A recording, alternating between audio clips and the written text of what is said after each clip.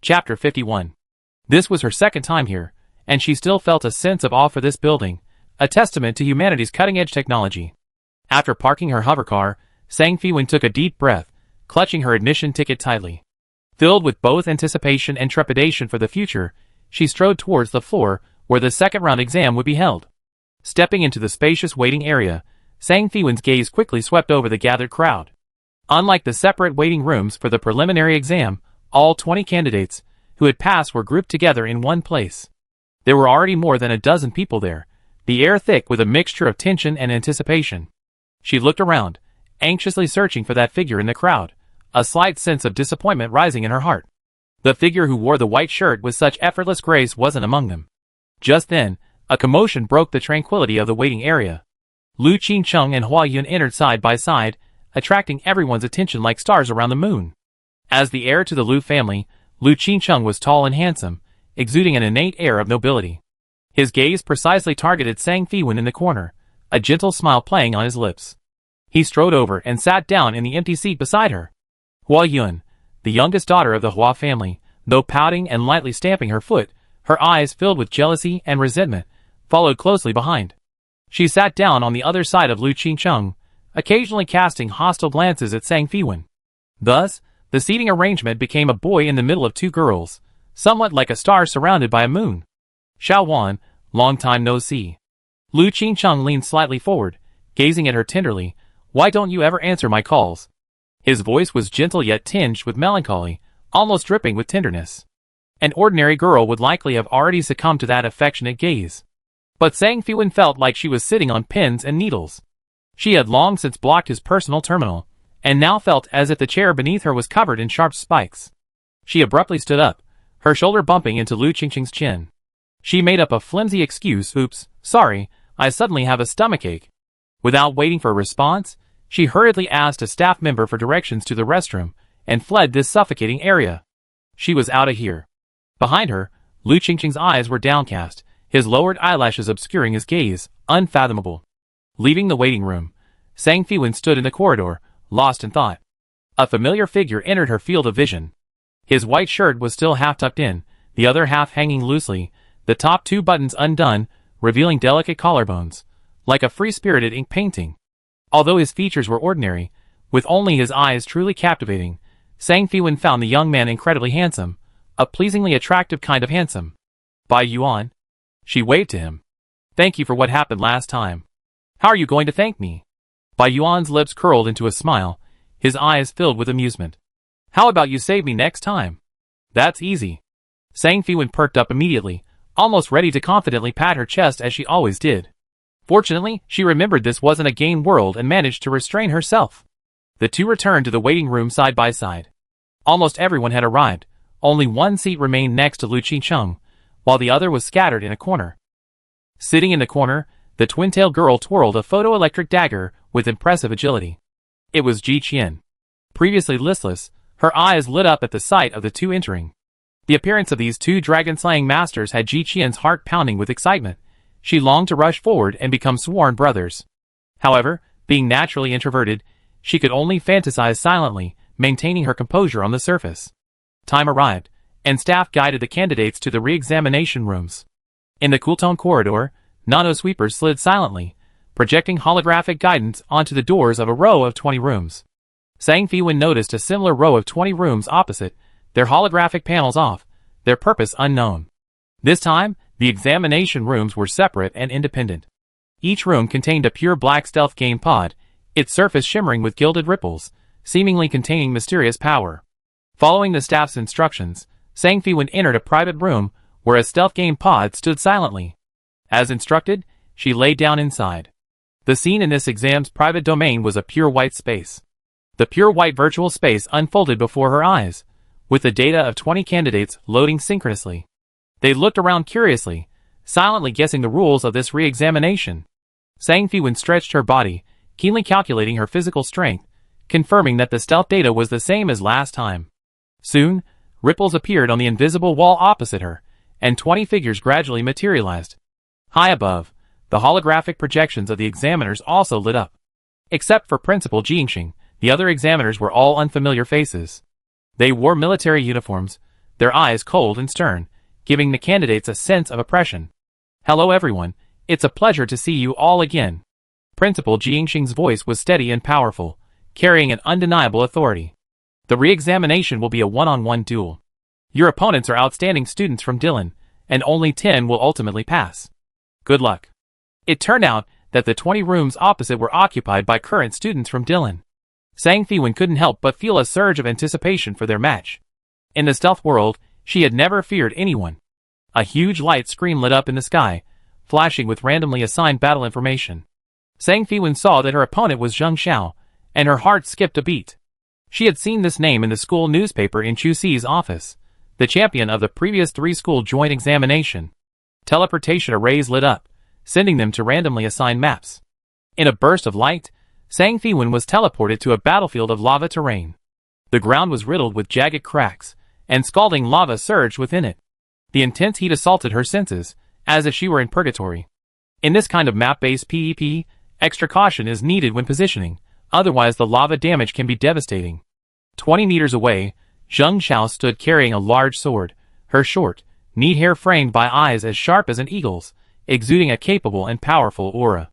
The two exchanged a glance, said nothing more, and simultaneously charged at each other like arrows released from a bow, their blades flashing and clashing instantly.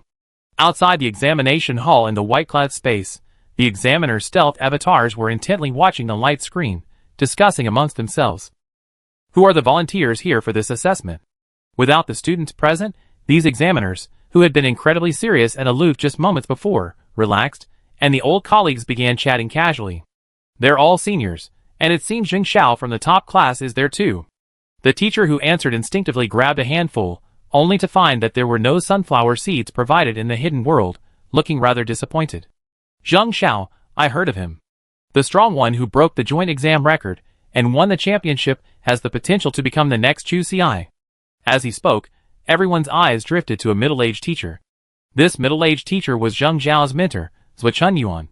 His face was filled with pride as his eyes quickly searched through the 20 light screens, swiftly finding his prized student, Zheng Xiao. Zheng Xiao had also gotten his wish, being matched with the strongest candidate in the preliminary exam, the first-place winner, Sang Fiwen. Zheng Xiao has always had good luck. A bespectacled examiner, who was on good terms with Zhuchen Yuan, also came over, observing carefully for a while. This Sang Fiwen can actually go toe-to-toe with Zheng Xiao, and not be at a disadvantage. He's really got some skills. Chu Si's eye for talent is still sharp. Where did he find such a treasure? This examiner pushed up his glasses, a hint of admiration flashing in his eyes. Upon hearing this, Zhuchen Yuan showed no displeasure, smiling gently. "That's good.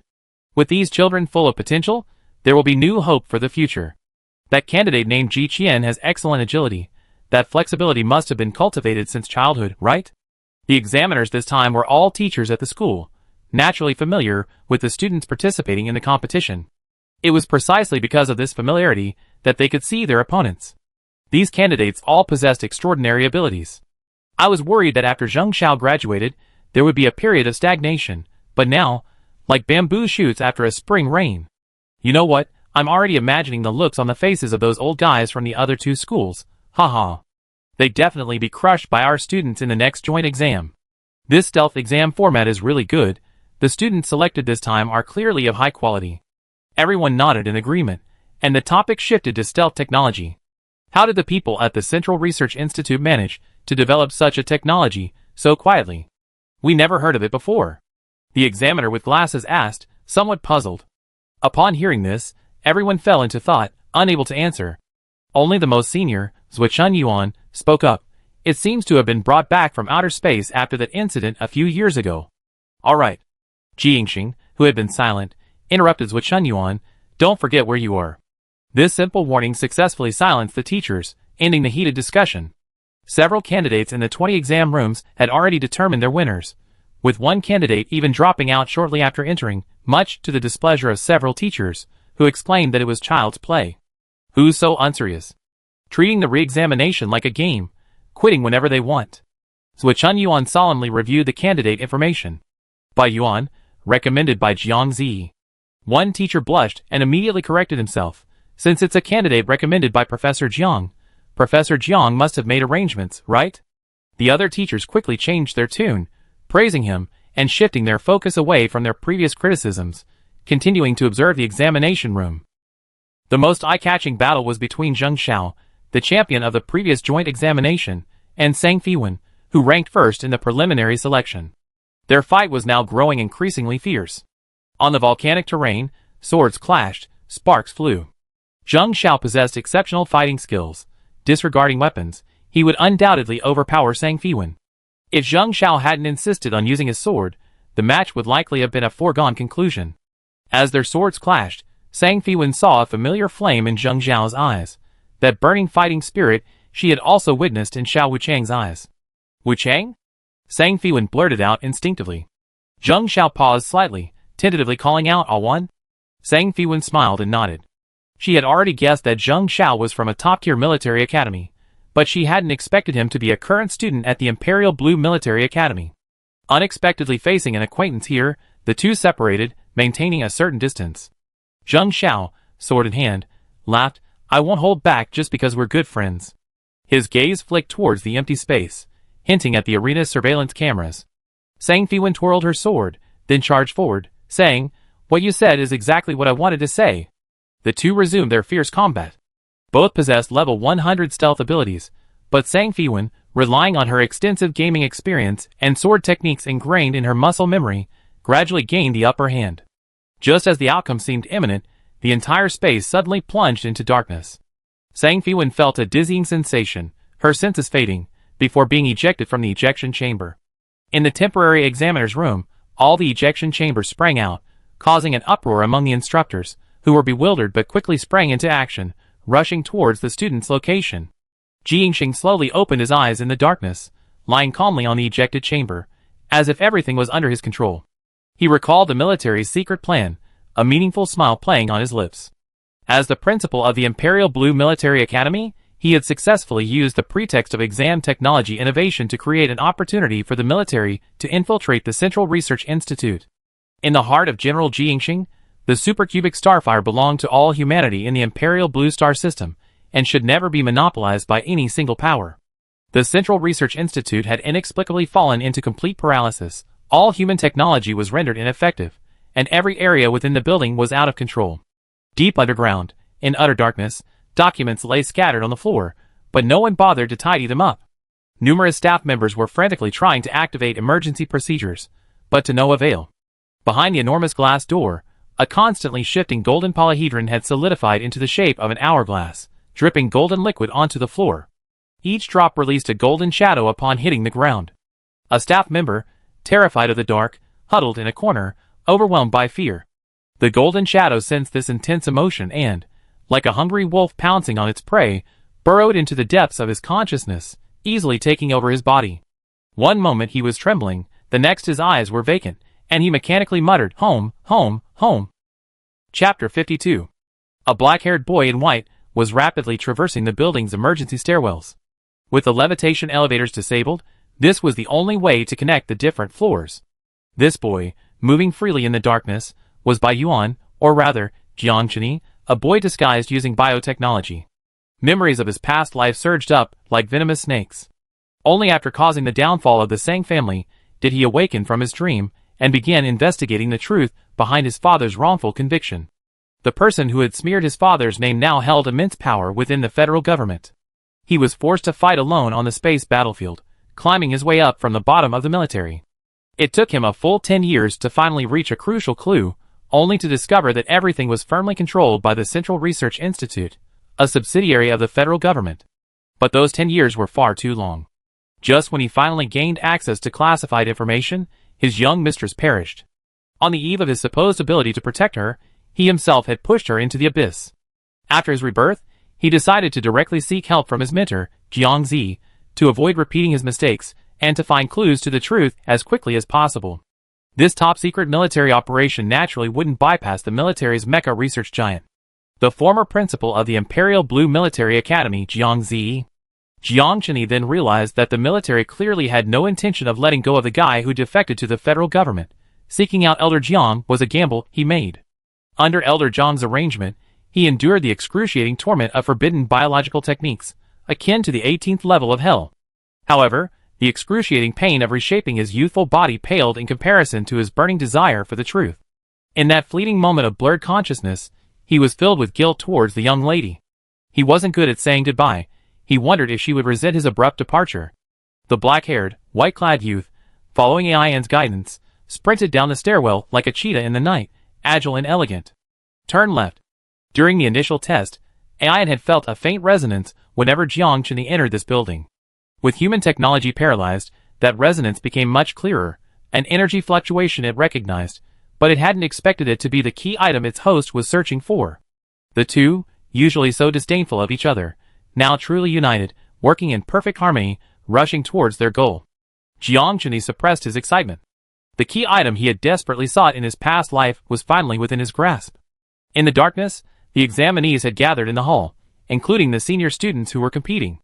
Suddenly, a golden shadow flashed through the wall like a ghost. "No! Don't come any closer!" Screams erupted wherever the golden shadow passed, only to abruptly cease, leaving behind an eerie silence. The members of the Imperial Blue Military Academy, with their exceptional mental fortitude, remained fearless and vigilant amidst the chaos. Zheng Zhao's eyes quickly adjusted to the darkness. She saw a golden shadow burrow into the temple of a research institute worker beside her. The man's expression instantly shifted from fear to vacant stares, muttering incoherently before lunging at her. Zheng Zhao reacted swiftly, subduing the man with a grappling move while shouting a warning, "Be careful. These things amplify consciousness and emotions, then seize control of the consciousness. Don't hurt them. Just knock them out." The others responded enthusiastically, engaging the infected in combat. It was called a fight, but it was really just them unilaterally stunning the randomly attacking staff members with hand chops. The twin-tailed girl, Ji Qian, twirled her electro-optical dagger, her face calm, her eyes like an eagle's. With lightning speed, she cleaved a golden shadow that suddenly appeared in the air in two, protecting the agitated staff member beside her. "Ah. Thank you." The person was terrified and collapsed to the ground, clinging to Ji Qian's leg, refusing to let go. After Ji Qian severed one of the golden shadows, the infected people around her turned their hollow bodies towards her and began to attack. "Hey, how can I move like this? Get up!" Ji Qian shouted urgently, but the person remained motionless, then bit her leg. It turned out that the severed golden shadow had split in two, one of which had taken the opportunity to infect the staff member at her feet. Damn, are they dogs? Luckily, Ji Qian was wearing a fiber protective suit underneath, so she wasn't injured. She chopped the person who bit her with a chop to the neck, and used the hilt of her electro-optical dagger to knock out the others who attacked her, all the while shouting, "Be careful. Ordinary physical attacks will only cause the golden shadows to split." In the chaos, Sang Fiwen fought off the attackers while searching for Bai Yuan in the darkness. Her cries sounded particularly weak in the darkness. Bai Yuan wasn't on this floor. Where did he go? Has he also been invaded by these golden shadows? As Sang Fiwen anxiously searched for Bai Yuan, a golden shadow quietly locked onto the intense emotions emanating from her, burrowing into her forehead like a hungry wolf pouncing on its prey. Lu Qingqing's gaze had been following Sang Fiwen closely, taking in the whole scene. His right hand tensed instantly, and he rushed forward to knock out the infected woman, but Sang Fiwen swiftly dodged him. "What are you doing?" Sang Fiwen dodged Lu Qingqing's chop, her eyes sharp in the darkness. "I thought you were being hacked. Maybe I was mistaken. Sorry." Lu Qingqing was filled with doubt. He clearly saw the golden shadow enter her brow, so why was she unaffected? "I'm sorry, Xiaoan, I was too worried about you." Seeing the sharpness in Sang Fiwen's eyes, Lu Qingqing felt a growing sense of loss. Before, he had only considered her a potential marriage partner of similar social standing, but now she had skipped a grade and become a recommended candidate for the Imperial Blue Military Academy, like a dazzling pearl that had unknowingly drawn his attention. "Thank you. Can you see what's here?" Sang Fiwen's eyes softened as she pointed to a spot in front of her. With limited visibility in the darkness, Lu Qingqing looked in the direction indicated, but saw nothing. "I didn't see anything. It's nothing. Thank you, but I think someone needs your concern more than I do." Sang Fiwen pointed behind him, where Hua Yun looked panicked, then was also invaded by the golden shadow, her eyes becoming vacant. Lu Qingqing had a bad feeling. He was about to rush over when he suddenly turned around, but Sang Fiwen had already disappeared. He composed himself, confident that she was alright with her strength. Protecting his teacher's daughter was the most important thing, so he ran towards Hua Yun. Taking advantage of the chaos, Sang Fiwen crept out of the hall and ran frantically towards the emergency exit. Just now in the hall, a small golden firework figure had appeared before her eyes, seemingly invisible to everyone else. At least Lu Qingcheng hadn't seen it. Was there something wrong with her retinas? But the small golden firework figure was so vivid, constantly waving at her, it didn't seem like a hallucination. The tiny figure pointed downwards, a strange smile playing on its lips, as if luring her into an unknown abyss.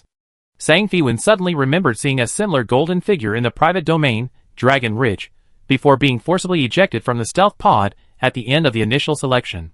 But why would something from the private domain appear in reality? What was the connection between these golden shadows and the tiny figure? What secrets lay behind the stealth technology that the Central Research Institute claimed to have independently developed? The golden shadows attacked and invaded humans. What were the intentions of this golden figure, which currently showed no signs of aggression? Gritting her teeth, Sang Fiwen, filled with worry for Bai Yuan, followed the golden figure. She asked in a low voice, "Can you lead me to someone?" The tiny figure nodded, continuing to guide her, that eerie smile always on its face.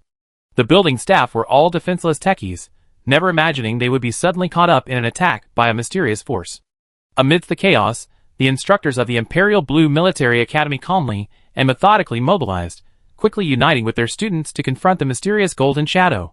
Principal Jingxing remained in the ejected cockpit, unaware that the power outage was merely the beginning. Once the existence, known as the supercubic starfire, was revealed, the entire Imperial Blue Star system would be plunged into unprecedented turmoil. The Imperial Blue military must find a way out for humanity's future amidst this storm. It was through this mutually beneficial opportunity, the joint development of a new stealth testing technology between the Academy and an enterprise, that the Central Research Institute, under the federal government, agreed to cooperate with the Imperial Blue Military Academy. Only then could the military, which had been operating behind the scenes, succeed in its plan. The price was the exposure of the Imperial Blue Military Academy's capabilities, but this loss paled in comparison to the gains. He gazed at the golden afterimages darting around him, a meaningful smile playing on his lips. These accidents released by the supercubic starfire were the perfect pretext for the military to seize that entity. The battle inside the Research Institute building continued, the golden afterimages relentlessly eroding people's consciousness, panic spreading through the crowd. Fortunately, military reinforcements arrived at this moment. Amidst the commotion, Jingxing stood up and walked towards the chaotic crowd. This was the perfect moment for him to make his appearance. The entire Imperial Blue Center Research Institute, renowned for its cutting-edge personnel and equipment, and its headquarters super building under the President's administration, had been paralyzed for a full 15 minutes. That 15 minutes felt like an eternity to the Institute's commander-in-chief.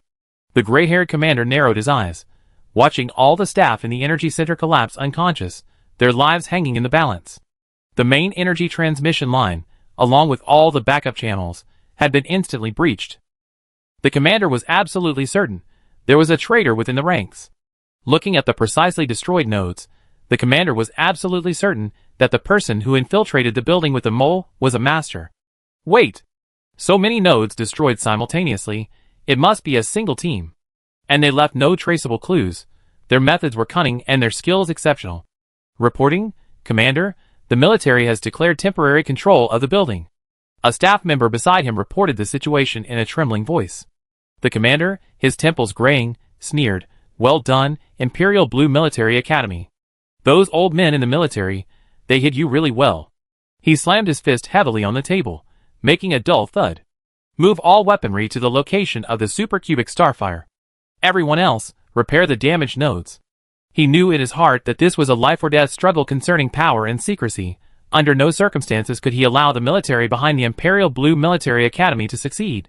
The moment the energy channel was restored, the supercubic starfire was sealed again, and those eerie golden afterimages vanished without a trace, as if they had never existed. Only the unconscious crowd silently recounted the terrifying scene that had just unfolded. No one knew what those golden afterimages that attacked consciousness were. They were like a mysterious nightmare, appearing and disappearing without a trace. The Central Research Institute had undergone a sudden change and had been designated as a temporary battlefield, with military forces temporarily taking over. After the energy center was restored, everything returned to order, and a large number of medical personnel entered to treat the unconscious. Sang Fiwen woke up in the medical room. When she awoke, Lu Qingcheng was before her, looking at her with concern. Then a doctor came in and conducted a routine examination. The doctor, looking at the data on the monitor, said seriously, currently, all your vital signs appear normal, but we cannot rule out the possibility of subsequent mental damage. We recommend observation. What do you mean? Sang Fiwen felt a heavy head, her body as heavy as a soaked sponge, still unable to comprehend the situation. Where's Bai Yuan? Lu Qingcheng, listening nearby, felt his doubts dissipate. It seemed the golden afterimage had indeed invaded her consciousness. He explained softly, Xiaowan, those who suffered a mental attack have all fallen into a coma. Some have had their mental power completely destroyed. It's so good that you're all right. The doctor, while taking notes, chimed in, that's right. You're currently the only one without any aftereffects, that's quite special. Sang Fiwen repeated, where's Bai Yuan? Lu Qingcheng frowned slightly, not answering the question. Xiaowan, you need to rest now. I said, where's Bai Yuan? The girl's eyes were terrifyingly cold. The doctor, seeing her gaze, seemed to be ordered, and involuntarily flipped through the records. I don't have any medical records for Bai Yuan here, which means he wasn't attacked. The doctor immediately regretted it. She had no obligation to reveal this to a young examinee. Sang Fiwen nodded, then asked the most crucial question, what are those golden shadows? But this question was like a stone thrown into the sea. No one responded. The doctor pretended not to hear, while Lu Qingcheng shook his head. Sang Fiwen remembered the dream she had while unconscious. In the dream, a small golden firework led her forward, and a golden ocean appeared in the darkness. The black-haired boy's body was enveloped by the ocean, as if he would be swallowed up at any moment. Why did she dream of Bai Yuan being swallowed by a golden ocean? What were those golden things? Sang Fiwen, her head throbbing, curled up on the bed, her body trembling uncontrollably. Doctor, I think Xiaowan needs to calm down. Lu Qingcheng's voice rang out, followed by a chill that enveloped her mind, making the world seem to drift further and further away. After Lu Qingcheng and the doctor left, the medical room returned to silence. The black-haired boy quietly entered. He sat beside Sang Fiwen, his eyes filled with tenderness and guilt. I'm sorry, miss, I dragged you into this again. Some time later, when Sang Fiwen woke up again, the doctor from before had brought several people in black uniforms. Their faces were cold, and their eyes revealed an undeniable authority. The leader stepped forward and showed Sang Fiwen a document. Miss Sang, we are members of the Seoul Bureau, a special department of the Imperial Blue Empire. These are our identification documents. Regarding the Golden Shadow attack, we need your cooperation in the investigation. Sang Fiwen's heart sank. The word Seoul Bureau immediately reminded her of the secret department in folklore that researched the human soul. They really did exist. Chapter 53. The trouble Sang Fiwen feared had become a reality. She nodded impassively, trying to maintain a calm expression, but her heart was in turmoil, frantically searching her mind for any relevant information. Folk legend had it that the Seoul Bureau was a special consciousness research institution that adhered to the principle of better to kill the innocent than let any suspicious person go free. Sang Fiwen smiled bitterly to herself. She, the reborn individual, must be that special being. After her rebirth, she clearly felt her consciousness had become much stronger. For example, her consciousness was highly compatible with stealth techniques, allowing her to thrive in the ancient blue world. This alone proved the special nature of the reborn individual's consciousness. Sang Fiwen believed this specialness was enough for the Seoul Bureau to use any means to control her, making her a perfect sample on the experimental table. She kept telling herself to stay calm. Whatever awaited her, she had to face it with composure. Despite the crisis, Sang Fiwen's mind was remarkably clear. Though still weak, she was helped by a nurse and led out of the medical room by the group. Through a long corridor, the uniformed personnel, claiming to be from the Seoul Bureau, led Sang Fiwen to a peculiar room. The room was dimly lit, and the walls were cold and oppressive, seemingly capable of freezing one's soul. Upon arriving, the nurse supporting her clearly sensed her discomfort. She escorted her to the door, gave her a sympathetic glance, and immediately jogged back. In the center of the room stood a strangely shaped transparent device, resembling a giant, inverted rosebud, which glowed with an eerie blue light under the dim illumination. The surface of the special transparent material was covered with fine, intricate patterns, crisscrossing like blood vessels. Countless tiny suction cups hung from the top of the device, gleaming with a cold light. Sang Fiwen shuddered. Could that thing probe the soul? Several transparent tubes were connected to the bottom of the device, through which a pale purple liquid flowed, occasionally bubbling eerily. Everything here exuded an unsettling aura. What is this? I'm still a patient. As a citizen of Dylan, I have the right to refuse any investigation that harms my health. The girl tried to appear calm, but her voice trembled slightly, clearly frightened by the bizarre device. Hearing this, several members in black uniforms exchanged glances, watching her with amusement. The struggle and fear of a fish on a chopping block was always exciting. The man at the head exuded an aura of authority. He was Chin Han, the director of the Seoul Bureau. His gaze fixed on Sang Fiwen was like that of someone eyeing an experimental subject about to be obtained.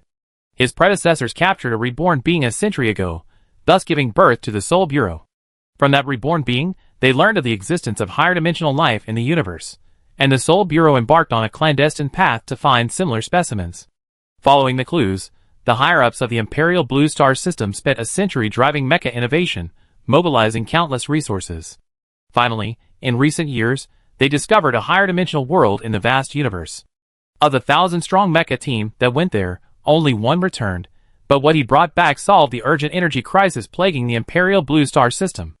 In this century of iteration, the Seoul Bureau has fallen from a central protagonist to a supporting role. The rumored Seoul returning hero defected to the Federation due to ideological differences with the military, and the Supercube Spark was ultimately snatched away by those sons of bitches at the Central Research Institute, becoming a thorn in the side of everyone at the Seoul Bureau. Thinking of this, Chin Han narrowed his eyes. The Seoul Bureau was clearly the most suitable organization to manage that thing.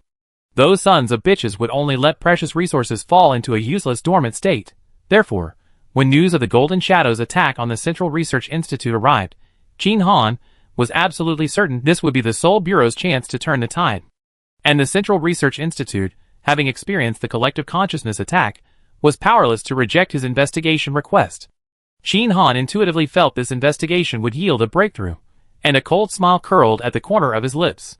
The girl before him, unharmed after being attacked by the Golden Shadow, would definitely be the breakthrough.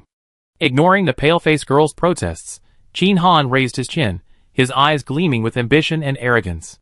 "Miss Sang, please come in." The girl's shoes were removed by a staff member, and she was invited into the unsettling device. She entered the special glass device barefoot. A bone-chilling cold instantly spread from her feet throughout her body. Then, tiny suction cups slowly descended, their tips touching her skin. A cool sensation pierced her skin. It was clear that those suction cups contained nanoneedles. What followed was a meticulous interrogation.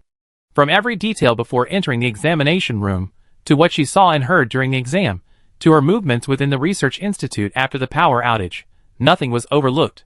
The interrogation was conducted in turns by several other members of the Seoul Bureau, while Chin Han stood in the shadows, like a venomous snake eyeing its prey, not missing a single detail of the girl's behavior. The device was made of incredibly cold material, a chill that penetrated to the very depths of her soul. Sang Fiwen couldn't help but shiver, her teeth chattering slightly. She could feel something invisible flowing within the transparent glass, seemingly peering into the depths of her soul. Sang Fiwen struggled to recall, controlling her thoughts, preventing herself from thinking about rebirth. Whenever her mind seemed to wander, she immediately began recalling numerous game guides. She understood that every word she uttered, even every thought she had, could influence their judgment of this event and determine whether she could successfully escape this sudden trouble. The mental strain here was immense. Even with Sang Fiwen's strong willpower, she nearly fainted several times. Chin Han would always promptly call for medical personnel to administer powerful sedative injections, keeping her mind constantly on the verge of collapse. After several hours of questioning, the Seoul Bureau personnel hadn't gleaned many valuable clues from Sang Fiwen's answers. They frowned, exchanged glances, and signaled that Sang Fiwen could leave temporarily. One last question. Chin Han's face suddenly drew closer, his breath condensing into white mist on the cool, transparent wall. "Have you ever seen anything that doesn't belong to this dimension?" Chin Han's question caught her off guard. Sang Fiwen's heart pounded, but she bit her tongue to keep herself from thinking about the little golden figure, maintaining her composure as she said, "I don't know what you're talking about." Cold sweat soaked her clothes, and she walked out of the conference room with slightly heavy steps. The questions from earlier and the secrets she had been hiding still echoed in her mind, and her unease grew stronger. She was absolutely certain that if her secret were exposed, it would bring utter destruction. Meanwhile, inside the room, Chin Han tapped his fingers lightly on the table, staring intently at the light screen before him, displaying the freshly generated test report. The transparent device in the room was merely intimidating. It was actually an enhanced consciousness detection device with added lie detection technology. This device lacked a crucial core, which was still in the hands of the Central Research Institute. Only if they could obtain it would the device truly become a soul lie detector. Although he hadn't gleaned any useful evidence from this flashy, half-finished detector, Qin Han's confidence remained undiminished. The fact that the girl named Sang Fiwen's consciousness was unharmed after being attacked by the Golden Shadow was seriously inconsistent with the completely normal result of the interrogation. This result either proved her true innocence or indicated that she harbored a secret that would surprise him. Qin Han recalled the girl's pale face and frail, delicate body, and couldn't help but wonder if she was an innocent little rabbit or a cunning little fox. Interesting. Qin Han decided to include Sang Fiwen in the Seoul Bureau's key observation list, and then instructed his subordinates, investigate her daily information, collect everything, no matter how small. Yes. Shortly after the Golden Shadow attack, the Interstellar Free People organization announced through the Star Network that it was responsible for the attack on the Central Research Institute building, and also directly exposed the existence of the supercubic starfire, revealing this secret to the public. In the declaration, the famous Free People leader, the red-haired Vivian, mocked the backwardness of the Imperial Blue Star Systems officials, and even made a bold statement that she would definitely seize the energy star for all humanity, grant it freedom, and extensively publicize the prosperous image of the people of the free land. Although it was already past midnight, the declaration of the interstellar free citizen still caused a huge uproar on the Starnet, with countless people discussing the supercube starfire. Meanwhile, high-ranking officials of the Imperial Blue military launched an attack, questioning the Imperial Blue federal government's lax oversight of the Central Research Institute, which they claimed led to the supercube starfire's loss of control, and demanding that the Imperial Blue federal government relinquish control of the supercube starfire. A power struggle over control of the supercube starfire quietly unfolded in the upper echelons of the Imperial Blue system. After the interstellar free citizens issued their declaration, all outsiders who were in the Research Institute building that day, the group from the Imperial Blue Military Academy should have been cleared of suspicion, but in reality, the people at the Central Research Institute did not let them leave. The examinees were locked in their respective examination rooms, undergoing independent physical examinations and interrogations, repeating these procedures for the past 2 days. 2 days later, under pressure from various parties, the Central Research Institute made the group, who had undergone multiple cross-examinations, sign confidentiality agreements before releasing them. Sang Fiwen walked out of the building, looking at the sky outside, feeling as if she had returned to a different world. After being questioned by the Seoul Bureau, she returned home and remained unconscious for a day and a night. Fortunately, the subsequent questioning was all normal, and she didn't encounter those terrifying black uniformed officers again. Fortunately, the results of the early admission re-examination for the Imperial Blue Military Academy still counted. Based on the data before the energy outage, she still passed with the highest score. Unexpectedly, Bai Yuan wasn't on the list of those who passed. While sunbathing at the entrance, someone patted her on the shoulder. It was Zheng Xiao. All won. Zheng Xiao's personality was exactly the same as in the game. Ugh, bad luck. Came to volunteer, and got locked up for 2 days. What a loss. Sang Fiwen raised an eyebrow, her tone teasing. What, are you worried about being overtaken on the rankings? Getting anxious? Zheng Xiao laughed heartily. No, it's not that. It's about the guild. I don't have time to level up right now. Anyway, I haven't congratulated you on getting first place yet. I introduce you to Tian Chong and the others when you enroll. Hearing her mention the retest results, Sang Fiwen asked expectantly, Do you know Bai Yuan? He was second in the preliminary test, actually no weaker than me, but I saw his name wasn't on the admission list. Zheng Xiao had heard of him, it wasn't a secret. There is such a person. My advisor mentioned him, saying it's a pity he withdrew from the exam. With that, Zheng Xiao grabbed Sang Fiwen's hand and led her out of the building's supervised area. The two hadn't gone far when Zheng Xiao's smile vanished. He glanced around warily out of the corner of his eye, then leaned close to Sang Fiwen's ear and whispered quickly, Be careful, the Seoul Bureau hasn't given up the investigation. Sang Fiwen was horrified. She knew the Seoul Bureau wouldn't let it go, but how did Zheng Xiao know about the Seoul Bureau? This question arose in her mind, but she didn't press him. She instinctively felt Zheng Xiao was trustworthy. She tried to calm herself, thinking about the once-in-a-century energy paralysis at the Central Research Institute, the golden afterimage, the golden firework figures appearing in the private domain assessment, and in reality. These couldn't possibly be just a simple attack by the Interstellar Free Citizens Organization. She had a vague feeling that she had been drawn into a huge trouble. What worried her even more was Bai Yuan, enveloped in a golden ocean in her dream. But was it really a dream?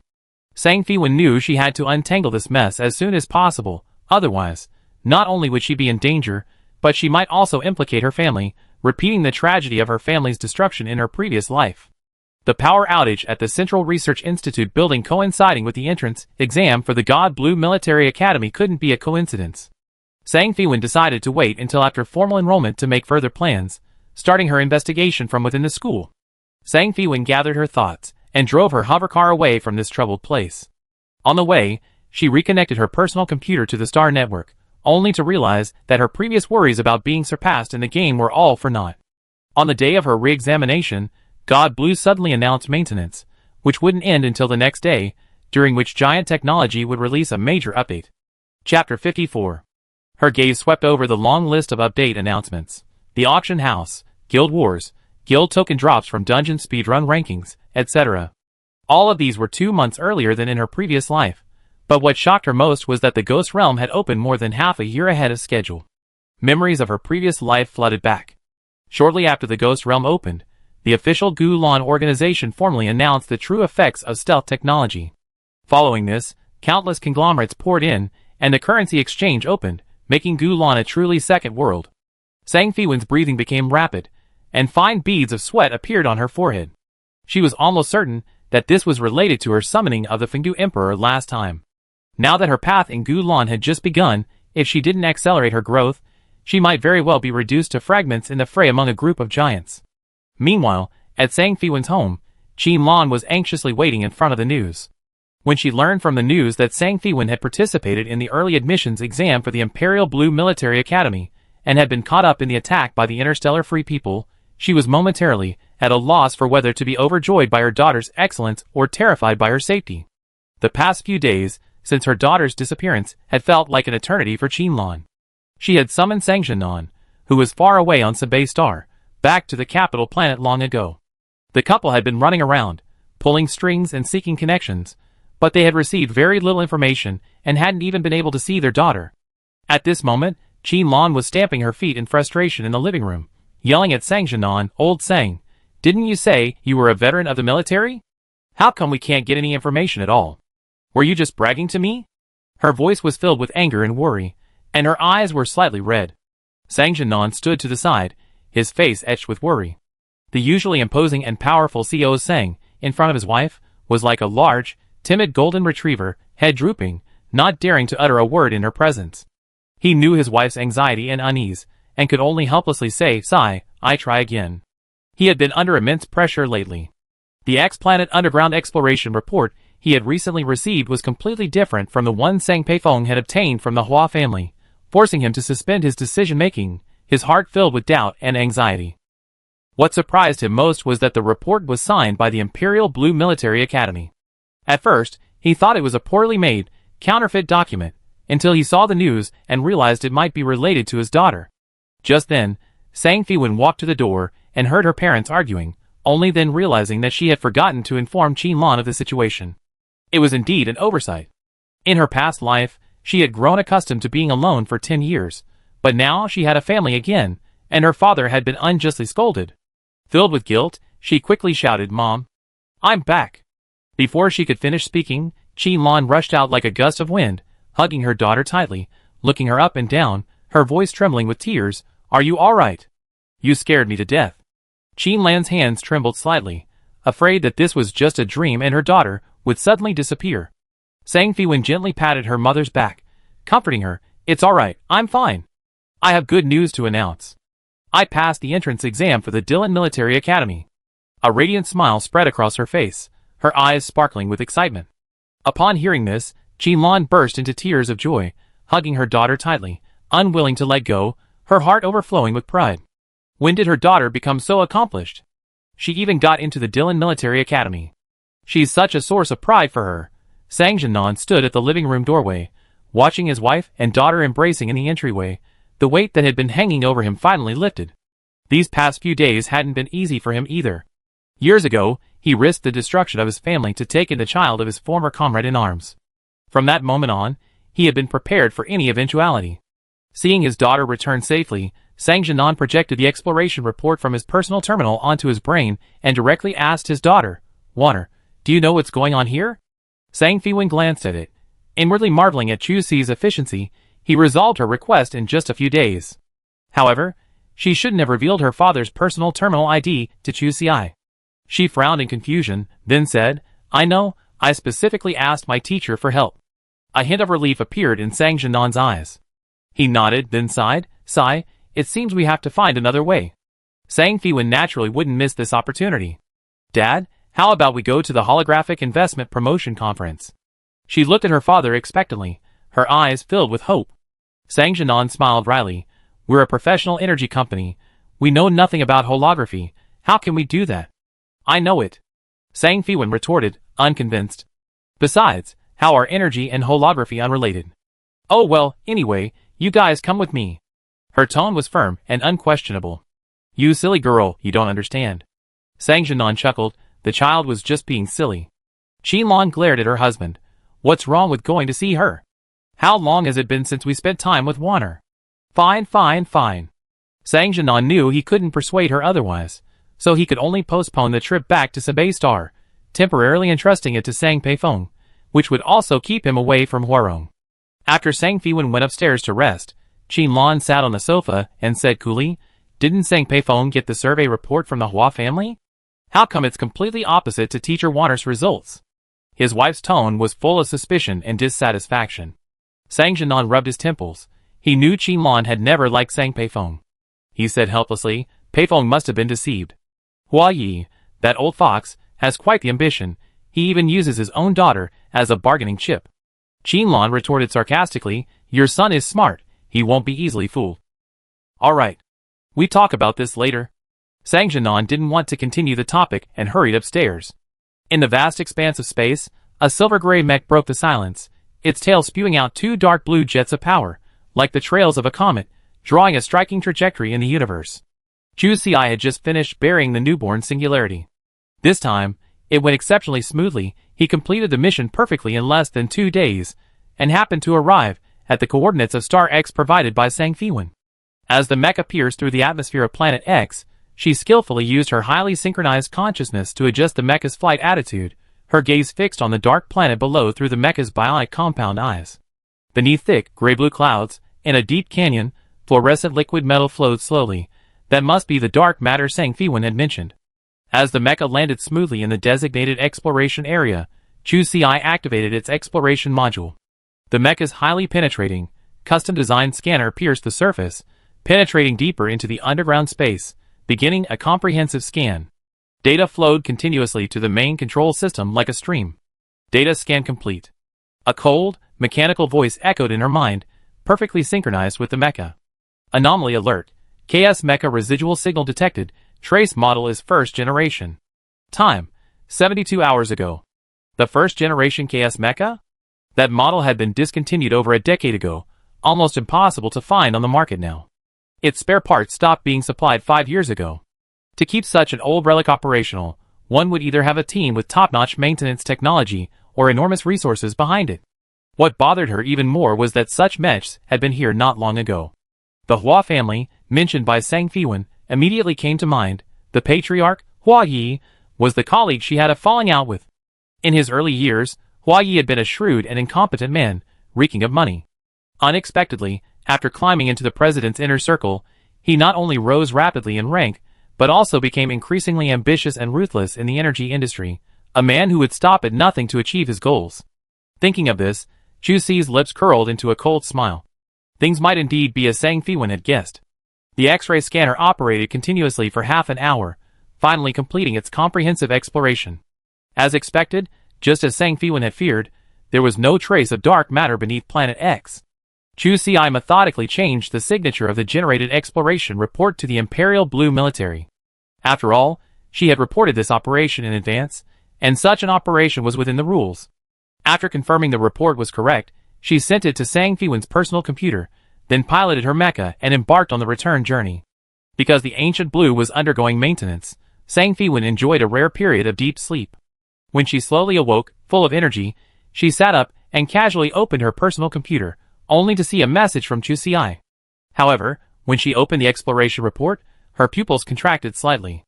The report content was almost identical to the one her father had received before, but the signatures were completely different. One was the Imperial Blue Military, the other the Imperial Blue Military Academy. What was going on? Sang Fiwen's fingers lightly traced the screen of her personal computer, her brain racing. Although the Imperial Blue Military and the Imperial Blue Military Academy differ by only one character in their names, the forces and intentions they represent are vastly different. The military controls the most powerful armed forces and the largest pool of mecha talent in the Imperial Blue Star system. Its every move affects the interstellar situation. The Military Academy, on the other hand, is the cradle for cultivating future military talent. Graduates can enter any organization, whether the military or the federal government. While the Military Academy also has some investigative authority, its functions and scope of action are completely different from the military's. Moreover, on the surface, the Imperial Blue Military Academy, like the other two major military academies, is under the jurisdiction of the Imperial Blue Ministry of Education, and the military has no right to interfere. However, after the Golden Shadow incident, she now suspects that the military may have intricate connections with the Imperial Blue Military Academy. If the report bearing the seal of the Imperial Blue Military was sent to her by Chu Ci, then who sent the report her father received, bearing the seal of the Imperial Blue Military Academy? Was the Imperial Blue Military Academy also investigating Planet X? This was a real headache. She really wanted to get to the start of the school year immediately. Otherwise, she wouldn't know where to begin her investigation. She also noticed Chu Ci's last message. 3 days ago, a first-generation KS mech visited Planet X, suspected to be the work of the Hua family. Your guess might be correct. Please be careful. Memorizing this information, Sang Fiwen temporarily put aside her anxiety. In any case, everything was moving in a positive direction. The most urgent task was still managing Gu Lan. She entered the stealth pod. Gu Lan's maintenance was already finished. As soon as she logged on, Xiao Wuchang's message arrived. "Ah1, come intercept Jiang Feng." Intercept Jiang Feng? Oh, it seemed she was suggesting Xiao Wuchang choose that location as the guild's base. In her past life, this place was the stronghold of the Brilliant Stars. Guild wars here were easy to defend and difficult to attack, offering various tactical options. When both sides were evenly matched, it was difficult to lose. The auction house had already opened, but Sang Fiwen still had matters to attend to, so she replied, "Wait for me a moment." Shuman had already set over 19 servant NPCs, and a seasoned steward NPC named Yunyang. "I'm entrusting the flower pavilion to you. I meticulously recorded the details in the notebook in my study." Sang Fiwen arranged the steward's authority and duties, and entrusted the shop to Yunyang's management. She was quite at ease. NPCs with loyalty over 50 were unlikely to steal from their own premises, especially since these NPCs were all Shenwen's adopted children, whose loyalty was almost at 100. She instructed Yunyang and the others to take good care of the spirit creatures in the garden, to organize and store the produced honey, flowers, and peaches, and to report any abnormalities to her immediately. Then, she set off for Fenghua Avenue with peace of mind. As Sang Fiwen traveled, she accessed the online auction house's trading system. Players were already listing items for auction, and others were posting by requests. The new trading channel was bustling with activity. Trading channel waiting for the wind. Holy crap, after the auction, I still have to go to the auction house to pick up the goods. Can't they just send them to my inventory? Trading channel anonymous. Looking to buy an inventory. Any quality is fine. By code 3191. Trading channel black soy sauce. Anonymous here? For those of you who are talking, getting the system to send you an inventory directly is impossible. Just lie down and accept the giants ravaging. Trading channel I love milk. I already said Gulen is 100% realistic, young man. Don't be impetuous. It's just a return scroll. Trading channel waiting for the wind. Rich guy. I'm not saying anything more. This beggar has to get going. Trading channel Raven. Looking to buy a large quantity of minor antidote pills. By code 1358. Trading channel Yun. Oh no! I didn't check the area information and bought equipment from the auction house in Luoyang City, Dongzhou. What do I do? The travel expenses alone cost over 1 gold. Trading channel black soy sauce. I feel sorry for you. The auction order can't be refunded. You have to pay for the travel expenses. Seeing the message looking to buy minor antidote pills, Sang Fiwen suddenly realized that all the major guilds had already started pushing the level 20 dungeon, pansiling. It was time for AI Coffee to arrange the sale of minor antidote pills and their recipes.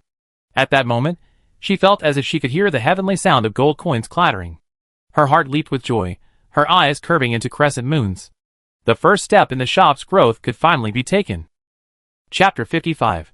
The majority of players have reached level 17, and the elite members of the major guilds should be around level 20, gradually reaching the entry level for the level 20 dungeon, Pansiling. The common monsters in Pansiling are poisonous spiders, whose attacks inflict a layer of slowing poison, requiring the use of small antidotes or a healer's antidote skill to cure. Poisoning the entire party is common in Pansiling. Healers need to have their antidote skills upgraded to a high level to cure group poisoning. At this point, each person needs to prepare at least 2 sets of small antidotes for each raid. AI Coffee, how many small antidotes and recipes have we stockpiled? Last time they discussed shop management, Sang Fiwen had AI Coffee start stockpiling. At that time, the market price was about 20 silver for a set of small antidotes, and 5 gold for a single small antidote. Currently, the market price has risen to 32 silver for a set of small antidotes, and the recipes have risen to over 20 gold. The price isn't even at its peak yet.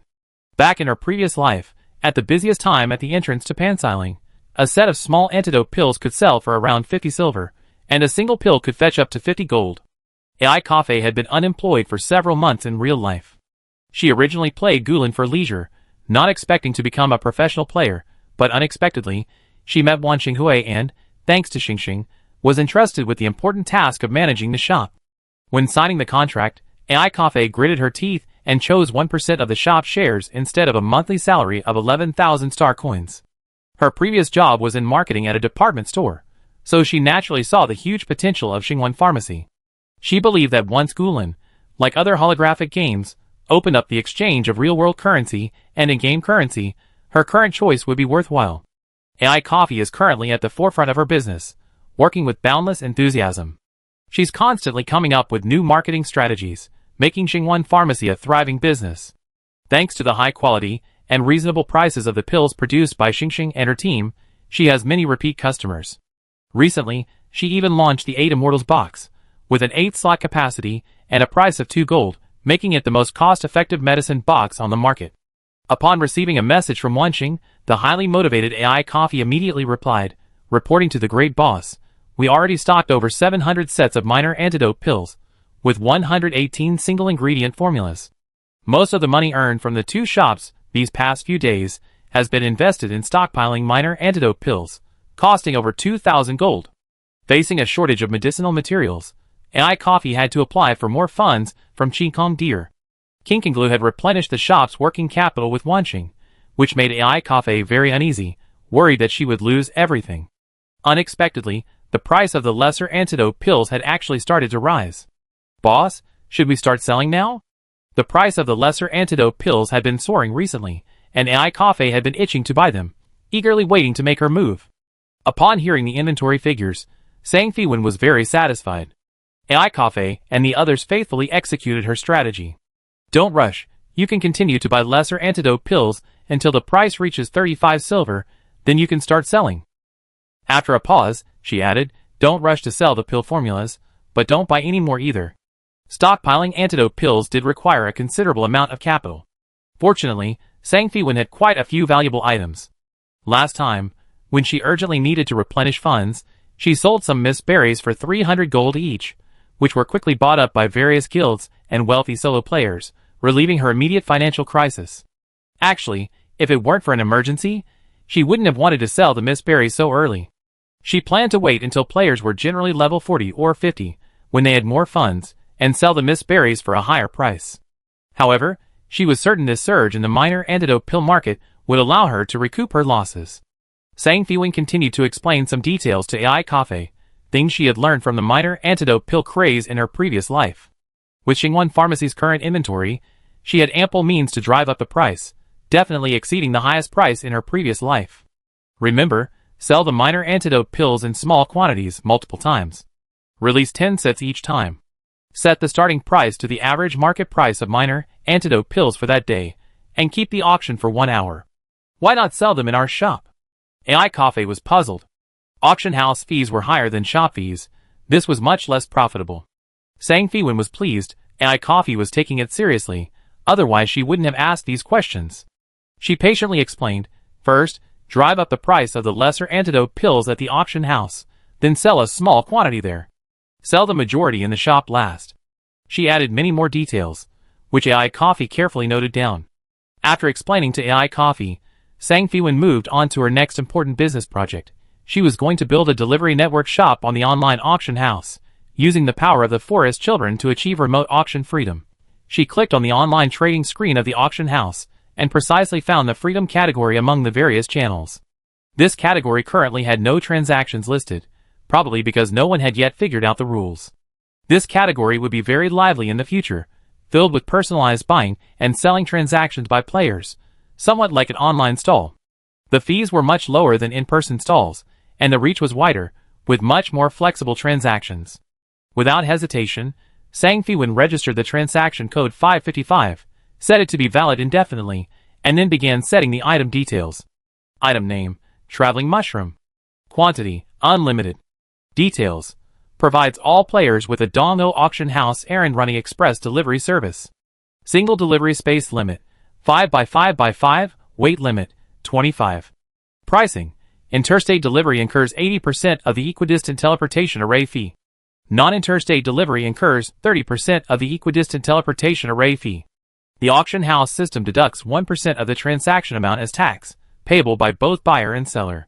Sang Fiwen sighed with envy. She often envied the system platform. It was practically making money while lying down. Sang Fiwen had thousands of adorable forest children as her delivery army. As humanoid creatures, their mushroom-shaped umbrellas contained built-in backpack space, allowing them to travel at a speed of 1,000 miles per minute through plant veins, delivering items safely without any threat. This was an idea she had since acquiring the child of the forest in her past life, and she never imagined it would actually come true. The child of the forest resembled a little person with various colorful mushroom-shaped hairpieces, so on a whim, she named her online shop Traveling Mushroom. Then she continued refining the order rules. Since the idea was already in her mind, and she had plenty of mature experience from her past life to draw upon, she quickly completed all the details. The rules were then approved by the game's main AI, and she successfully placed her first order in the free-to-play channel.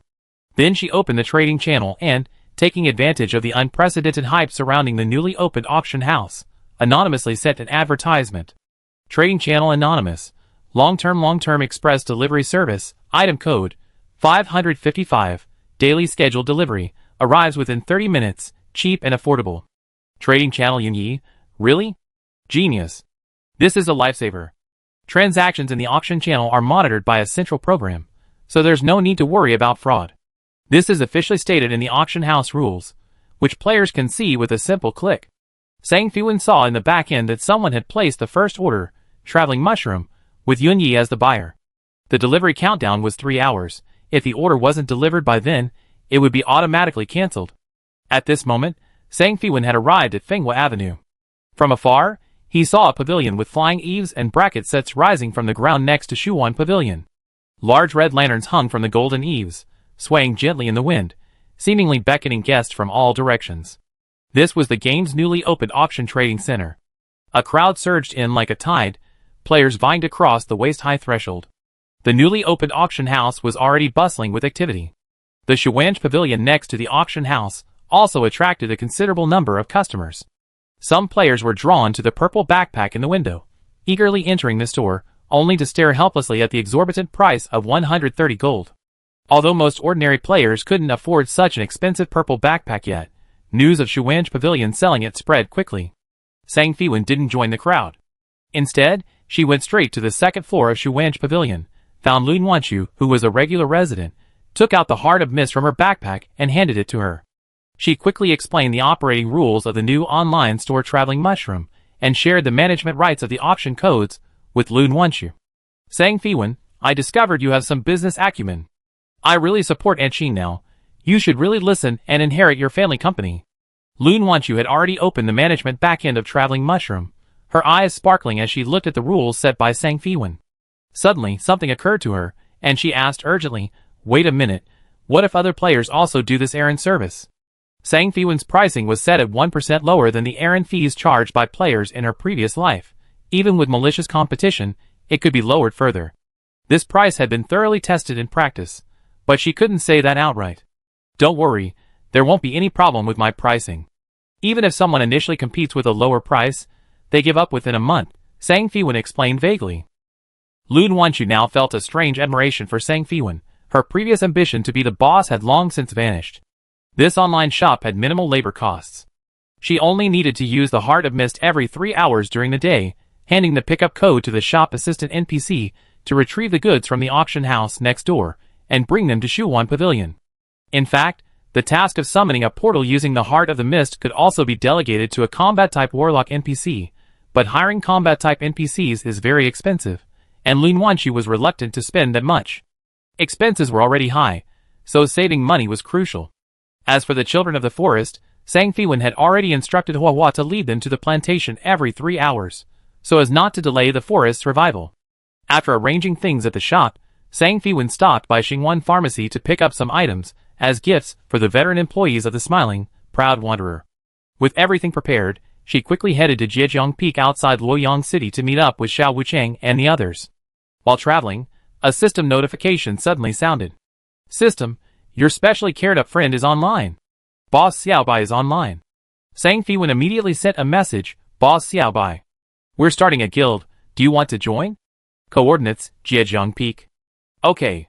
Boss Xiaobai's reply was as brief as ever, but it made her heart flutter with excitement.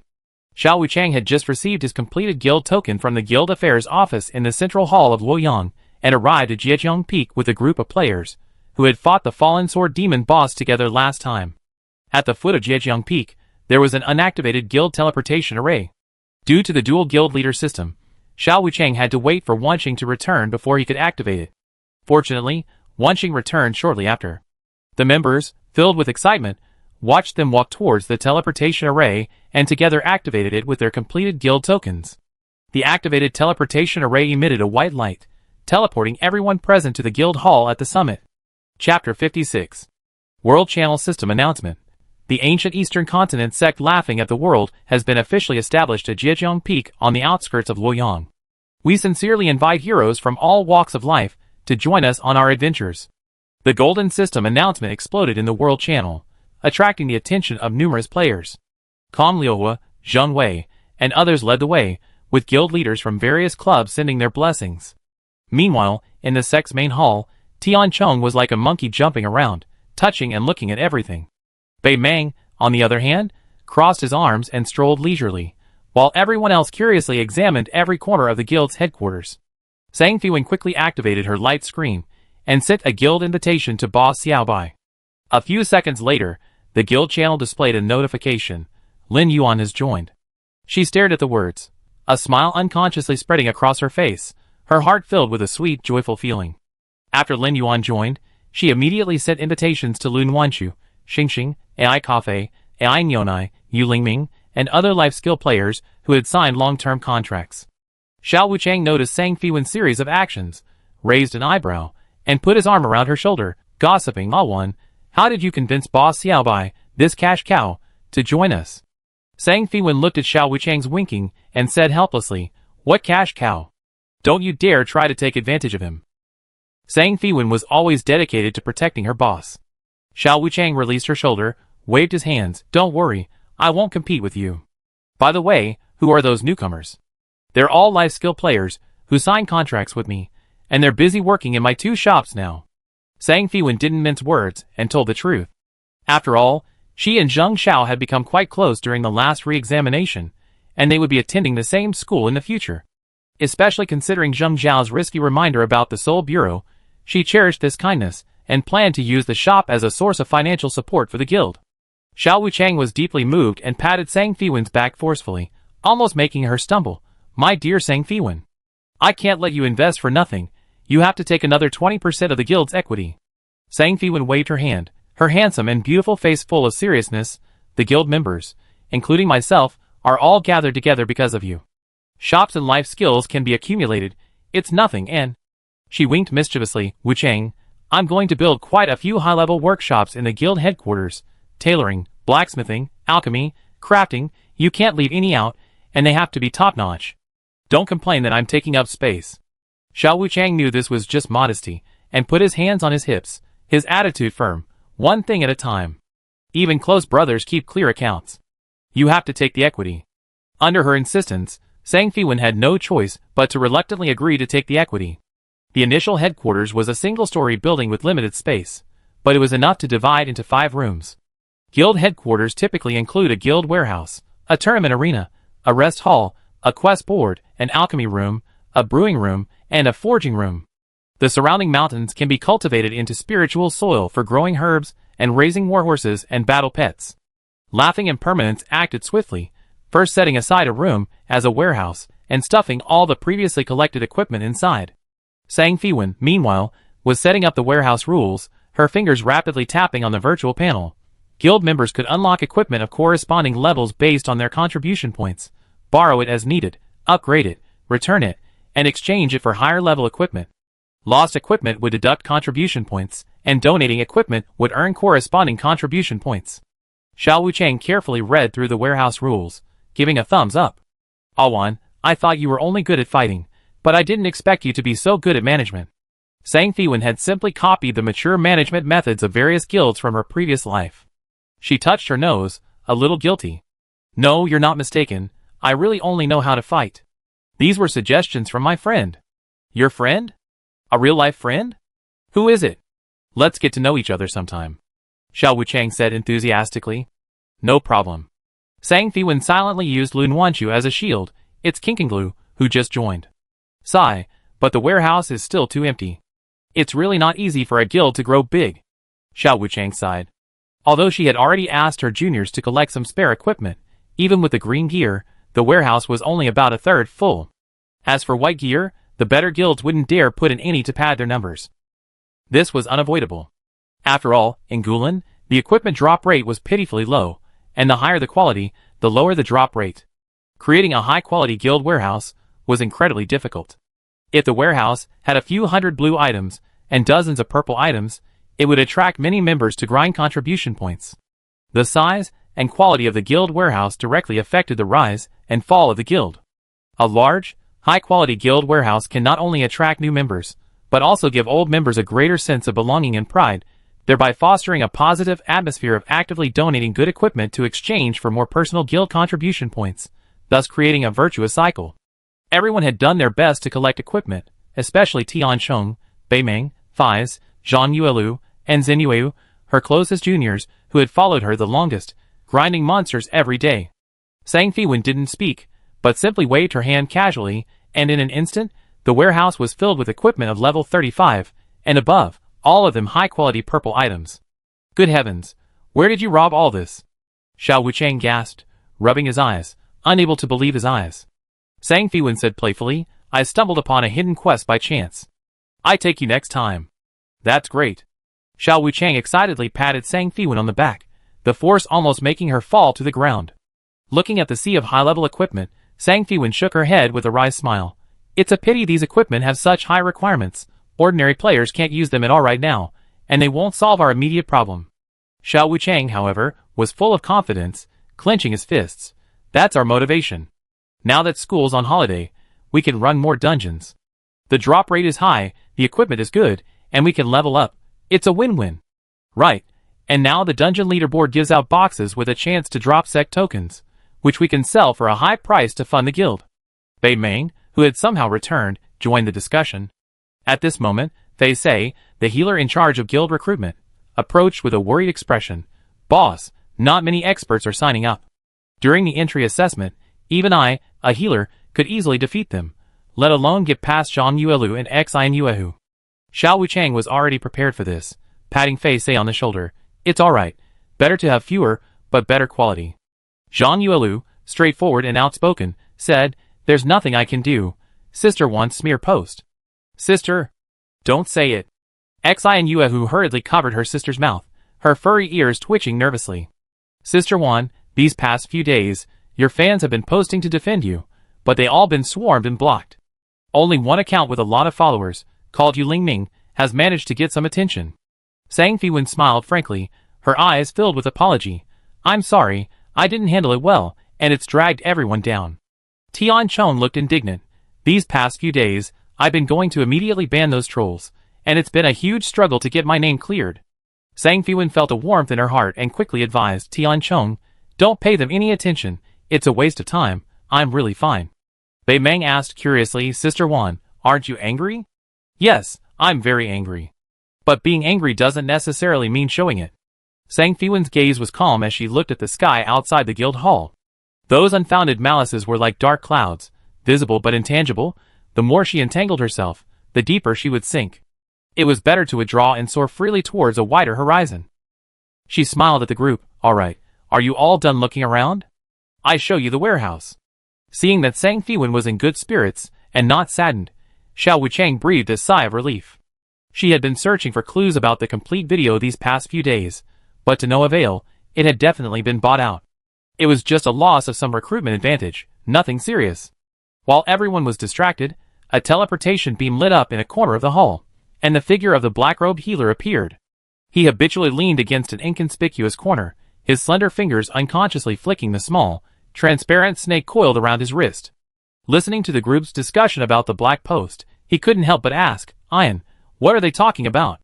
The transparent snake, Ian, flicked its tail, its body shimmering faintly, and a transparent light screen unfolded. I found it, take a look. Now, having absorbed a large amount of golden shadow, due to its host's previous actions, it hadn't fully recovered to its peak, but was much stronger than before, and its attitude was much more cooperative. However, after its host came into contact with that golden ocean, the connection between them seemed to be separated by a barrier, sometimes working, and sometimes not, no longer perfectly synchronized as before. Therefore, it had been quite puzzled these past few days, watching its host, who had clearly achieved its goal yet remained listless. Initially, it worried that its host was injured. After all, if something happened to its host, it would also be implicated. But after observing for a long time, it found that its host had no external injuries, only a seemingly hidden worry. However, unable to fully communicate, it couldn't discern the specifics. Ian could only flick its tail, sighing inwardly, a man's heart is like the bottom of the sea. Lin Yuan's cold gaze swept over the troll comments on the screen, a glint of cold light flashing in his eyes, as he memorized the URLs of several of the most vocal trolls. He then spoke, use the recording mirror to recreate the footage from that day, from my first-person perspective. Can you do that? Easy here. Done. Ian's tail wagged rapidly, and in the blink of an eye, the recording was ready. Lin Yuan then pasted the complete recording from the recording mirror into the forum's troll thread. He believed that within half a day, the situation would be reversed. Meanwhile, as soon as everyone reached the warehouse, Tian Chong exclaimed, Holy crap, how come there are so many purple items in the guild warehouse? Bei Meng immediately spotted an orange staff, his eyes shining. This staff's stats are insane. I love it. Don't anyone try to take it from me. I come back to exchange it once I saved up enough contribution points. Xian Yuehu, hands on her hips, retorted angrily, in the guild warehouse, everyone competes equally.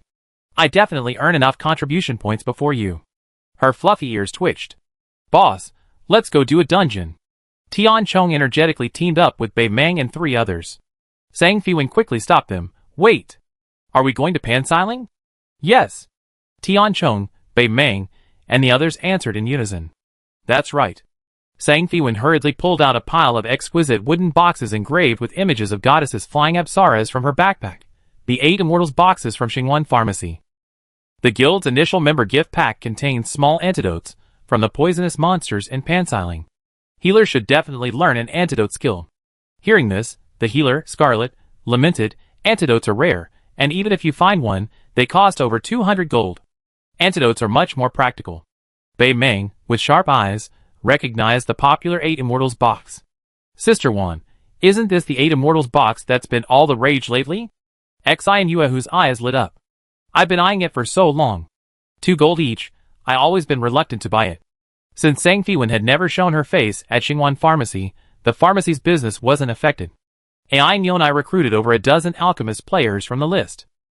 Xingwan Pharmacy's products closely followed player demand, and after the 8 Immortals box was released, business soared. Daily revenue had reached 100 gold, surpassing Shuwan Pavilion. Everyone happily accepted the gift bags, expressing their gratitude repeatedly. Thank you, Sister Wan. Sister Wan is awesome. The flattery rose and fell, warming Sang Fiwen's heart. She hadn't expected these chosen ones to be such kind and lovely young men and women. Xian Yuehu, having teamed up with her sister, confidently declared, just you wait, I definitely get the first clear before you. With that, The group set off for the dungeon. These young men and women completely disregarded the guild's recruitment difficulties. Looking at the overflowing inventory, they were all eager to earn guild contribution points. The hall suddenly became quiet. Xiao Wuchang nudged Sang Fiwen's shoulder. All right, you scouted out Pansiling. Want to go get the first kill together? Sang Fiwen shook her head, her eyes resolute. They can do it. The guild's development depends on everyone. For the guild to grow and thrive, it needed a sufficient number of strong members. It couldn't always rely on her and Xiao Wuchang to get first kills and speedruns. Only then did the two notice someone else in the corner. Lin Yuan leaned against the doorway, his lazy voice tinged with a hint of grievance. Not going to help me level up? How about 20 gold an hour? Perhaps the offer was too tempting, because Sang Fiwen felt a tingling sensation, as if struck by lightning. Feeling embarrassed to leave Xiao Wuchang behind, she turned and asked, Want to come along? Xiao Wuchang watched as the handsome healer's resentful eyes instantly turned into daggers thrown at her, making her feel like she was the one radiating light. A super high wattage light bulb. The usually cheerful Xiao Wuchang gave an awkward, dry laugh. Haha, I have guild matters to attend to. You two focus on leveling up. The top spot depends on you. With that, she slipped away like a greased antler. Where are you going? Why are you running around managing the guild? Sang Fiwen was both amused and exasperated. Checking out the hills first. Xiao Wuchang's voice had already faded into the distance. The world was quiet now. Lin Yuan asked expectantly, Where are we going today? Sang Fiwen knew immediately that Boss Bai was satisfied with the previous experience. However, those kinds of wilderness bosses and hidden quests weren't like wildflowers that just appeared out of nowhere. Suddenly, an idea struck her. She asked mysteriously, Boss Bai, are you afraid of ghosts? Chapter 57. Soon after, the two appeared at the foot of Peach Blossom Mountain. After the game update, a towering tree had appeared on Peach Blossom Mountain, and the entrance to the Ghost Realm was hidden in a hollow within the 1,000-year-old locust tree at the summit. Although she possessed memories of her past life, and could directly reach the 1,000-year-old locust tree, the game had only recently been updated, and no players had yet discovered the entrances to the Ghost Realm in various locations. She couldn't appear too exceptional. Deliberately leading Lin Yuan through the winding mountain paths, sometimes leaping onto protruding rocks, sometimes weaving through tangled vines. When they encountered any oblivious monsters blocking their way, she slashed them with her sword, making their way unobstructed. Lin Yuan leisurely followed behind, occasionally casting a powerful spell to restore stamina, merely for amusement. Before long, the two reached the summit and stood beneath the giant locust tree. Sang Fiwen secretly observed Lin Yuan's reaction, afraid he would notice something amiss. Wow, what a huge locust tree! She tried to feign surprise, silently praying, Please don't ask me how I knew about this place. Fortunately, Lin Yuan seemed completely absorbed in the unique scenery. He looked up at the giant tree shrouded in mist and exclaimed, This place is quite interesting. Sang Fiwen secretly breathed a sigh of relief. Even if other players accidentally found the entrance to the Ghost Realm, they couldn't go deep inside. After all, the lowest level monsters inside were level 45, far exceeding the current strength of players. Standing before the enormous tree hollow, Sang Fiwen's heart raced. This was the gates of hell. In her previous life, the Ghost Realm was a well-known leveling paradise, all its adventures long since exhausted. But now, she would be the first player to step into the Ghost Realm, according to Gu Lan's worldview. Since the Ascension Ladder was severed, the passage between the Ghost Realm and the human realm has also closed. Heaven knows how many ghosts have accumulated inside for countless years. Sang Fiwen imagined that countless ghosts might surge, like a tide at the entrance to the Ghost Realm. To be on the safe side, she had Lin Yuan wait at the entrance while she, with utmost concentration, stepped into the gloomy tree hollow first. The tree hollow was protected by a thick barrier. The moment Sang Fiwen passed through it, she felt a chill run from her feet to the top of her head. She entered the first level of the Ghost Realm, where the darkness was thick and inky, seemingly capable of swallowing a person whole. After taking only a few steps, a ghostly face suddenly lit up before her eyes. With the realistic effects of the stealth technology, the pale face and empty eyes were particularly terrifying. These wandering, phosphorescent ghostly faces often sent newcomers fleeing in terror. Sang Fiwen remained calm, waving her hand to disperse a wisp of phosphorescent ghostly light. In her past life, she had traversed this place countless times. These ghostly phosphorescent lights, though terrifying in appearance, were actually harmless. In her eyes, these things couldn't even contribute experience points. Their only use was to light the way. I wonder if Boss Xiaobai will be scared. Oh no, she didn't bring any awakening pills. Players entering the Ghost Realm will have an additional status on their character attribute panel. Spiritual Clarity Value.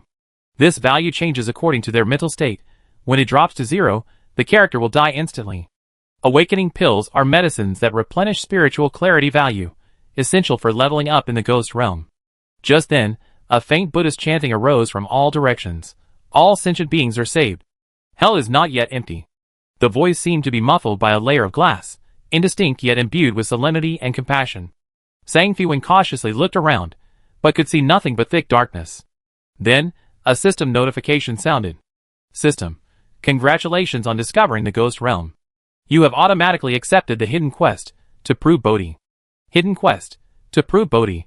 Countless restless souls roam the Ghost Realm, dwelling among the bones, awaiting a long slumber. Their collective subconscious yearning has coalesced into an obsession, waiting for a destined person to guide them. Progress 1. Rehabilitate 100 bone demons. After ensuring there were no uncontrollable dangers at the entrance, Sang Fiwen returned and brought Lin Yuan inside. Wow, it's so dark. Lin Yuan gripped her clothes tightly with both hands, his composure completely gone, though he seemed quite happy. Sang Fiwen couldn't help but laugh. Yes, right now you can only see a 3-meter radius. I get you some equipment that increases your dark vision later. She gently patted Lin Yuan's hand, reassuring him. In his previous life, when players went to the Ghost Realm to level up, one essential item was equipment that increased dark vision. These items were found in the Ghost Realm, though the drop rate was low. If a few pieces of dark vision equipment dropped while leveling up, the harvest would be quite substantial. The two continued onward, bones scattered beneath their feet, rusty swords stuck in the ground. Sang Fiwen warned, "Be careful, these are all level 45 bone spirits." Oh!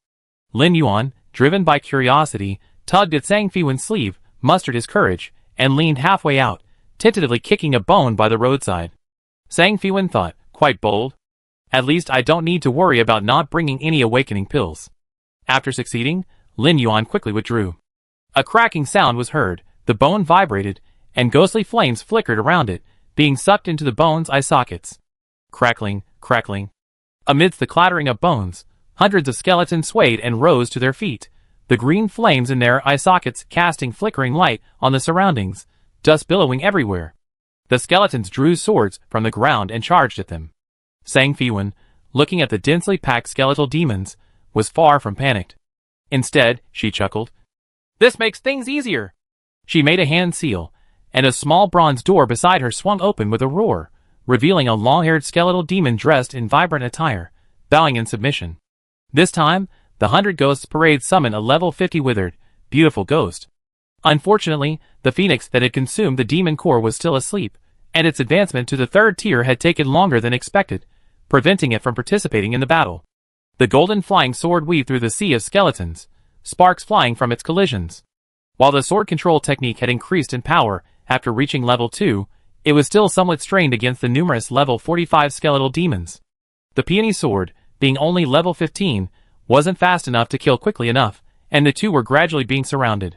Seeing the skeletons swarming in, Sang Fiwen decisively ordered the bone demon to use hypnosis to immobilize the frontline skeletons, then took out a Shin-level Thunderpool scroll and crushed it.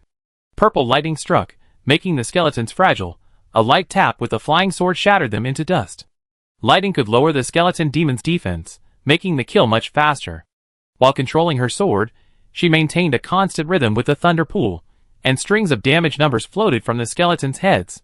-532, -541, -525.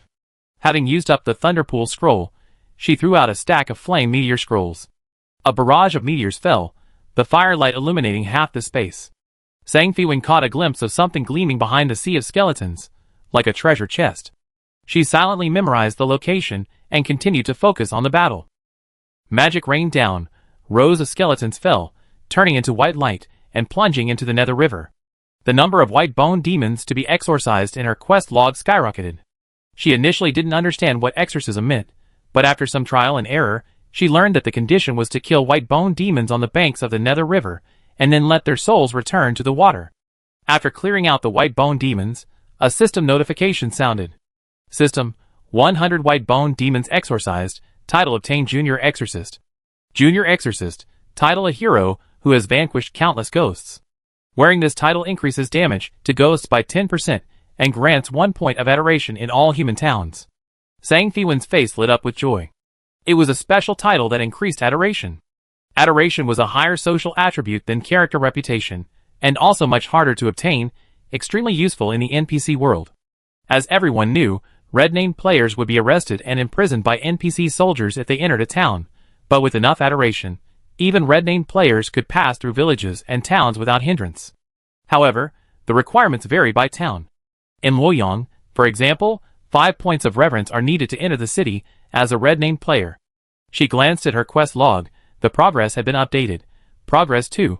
Exorcise 1,000 white bone demons. She was astonished. This was no small number. She had to grind it out slowly. In the following time, Sang Fiwen focused all her efforts, luring the white bone demons to the banks of the Nether River before unleashing her full power to kill them. This time, the summoned ghost, the withered skeletal demon, didn't have much health. Under the onslaught of hordes of white bone demons, it completed its delaying mission and then died. Time passed slowly, and both of them began to glow with white light indicating they were leveling up. Sang Fiwen, holding a crimson gourd in one hand and wielding a sword with 2 fingers in the other, was engrossed in drinking and grinding monsters when she caught a glimpse of Lin Yuan leisurely picking up items. "Little white boss, sit down and rest." Sang Fiwen broke out in a cold sweat. How could she let her boss do this? "Clean up the battlefield, you always love picking up these things, don't you? There's no scenery to see here anyway, I'm just idling around." Lin Yuan didn't even turn around, continuing to diligently pick up items. Once the white bone demons in this area were cleared out, the two began to tally their loot. There were over 40 pieces of green equipment and over a dozen pieces of blue equipment, with mediocre stats, but they had unexpectedly found 2 green accessories with a dark vision bonus. She and Lin Yuan each put one on, and now they could see about 8 meters ahead. Although these drops were far less than what they had from the previous hidden quests, Sang Fiwen wasn't bothered. Blue and green gear are the primary choices for most players, as everything in Ancient Blue requires investment, and most players can only afford this level of equipment to make do, aiming for higher level gear after reaching the level cap. Besides common equipment, all monsters have a chance to drop rare equipment blueprints. Before the monster race was released, equipment blueprints could only be obtained from treasure chests. Sang Fiwen obtained 1 level 45 purple equipment blueprint, 2 level 40 blue equipment blueprints, and 3 level 35 green equipment blueprints. Blacksmiths who learn these blueprints have a chance to forge equipment with the dark vision attribute, but the success rate is highly dependent on the blacksmith's skill. Once the promising blacksmiths and tailors at Shuanj have matured, these equipment can be mass-produced in time. Although the initial investment is large, the returns can double later. There were also 8 intermediate-level recipes for awakening pills, perfect for leveling up the alchemists at Xingwan Pharmacy's skill level, and also a good opportunity to stockpile awakening pills, as they would have a large market in the future. Sang Fiwen already had a nascent business plan in mind. Besides Shuan Pavilion and Xingwan Pharmacy, various other shops were essential, including restaurants, inns, and skill bookstores. She couldn't put all her eggs in one basket.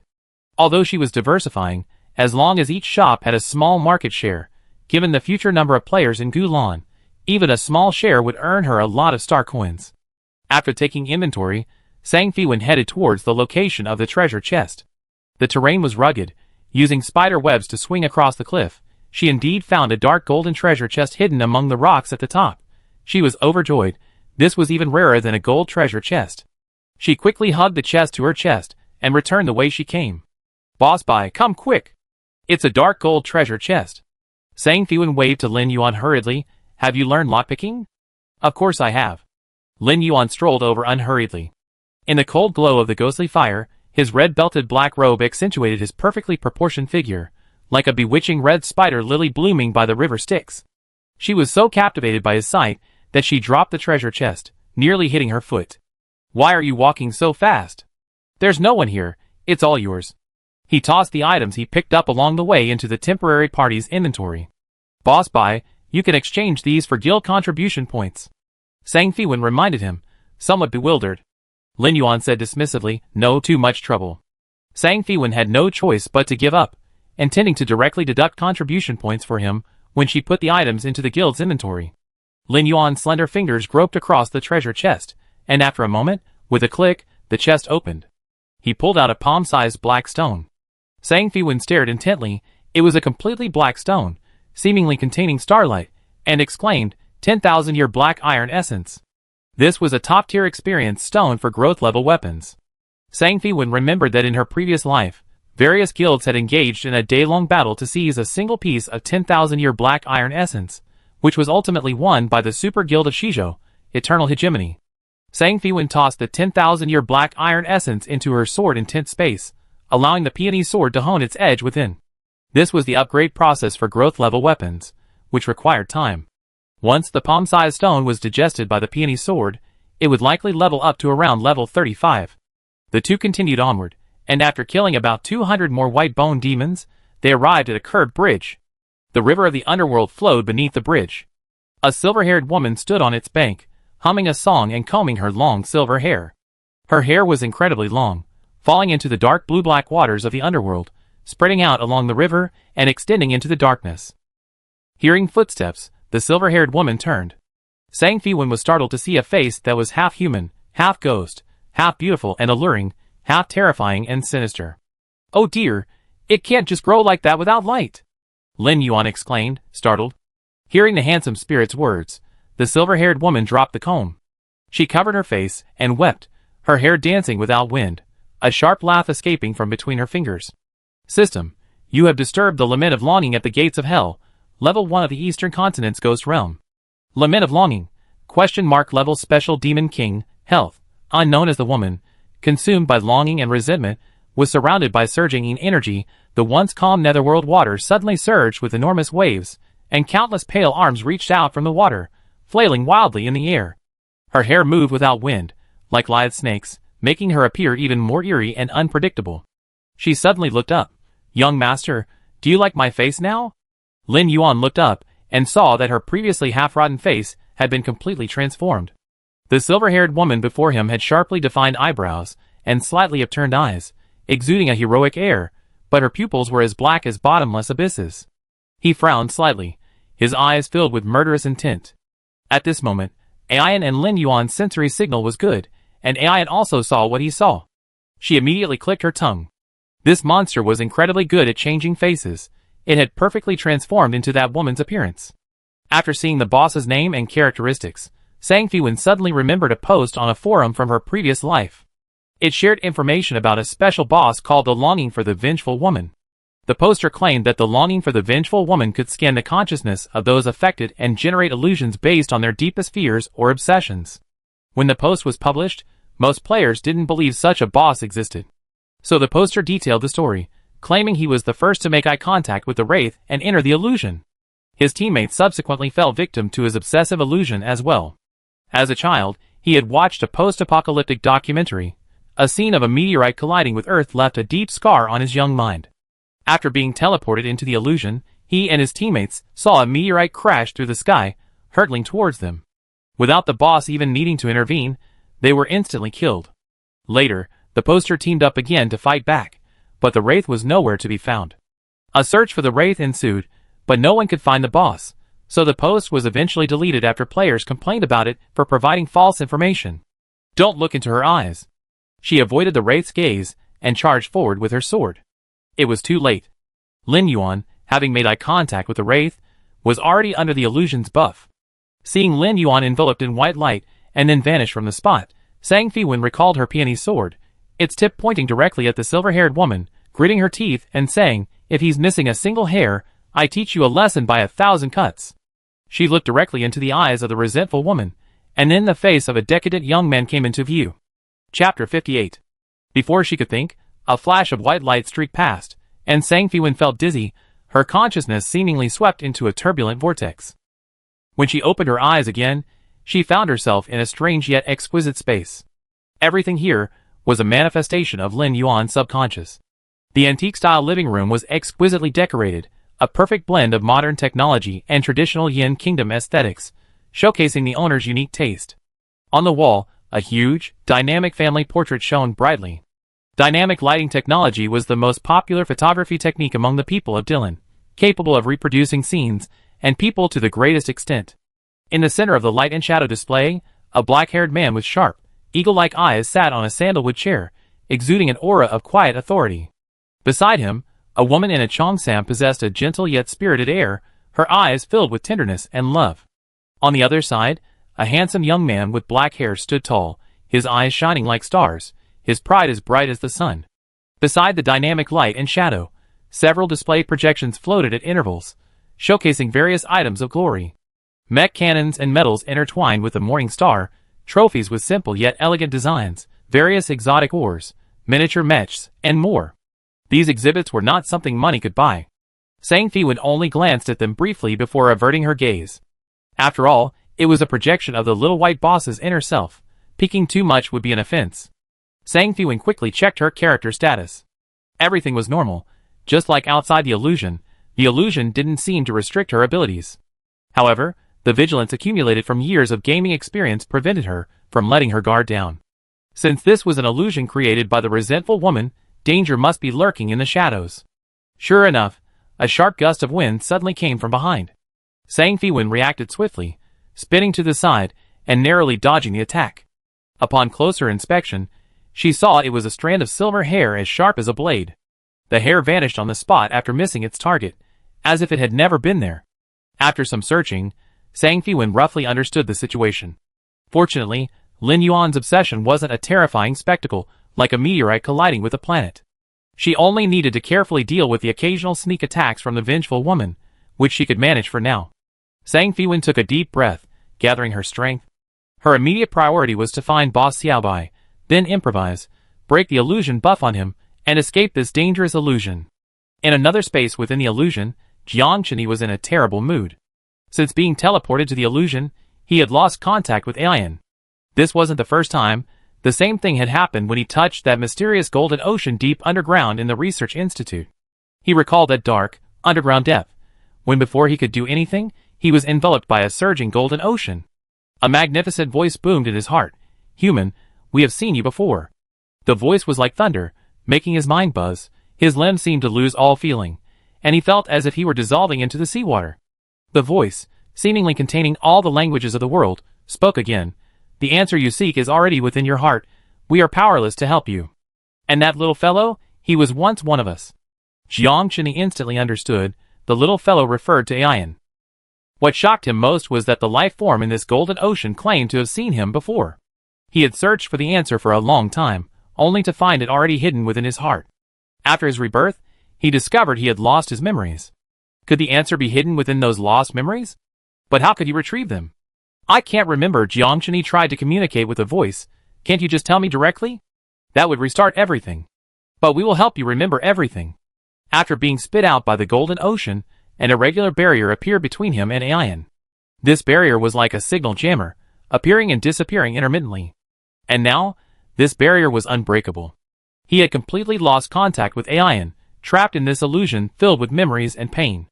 The place presented in the illusion was the energy conversion center of the Central Research Institute, a place that held the memories he least wanted to touch.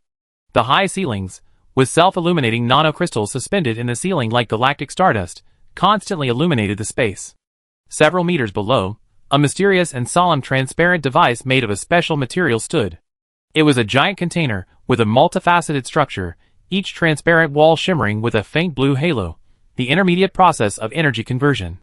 Spiderweb-like energy pipes connected to the container, their surfaces shimmering with complex energy conversion patterns, like countless galaxies surging forth. Jiang Chini desperately suppressed the image in his mind that he would regret for the rest of his life, but the more he resisted, the more his consciousness raged like a flood, causing even the illusion to drastically change. A strand of silver hair seized the opportunity to strike, piercing his left chest. At this moment, Sang Fiwen, in her antique-style living room, vigilantly guarded against the vengeful woman's sneak attack while searching for a way out. After carefully exploring the entire living room, confirming that Boss Xiaobai was not there, she began searching for possible entrances to other spaces. Just then, a graceful woman in a cheongsam suddenly appeared in the empty living room. Upon closer inspection, it was the woman from the family portrait. She sat on the sofa, surrounded by raging flames. Though her eyes were filled with tears, she still waved resolutely, as if bidding farewell to her beloved. "Run!" the woman shouted. The next second, a violent explosion rang out. Countless silver hairs shot towards Sang Fiwen like arrows. Sang Fiwen reacted with lightning speed. Just before the impact of the explosion, she activated the shadow shift skill attached to her banshee robe, gaining 1 second of invincibility, and teleporting to dodge the vengeful woman's attack. Flames instantly licked at the hem of her robe. After the explosion, the exquisitely decorated hall was charred black, but the animated family portrait remained intact. Sang Fiwen's eyes lit up, and she quickly stepped forward. So this family portrait was the entrance to another dimension.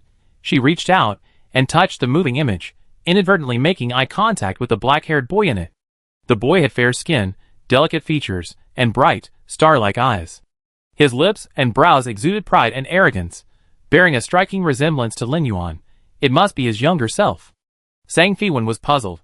Was this Lin Yuan's living room? Why would his home be his deepest obsession or fear? She recalled the gentle woman in the fire. Judging from the family portrait, that must be Lin Yuan's mother. It seemed Lin Yuan's family had suffered a major tragedy. A sigh welled up in Sang Fiwen's heart. She could be reborn and save her family, but Lin Yuan didn't have her good fortune. She decided to pretend she hadn't seen anything and bury Lin Yuan's secret deep in her heart. At the same time, a feeling of pity welled up in her heart. Her poor boss, who was only rich in money. No, from now on, Lin Yuan was no longer just her boss, but also her friend. These thoughts flashed through her mind. The instant her fingertips touched the family photo, the surrounding scenery abruptly changed. She found herself in a research institute, with a red alarm flashing. Beep beep beep. The sharp alarm bells rang incessantly. Suddenly so alarming, Sang Fiwen quickly focused all her attention, searching for Lin Yuan's figure amidst the chaos. In the center of the room stood a huge transparent device, surrounded by many pipes that extended in all directions, passing through the walls, their destinations unknown. The material that made up the pipes appeared extremely flexible and ductile. At this moment, the pipes were bulging like bubbles, as if they were about to burst at any moment. Within the huge transparent device, a figure with his back to Sang Fiwen was struggling in agony. The person was covered in tubes of varying thicknesses, their hair standing on end, resembling an enraged Medusa. The energy that the device couldn't yet absorb originated from this struggling figure. For some reason, Sang Fiwen could vividly sense the boundless rage and pain contained within that figure. Her chest tightened, her heart felt as if it were being gripped tightly by an invisible hand. The boss, the wraith, hidden within the illusion, naturally wouldn't exploit this momentary opening. Several strands of steel-like silver hair, swift as shadows, tore through the air and pierced her left shoulder. Ah, what a pity. I thought I could capture your heart, just like that young hero before. The wraith's cold, mocking voice echoed in the void. In midair, the wraith appeared, her long hair forming a silver, humanoid cocoon, imprisoning Lin Yuan within. At the crucial moment, a flash of golden light appeared, severing the hair connecting the silver cocoon at the root. Behind the wraith, a red-clad figure emerged, but the red-clad figure pierced by the silver hair gradually dissipated. It was Sang Fiwen's crystal illusion, which had shielded her from a fatal blow.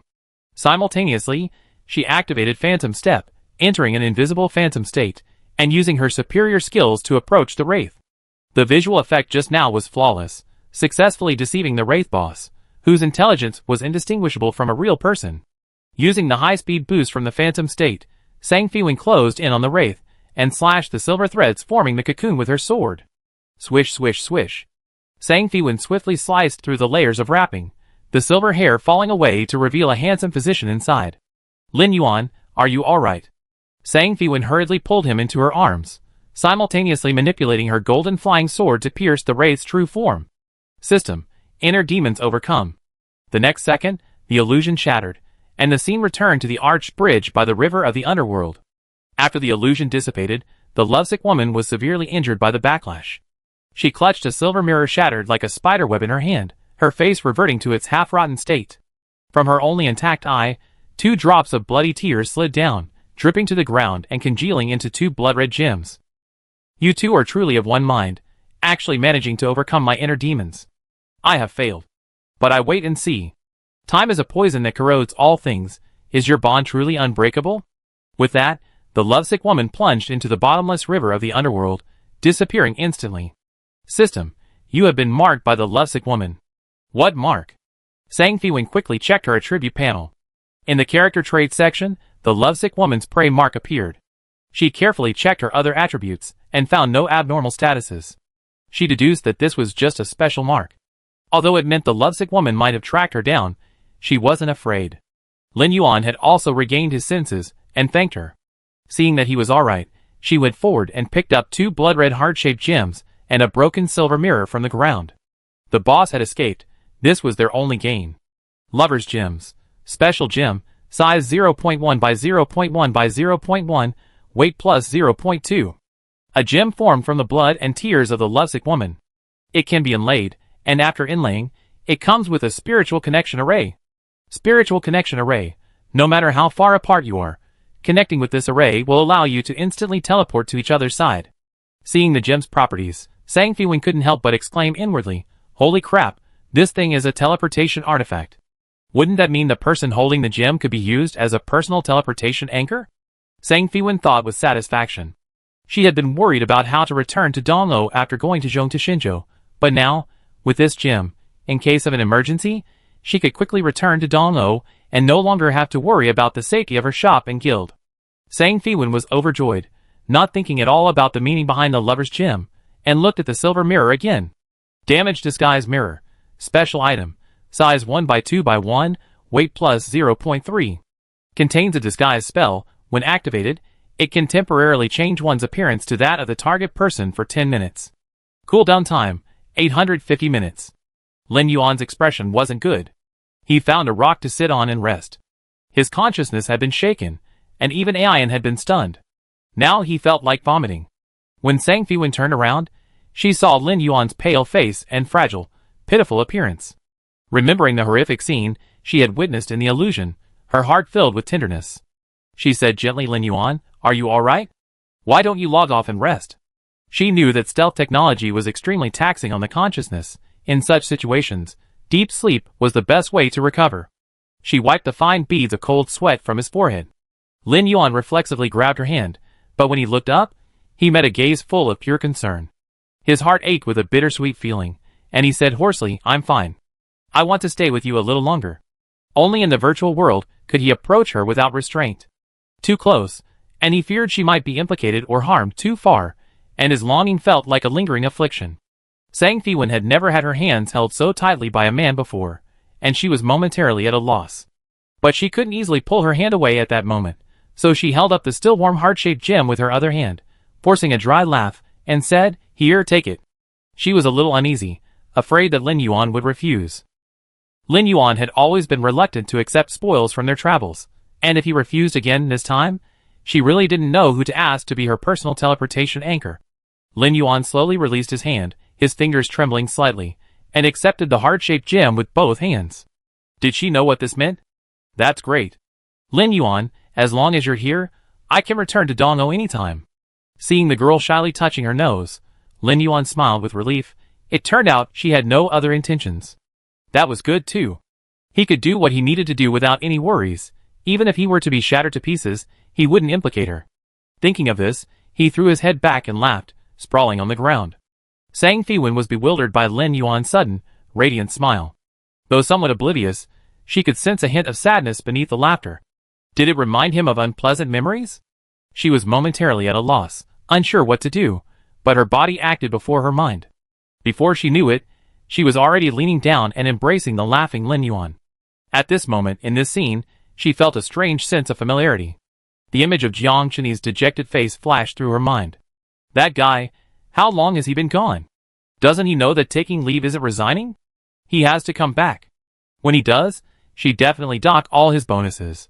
As if possessed, Sang Fiwen leaned down, their foreheads touching. In an instant, tranquility returned to the banks of the river Styx. The red-clad heroine lay down on her side, head to head, with the black-robed physician, quietly resting on the banks of the river Styx, amidst the blooming red spider lilies, like a traveler immersed in a beautiful landscape.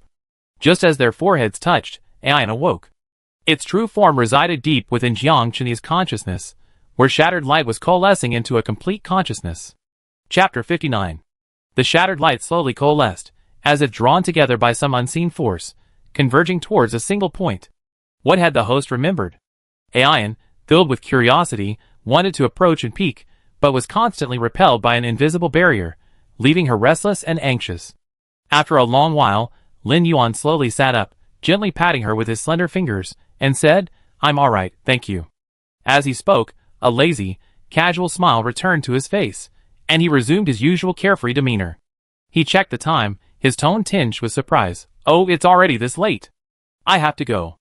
After their farewell, Lin Yuan crushed the return scroll, a flash of teleportation light, and his figure vanished among the spider lilies. Sang Fiwen rallied her spirits, and continued leveling up in this ghost realm. Her red robes danced in the ghostly flames, like a flickering flame. Her emotions desperately needed release, and she numbly swung her sword, felling the white bone demons one after another. After an unknown amount of time, she reached level 35, and finally heard the system notification again. System: 1,000 white bone demons have been exorcised. Title upgraded to Intermediate Exorcist. Intermediate Exorcist, title: a hero who has vanquished countless ghosts. Wearing this title increases damage to ghosts by 15% and grants 5 points of worship points in all human towns. Hidden Quest: Soul Exorcism. Progress 3. Exorcise 100 evil ghosts. Evil ghosts were elite monsters in the lower levels, few in number and incredibly cunning. It was getting late, so Sang Fiwen abandoned her plan to go deeper and used a return scroll. A flash of white light, and back in the city, she finally opened the pile of private messages from her friends. Wanshin, are you free? You promised to help us get a speedrun ranking. You can't go back on your word. Kong Liuhua's voice message was filled with urgency. Xinghui, are you free to help us get the world boss kill this week? Looking forward to your reply. This message was from Goddess Zhengwei, brief and polite. Sang Fiwen replied to both of them, arranging their schedule for tomorrow. After thinking for a moment, she sent a message to Xiao Wuchang. Soon, Xiao Wuchang's reply came, as cheerful as ever. I still owe you a favor, so I have to trouble you to repay it. Alwan, what difficulty level dungeon are you helping them with? Easy difficulty.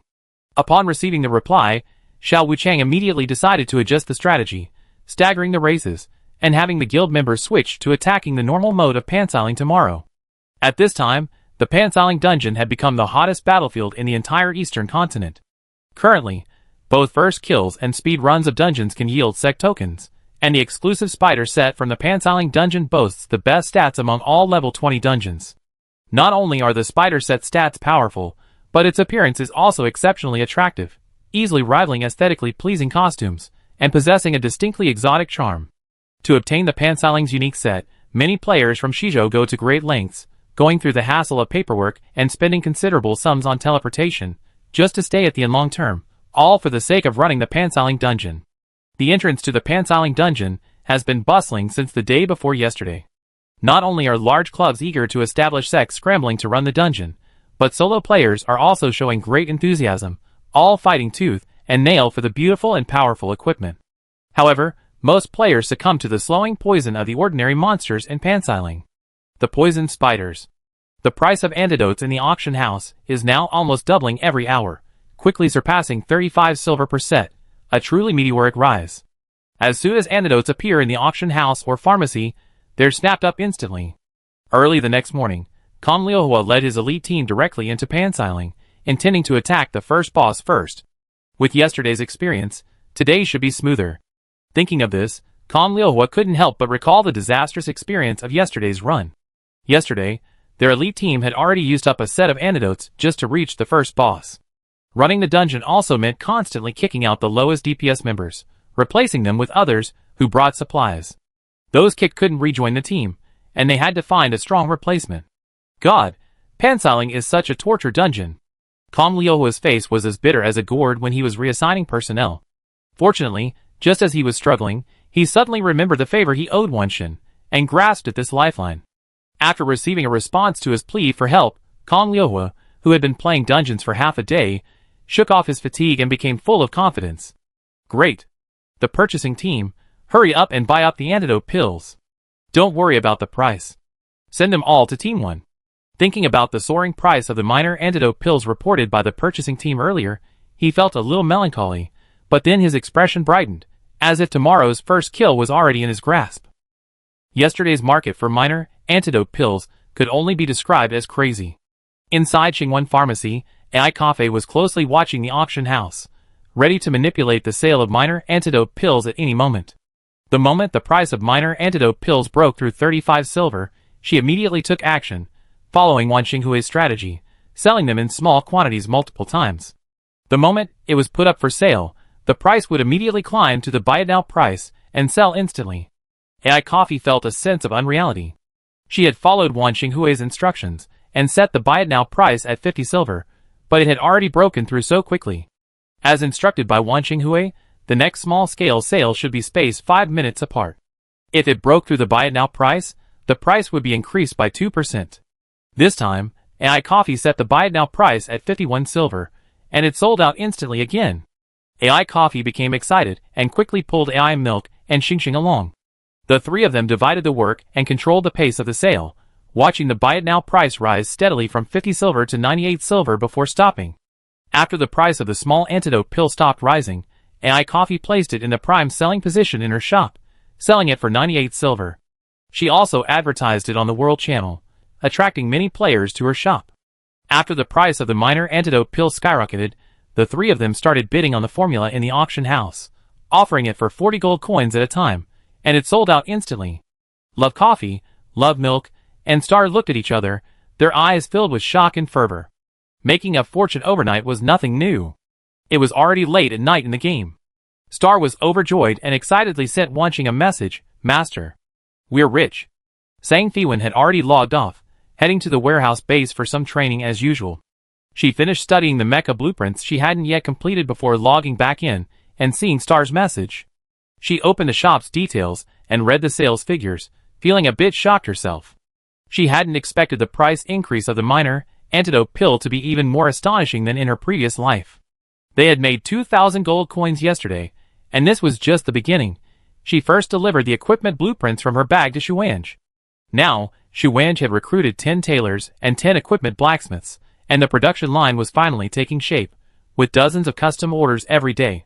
Seeing the increased customer traffic at both shops, Sang Fiwen decisively withdrew some funds and upgraded both shops to 3-story lofts. Now that business was booming, more space was needed to display goods and divert the large customer flow. Under her arrangement, 2 other shops on Fenghua Avenue also opened, serving as branches of Xingwan Pharmacy and Shuanj respectively. Lun Wanqi took over the subsequent matters, requiring little attention from Sang Fiwen. Pansiling was located outside Hongye City, east of Luoyang.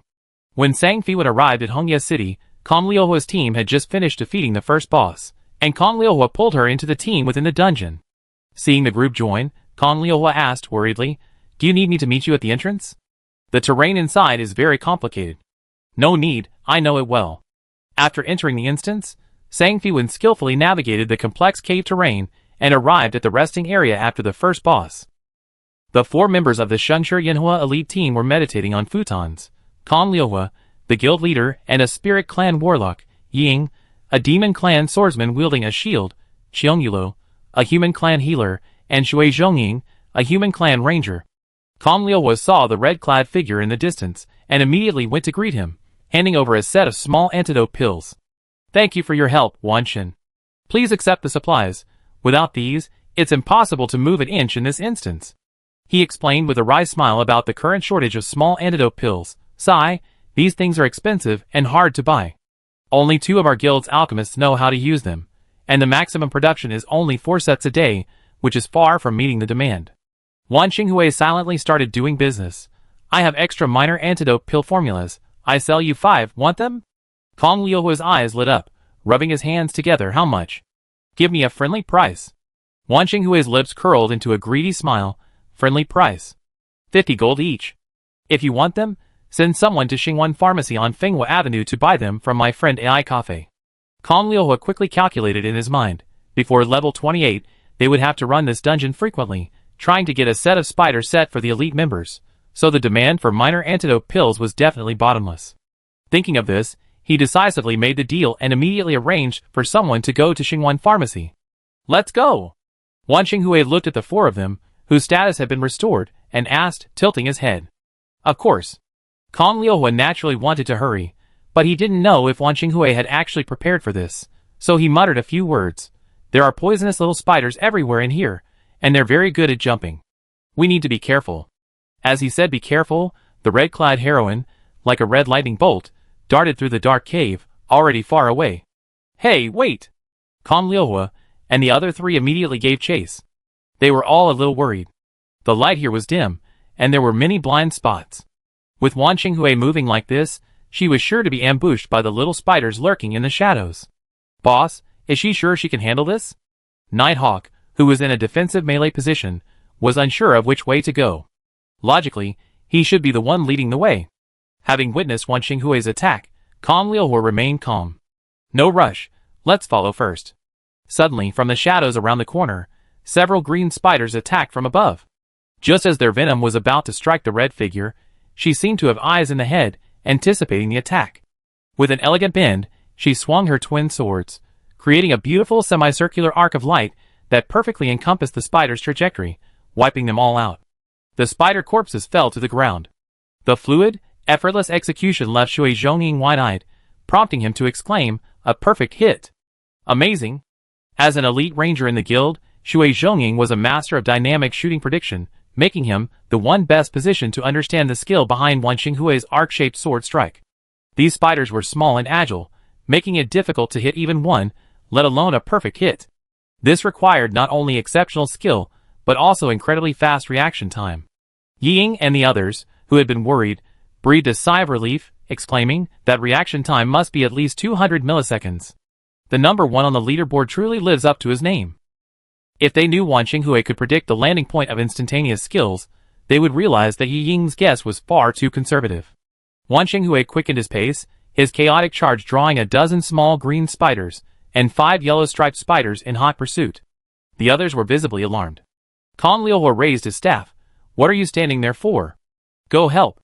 The group snapped out of their daze, but with a few swift swish, swish, swish, Wan Qinghui's twin swords flashed, slaying 7 or 8 green spiders. He turned and dodged the poisonous web spewed by the yellow-striped spiders. Then with another flick of his swords, he weaved through them in a zigzag pattern, leaving all the spiders belly up. Kong Liuhua's incantation caught in his throat. His staff had barely begun to glow with starlight, when Wan Qinghui had already dealt with the spider wave. Everything happened so fast that Yi Ying couldn't retract his attack in time, slamming his shield onto the spider corpses and scattering in disarray. Wan Qinghui was truly too strong. The crowd instantly bowed in awe. Kong Liuhua smiled. Following Zheng Wei, he hadn't made a mistake. This first kill was definitely in the bag. This journey was a stark contrast to before. With Wan Qinghui leading the way, they hardly used any minor antidotes. They only used one when Yi Ying accidentally stepped into a pool of poison while distracted. Upon reaching the cave where the second boss was located, Wan Qinghui stopped and asked Kong Liuhua, "Who's in charge?" Kong Liuhua hurriedly offered command, "Of course, you." Wan Qinghui nodded and succinctly explained, "The second boss is a purple sac spider. Its attacks include a jump knockdown, a poison circle, and a spider web. You need to anticipate and dodge these 3 attacks. Its heavy attack cannot be blocked. In its final phase, it will summon small spiders. You must kill them quickly." Hearing such detailed skills, Kong Liuhua couldn't help but ask, "Wan Qinghui, have you already defeated it?" It's understandable that he was worried. After all, Wan Qinghui was the guild leader of Xiaoao Jianghu. If she had defeated it, wouldn't everyone in Xiaoao Jianghu have the strategy guide? How would they compete for the first kill then? Wan Qinghui didn't reply, but she understood his unspoken meaning. There was no point in saying more, so she went straight to engage the monster. Kong Liuhua could only awkwardly follow, hoping he had been overly suspicious. Nighthawk, shield in hand, couldn't help but ask his teammates, "So, do I still need to draw aggro?" His tone was utterly bewildered, as if the shield in his hand was a slight burden. The healer, Cheong Yulo, replied coolly, "Can you out-aggro Evening God?" Nighthawk looked utterly defeated. He had indeed humiliated himself. He sheathed his shield and charged forward to join the battle. However, he quickly and silently drew his shield again. He wasn't as monstrous as Evening God. Melee classes couldn't withstand damage without a shield. Chapter 60. The Gulen Game Forum has been buzzing lately. Someone posted a full video of Wan Qinghui slaughtering solo players at the Guanjian sect under the most popular post. This instantly shifted the tide of public opinion, and the boomerang struck the original poster, Justice Littlehammer, squarely. This wave of Wan Qing's return quickly attracted a lot of casual fans and mommy fans, but the most numerous were still tech-savvy fans, and the forum counterattack was officially launched. Those two named Chu Quangran and Qingyu, I think they're from the Brilliant Star Guild, no wonder. Upstairs, is there a story between Wan Qing and Brilliant Star? Let me hear it. Anyone still don't know? Famous scene archaeology. Fengxing Yellow kicked the top-ranked player's iron plate. Brilliant Star's 100 members were surrounded by 5. Wan Qing became famous in one battle. Haha, luckily I don't believe any of the rumors. I joined Wanqing's guild as soon as it started. Now the registration area under Zhejiang Peak is full. Ugh, I applied to join a little late, and I'm still stuck. And those who said Wanqing was cheating? Why were all the posts deleted as soon as the giant tech post came out? Didn't they say they were going to eat shit upside down? Where are they? Has anyone not seen Wanqing's Academy sword dance? Point to the link next door. Especially for novice swordsmen. Don't miss it. The forum was in an uproar. Tech enthusiasts flocked to the forum, creating tutorial videos that linked Wanqing Hui's basic skills into combos, which became trending topics. They even created frame-by-frame analysis posts, making it an essential resource for beginners. My poor daughter, being attacked so badly without even defending herself. This is what true beauty, strength, and tragedy look like. The newly emerged mommy fans, feeling sorry for her silence during the smear campaign, flocked to support Xu Wanna's account, leaving comments under her newly released fashion posts. My daughter is making a fortune. Blogger Great Duo is passionate about taking photos and checking in on Gulen, a game forum. She frequently shares various game outfits and scenic photos on her forum account, already a well-known beauty and scenery blogger. Recently she's become obsessed with a player shop called Xu Wanna. The outfits there are unique and perfectly suit her aesthetic, making her a devoted fan. Unfortunately, the suspected shop owner, Wanqing Hui, has been embroiled in a scandal, preventing Great Duo from sharing her favorite items. On the beautiful shores of Moonlight Lake, Great Duo, wearing her latest shimmering blue dress from Xu Wanna, is striking various challenging poses, while a photographer beside her, holding a mirror, finds the perfect angle to capture her beauty. After admiring the newly released photos, Great Duo suppressed her urge to upload them to the forum, and opened it, as usual, to check for the latest news. Huh? Wang Xingli actually turned things around. Great Duo's eyes widened as she looked at the latest forum discussion. Great. I collected enough photos for a whole column. She exclaimed excitedly to herself. She couldn't miss this golden opportunity to gain traffic and followers. She opened a newly created screen and began editing the titles. Treasure Trove Shop Xuan's New Arrivals. Exquisite Fashion Sharing Part 1. Xuan's Blue Light Dress Moonlight Lake Check-in. The materials she had accumulated over the days finally found an outlet. Inspiration struck, and she posted several threads in a row. Shortly after the posts were published, the comment section was flooded with cries of "Want the same style?" At the same time, the threshold of Xuan on Fenghua Avenue was almost broken down by the crowds. Lun Wanqiu stared wide-eyed at the soaring orders and quickly added more staff to keep up with demand. For a time, several of the top trending posts on the official Gulen Game forum were about Wanqing Hui. The forum administrator couldn't help but sip his tea and sigh. The top player in the game really has a knack for being controversial yet popular. They get famous overnight. Meanwhile, a uniquely styled post quietly infiltrated the trending list. Have you checked in with your travel companions today? This new trending post was posted by Yun Yi, a well-known gunslinger player in Shizhou, known for his precise and sharp-tongued commentary on the forum, boasting a large number of active followers. Yun Ye's new post departed from his usual style, toning down his sharp tongue and showcasing a photo with the transparent, adorable creatures known as children of the forest. The transparent little creatures wore mushroom-shaped umbrellas on their heads, and their two large, bright eyes, like fireflies flickering in the forest, were set in their furry faces, curiously and innocently gazing at the camera, incredibly cute. Before this, players had never seen the children of the forest. In each photo, these adorable, transparent little figures have a different appearance, prompting many players to exclaim that they are irresistibly cute and asking Yanni to reveal the best spots for taking photos. Faced with overwhelming demand from fans, Yanni had no choice but to reveal that these little guys with mushroom-shaped umbrellas on their heads and firefly-like eyes are delivery men from the online auction house shop Traveling Mushroom. Many players specifically place orders just to see the adorable forest children. The third one I ordered today had a little leaf on its head. After delivering my item, it sat on my shoulder and watched the scenery for 10 minutes. This player's comment, accompanied by a cute photo of them tilting their head, caused the delivery service orders to break records. So healing. The posts are full of photos of themselves with the forest children, and some people are even collecting cards to figure out just how many different versions of this adorable creature there are. The dramatic changes on the forum went completely unnoticed by Sang Fiwen and her companions, who were diligently grinding and pansiling. With a swift and skillful maneuver, she swiftly finished off the nearly dead purple spider with a flash of sword light. Amidst the purple spider's wailing cries, Kong Liuhua stared at the timer, feeling as if in a dream. The entire boss battle had lasted less than 10 minutes. He numbly checked the statistics panel. Their combined DPS was still lower than Wan Qinghui's. The elite players of Shengshi Yanhua were now deeply doubting themselves. Xiong Yulo, the healer, was the only one not worried about DPS. She comforted them, saying, "This is an easy dungeon. The bosses are all under level 25. Wan Qinghui is level 35. With a level advantage, it's not surprising that you can't even match a fraction of her level." Hearing this, Sang Fiwen shook her head slightly. The dragon balls in her inventory could trigger double damage. Combined with the attack speed bonus from her immortal grade equipment, the damage increase from the gourd wine, and so on.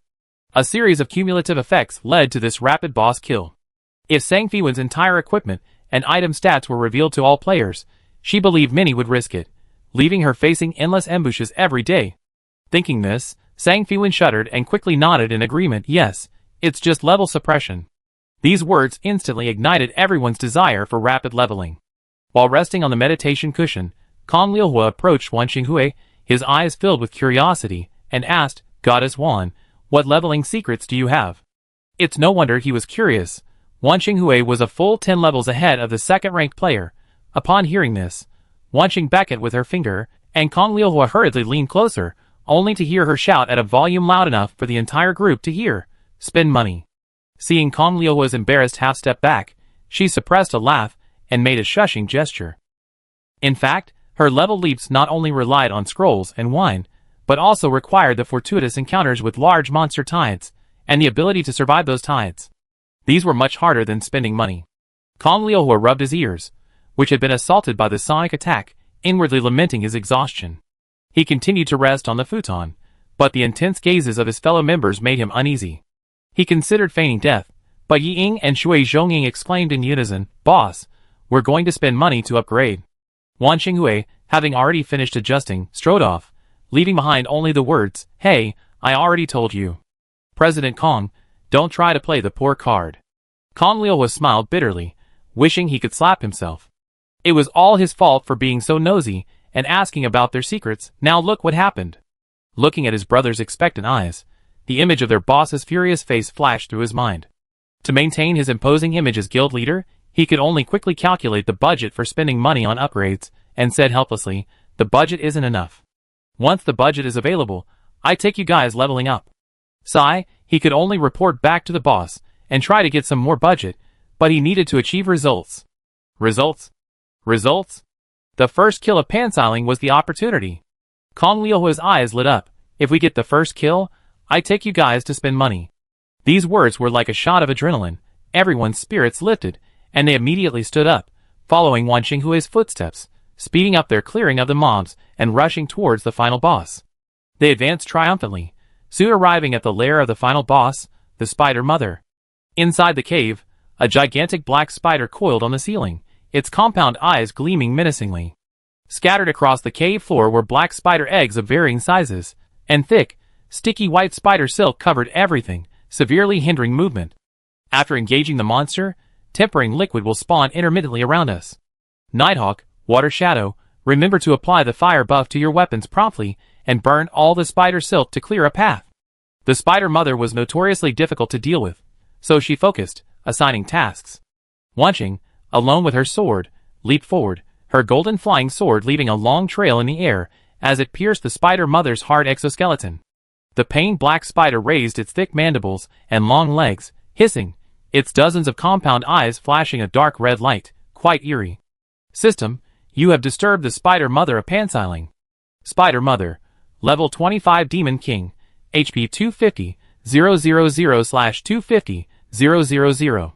The instant Wan Qinghui moved, Nighthawk and Water Shadow quickly began searching for the quenching liquid, while Kong Liuhua unleashed all his fire skills, burning away the spider silk in Wan Qinghui's path. The Spider Mother aimed at Wan Qinghui and swiftly sprayed out a ball of white spider web, which spread out in midair, enveloping the red-clad heroine. Just before being engulfed by the web, Wan Qinghui's figure suddenly vanished.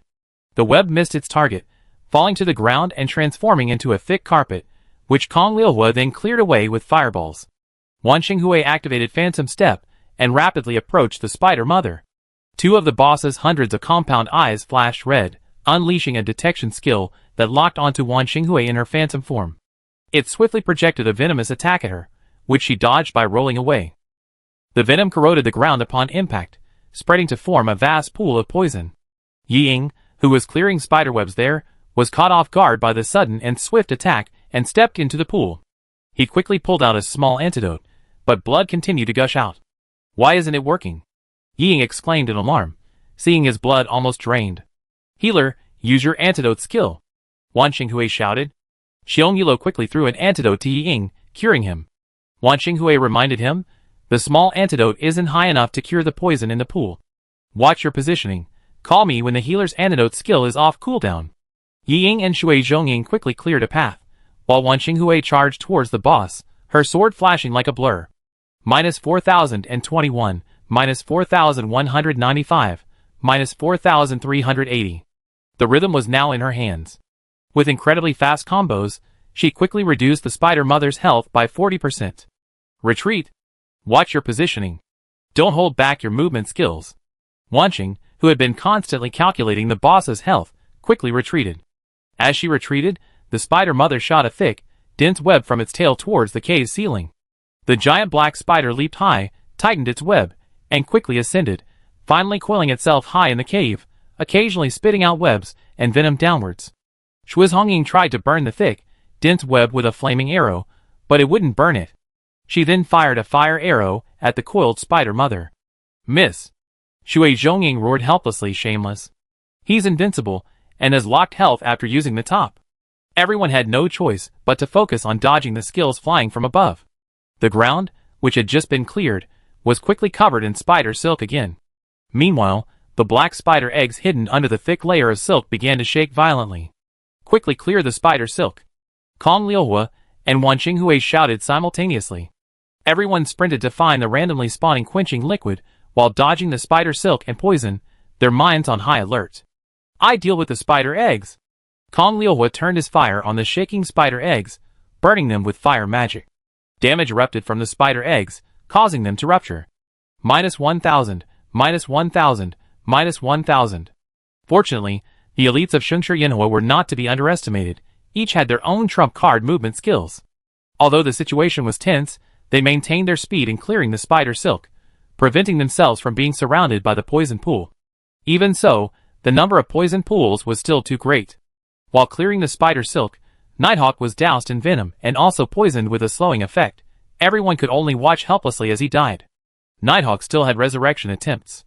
He quickly returned to the battlefield to continue frantically clearing the spider eggs and silk. The spider eggs were numerous and hidden within the silk, making them difficult to destroy completely. 3 groups of spider eggs successfully hatched, releasing a large number of green and yellow spiders that pounced swiftly towards Kong Liuhua, the closest survivor. Just before being struck by the spider swarm, Kong Liuhua raised his star staff, instantly cast a spell, and flashed behind Wanqing. "Not bad, Guild Master Kong." Wan Xinghui praised, and facing the surging swarm of spiders, she decisively took out a flame meteor scroll and crushed it, simultaneously telling Kong Liuhua, who was hiding behind her, "You're paying for the scroll." Before Kong Liuhua could even speak, meteors rained down, burning the spider silk and small spiders to ashes. A flame meteor scroll, if she remembered correctly, even the lowest quality yellow grade scroll cost 50 silver. "Hey, easy. This is yellow grade?" Kong Liuhua chuckled dryly, quickly glancing at the color of the scroll in Wan Xinghui's hand, a chill running down her spine. "Mysterious grade." Wan Xinghui waved the scroll, shimmering with purple light, and cheerfully said, 3 gold each, thank you for your patronage. Looking at the expensive meteor shower, Kong Liuhua did some calculations. Over 10 gold coins gone, she felt like stars were flying before her eyes. As the last small spider turned to ashes in the firelight, the spider mother let out a piercing screech. Her 8 long, spiked legs slammed down, raining down rubble from the cave's ceiling. The group below scrambled to dodge, but Xiong Yilo, a short-legged healer, couldn't escape the boulders and was crushed to death. "Run back to your corpse," Kong Liuhua shouted, seeing Xiong Yilo still stunned.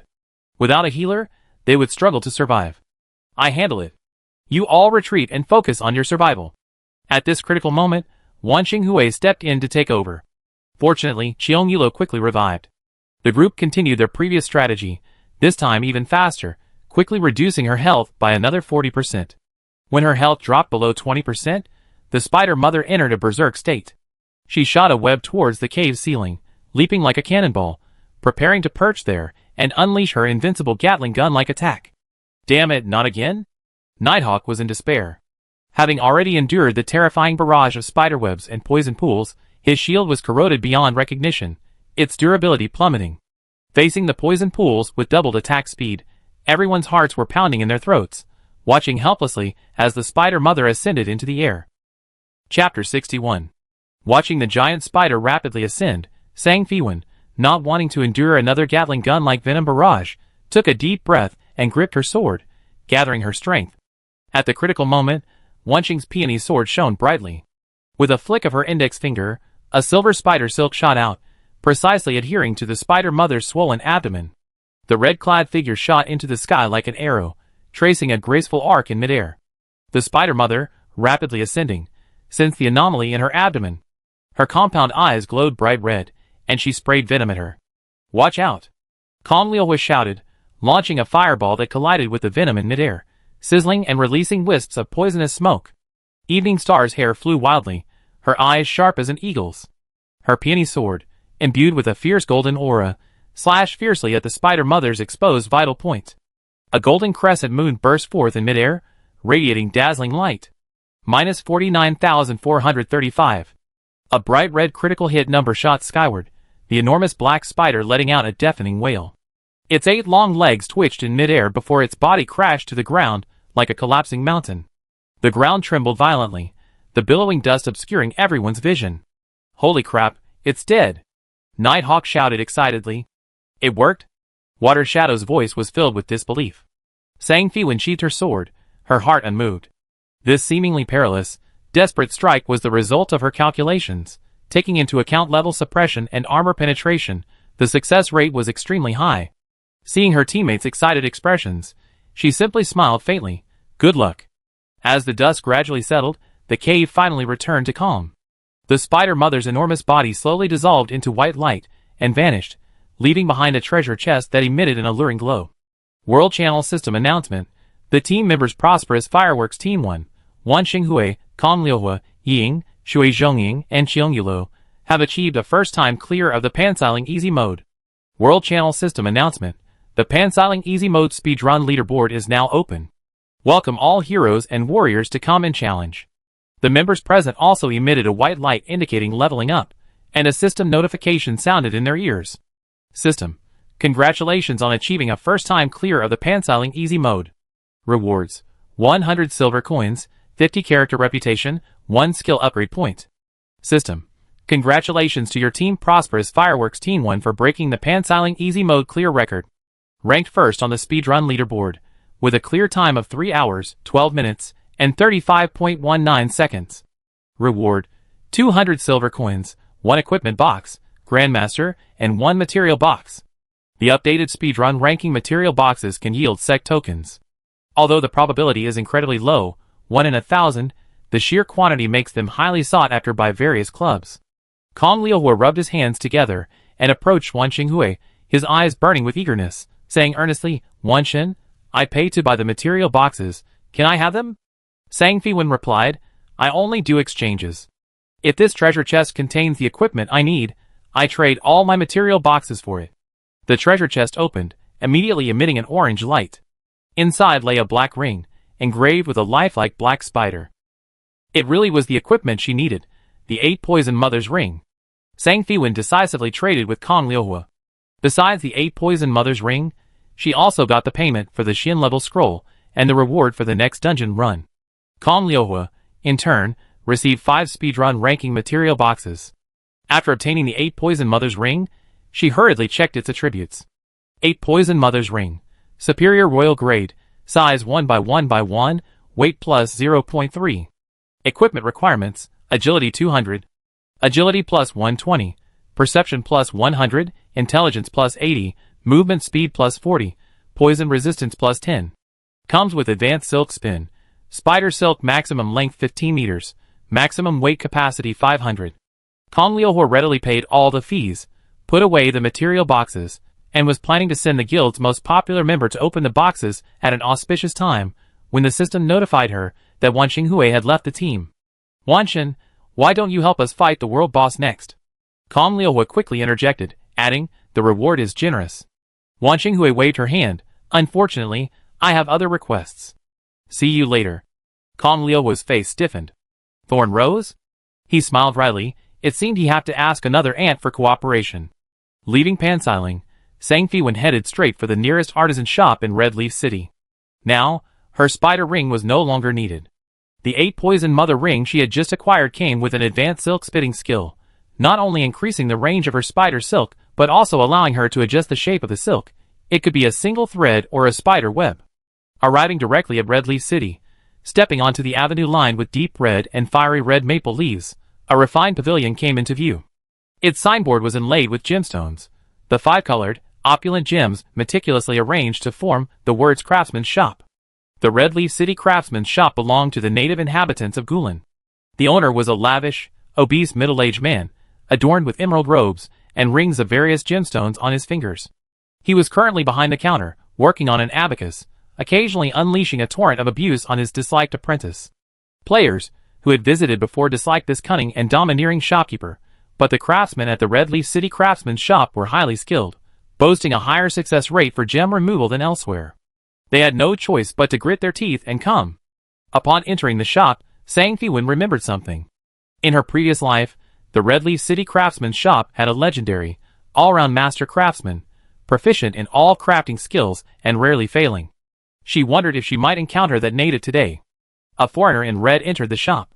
The obese shopkeeper, as usual, glanced at him, and upon recognizing his title, immediately greeted him respectfully, bowing and asking, "Respected soul reliever, Lady Wang Xingli, is there anything I can help you with?" Sang Fiwen had been ripped off by this opportunistic fat man many times before, and she had to admit that his fawning demeanor was quite pleasing to the eye. She said calmly, "I have a piece of jewelry that needs its inlays removed. You must find the best craftsman to do it for me. I don't want anything to go wrong with my item." "At your service," the shopkeeper bowed. This notoriously cunning craftsman shopkeeper dared not neglect a mid-level soul reliever, and personally led the distinguished foreigner to the VIP room. The VIP room was spacious, containing only a master craftsman dressed in a magnificent purple robe. Sang Fiwen glanced at him, and seeing that he wasn't the all-powerful legendary craftsman, she lost interest. Upon recognizing the red-clad foreigner's title, the craftsman in the magnificent purple robe rose to greet him. "Respected soul reliever, heroine Wang Xingli, how may I help you?" Sang Fiwen removed the spider ring from her hand, inlaid with high-grade poison-avoiding gems and spirit beads, and simply stated, "Urgent removal." After receiving the spider ring, the craftsman in the magnificent purple robe looked around, seemingly searching for something, and finally shouted at the top of his lungs, "Xiao Hui! Where has that brat gone again?" Sang Fiwen, resting on a chair nearby, frowned. The name seemed familiar. A short while later, a thin, sweaty young man rushed in.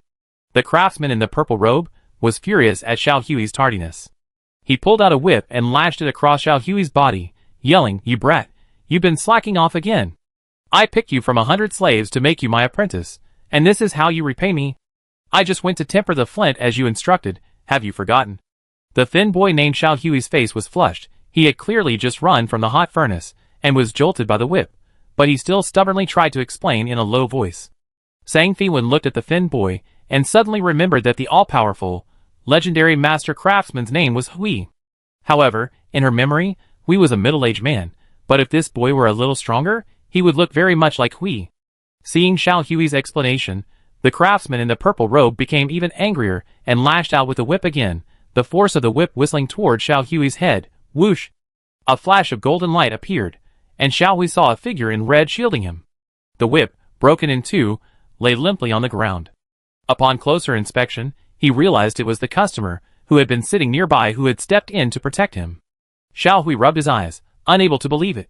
He, a lowly slave, had been protected by a soul exorcist, a hero everyone respected. "Hey, why the anger?" Xiao Hui heard the esteemed soul exorcist utter the words he had longed for. "If possible, esteemed shopkeeper, I would like to buy this child from you. The price is negotiable." "Really?" Xiao Hui wondered in a daze.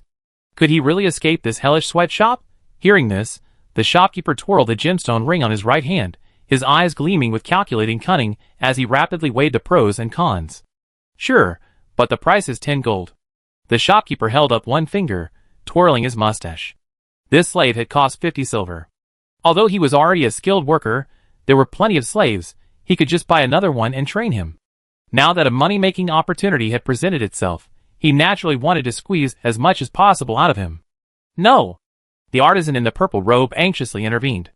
She had long recognized Xiao Hui's high talent. Otherwise, someone as picky as her wouldn't have specifically hired him to work for her. But she couldn't say it outright. If the shopkeeper knew, Xiao Hui would definitely no longer be her dedicated worker. I remember, in the laws of the ancient Blue Dynasty, even masters can't arbitrarily mistreat slaves, right? Sang Fiwen recalled the ancient Blue Dynasty's chronicles, quickly finding the relevant regulations, and gave the artisan in the purple robe a threatening look. A cold sweat broke out on the shopkeeper's back. This was what had happened in his shop. If this soul exorcising expert took him to the authorities, he would be in deep trouble, and would lose a valuable employee. Thinking of this, the shopkeeper immediately gave the craftsman in the purple robe a warning look. Respected Lady Wan, it's fine. How about 9 no 8 gold? You take Xiao Hui away immediately, and I won't say a word. Deal. Sang Fiwen quickly paid 8 gold, put Xiao Hui's indenture in her backpack, and placed it together with the employment contracts of Chun Yu, Qiu Shi, and Fong Ning. She decided to find Shen Wen later to get Xiao Hui's legal status. The dismantling of the gemstones naturally had to continue. The craftsman in the purple robe didn't dare to breathe loudly and diligently completed the work, then set the dismantled items back into the 8 poison mother ring. Sang Fiwen secretly observed him. Putting aside his character, this craftsman's professional skills were quite good. Having retrieved the intact spider ring and the reset 8 poison mother ring, Sang Fiwen took Xiao Hui directly to Shuanj in Luoyang City. She settled Xiao Hui in the shop and rented a mid-level crafts workshop on Fenghua Avenue for him to practice his craft freely. The arrival of a newcomer drew curious glances from the gentle older women of Shuanj. Seeing the young man's thin frame and whip marks, they all showed him great tenderness, warming Xiao Hui's heart. But his deepest gratitude went to the noble red-clad foreigner.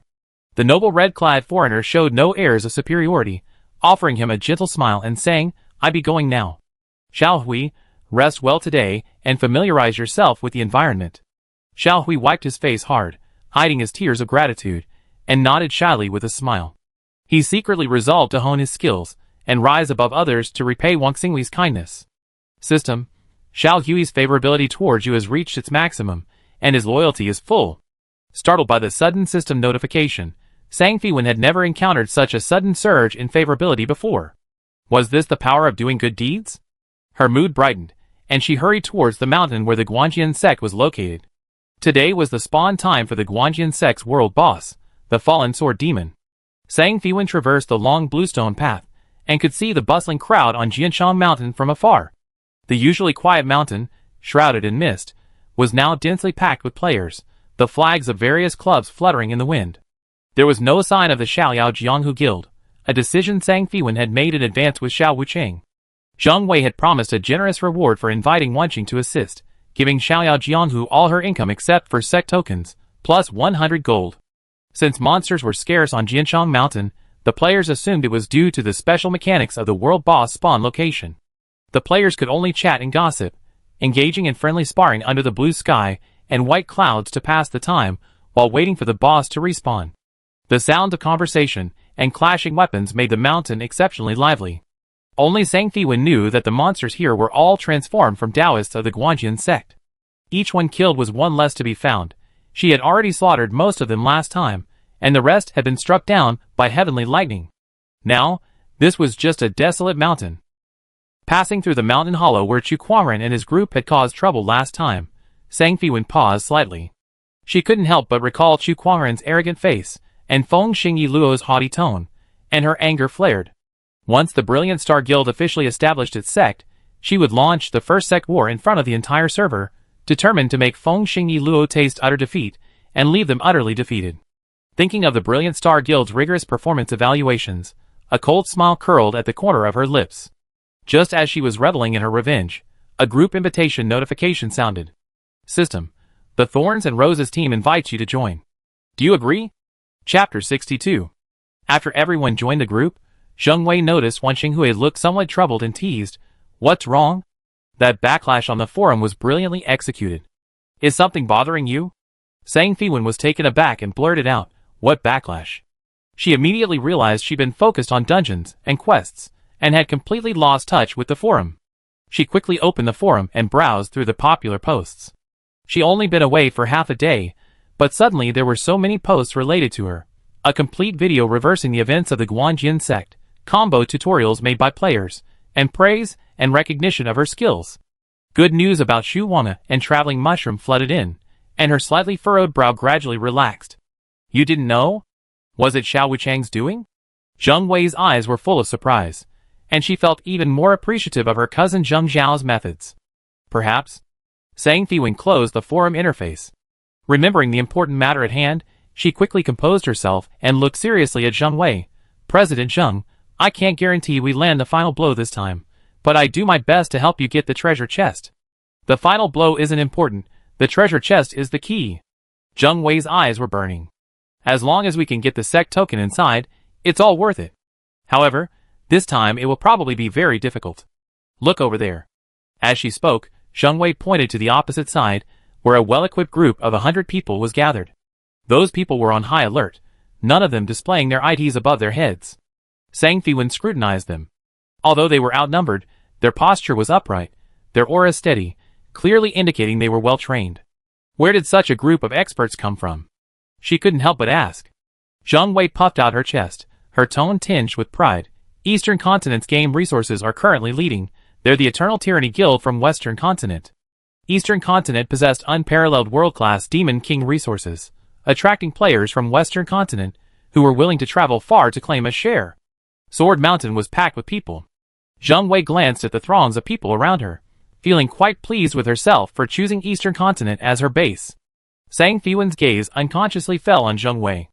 The ranger outfit Zheng Wei wore accentuated her perfect figure, the low-cut design adding a touch of sexiness. Even as a woman herself, Sang Fiwen couldn't help but admire her inwardly. She forced her gaze away from Zheng Wei's conscience and refocused on the Eternal Tyranny Guild opposite her. In her previous life, Eternal Tyranny was the strongest guild in Western Continent, having won the crown in the later Central Divine Continent Guild Championship, taking the top spot among the ancient blue guilds. Players from the Eastern and Western continents are naturally hostile. Western Continent players wishing to enter the Eastern Continent must not only pay a hefty teleportation fee, but also possess a character reputation of over 100 to complete the intercontinental formalities. If a Western Continent player enters the Eastern Continent without these formalities, they will be marked as a red name, indicating a negative reputation, putting them at a natural disadvantage. However, the entire 100-member team from the opposing Eternal Domination faction is not marked as red, indirectly demonstrating their strength. Within just 1 month of the game's launch, they already have 100 elite players with character reputations exceeding 100, a force to be reckoned with. So, are you still confident in helping us seize the treasure chest? Zheng Wei glanced at the red-clad female warrior. In her previous life, large-scale intercontinental migrations didn't occur this early. This was likely due to the butterfly effect of her rebirth, which accelerated the game's progress in the Eastern Continent, giving it a significant advantage in game resources compared to the Western Continent, allowing Western Continent players to gain a share. Sang Fiwen was filled with unease, wondering if the game's main AI was truly, as the official source claimed, that all algorithms could be freely derived and kept absolutely secret. Now, the Seoul Bureau was investigating her. What if she was discovered to be the culprit behind the imbalance of game resources between the two states? Xinghui, what's wrong? Zheng Wei asked worriedly, noticing her anxious expression. Sang Fiwen snapped out of her reverie, composed herself, and said seriously, it is a bit difficult, but I am still confident. She wasn't being arrogant, she already had a detailed plan in mind before coming. Now that Zheng Wei had asked, she leaned close to Zheng Wei's ear and briefly explained her plan. After a brief whisper, Zheng Wei's eyes widened slightly, her expression filled with confusion. She was pondering Wan Xinghui's plan when a deep male voice suddenly rang out. Guild Leader Wan Xinghui, Guild Leader Zheng Wei, it's an honor to meet you. I am Shuanghan Shirsi, the Guild Leader of Eternal Hegemony. Zheng Wei, lost in thought, was startled. When did this person arrive? Zheng Wei glanced at the Vice Guild Leader beside her, Yu Jiaren, who whispered, he just used 2 movement skills. With a major battle imminent, why not conserve movement skills for survival? So arrogant. Wan Xinghui and Zheng Wei's gazes met Shuanghan Shirsi's. Meeting their 2 imposing gazes, Shuanghan Shirsi shrugged. Relax, goddesses. I'm here to ask for cooperation. His eyes turned to Zheng Wei, This time I help you get the treasure chest, and next week we take it. How about that? Sang Fiwen understood. Looking around, she saw that the 3 major guilds of the Eastern Continent had clearly occupied the best locations. Next to the Thorn Rose Guild is the Grand Fireworks Guild. Their guild leader, Kong Liuhua, has formed a boss battle alliance with Zheng Wei. The location of the Grand Fireworks Guild forms a triangle with theirs, making it the best position for mutual support. The Brilliant Starlight Guild is located on the opposite diagonal, furthest from them. The guild leader of Eternal Domination was very pragmatic. On someone else's territory, if they didn't show sincerity first, they feared they'd be the first to be targeted and eliminated after the boss dropped its loot. They had no choice but to seek cooperation with a major guild in Dongzhou. Zheng Wei narrowed her eyes, her tone threatening. I can get the treasure chest without cooperating with you. Frostfrost 14 wasn't annoyed, only a hint of arrogance flashing in his eyes, as he smiled. Then perhaps no one can defeat the World Demon King this time. Sang Fiwen naturally understood Frostfrost 14's threat. If their guild really focused on causing trouble and specifically killing Dongzhou players, they definitely wouldn't be able to defeat the Fallen Sword Demon this time, and the seal beneath the Lilong volcano would be in danger again. Zheng Wei sneered, about to speak sarcastically, when she was nudged in the lower back by the red-clad female warrior beside her. She heard Wanqing reply, cooperation. It's settled then. Whatever, there's no contract yet, and the situation will change. We don't know yet, let's keep them calm first. Xuanhan Shirsi looked at Wanqing Hui with some suspicion, then glanced at Zheng Wei. Can you really make decisions for her? Seeing that Wanqing Hui had already agreed, Zheng Wei swallowed her anger, made a firm decision, closed her eyes, and said, cooperate. The two added Xuanhan Shirsi as friends, but before they could exchange more information, a sudden gust of wind arose in the ruins of Guanqian's sect in front of all the players, and black mist soared into the sky, soon condensing into a humanoid boss, filled with demonic energy. World Channel System announcement. The level 60 world-class Demon King, the Fallen Sword Demon, has descended upon Guanqian's sect in Jianshang Mountain. All heroes are requested to go and annihilate it immediately. The kill leaderboard is now open, and contribution points are being tallied in real time. Compared to last week, this time there was no Xian City's protective formation to suppress the boss. What they faced was a level 60 world-class Demon King with undiminished strength. The player's average level had increased by 8 levels, averaging 17 levels, but facing a level 60 boss with no level restrictions, it was still a bit like a mantis trying to stop a chariot. The boss's first sword strike instantly killed hundreds of players, who collapsed like wheat after a harvest. Form a shield formation.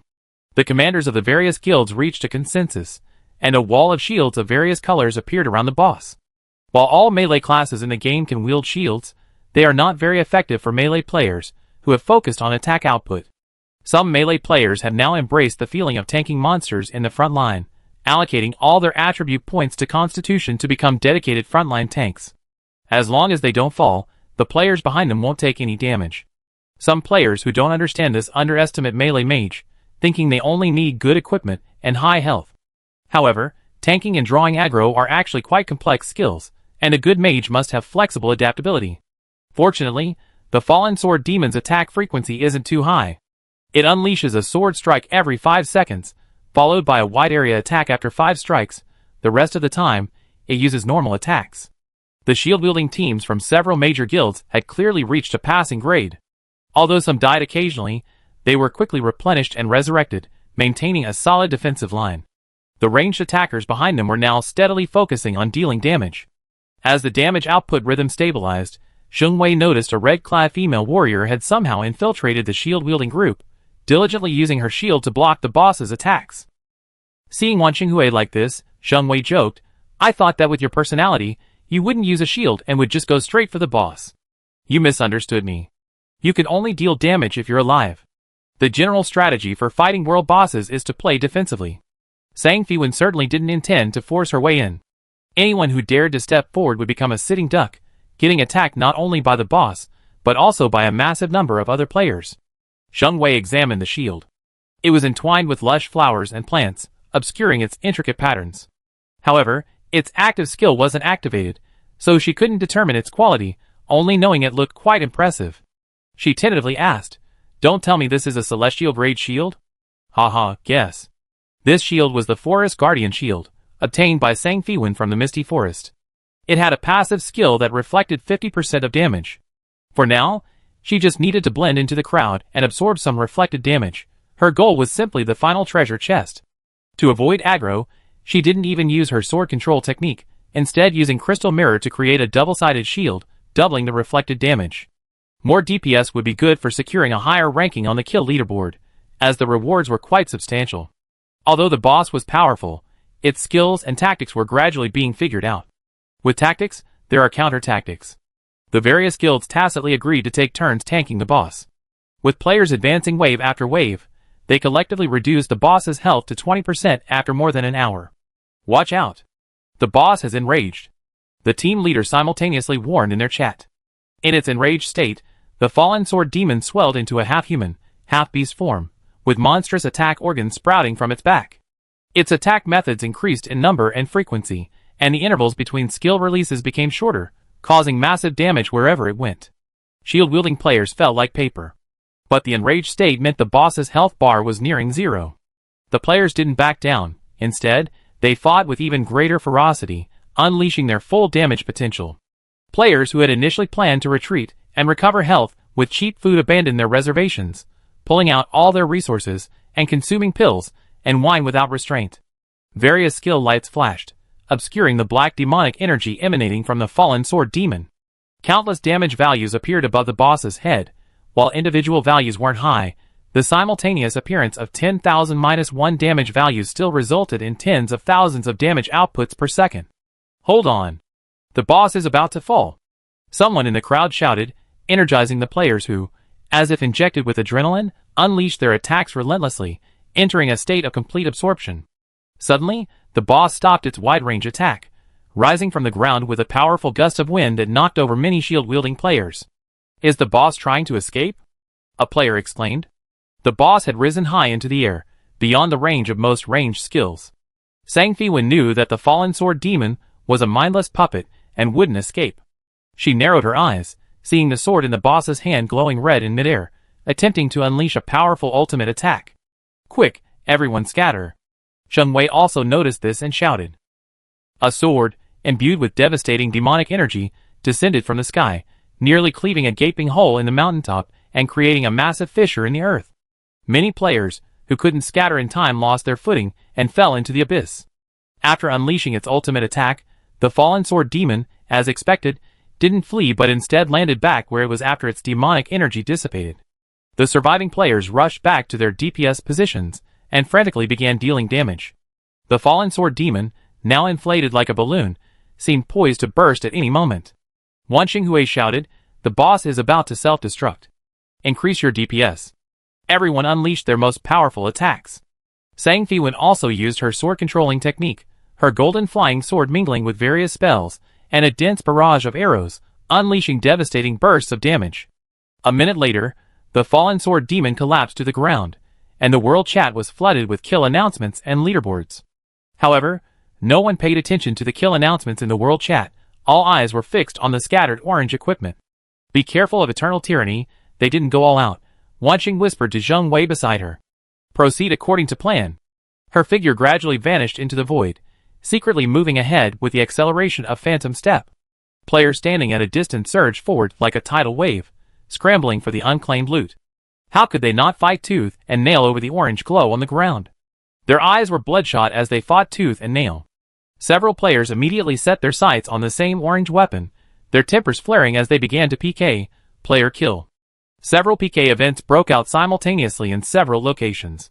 Many others headed straight for the magnificent treasure chests, attempting to seize the biggest spoils under the watchful eyes of everyone. The teams from Prosperous Fireworks and Thorns and Roses remained silent, no one stepping forward. The warlocks and rangers in the back row unleashed their skills simultaneously, a barrage of ranged attacks flashing, arrows and spells tracing paths, like meteors across the area where the treasure chest was located. Players approaching the chest were instantly killed.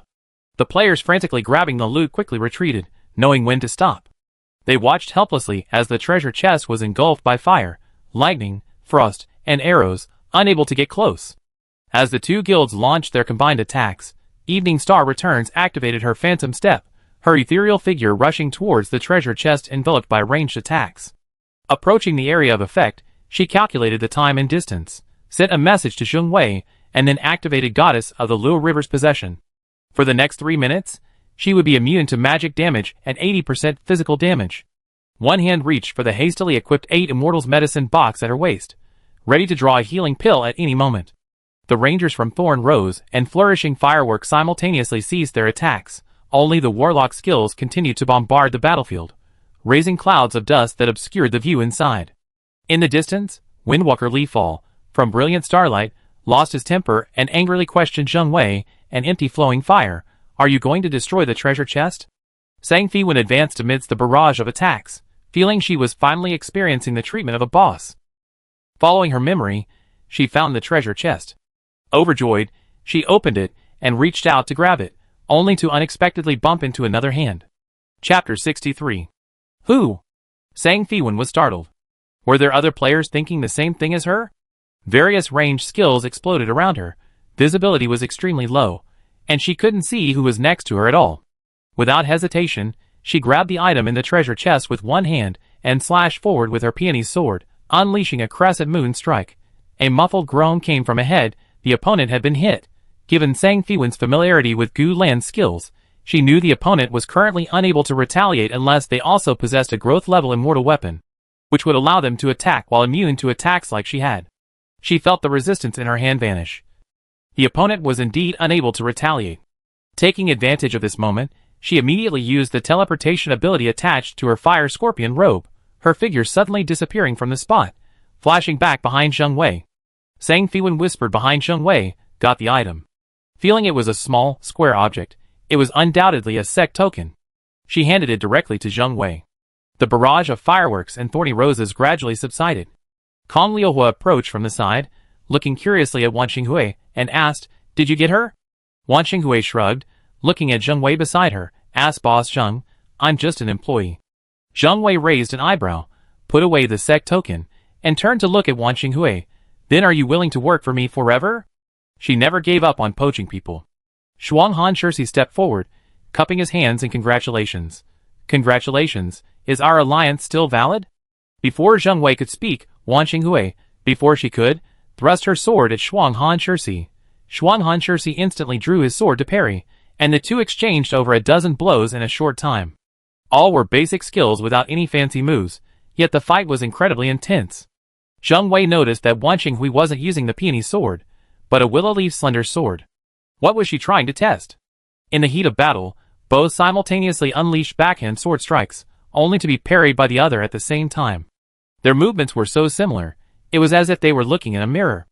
Zheng Wei and Kong Liuhua's hearts sank, and they cast enigmatic glances at Shuang Han Shirsi. They hadn't expected such a skilled player to exist in Shizhou. The exchange was brief, stopping short of a full exchange. The two instantly separated, sheathing their swords. Wan Xinghui raised an eyebrow and praised, "Not bad." Finally, she had found a worthy opponent. Shuang Han Shirsi replied, "You're not bad either." He wasn't particularly moved by the praise from the top-ranked player in the entire server, but a newfound interest in her had arisen within him. "Was that you over there just now?" Wan Xinghui looked at Shuang Han Shirsi, and suddenly uttered this seemingly random question. Zheng Wei frowned. Quick-witted, she instantly understood Wan Xinghui's meaning. Frostbite 14, caught out, remain calm. "We agreed to cooperate, so I have to get the treasure chest for you, right?" Wan Xinghui raised an eyebrow, pressing, "Are you sure you won't run away after getting it?" She looked unconvinced. Frostbite 14 smiled, a hint of arrogance in his eyes. "Of course I keep my word." "Pa!" Sang Fewen thought to herself, "It's been a long time since I seen someone so pretentious." Zheng Wei continued, "In that case, Guild Leader Frostbite 14, you need to give me 10 material boxes from the speedrun ranking for our agreement to stand." Frostbite 14 considered briefly before deciding, "No problem." Kong Liuhua accepted the 10 material boxes, a bitter smile playing on his lips. It seemed he missed out on the world boss chest next week too. The drop rate for material boxes was far lower than the world boss chest rate. He could only try to find an auspicious day and pray for good fortune. Kong Liuhua sighed inwardly. Alas! Why isn't there one more world boss? Too many monks and too little porridge. He was now experiencing firsthand the hardships faced by players from the Western continent and the Eastern continent. World Channel System announcement. Members of the Laughing at the World Guild, Xiao Wucheng, Tian Chong, Beimeng, Fies, and Zilla Union have achieved the first clear of pansiling normal mode. Kong Liuhua's eager eyes immediately turned to Wang Xingwei, who could only nod and say, I ask Wu Chang later, and sell you the speedrun ranking boxes. Let's make it clear, the money can't be less. Sang Fiwen, seeing Kong Liuhua so anxious to establish a guild that he was practically an ant on a hot pan, felt quite sorry for him. She couldn't help but casually suggest, I know a doctor named Lin Yuan. He's incredibly lucky, a human wishing machine. Maybe you could ask him to open a few boxes for you. She then brandished her peony sword. This is one he opened. A golden light briefly dazzled everyone's eyes. Zheng Wei and Kong Liuhua both silently memorized this doctor named Lin Yuan, determined to try out what a human wishing machine was like later. According to the agreed-upon payment, Zheng Wei gave Wang Xingwei the equipment and 100 gold she had obtained, and then left with the Thorns and Roses group. This time, the boss dropped an orange tier item, the Inkstone sword, which Sang Fiwen can use. The previous willow leaf rapier can be discarded and put in the guild warehouse. Although she no longer needs it, the willow leaf rapier's stats are still quite good, and it would be a pity to sell it. It's better to give it to guild members to improve their strength. Inkstone sword. Superior royal grade, size 1/5, weight plus 1.9. Strength plus 120, agility plus 100, perception plus 80. Attack speed plus 20%, ignores defense 20%. Trait 1 rock solid, passive when attacking a target with a higher level than an ally, damage is increased by 10%. Trait 2 soaring, active the blade sweeps around like a storm, dealing damage to surrounding enemies and inflicting a status ailment of stun. Cooldown, 50 seconds. Sang Fei returned to the guild headquarters that evening, storing the equipment and gold he had earned from his work in the warehouse, and then crediting all contribution points to Lin Yuan. Looking at the increasingly abundant and robust guild warehouse, he was satisfied. The equipment inside was excellent, undoubtedly the best motivation for guild members to grow. Imagine in Swordsman Online, simply working hard to earn contribution points can significantly improve one's strength. This is attractive to any player. It was getting late, so after settling her character back into the flower-filled pavilion, Sang Fiwen logged off. Today, she planned to go back to her high school. Not for classes, of course. She had been accepted into the Imperial Blue Military Academy ahead of schedule, and there were still some procedures to complete. Dappled sunlight streamed in. Now reborn, Sang Fiwen stood in the school corridor, watching her classmates chatting and laughing. Their voices seemed distant and unreal, as if filtered through frosted glass. Guess who listed the Imperial Blue Military Academy as their first choice on the application form we had to fill out last time? A girl with glittery nail polish had just come out of the homeroom teacher's office, eager to share the news she had glimpsed with her classmates. Are you crazy? She dares to even dream of that? No one in our school's history has ever gotten into the first military academy. A bespectacled boy scoffed. A girl with glittery nail polish covered her mouth and chuckled. There really is. Sang Fiwen applied. She hasn't been to school in ages, and she still wants to get into the first military academy? Dream on, haha. Oh, her. She's the student who was kept after school by Instructor Chu of the first military academy last time? The bespectacled boy looked disdainful. Out of so many people, she was the only one kept after school. I wonder how bad her physical fitness is. Amidst their laughter, they saw the long-absent Sang Fiwen appear in the corridor. Without any embarrassment, the girl with glittery nail polish deliberately raised her voice. Yo, isn't this Sang Fiwen? You still remember to come to school? You're only here sporadically, you won't get into the first military academy like that. This remark caused a burst of laughter, and the students in the corridor stared at Sang Fiwen with amusement. The bespectacled boy, seemingly magnanimous, said, We're classmates. You've been away for so long, you must have fallen behind in your studies. I can lend you my notes. Sang Fiwen's eyes remained calm as she smiled. No need, I probably won't need them. She then gestured with her hands apart. Could you move aside? I need to find my homeroom teacher. The bespectacled boy not only didn't move aside, but stepped forward, deliberately blocking the remaining gap, his eyes filled with a defiant what can you do about it attitude. Sang Fiwen was a little exasperated. Were these kids under too much pressure?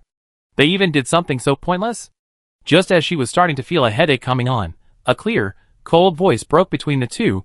Sure how, don't go too far. Lin Ruoxua, consistently ranked first in the grade, emerged from class 5 carrying her textbooks, her ponytail swaying gently with each step. Class is about to start. Is it appropriate to block the way here? Sure how, a boy with glasses, particularly looked down on these students from privileged backgrounds, believing that students like himself, who entered the school through genuine talent, were the future of the school. However, he genuinely respected Lin Ruoxue and made way for her. The surrounding students immediately swarmed around Lin Ruoxue, excitedly asking to borrow her notes. "Lin, can I borrow your energy science notes?" "Me too, Lin. I want to borrow your physics notes." Ding-ling. The school bell rang. At the other end of the corridor, homeroom teacher Hao Fei walked in carrying a stack of materials. His eyes lit up instantly when he saw Sang Fiwen, and he quickly stepped forward saying, "Sang Fiwen, you're here? Perfect timing. Let's go to the classroom together." Turning around, he saw his class still in the corridor, and his anger flared. His face darkened, and he said, "What are you all doing? Didn't you hear the bell ring? Get in the classroom." Sang Fiwen nodded her thanks to Lin Ruoxue, who had spoken up for her, and followed her classmates into the classroom. Hao Fei, carrying his lesson plans, followed closely behind. His gaze swept over the upright Sang Fiwen, and the usually grumpy homeroom teacher's face lit up with joy. Hao Fei placed his lesson plan on the podium, a smug look on his face. "I have some good news today. One of our students has been accepted into the Imperial Blue Military Academy through early admission." This caused a stir in the class, with students whispering amongst themselves. "Holy crap, really? Our school? Wow, now I can brag about my school. Someone from my school was accepted into the Imperial Blue Military Academy through early admission." A girl with glittery nail polish guessed confidently, "It's Lin Ruoxue from Class 5, right? She's always been number 1 in the grade." Sure Hao glanced at Sang Fiwen disdainfully. "TCH, she's definitely not one of those dreamers on the application form. Sang Fiwen has been admitted to the Imperial Blue Military Academy through the early admission process." The homeroom teacher Hao Fei spoke with a resounding voice, slamming his hands excitedly on the podium, sending chalk dust flying. After so many years of teaching, he never expected to produce such a promising student from his own class, setting a new school record for college admissions. The classroom fell silent instantly. The teacher for the lesson entered, and Hao Fei led Sang Fiwen out of the classroom. Only then did a heated discussion erupt in the classroom behind them. The girl with the shiny nail polish looked like she swallowed a dead fly. Sure Hao's face turned pale, then red, then pale. He couldn't believe that he, who studied so hard, had been outshone by a rich girl who never even came to school. Hao Fei helped Sang Fiwen complete all the formalities.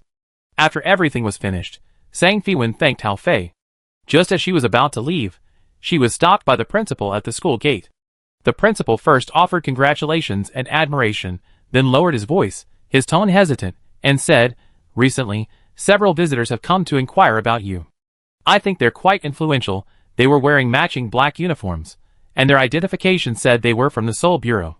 You haven't gotten into any trouble, have you?" The principal was quite worried. The school's rising star couldn't afford to fall so soon. Sang Fiwen's heart tightened, but she quickly regained her composure, her smile gentle and harmless.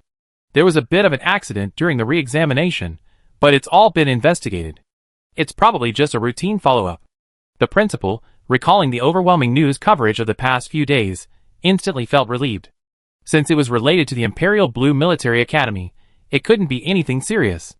Surrounded by the school surveillance cameras, she casually inquired, "What did they investigate?" The principal adjusted her gold-rimmed glasses, thinking for a second or two, "Nothing much, just everyday things." "Oh right, they even took all the surveillance footage." Hearing this, Sang Fiwen's mind raced, confirming that she hadn't done anything unusual at school. She couldn't help but feel grateful for her caution. After her rebirth, she hadn't been arrogant and skipped school. Everything had proceeded according to her previous life's habits. Even her unsightly blonde hair hadn't been dyed black. After confirming that she hadn't acted strangely at school, she secretly breathed a sigh of relief, while silently reminding herself to be even more careful and not give herself away. After leaving the university, Sang Fiwen arrived at Elder Zhang's mechanical warehouse. Her rainbow-colored eyes, scanned by a retinal scanner, watched as the heavy gate slowly rose, releasing a chilling metallic aura. Piles of alloy parts gleamed faintly. Sang Fiwen eagerly entered the warehouse, but suddenly stopped. In the open space beside the alloy materials, a dark green canvas stood abruptly. The folds of the fabric outlined a massive shape, suggesting the object inside was 4 or 5 meters tall. Elder Jiang had said she could use anything inside. Thinking of this, Sang Fiwen curiously lifted the green canvas. Dust swirled under the light, and the canvas slid to the ground, revealing an old-fashioned mecha. The dark silver armor had a matte finish, and the slightly worn KS emblem on the shoulder armor was faintly visible under the light. Her eyes widened, her heart filled with immense joy, and she quickly circled the mecha, examining it closely. The KS mecha was already a 6th generation model. Sang Fiwen only knew the structures of the 4th and 5th generations. Anything further would require consulting books. This one was clearly neither a 4th nor a 5th generation. Old Jiang truly lived up to his reputation. As the head of the Imperial Blue Military Academy's Research Institute, he even had such an antique. Taking out the testing tools beside her, she busied herself with the medium-sized mecha for a long time, concluding that this ancient model of mecha was not only physically intact but also fully functional. She stared blankly at the mecha, making a fervent decision. She had to enter the mecha's core and experience it for herself. Although she had never received any mecha piloting training, the desire to pilot this mecha burned ever brighter.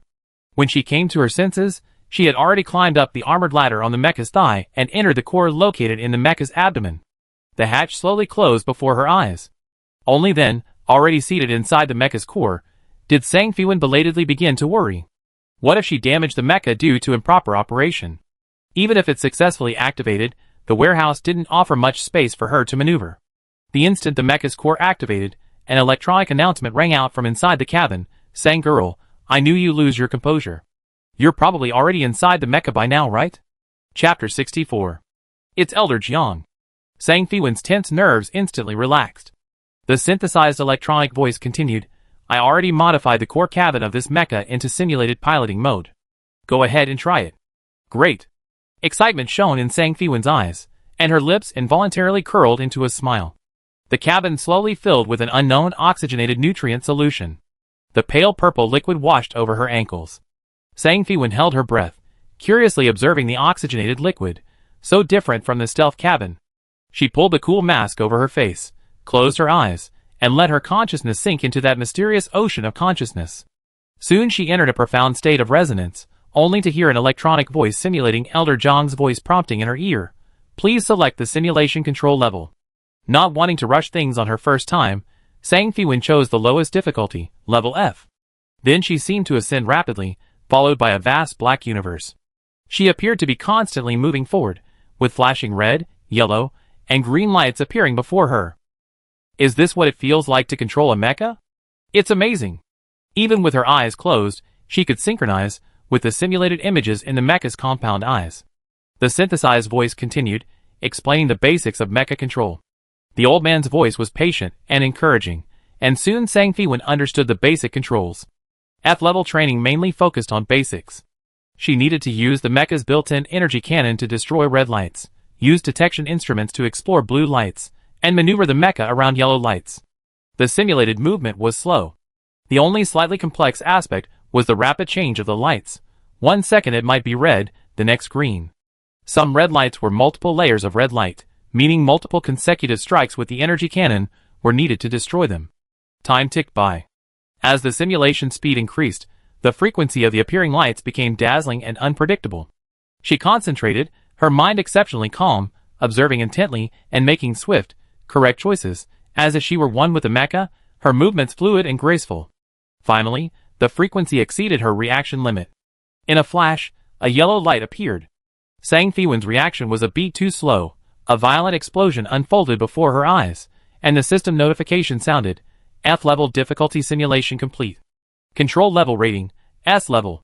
Sang Fiwen's face paled slightly, her brows furrowing slightly.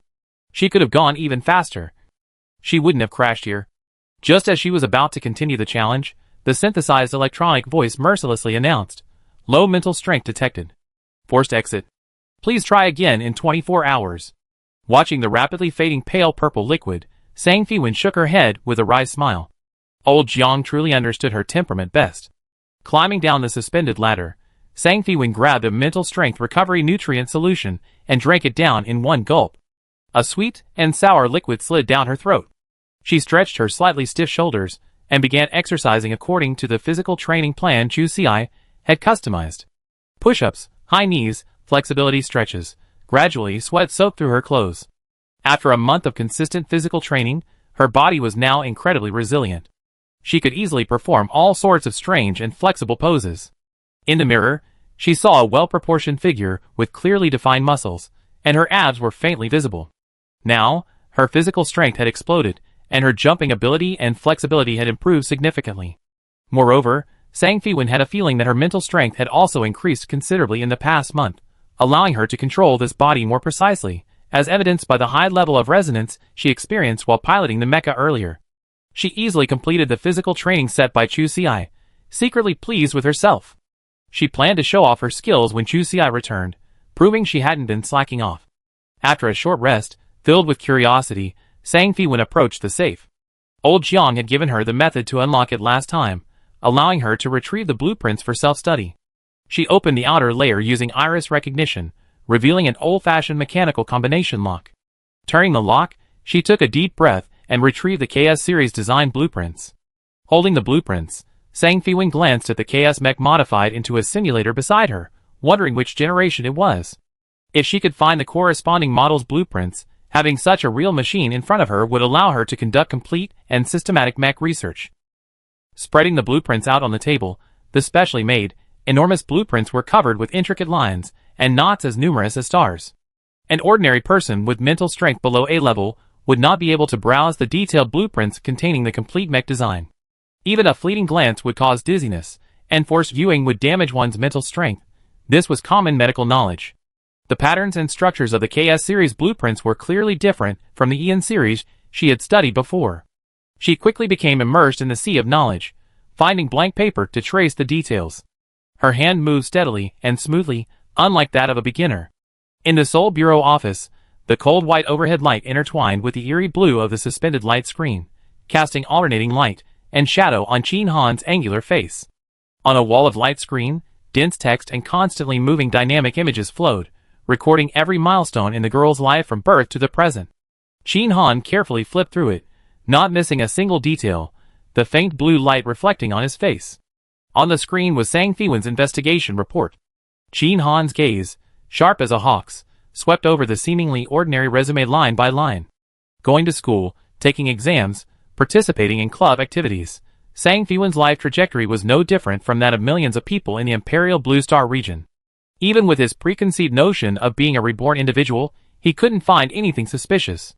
Chin Han turned off the screen. Since there was no information to dig out, he could only wait for news from the Central Research Institute. He believed that Sang Fiwen's gained data would eventually provide some clues. Reporting, boss. A staff member hurriedly pushed open the door, handing over a thick file. The Central Research Institute only provided the most basic information. The person in charge said they haven't fully controlled the supercubic starfire yet, and can only intercept this information through energy flow. There's nothing special about it. Chin Han said coldly, I understand. You can leave. He opened the file, his eyes locking onto Sang Fiwen's game ID, his eyes narrowing. It was the infamous Wan Xinghui from Ancient Blue. This name, renowned throughout the hottest holographic game, held the top spot on the level rankings from day one and remained a regular on various leaderboards. Moreover, he had personally experienced it. Wan Xinghui was absolutely living up to her reputation. Such a person was just an ordinary girl. He closed his notebook, recalling what had happened before, a faint smile playing on his lips. Interesting. Buzz.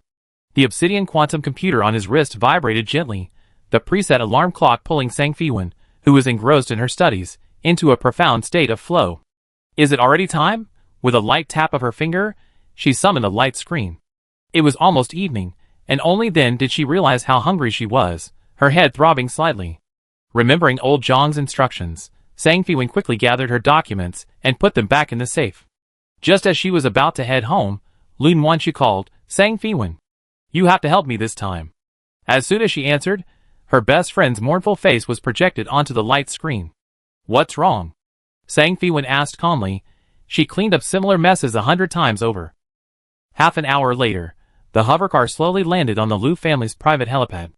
As soon as Sang Fiwen stepped through the carved archway, a rich aroma of food wafted towards her.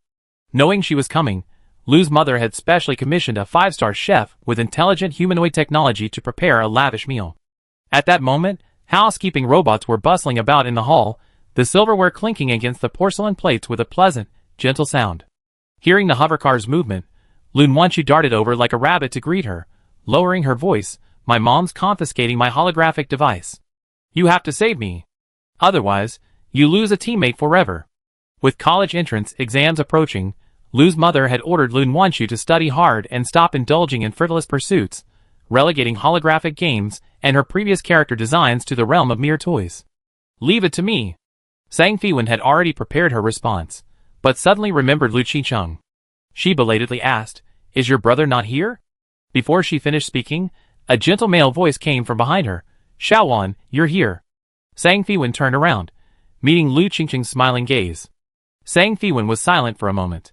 How could she have overlooked the fact that Lun Wanchu and Lu Qingcheng lived in the same house? "Brother." Lun Wanchu skipped over and grabbed her brother's arm, shaking it vigorously. "You have to help me too." Sang Fiwen could only force a smile. "Hello, brother Qingcheng. Sorry to bother you. Are you being so distant with me now?" Lu Qingcheng smiled and led the way. "If it's about what happened at your birthday party. Although I was serious, if you mind, can you pretend it never happened?" Lun Wanchu also looked at Sang Fiwen expectantly. Of course, she hoped her brother and her favorite friend could become a couple. Sang Fiwen was speechless. Could they please not mention that? At the birthday party? She maintained her politeness, shaking her head politely at Lu Qingcheng. "I don't mind, I always considered you my brother." Lun Wanchu glanced at Sang Fiwen strangely, muttering, "Why are you trying to steal my brother? You have a brother too." Lu Qingcheng, using a feigned retreat, said gently, "From now on, we're classmates, Xiaowan, just call me Qingcheng." Sang Fiwen gave a forced smile. Yes, we're classmates now, just call me Sang Fiwen." As they spoke, they had already sat down in the restaurant.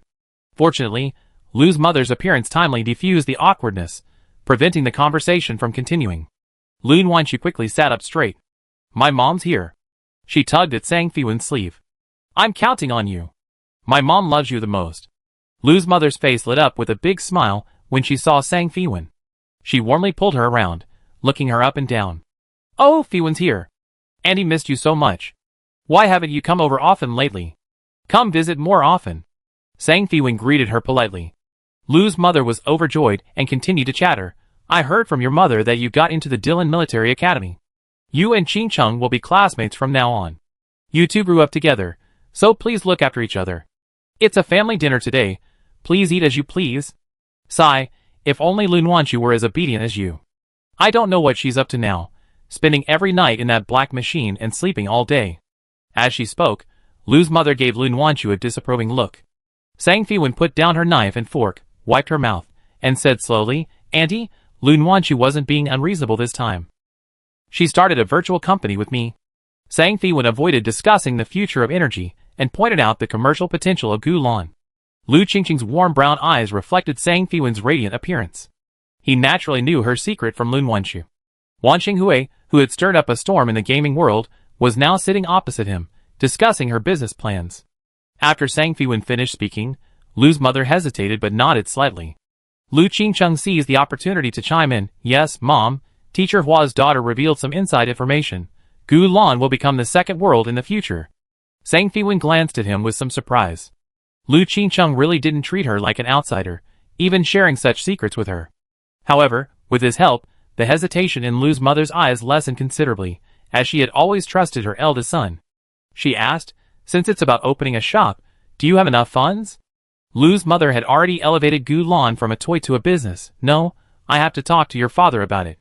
Sang Fiwen smiled and said, "Auntie, the next holographic investment promotion conference is on the 1st of next month. My parents will be going with me then, and they support us." The atmosphere at dinner was very harmonious.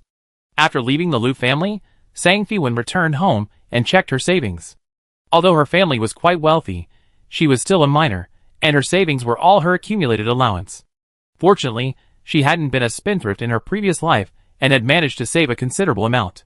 Currently, the game currency and interstellar credits weren't yet available for exchange, so her immediate priority was to raise initial capital to register a holographic game company. Only with a company could she legally receive investment from other conglomerates. However, even with all her money, it wouldn't be enough to register even the smallest holographic company. She had to ask Lun Wanchu and Zheng Xiao for help. She gritted her teeth and dialed Lun Wanchu and Zheng Xiao's numbers. Lun Wanchu, whom she knew well, emptied her savings without hesitation. Zheng Xiao, also a generous person, never doubted anyone she trusted and contributed what she could. The three of them pooled their savings, just enough to barely register a small holographic company. Zhang Fiwen would hold 73%, and Lun Wanqiu and Zheng Xiao would together hold 27%.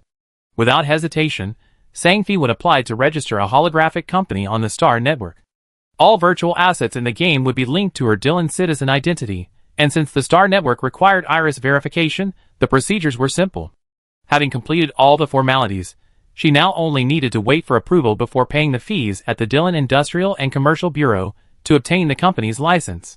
With everything settled, Zhang Fiwen returned to the equipment room and entered the ancient blue world.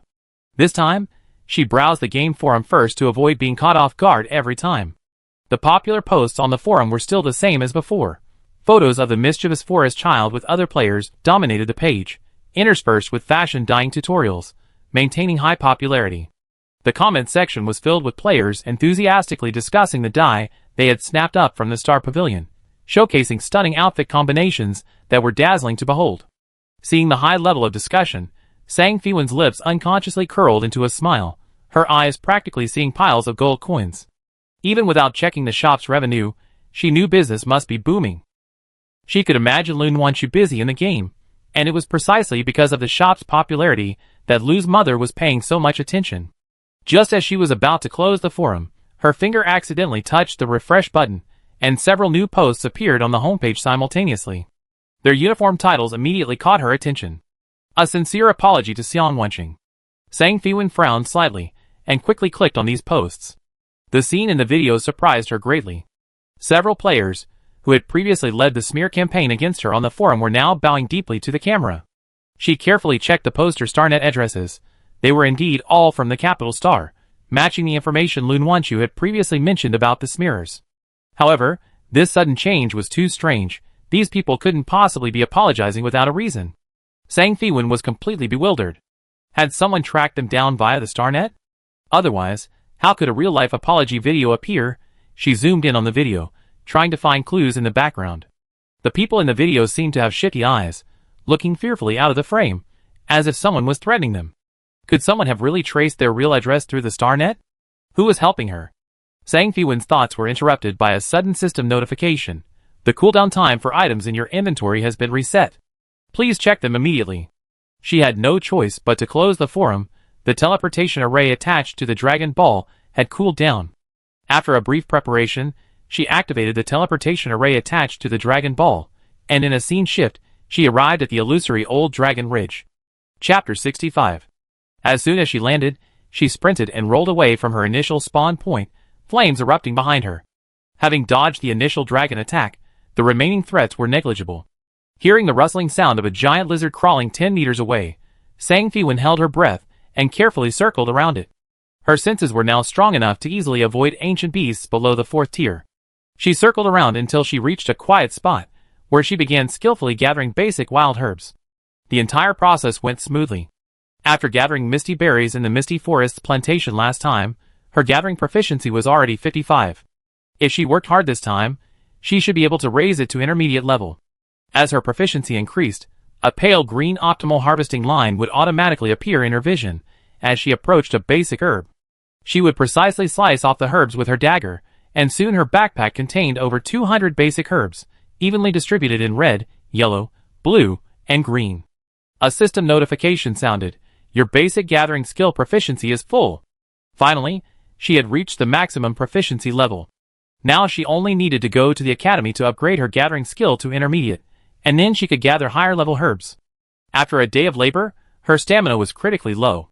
Looking at the surrounding Ganoderma lucidum, ginseng fruit, and other intermediate and advanced herbs, but lacking the gathering skill level, Zhang Fiwen could only suppress her impatience. She took out a handkerchief containing delicate tea fruits, sat down on a tree to replenish her depleted energy, and just as she took a bite, she felt something gently touch her ankle. Perhaps it was the fragrance of the tea fruit that attracted the little elves of the forest.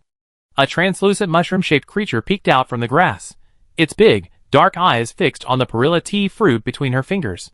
It was actually a humanoid creature she recognized. A child of the forest.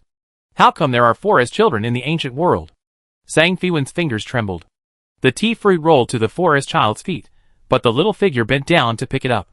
Holding a miniature staff, the forest child held the purple tea fruit, head held high, and asked, "Human, is this for me?" Its expression was aloof, its tone concise. Luckily, the forest children of the ancient world also spoke ancient forest language, which Sang Fiwen understood immediately. She nodded and replied in forest language, "Do you want more? I have many more here."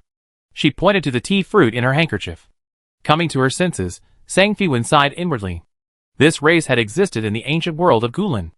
Its history was so long, its life so tenacious, it was practically unkillable. No, the forest child was much cuter than a cockroach. This little figure had a tall, pointed mushroom-shaped head and held a miniature twig in its hand, one end of which was curved, like a miniature staff. System, Wu Xiang's favorability towards you increased by 1. Thank you. The forest child, holding its miniature staff, politely thanked them, then sat down on a tree, holding a tea-flavored pastry made of perilla leaves, and took a bite. The pastry seemed to suit its taste perfectly. It simply put down its miniature staff, a smile appearing on its aloof little face as it happily ate. Sang Fiwen watched the little creature eating its tea-flavored pastry, wondering how a frail forest child could survive in Dragon Ridge, surrounded by powerful ancient beasts above level 100. A rustling sound came from behind, followed by a gust of wind. Sang Fiwen reflexively leaped up, simultaneously shooting out a spider silk, swinging to another tree and dodging the attack. It was a Tier 1 moon leopard, its jaws wide open, ready to bite the forest child, who was no bigger than a thumb. Oh no! Sang Fiwen tried to rush to its aid, but it was too late. Just as Wuxiang was about to be devoured, she raised her miniature staff and flicked it lightly, drawing a silver arc in the air. In an instant, the Tier 1 beast was torn in two like paper, its two halves falling limply to the ground, kicking up a cloud of dust. Instant kill. Composing herself, Sang Fiwen looked at Wuxiang not far away. It was short, with a cold expression, its body transparent, with a hint of green fluorescence, wielding a sharp miniature staff. This cute little creature possessed combat power several times greater than hers. Sang Fiwen jumped down from the branch, landing on the moon leopard's tail. A scroll gleaming with golden light rolled out from under the beast's carcass. She picked up the scroll and exclaimed softly, "The recipe for the divine speed pill." Wu Xiang's anxious voice interrupted her joy. "Human, stay close to Wu Xiang." It waved frantically at her, from dozens of meters away. Only then did Sang Fiwen sense a chilling aura brewing above her. The dragons patrolling the sky had clearly noticed the disturbance. The situation was urgent. She activated her phantom step and rushed to Wu Xiang's side in one breath. A frost-covered dragon breath swept overhead, turning trees into ice crystals in its wake. The ground behind him froze instantly. Sang Fiwen dispelled his phantom step, and Wuxiang exclaimed, "Human, your reaction is even faster than the Gale Beast. Wuxiang has a favor to ask of you." System, accept the child of the primordial forest's request? Hidden quest, Wuxiang's request. The companion creature of Wuxiang, the child of the primordial forest, has been possessed by the shadow dragon. Help Wuxiang defeat the shadow dragon and retrieve his companion creature. The evil dragon stole Wuxiang's tree seed. Wuxiang brandished his miniature staff, gesturing wildly. An angry expression flickered across his usually aloof face. The staff drew complex patterns on the ground, instantly causing ferns to grow several meters tall, forming a natural plant tunnel. Wuxiang then entered, and Sang Fiwen had no choice but to sheath herb-gathering dagger and follow him into the tunnel. The tunnel ascended, the natural plants forming a deceptive barrier. The fluorescent grass on the inner walls flickered, and giant beetles occasionally brushed past her ears. The plant tunnel allowed them to easily avoid dangerous beasts and the patrols of dragons. When she finally emerged from the vine barrier, the sight before her made her gasp. She had arrived directly at the dragon's nest at the summit. Sang Fiwen stared intently. The dragon's nest, 100 meters in diameter, was filled with glittering golden jewels, and the shadow dragon coiled in its center was as massive as a mountain. Wuxiang pointed to the golden seed emitting a soft glow in the corner, angrily saying, "Human, help Wuxiang retrieve the seed." The shadow dragon before them was a max-level, Tier 5 creature. Sang Fiwen pointed a finger at herself, unsure, "Me? Attack it?" Wuxiang nodded. "Wuxiang, lure the bad dragon away." The next second, a pair of translucent green wings sprouted from its back, transforming into a streak of light as it charged towards the dragon. A silver arc of light struck the dragon's body, causing it to stagger, the scene resembling a mayfly shaking a giant tree. As if slapped, the shadow dragon roared angrily, shaking down rocks from the cave ceiling. Wuxiang made a provocative gesture to it, and flew away from the dragon's lair. The shadow dragon reared up, roaring as it chased after Wuxiang. The enormous dragon's lair was suddenly empty. Sang Fiwen flicked her fingers, and a spider silk shot out, leaping and bounding across the pile of jewels to the side of the golden tree seed. Before she could even put it into her backpack, she heard the roar of a giant dragon outside. The shadow dragon sensed something was wrong with its lair, and hurriedly returned. Time was of the essence. She shot a spider silk back, intending to swing away, but then she saw something shake open the outer layer of jewels that had been covering it, revealing a black egg behind what had been the golden tree seed. Sang Fiwen lightly touched the ground with her toes, her hand reflexively scooping up the black egg. She held it close, swaying it gently in her arms. Just then, the shadow dragon returned to its lair, witnessing a thief stealing its treasure. Its massive eyes blazed with fury, and it unleashed a breath of dragon breath at her. Wu Xiang, chasing after the shadow dragon, also arrived at its lair. She saw the dark dragon breath about to engulf the human in midair, while she held the black and gold object in her arms. It was anxious when it heard an ancient forest voice. Wu Xiang, see you in 7 days. At the last second, a flash of white light, and the dark dragon breath missed its target. The human, along with the object in her arms, vanished into thin air, leaving only the dragon's roar echoing throughout the lair. With time of the essence, Sang Fiwen could only call out her farewell to Wu Xiang and immediately activate the Dragon Ball teleportation array to escape. After teleporting back to her room in the flower pavilion, the black egg that had been swaying incessantly in her arms was now completely still, while the golden tree seed remained as fresh as ever.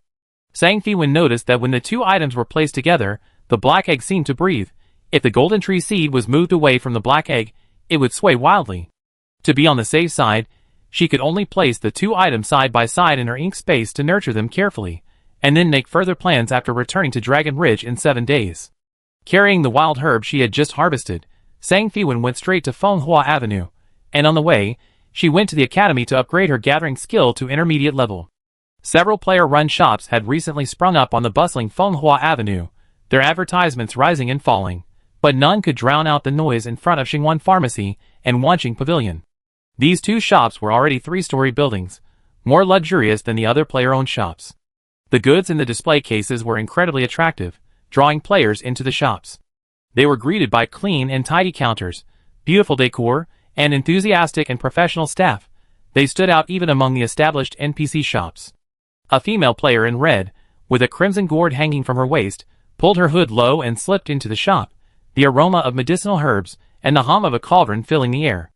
A long line of players stood in front of the counter, occasionally peeking at the remaining small antidote pill sign behind it. AI Coffee, with sharp eyes, immediately pushed through the crowd to greet them, beaming, "Great boss, you finally arrived." She lowered her voice, not wanting to disturb the players in line. Wan Xinghui, also wearing a hood, clearly didn't want to attract too much attention. Sang Fiwen nodded and asked softly, "I come to deliver some things. Is the alchemy room on the 3rd floor now?" AI Coffee hurriedly reported the latest situation. "Yes, the 2nd floor now sells intermediate level pills and recipes, the 1st floor sells basic level pills and wine, and the alchemy room and warehouse have moved to the 3rd floor. Now all the alchemy equipment has been upgraded to purple quality." The upgrade of Xingwan Pharmacy and Wanqing Pavilion to 3-story buildings attracted much attention. In addition, 2 new branches opened on Fenghua Avenue, currently still basic 2-story buildings, but they were already full of goods, helping to divert a lot of customers. Otherwise, the queues here would at least stretch outside the store. AI Coffee continued to talk about how booming the business was, with a constant stream of people queuing up to buy pills every day. It was fortunate that there were branches, otherwise many players would definitely lose patience in queuing. She also took the opportunity to apply to Wanqing to hire a few more NPC staff.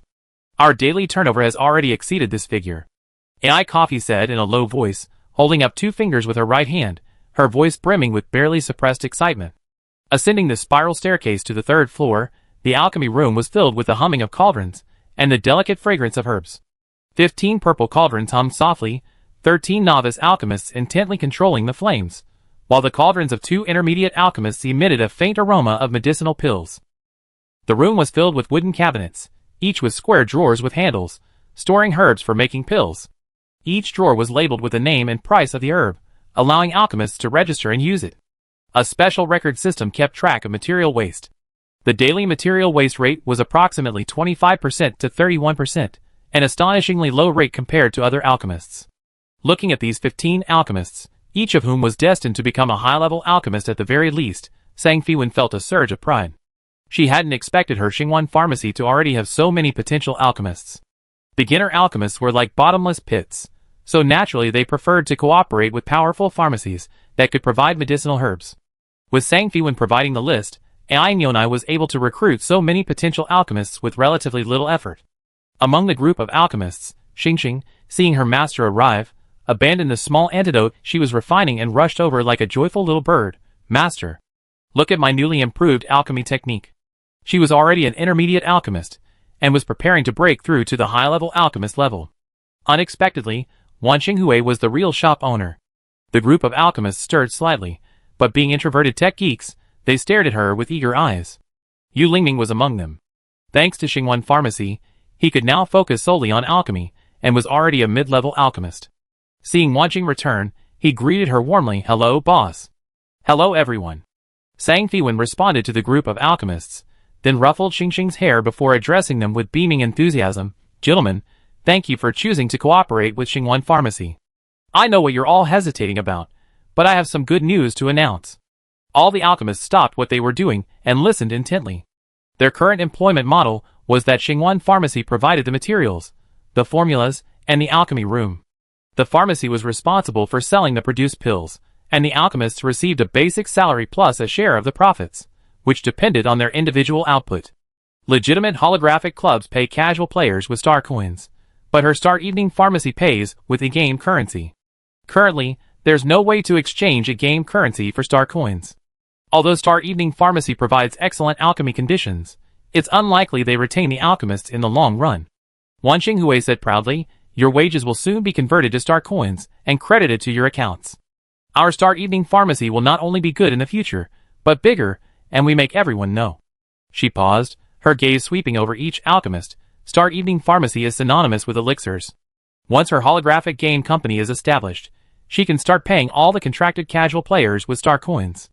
However, perfecting the contracts will require professional personnel, but fortunately, the Sang family Starry Energy Company has a legal department, which will be easy. The alchemists cheered. A huge weight had been lifted from their shoulders. In the past few days, they had genuinely come to like Star Evening Pharmacy, and now, with both benefits realized, it was the best possible outcome. After finishing her business, Zhang Feiwen, along with her apprentice and AI Cafe, went to the side and took out 200 wild herbs she had just collected, a high-level recipe for the Swiftness pill, and a dozen mid-level recipes for the Awakening pill. She placed them in the pharmacy's warehouse and instructed, "The Swiftness pill is for Xingxing to use in his attempt to become a high-level alchemist. All the materials are here. The Awakening pill recipes should be prioritized for alchemists, with a success rate of 85% or higher. They're our next priority for stockpiling." AI Cafe nodded and carefully noted this down.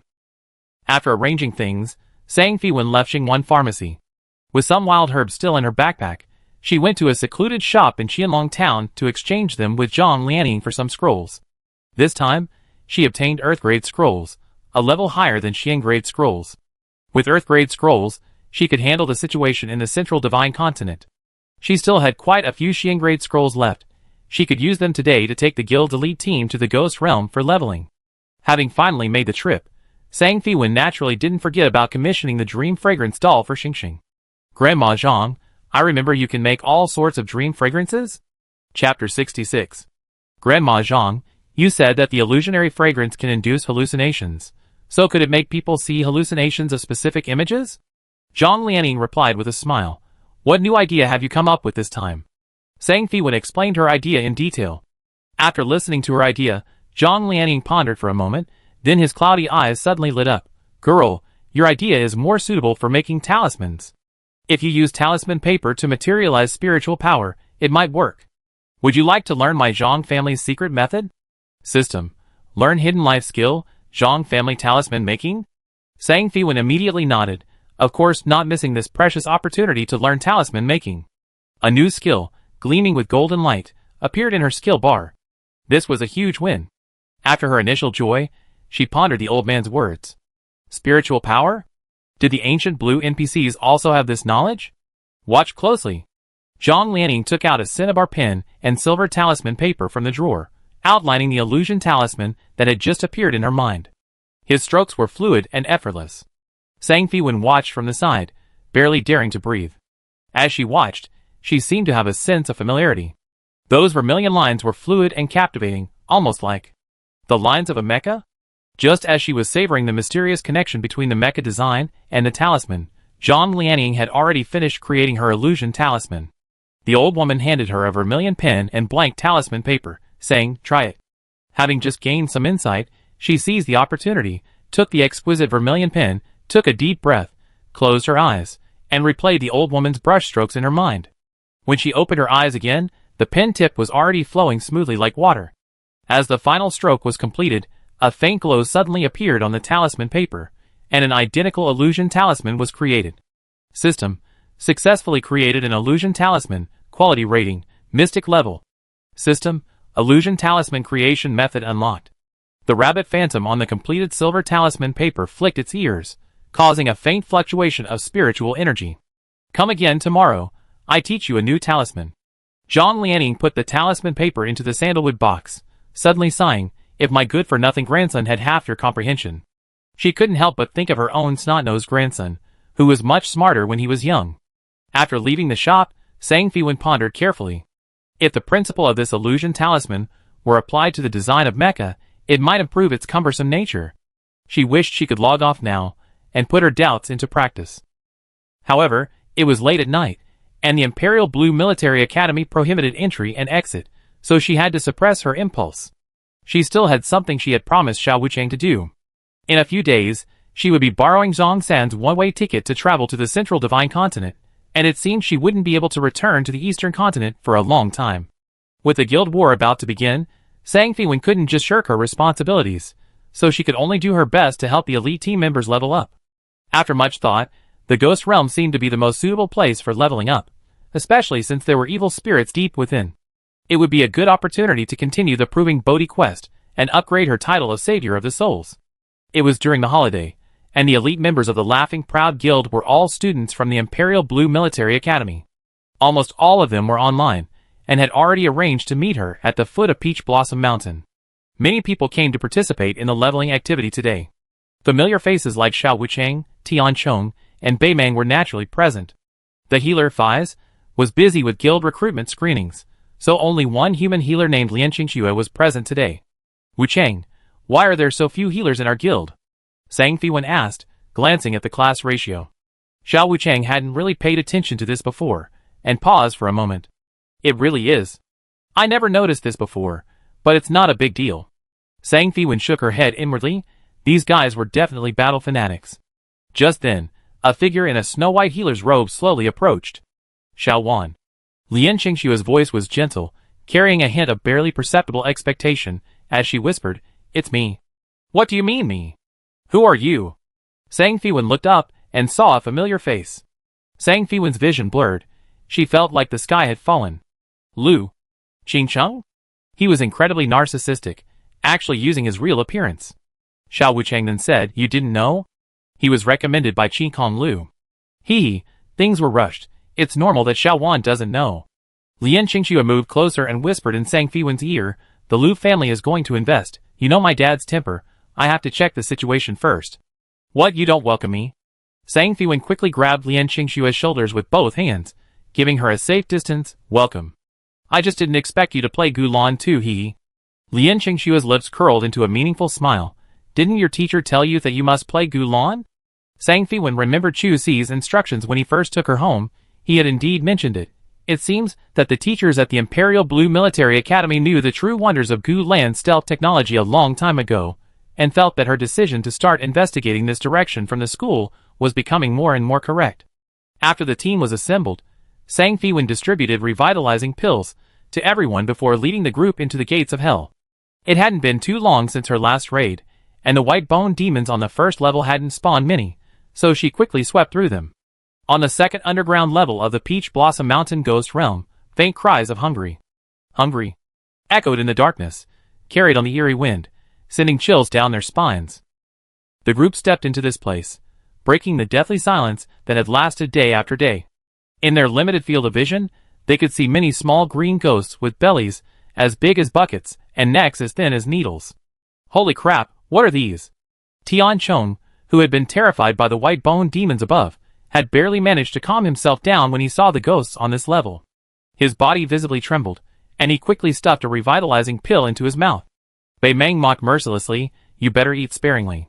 He then examined the strangely shaped ghosts, commenting, "These little things are quite unique." 2 fireballs struck a small green ghost, the damage numbers popping up, -14, -35. Xi and Yue, who twitched her furry ears, frowning and complaining, "The monsters here are so high level, we can't even scratch them." Just as she complained, a golden arc of light flashed across the ghost's throats, delivering a massive critical hit, and the hungry ghosts before her all fell, turning into experience points. This was much faster than the first time. Sang Fiwen was very satisfied with the current sword-wielding effect. The 10,000-year-old black iron essence in the sword-intent space of her gourd was now only the size of a thumb, and her peony sword was currently at level 35, even better than she had expected. Once it finishes sharpening the Xian iron, it should be close to level 40.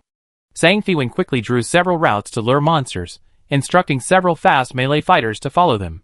Wu Chang, Tian Chong, and anyone else with over 100 agility, come with me to lure the monsters. Everyone else, stay here and wait for us to return. Xi and Yuehu, always eager to join the fight, quietly raised her hand and asked, "What do we need to do?" Sang Fiwen took out a stack of Xin-level area of effect scrolls and distributed them to Bei Meng, Xi and Yuehu, Zhang Yuelu, and the others waiting in place. "When we return with the monsters, take turns using the scrolls and smash them at the monsters." The leveling plan was about to begin. Zhang Yuelu drew. Kong glanced at the rankings and said to Xiao Wucheng, "Boss, you dropped 2 places on the rankings again." Xi and Yuehu's ears twitched, and she quickly covered Zhang Yuelu's mouth. "Boss has been busy managing the guild lately. So busy he hasn't had time to level up." Xiao Wucheng didn't seem to care, and Sang Fiwen laughed, "It's alright, we help our Wucheng boss catch up today." Hearing this, Xiao Wucheng slapped Sang Fiwen, "You're just messing around too." Laughing and joking, the melee fighters responsible for luring the monsters set off simultaneously, their figures flashing and disappearing into the darkness.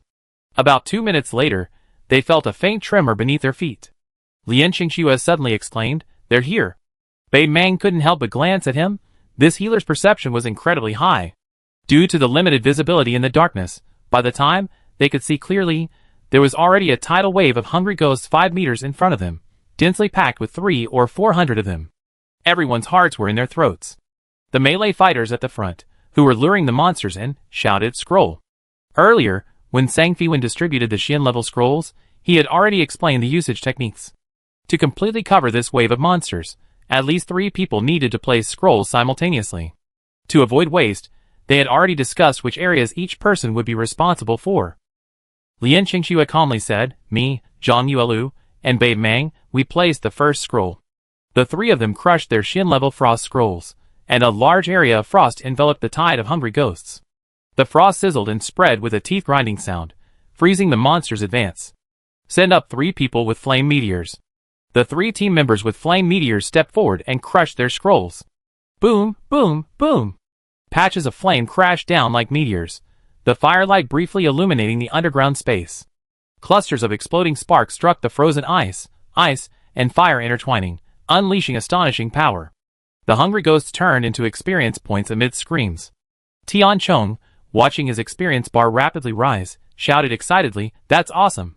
Xi and Yuehu sidled up to Sang Fiwen, her fluffy ears perking up curiously.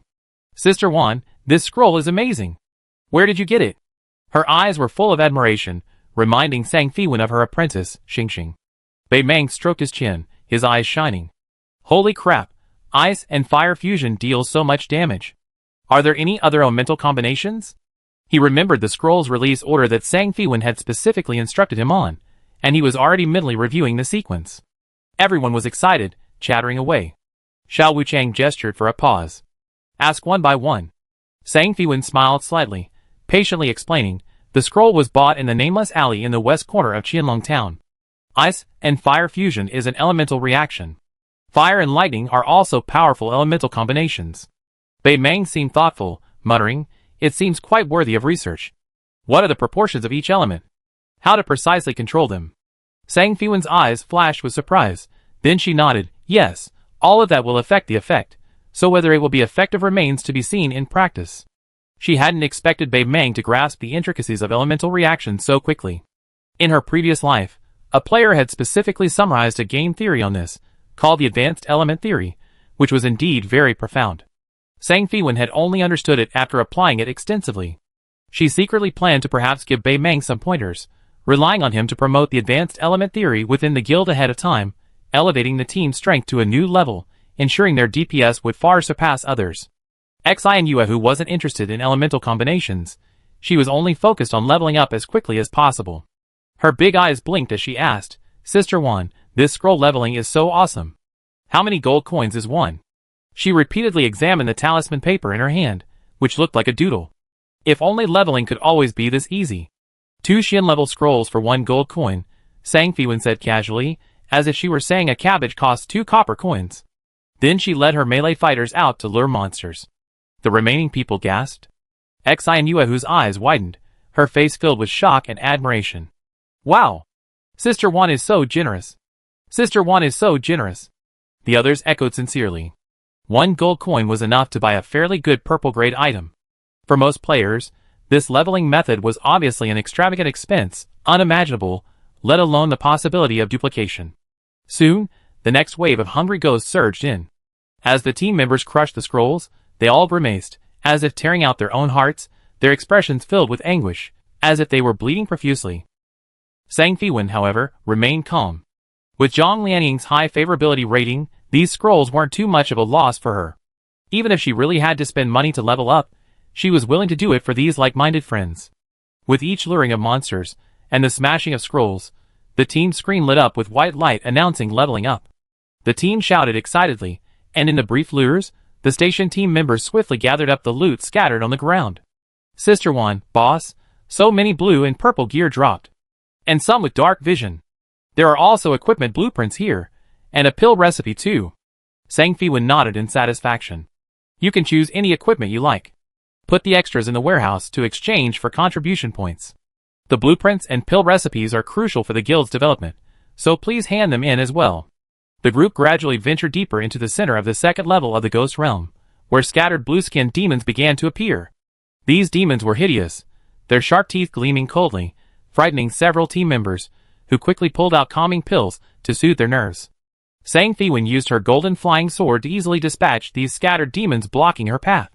Along the way, Lian Qingxue followed closely behind Sang Fiwen, keeping a step or two's distance, acting as a gentlemanly protector, though she was quite talkative. "Xiao Wan, be careful, there's a gap here. Xiao Wan, you're walking so fast, be careful of monsters. Xiao Wan, you look a little pale, do you need a calming pill?" The first to lose her temper was Xiao Wuchang. She was used to walking side by side with Sang Fiwen, but now she was the biggest victim.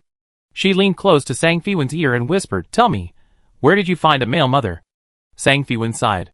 She didn't know when Lu Qingcheng had become so fussy. She whispered back to Xiao Wuchang, "I can't help it, he's my best friend's older brother. If you can't stand it, you should leave first." Xiao Wuchang silently gave her a thumbs up and quickened her pace. "Xiao Wan." Lu Qingcheng's voice rang out again. "Stop." No one was beside her. Sang Fiwen didn't care anymore and interrupted him directly, "I'm fine, thank you. I want some peace and quiet." "Okay." Lu Qingcheng shut his mouth, but continued to follow closely. Sang Fiwen was extremely annoyed by the disturbance, and her clarity of mind had dropped considerably. She could only take a mind-awakening pill to calm herself down and refocus her attention on the present. Her dark vision was wider than others, and she quickly discovered 2 valleys ahead, with a narrow passage between them filled with countless blue-skinned demons. Chapter 67. Prepare the flame meteor, and thrust scroll remotely. Wuchang, come with me to lure the monsters. Sang Fiwen calmly issued the order.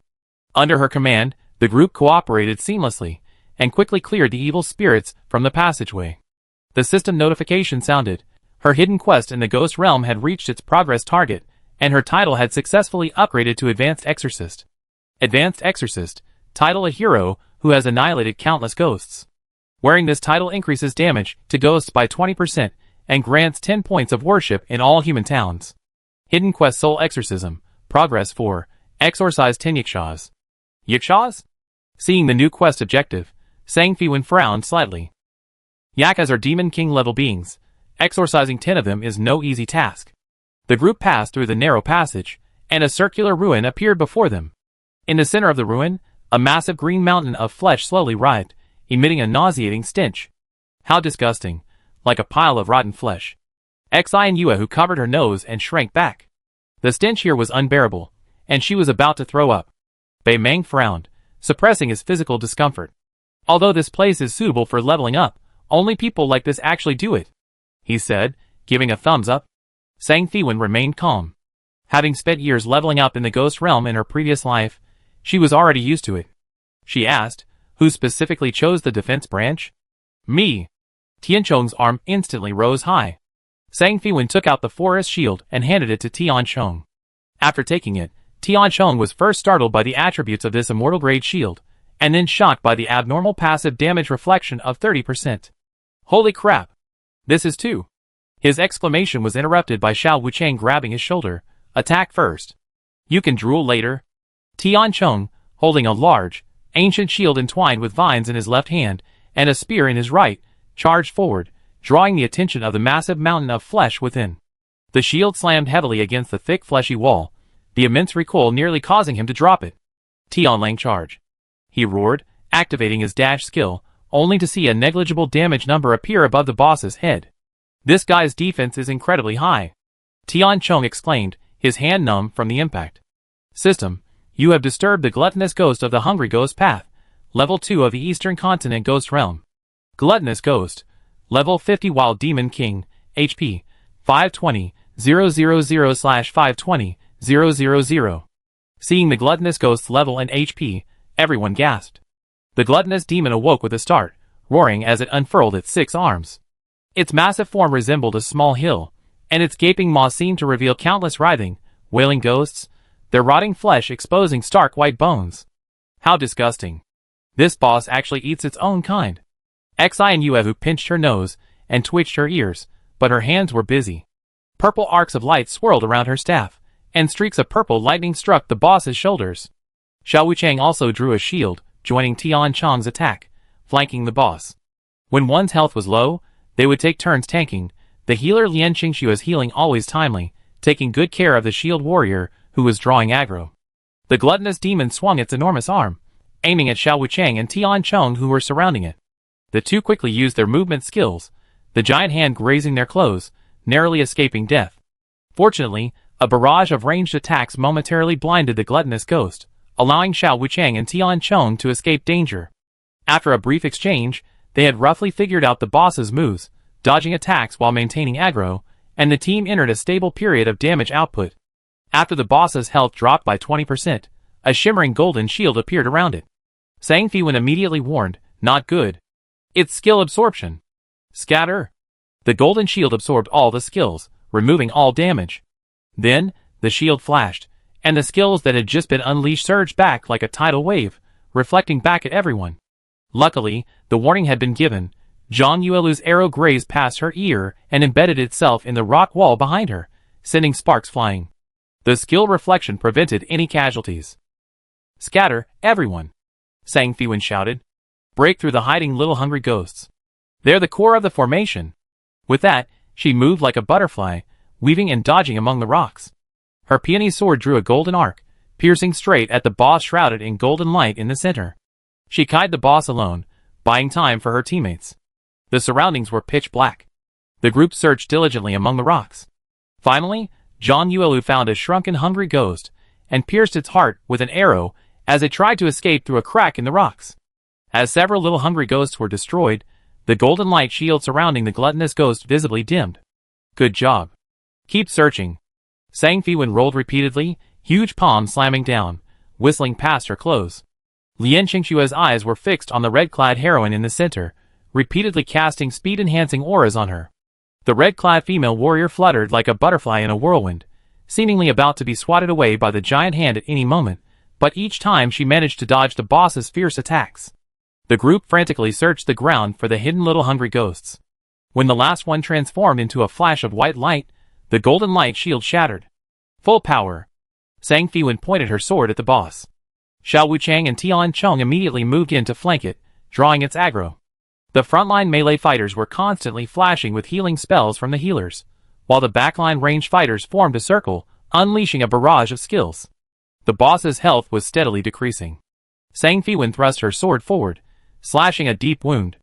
Over 800 damage appeared above the gluttonous ghost's head, the wound bleeding profusely, with bleed damage exceeding 1,000 appearing one after another. The backline DPS were shocked. Their attacks were generally only 200 or 300. Wan Xinghui's output was several times theirs. Sister Wan is mighty. Xi Nuahu shouted, her ears twitching with excitement. Bei Meng shouted, don't flatter me. Sister Wan is very fair. Don't expect her to give you extra contribution points. Clearly, he was still thinking about the competition between the two for the orange staff. Xi Nuahu said, this is a sincere compliment, not flattery.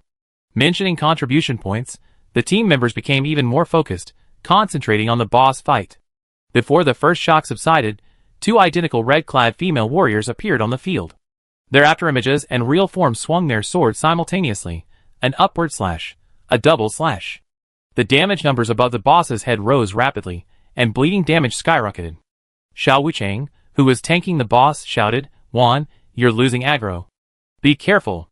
With aggro about to spiral out of control, everyone saw that Wan Xinghui still hadn't stopped her frantic attacks. Soon, the boss's health dropped below 20%, and its giant hand slammed into the ground, blasting everyone away and creating several cracks in the earth. Countless tiny hungry ghosts emerged from the gluttonous demon's gaping maw, burrowing into cracks in the ground to hide, as the golden light shield was about to reappear. Damn it, berserk and invincibility! Xiao Wuchang exclaimed. The team members' hearts sank. The tiny hungry ghosts were the core of the invincible golden light shield. They had to be defeated one by one to break it. Finding even a few had been difficult enough, let alone the sheer number. The golden light shield had solidified, encircling the gluttonous demon, which ruthlessly swung its enormous hands, attempting to crush the ant-like humans into mincemeat. At that moment, a giant golden peony bloomed in the dark underground space, its petals unfolding and scattering countless pollen grains that adhered to the tiny hungry ghosts. Sang Fiwen's right hand formed two fingers together. The peony's sword was now only the hilt, the blade transformed into that peony. This skill was the active skill rain of 1,000 flowers, unlocked after the peony sword evolved to level 35. Kill the little ones! Sang Fiwen shouted. The team members, immersed in the beautiful illusion of the peony flowers, snapped out of their reverie and immediately began slaying over a dozen small, hungry ghosts, who hadn't yet managed to hide in the crevices in the ground. Strangely, new peony flowers bloomed on the bodies of the dead hungry ghosts, attracting even more hungry ghosts hiding in the crevices. However, those flowers quickly withered and exploded, the flower sorrow inflicting true damage, burying the evil ghosts. This rain of flowers seemed to leave the hiding ghosts nowhere to hide, and flower sorrow spread like a plague. All the hungry ghosts that emerged from the gaping maw of the gluttonous ghost died instantly, and the golden light shield shattered instantly. What a monstrous skill! Xi Nuahu stuck out her tongue, looking at Wan Xinghui with admiration. Damage! Sang Fiwen calmly commanded. The flower rain skill effect had worn off, the peony sword reformed, and a crescent moon slashed out, a huge number appearing above the gluttonous ghost's head. Come on, everyone, it's almost dead! The team members, recovering from the surprise of the golden light shield being shattered instantly, mustered all their strength, continuously unleashing spells and arrows, clutching wine to replenish their spiritual energy. The elite team members of Laughing at the World were all extremely talented masters. In previous games, they had all accumulated some hidden skills, and at this crucial moment, each of them used their strongest abilities. The gluttonous ghost's health was nearing its limit, its blood-red eyes fixed on Sang Fiwen, struggling in its death throes. It shot an arrow formed from blue blood, hurtling towards Sang Fiwen. If struck by the poisonous blood arrow, the highly corrosive ghost blood would instantly melt her. But if she dodged, Zhang Yuelu, Xi Nuahu, and the others behind her would surely be reduced to a pool of pus. Without time to think, Sang Fiwen simultaneously activated the Fire Scorpion Robe's active skill, Shadow Shift, and the skill, Phantom Step. Her power erupted instantly, and with a ding, she blocked the arrow during the 1-second invincibility period of Shadow Shift. Using the high-speed movement of Phantom Step, she leaped up like an arrow, stabbing her sword fiercely into the boss's single eye. Blood splattered, and the red-clad heroine landed gracefully, the giant demon behind her collapsing like a mountain of flesh. Sang Fiwen slowly stood up, cheers erupting from her teammates behind her. With its health reduced to 0, the gluttonous demon's massive body crashed to the ground, raising dust and shaking the entire valley. A white light flashed around everyone, some even leveled up twice. Sang Feiwen also leveled up, now reaching level 38. Awesome. Tian Chong excitedly waved his weapon. Quick, see what treasures dropped. After the gluttonous ghost's corpse dissipated, it left behind a treasure chest containing 3 pieces of equipment, a long sword, a warlock's robe, and a pair of leggings, all level 50 royal grade orange gear. Sang Feiwen looked at the legging stats. Greedy leggings, superior royal grade, size 2 by 1 by 1, weight plus 0.8. Can be equipped at level 50, or with 480 agility. Agility plus 120, constitution plus 100, perception plus 80, movement speed plus 10%, evasion plus 10%, dark vision plus 15 meters. These leggings were perfect for her to equip. Tian Chong wailed, the items are good, but the level and attribute requirements are too ridiculously high.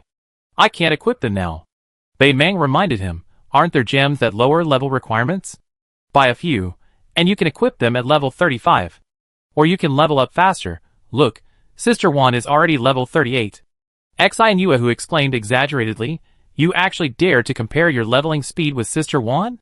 The group bantered, their laughter echoing through the ruins, the tense atmosphere of the previous battle completely dissipating. Sang Feiwen equipped the greedy leggings and smiled, I use these leggings first, and give everyone contribution points. Whoever has good luck can open a chest. She couldn't help but think of Lin Yuan, he was the one who helped her open the good items. Ever since he said he had something to do and logged off in the ghost realm, his avatar had been grayed out, and he was offline. She wondered what he was busy with. Shall I try? Xi and Yuehu immediately raised her hand, eager to give it a shot. Her reputation for lucky hands was known throughout the guild, and everyone tacitly made way for her. The moment the treasure chest opened, a beam of golden light shot into the sky. A golden bead lay at the bottom of the chest, its surface engraved with runes identical to those on the gluttonous ghost's golden aura. What is this? It wasn't equipment or a skill book. Xi and Yuehu was puzzled. Had they messed up this time? Seeing the contents, Sang Feiwen gasped, trying to remain calm. This is the Mountain Protection Array, the Golden Light Shield. As expected of the team's undisputed lucky charm, she was truly lucky. Everyone was still bewildered. Tian Chong scratched his head, and seeing no one speak, he asked himself, Mountain Protection Array? It was Xiao Wuchang, the guild leader, who reacted first, slapping her thigh excitedly. Idiot! This is the invincible trump card for guild wars. She took the golden bead and looked at the attribute panel. Golden Light Shield, Array Core, size 1 by 1 by 1, weight plus 10. The Eye of the Formation, placed in the center of the guild's headquarters, summons a golden shield protecting the mountain, capable of absorbing and reflecting damage. It requires Spirit Spring Water to activate and maintain the formation. Activation requires 30 drops of Spirit Spring Water, and 1 drop per second is needed to keep it running. Xiao Wuchang glanced at the phrase absorbing and reflecting damage, her lips curving into a smile. Then she saw the words requires Spirit Spring Water to activate and maintain the formation, and her smile froze. She turned to Sang Feiwen, saying with a wry smile, Awan, this thing is too expensive. Sang Feiwen replied easily, it's alright, I have plenty of Spirit Spring Water. A single bottle of distilled wine yields a single drop of spiritual spring water. Most guilds don't even have the resources to activate the Golden Light Shield for 10 minutes, but she possesses several wine worms. Xiao Wuchang no longer doubted, now she unconditionally believed everything Sang Feiwen said. After everyone examined the bead, Tian Chong finally realized, this Golden Light Shield is the invincible skill the boss used earlier, right? Bei Meng said, this thing can actually drop? Aside from the demanding activation conditions, the Golden Light Shield's effect is ridiculously powerful. If there's enough spiritual spring water, it could at least hold off a 1,000-person team. Given Gu Lan's track record, this thing should be incredibly rare. Sang Feiwen silently nodded, agreeing with Bei Meng's assessment. Ever since the guilds learned that the devouring ghosts could drop golden light shields, the corpses of the slaughtered devouring ghosts could circle the entire Delon star system. But the drop rate is outrageously low. In her previous life, she only got 2. To be honest, she hadn't even thought of this item before opening the treasure chest.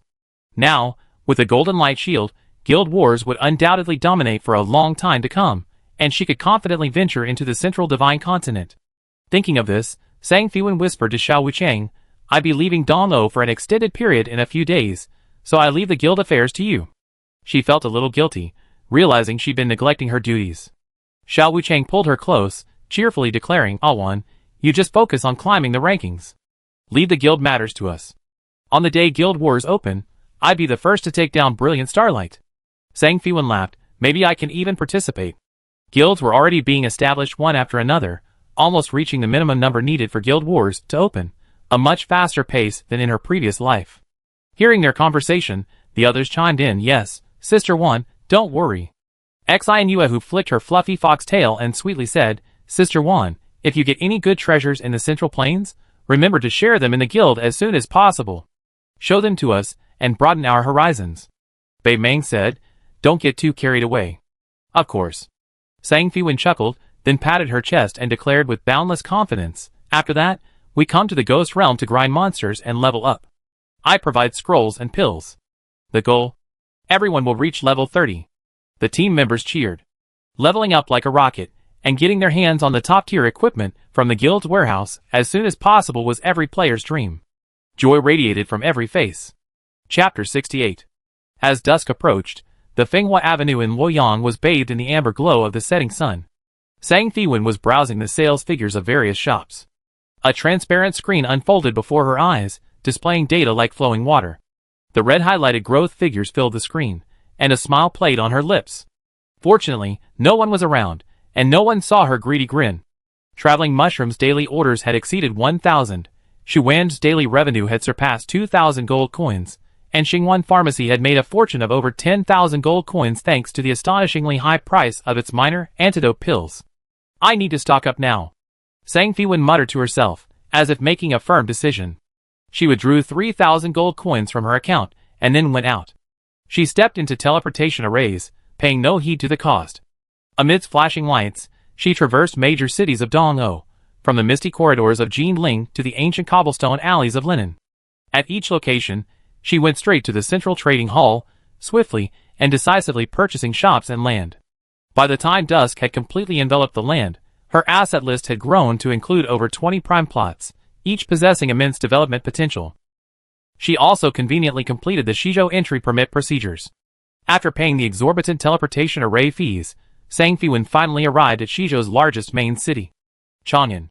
Night fell, and Chang'an was illuminated by lanterns. The city bustled with activity, the wide streets filled with the aroma of spices.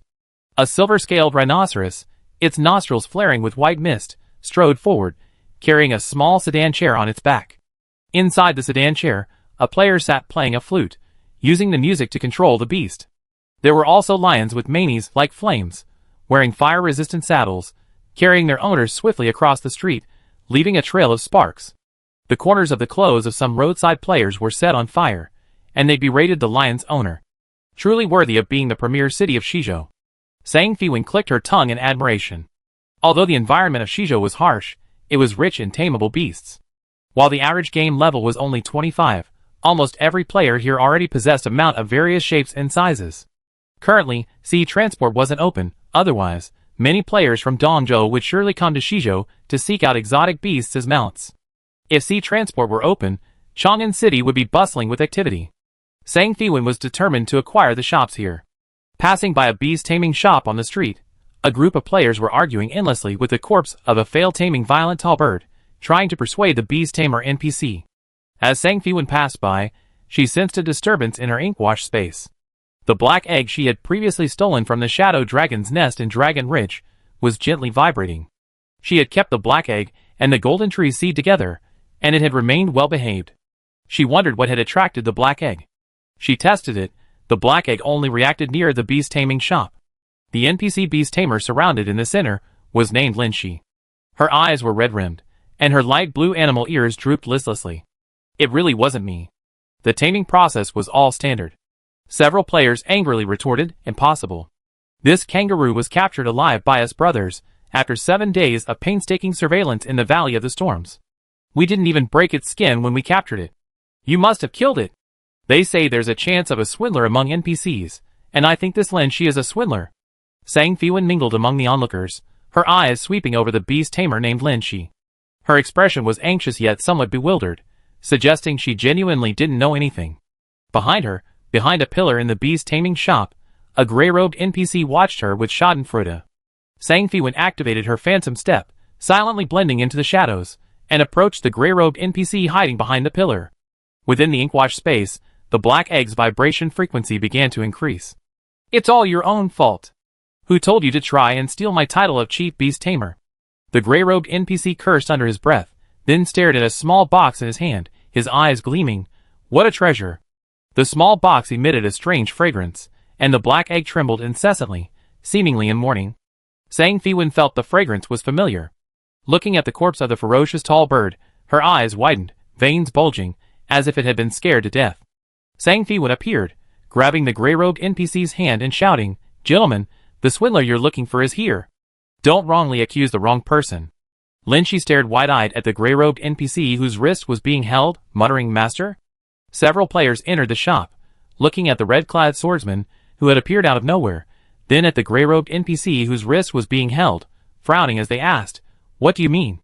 As fellow players, they naturally believed him. Sang Fiwen pried open the gray-robed NPC's clenched fist and took out a small box. This is powdered dragon bone. Dragons have a natural aura of intimidation towards other creatures. If you mix dragon bone powder into the materials for the beast taming whip, the tamed beast will naturally die of fear. Beast taming whip? Lin Shi hurriedly unfastened the black beast taming whip from his waist. The other NPCs in the beast taming shop said, "Wasn't this a gift from your master?" When Lin Shi recently became the top beast tamer, her master gave her a high-grade beast taming whip, witnessed by everyone in the shop. She had been reluctant to use it until she tamed the more difficult-to-tame fierce tall bird, at which point this incident occurred. Sang Fiwen roared, "Did you tamper with the beast taming whip?" Secretly activating the Dragon Ball's intimidation effect, the subdued gray-robed NPC, under the extreme intimidation, panicked and blurted out, "I didn't. Lin Shi stole my dragon bone powder and added it to the hidden compartment at the end." Lin Shi felt as if she had fallen into an ice cave. Only then did she see her master's ferocious face, and the intense jealousy in his eyes, as he looked at her. Sang Fiwen sneered, "How did you know it was in the end, and not somewhere else?" The shopkeeper of the beast taming shop finally arrived, taking Lin Shi's whip, and finding a cleverly concealed clasp at the end. Sure enough, there was black powder inside. He said to the subdued gray-robed NPC, "Lin Shi doesn't understand these craftsman's things, but you... I remember you're very good at them." The players understood, letting Lin Shi go from the doorway and surrounding the culprit. Sang Fiwen released his grip at the opportune moment, but didn't return the small box. Behind him came the gray-robed NPC's angry shouts, "You thief! Robber! Give me back my dragon bone powder!" Sang Fiwen revealed his title as a high-level exorcist, and the NPCs bowed respectfully. The beast tamer shopkeeper, wiping his sweat, said respectfully, "Respected exorcist, thank you for finding the culprit for us. Our shop will definitely hand Lin Shi's master over to the guards, and give these guests a satisfactory explanation. As for the dragon bone powder, it's extremely dangerous, and should be handled by you." Sang Fiwen nodded. This beast tamer shop owner was incredibly eloquent, saving her the trouble of explaining. She placed the box containing the dragon bone powder into her ink-wash space, along with the black egg. The black egg, as if back in its mother's embrace, calmed down. Sang Fiwen looked behind her. The girl, Lin Shi, raised her light blue beast ears, her face full of gratitude, and said, "Thank you. Respected high-level exorcist, if you need to tame wild beasts in the future, you can always come to me. It's free." Lin Shi's waist now held a dark red beast taming whip. After saying goodbye to the girl, Sang Fiwen continued towards her destination, the central trading hall of Chang'an City. As she stepped out of the beast taming shop, a system notification sounded. "You have uncovered the old beast tamer's conspiracy, saving the future beast taming master Lin Shi from imprisonment. Lin Shi's favorability is now full. You have gained the hidden skill Eye of Insight." Sang Fiwen was stunned for a moment, then her face lit up with joy. It was actually the Eye of Insight. Eye of Insight. When used on a person in a disguised or invisible state, it can make them visible. When used on an object, it can have unexpected effects. Cooldown time, 50 seconds. She casually tossed an Eye of Insight onto the black egg in her ink-wash space. Shadow Dragon Egg, hatching progress 15%. Goodness, she actually stole a dragon egg? But can this thing really hatch? Even if it does, who will she find to tame it? Will Lin Shi be able to tame dragons after becoming a beast taming master? Along the way, she timed the cooldowns perfectly, tossing the Eye of Insight onto dragon bone powder, golden tree seeds, and the sleeping, advancing phoenix. Powder ground from the fossils of the shadow dragon. So it was the ashes of her mother dragon. No wonder little black egg was so excited earlier. A seed from the tree of life, containing immense life force, a byproduct of the ancient forest child. The tree of life? The infant form of that tree in the misty forest? I wonder what the reaction will be if I take this seed to the misty forest. Phoenix advancing to the third tier, remaining slumber time, 10 days, 12 hours, 25 minutes, and 42 seconds. The Phoenix's advancement, this time took longer than she expected. With the 10 points of worship from the title of Advanced Exorcist, Sang Fiwen could directly enter the Central Trading Hall without needing Shizhou honor points. Unexpectedly, while choosing a plot of land, she encountered an acquaintance, Frostbite 14, the guild leader of Eternal Tyranny. Wan Qinghui, what a coincidence. Frostbite 14's voice was as clear and cold as ice and snow. Seeing her also choosing a plot of land, a barely perceptible sharpness flashed in his eyes.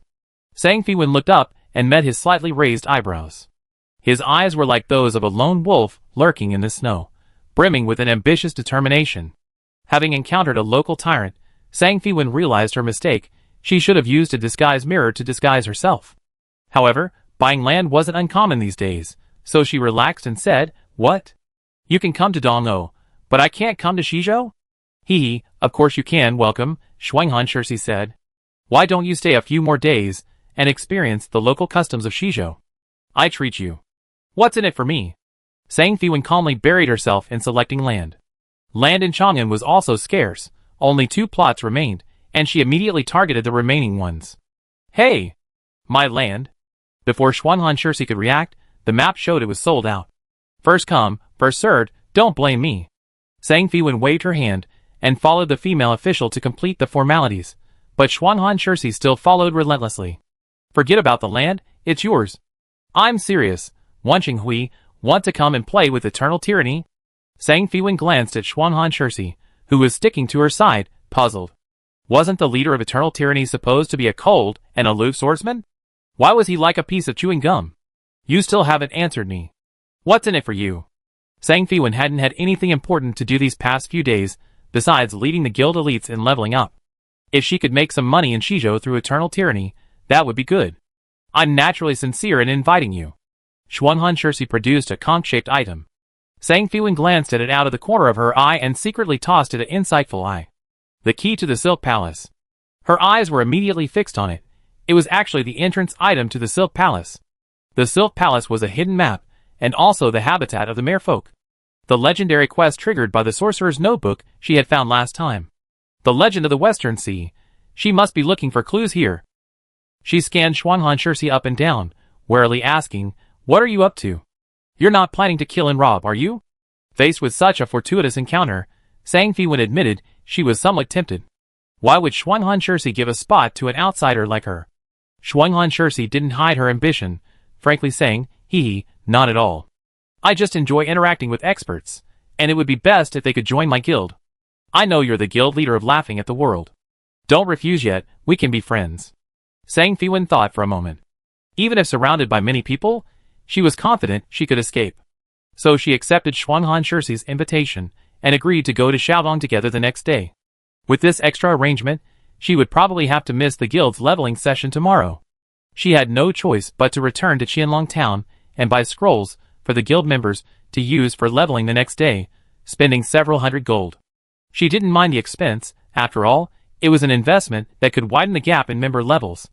After logging off, Sang Fiwen tried hard to recall the profound feelings she had gained from crafting talismans in the game. She couldn't wait to rush to Elder Zhang's secret base, retrieve the blueprints she had previously copied, and begin to modify them. This modification took up most of the day. Every change had far-reaching consequences, requiring careful adjustments. Finally, a completely new blueprint appeared before her eyes. The prototype of a light mecha. She cleverly disassembled the heavy mecha into nested, lightweight structures, inspired by the rune techniques taught by Zhang Lianing. Through these modifications, Sang Fiwen increasingly realized that the principles of rune crafting and mecha design in the game were interconnected. Both involved energy-carrying capacity and spiritual resonance, belonging to the realm of consciousness application. The Dylan mecha primarily consisted of heavy attack mechas, supplemented by medium-sized exploration and support mechas, but Sang Fiwen always felt that the blank space of light mechas was more worthy of development. She suddenly recalled the complex glint in the old man's eyes when she last discussed light mechas with him. Now, it seemed less like regret over technological bottlenecks and more like apprehension about a forbidden area. Could it be that the Dylan leadership had attempted to develop light mechas, but were forced to abandon the project for some reason? Now she understood a bit better. The load on the human body from light mechs was immense, 5 times that of medium mechs and 10 times that of heavy mechs. The human body simply couldn't handle the operation of light mechs. Current heavy and medium mechs had actually undergone significant modifications to reduce the pilot's load. Pilots only needed S-level physical fitness and a passing level of mental resonance to operate them. Light mechs, however, placed terrifying demands on both the human body and mental strength. Ordinary human bodies simply couldn't withstand them. Sang Fiwen couldn't help but think that anyone who could pilot a light mech couldn't be called a normal person. They must be super mutants. However, the load on the human body could probably be reduced through design optimization. Sang Fiwen stared at the newly completed prototype blueprint, feeling a blankness in her head and a throbbing pain, a sign of overuse of mental energy. She had no choice but to stop her research, casually placing the blueprint aside among a group of sketches. After resting for a while, Sang Fiwen climbed into the core chamber of the KS, waiting for the pale purple nutrient solution to fill the chamber. She quickly entered the same highly resonant state as before, and an electronically synthesized voice simulating old John's voice sounded, "Please select the level of simulation control." Step by step, within her capabilities. This time, she chose to challenge herself with a more difficult E-level training. Chapter 69. Entering E-level training, the colors and speeds of the halos were now greater and more numerous, and the corresponding operational difficulty was significantly higher than F-level. Sang Fiwen focused her attention and began the training, step by step. This time, she was much more familiar with the controls, and quickly entered a state of readiness. The mech passed the last colored halo in a perfect flight posture.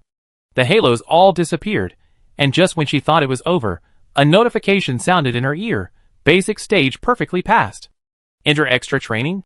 What is extra training? Sang Fiwen curiously made her choice. Yes. Extra training begins, burying the new E-level singularity.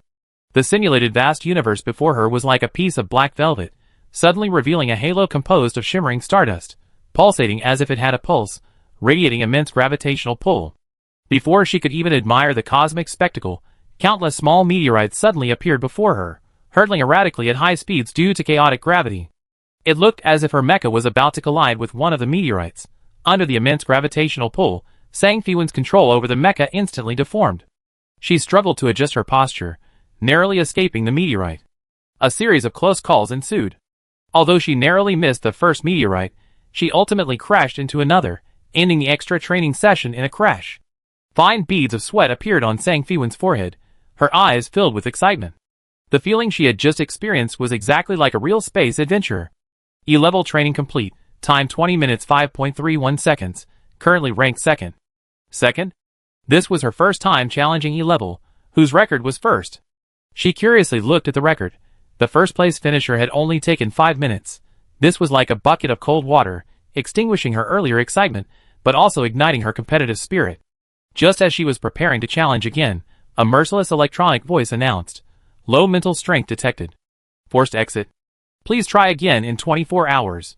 Sang Fiwen was immediately ejected from the core pod. She could only regretfully climb down the suspension ladder and cover the KS rack with the green cloth again. After doing all this, a communication request came through on her wrist-mounted personal terminal. The caller was Chu Ci. Upon connecting, Sang Fiwen hurriedly said, "Teacher Chu, you're back." She had truly missed her gentle yet devilish instructor after such a short time apart. Chu Ci chuckled, "A surprise inspection. You be in big trouble if you slack off. Where are you?" A short while later, Chu Ci arrived at the warehouse, touching a pile of parts and clicking her tongue in amazement. That old fogey actually lets you use all his antique collection so casually. Suddenly, her expression changed, and she feigned seriousness, saying, "He's not going to try and steal my students, is he?" Chu Ci quickly walked up to Sang Fiwen, placed her hands on the girl's shoulders, and asked earnestly, "Fiwen, who will you choose as your mentor after you enroll?" Sang Fiwen immediately replied solemnly, "Naturally, I choose you, Teacher Chu Ci." Chu Ci nodded in satisfaction, then looked around, touching this and that. "Sigh, I'm practically a student of that old fogey. How come he never let me come here back then?" Saying this, she lifted the green cloth covering a corner. "This is..." Chu Ci examined it carefully. "The first generation KS model. When did that old fogey collect this?" Upon hearing this, Sang Fiwen frowned and asked, "Teacher Chu, Could this be the one you mentioned that went to Planet X? Chu Xi, having already climbed to the top via the suspended ladder, waved his hand and said, "Look, this one has clearly been modified." But the modifications are still very recent. As far as I know, others also possess this antique model, so it shouldn't be this one. Following Chu Xi's gaze, Sang Fiwen looked at the KS first-generation mecha. Its metal shell gleamed with a cold light, and the newly welded lines were clearly visible under the light, like unhealed wounds. Her thoughts involuntarily drifted back to the scene when she first stepped into this warehouse. Back then, it was empty, but the floor was clean, without any dust, as if someone had just moved something away. Now it seemed to be this mecha. Judging from the timeline, when Elder Jiang was teaching her, this mecha must have been borrowed, which coincided with Chu Xi's trip to space. She wanted to know who had lent the mecha. This person must have had a close relationship with Elder Jiang. Chu Xi descended the suspended ladder, brushing the dust off her hands. Remembering her business, she was there to check on Sang Fiwen's physical training progress. If her student's physical fitness hadn't reached S level by the entrance exam, she'd be a laughingstock. Sang Fiwen donned the various testing devices, and, to Chu Xi's cold countdown, completed set after set of overloaded training. Sweat soaked through her training clothes, dripping down her chin to the floor. When the final explosive power test ended, the perfect data on the device screen softened Chu Xi's expression. Chu Xi's fingertips swiped across the personal terminal, and a densely packed new training plan was created. Starting tomorrow, increase the weight by 20%, and double the duration of neural reaction training. Sang Fiwen dragged his legs, which felt like they didn't belong to him, out of the warehouse. Back home, he collapsed onto the sofa in the equipment room, gritted his teeth, mixed a refreshing mini-nutrient solution, poured it into the stealth pod, and then plunged back into Gulan. Gulan was just beginning to brighten when Sang Fiwen eagerly went to Zhang Lianing's place to report and learn the new rune techniques. Unexpectedly, the quiet alley was quite lively, filled with players queuing to buy the limited edition scrolls. There were buyers from large guilds and solo players alike. Sang Fiwen pulled up his hood, obscuring most of his face, and walked straight through the queue towards the shop. None of the players in line objected, they all looked on with amusement, waiting to see a good show. Two players chuckled quietly. "First time here, huh? Trying to cut in line? Get ready to be blacklisted by the old woman." The usually eccentric and aloof old woman, the shopkeeper, now wore a kind smile, opened the door behind the counter to let the red-robed player in, and then closed the shop. "Hey, why is she like this? I've been waiting in line for ages, and she just closes the shop like that," one player yelled, unable to contain himself. He then received a system notification that his favorability rating had been reduced to negative. "Damn it, I'm blacklisted." "Hey, I told you to be patient. Next time, have your friend buy it." Someone comforted him. There was nothing they could do. It was the only NPC selling scrolls, and if they offended her, there was no one to blame but themselves.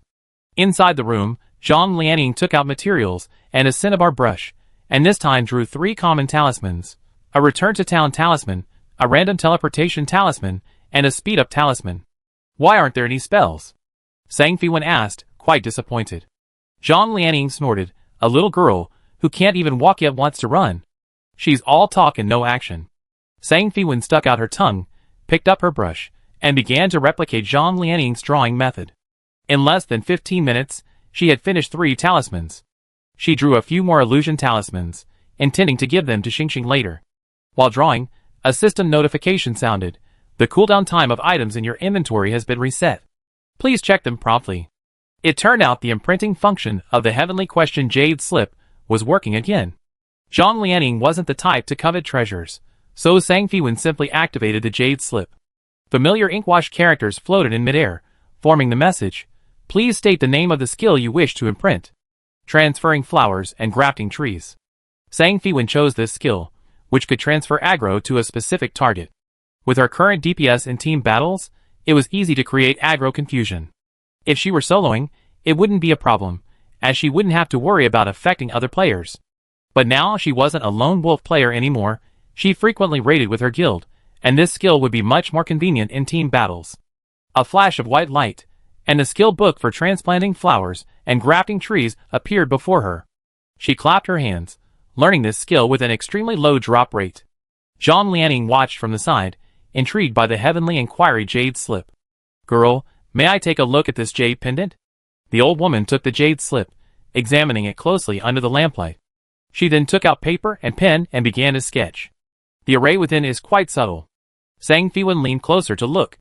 The jade slip faintly revealed complex patterns, likely the imprinted array and the array of the ink wash space. If Zhang Lianian could reproduce it, it would undoubtedly be a huge gain. Not daring to disturb the focused old woman, Sang Fiwen practiced making a few more talismans before leaving to continue her journey to Shizhou, arriving at Lanshao village on the shores of the Western Sea. Frostbite 14 and the other 3 members of Eternal Tyranny arrived. After forming a team, Frostbite 14 took out a conch-shaped artifact, blue on its tail, and a whirlpool formed in the seawater in front of them, shattering the conch artifact. This is the entrance to the Silk Palace? Sang Fiwen craned her neck and poked the surface of the whirlpool with her finger. Won't we drown if we go in? Frostbite 14 handed her an oxygen bead, which could provide half an hour of underwater breathing. It wasn't as good as the one she had obtained in the misty forest, but it was still quite good. Frostbite 14 activated the teleportation. A flash of white light, and the scenery around the 5 of them changed abruptly. Azure seawater was above them, sunlight refracting and shimmering on the waves, and white sand and coral stones lay beneath their feet, a breathtaking sight. This was a tranquil underwater village, isolated from the sea by a large, transparent bowl-like dome. Seeing that she didn't need the oxygen bead, Sang Fiwen quickly put it away with a flick of her wrist. She never refused anything good. Shadow Wanderer, go scout ahead. As soon as Frostbite 14 finished speaking, a wandering swordsman materialized as a phantom and headed towards the village. Shortly after, Shadow Wanderer returned to report. No monsters, no NPCs. Sang Fiwen immediately judged, it's an exploration quest. Let's start looking for clues. Not wanting to waste too much time, she set off first. Splitting up might be dangerous. Frostbite 14 was clearly displeased, unable to tolerate anyone acting against his orders. Sang Fiwen ignored him, and had already walked far away. The underwater village was filled with coral stones. The further south they went, the more exquisitely shaped these stones became, eventually resembling mermaids in various poses. She stepped forward and examined the mermaid-shaped stones closely, finding something strange about them. They were far too realistic. She cast an eye of insight on one of the mermaid-shaped stones, which displayed petrified mermaid. A system notification sounded in Sang Fiwen's ear. Traces of a mermaid clan have been discovered. The quest has been updated. Legendary quest. The Legend of the Western Sea Progress 2. Remove the petrification status of the mermaids. Sang Fiwen continued wandering through the village. The houses were all caves built of coral stones, colorful and smooth to a rounded shape, looking quite cozy, but there wasn't a soul in sight. A truly deserted, fishless village in the deep sea. Based on years of experience in raiding, Sang Fiwen quickly found a mechanism in one of the houses. In the open secret room, a miniature mermaid was huddled up, trembling as she looked at this uninvited guest. Sang Fiwen tried to approach, but not knowing the merfolk's language, she could only express her friendliness with gentle gestures. However, the miniature merfolk still bristled with fear, its scales bristling, and it even bit her hand. Damn! Luckily it was just a game. It didn't hurt, and there were no infectious diseases. Sang Fiwen tried to maintain a kind smile. Good girl, I'm not a bad person. She took out a krill she had casually caught earlier and handed it to the miniature merfolk. Seeing this, the miniature merfolk retracted its bristling scales, sniffed the krill, and swallowed it whole, clearly starving. Sang Fiwen gently stroked the miniature merfolk's head. Its seaweed-like hair was incredibly soft. After eating many krill, the miniature merfolk completely trusted the red-clad girl before it, only still baring its teeth and hissing at the empty space, as if someone were there. Come out. Sang Fiwen had actually noticed someone secretly following her, but she didn't care. She wanted to see what Xuanhan Shirsi was up to. Suddenly, a blue-robed swordsman appeared. It was Xuanhan Shirsi. He showed no embarrassment, laughing. This little mermaid is quite rare. Is she a hidden NPC? Is that so? Sang Fiwen chuckled, hugging the young mermaid tightly. Suddenly, the little mermaid became restless, breaking free and running ahead to lead the way. Following the directions, the two arrived at a spot in the center of the village. There was a spring there. The little mermaid plunged into the not-so-large spring, a flash of white light, and vanished instantly. It looked like a decorative fountain, but unexpectedly, it concealed a secret, a teleportation array inside. The other 3 members of the group arrived and joined them, gathering around the spring, awaiting Xuanhan Shirsi's orders. Sang Fiwen said directly, activate the oxygen orb. Let's go in. Xuanhan Shirsi's expression was somewhat strange, while the other 3 team members dared not breathe. Before they could act, Sang Fiwen plunged into the spring. A flash of white light, and the red-clad girl's figure disappeared into the spring. Shuang Han Shirsi didn't say anything and followed her in. The others breathed a sigh of relief. This spring connected to an underwater world. After entering, they found themselves in a rugged, winding passageway, very crowded, and could only proceed in a queue. There were many forks in the path. Thanks to the little mermaid leading the way, they didn't get lost. Sang Fiwen and the others, with orbs in their mouths, followed behind the little mermaid, swimming through one winding passageway after another. Reaching a crossroads, the little mermaid became restless and refused to move forward. Sang Fiwen drew her sword and cautiously swam forward. Only when she got very close did she discover a transparent water monster swimming around. A flash of golden light, and blood spread out. Using the blood-stained seawater, the group could see the monster's movements. Several jellyfish with long tentacles were huddled together, blocking their path. While the jellyfish weren't aggressive, touching them would inflict a slowing poison on players. The group had to take turns clearing the jellyfish, proceeding slowly. Fighting in the water was extremely difficult. Attack and movement speeds were limited, stamina was depleted rapidly, and eating was impossible underwater. For the players, underwater exploration was far more challenging than land exploration. Soon, the healer, with the lowest stamina, couldn't hold on any longer and turned into a white light, resurrecting back at the spring. This winding, long waterway, filled with poisonous jellyfish and seaweed, was a severe test of the player's stamina. One by one, the team members succumbed, turning into white light. Finally, only Sang Fiwen and Shuang Han Shirsi, 2 iron-willed players, remained, continuing with the Little Mermaid. They came to a straight, upward-sloping passage. The Little Mermaid pointed upwards, but refused to surface, instead hiding behind a reef. Chapter 70. Shuang Han Shirsi leaned against a nearby rock to rest. Sang Fiwen glanced at him, surprised that this resting old man nodded to her, indicating that she should scout ahead. With a leader's air about him, Sang Fiwen gritted her teeth. Considering he'd given her an oxygen bead for free, she stepped forward to investigate. The straight, upward-sloping passage was about 30 meters long. Fish would wriggle away when they reached this point, as if it were forbidden territory. The stone walls on both sides were covered with dense aquatic plants. Sang Fiwen stared at a swaying plant, and saw what appeared to be dark holes hidden behind it, likely concealing a mechanism. Sang Fiwen didn't rashly enter the passage. Instead, she activated her crystal illusion, and an exact replica of herself appeared beside her. The illusion quickly rose, and the walls of the passage began to shake. Some loose stones fell, and sure enough, thick iron spikes emerged from the holes with lightning speed. The illusion twisted and narrowly dodged them. If she were pierced through by these iron spikes, there would definitely be a bleeding wound. Underwater, the bleeding buff would persist, and one piercing would almost certainly be fatal. She dared not be careless, concentrating on continuing to manipulate the illusion, trying to figure out the mechanism of this passage. The oxygen orb's remaining time was running out. If she couldn't quickly cross the passage, Frostbite 14 would likely perish here. As the helper he had invited, and as a former professional trainer with impeccable professional ethics, Sang Fiwen wouldn't allow that to happen. A moving object entered the passage, activating the mechanism. Now, iron spikes were constantly piercing out from the stone walls on both sides, which she manipulated the illusion to dodge one by one. As they approached the passageway, the illusion's right-hand stone wall was covered in dense seaweed, swaying with the seawater. Sang Fiwen, on high alert, maneuvered the illusion to dash upwards and to the left. Suddenly, an iron spike emerged diagonally from the upper left, piercing the illusion through. This trap even incorporates psychological tactics? Truly sophisticated. She had initially thought the trap was hidden in the dense seaweed on the right, but that wasn't the case. However, she seemed to have seen a flash of golden light behind it. The illusion vanished. Having now figured out the pattern of the spike's appearance, Shuang Han Shirsi, who had been resting nearby, immediately set off, safely traversing the passageway following the path Sang Fiwen had explored. Sang Fiwen remained impassive, slowly picking up the Little Mermaid and deliberately following at a distance. After he reached the top, Sang Fiwen, carrying the Little Mermaid, quickly rose to the surface. Reaching the rock face covered in seaweed, she swam vigorously towards it, dodging the iron spikes, crashing into the dense seaweed, and falling into a hidden space. Concealed behind the seaweed was a recessed cave, inside which lay a dark gold treasure chest.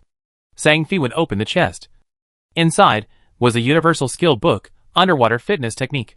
She clapped her hands lightly, and the skill book transformed into a beam of white light that disappeared into her brow. Underwater fitness technique, universal skill. Unrestricted movement underwater. Stamina consumption is the same as on land. Swimming again, she felt completely at ease.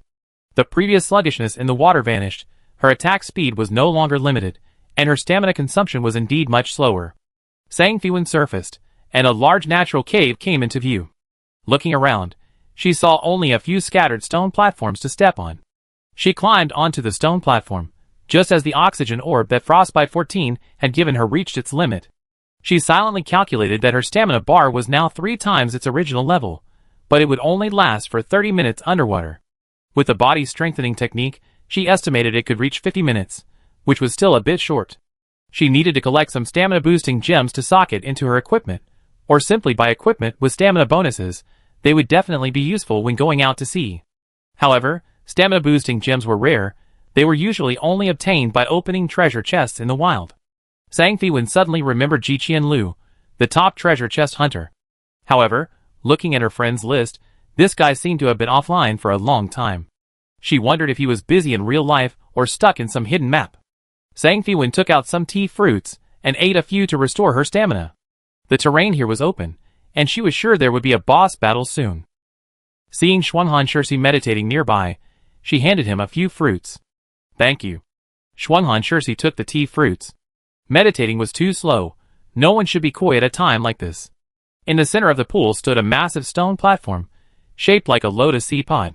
Silvery white liquid gurgled from its hollows, and at the heart of the seed pod stood a statue of a woman. Exquisitely crafted, the woman wore a silver headdress and a pleated skirt, adorned with a strange painting, a human face with fish ears. The little mermaid pointed longingly at the silvery white liquid within the stone platform.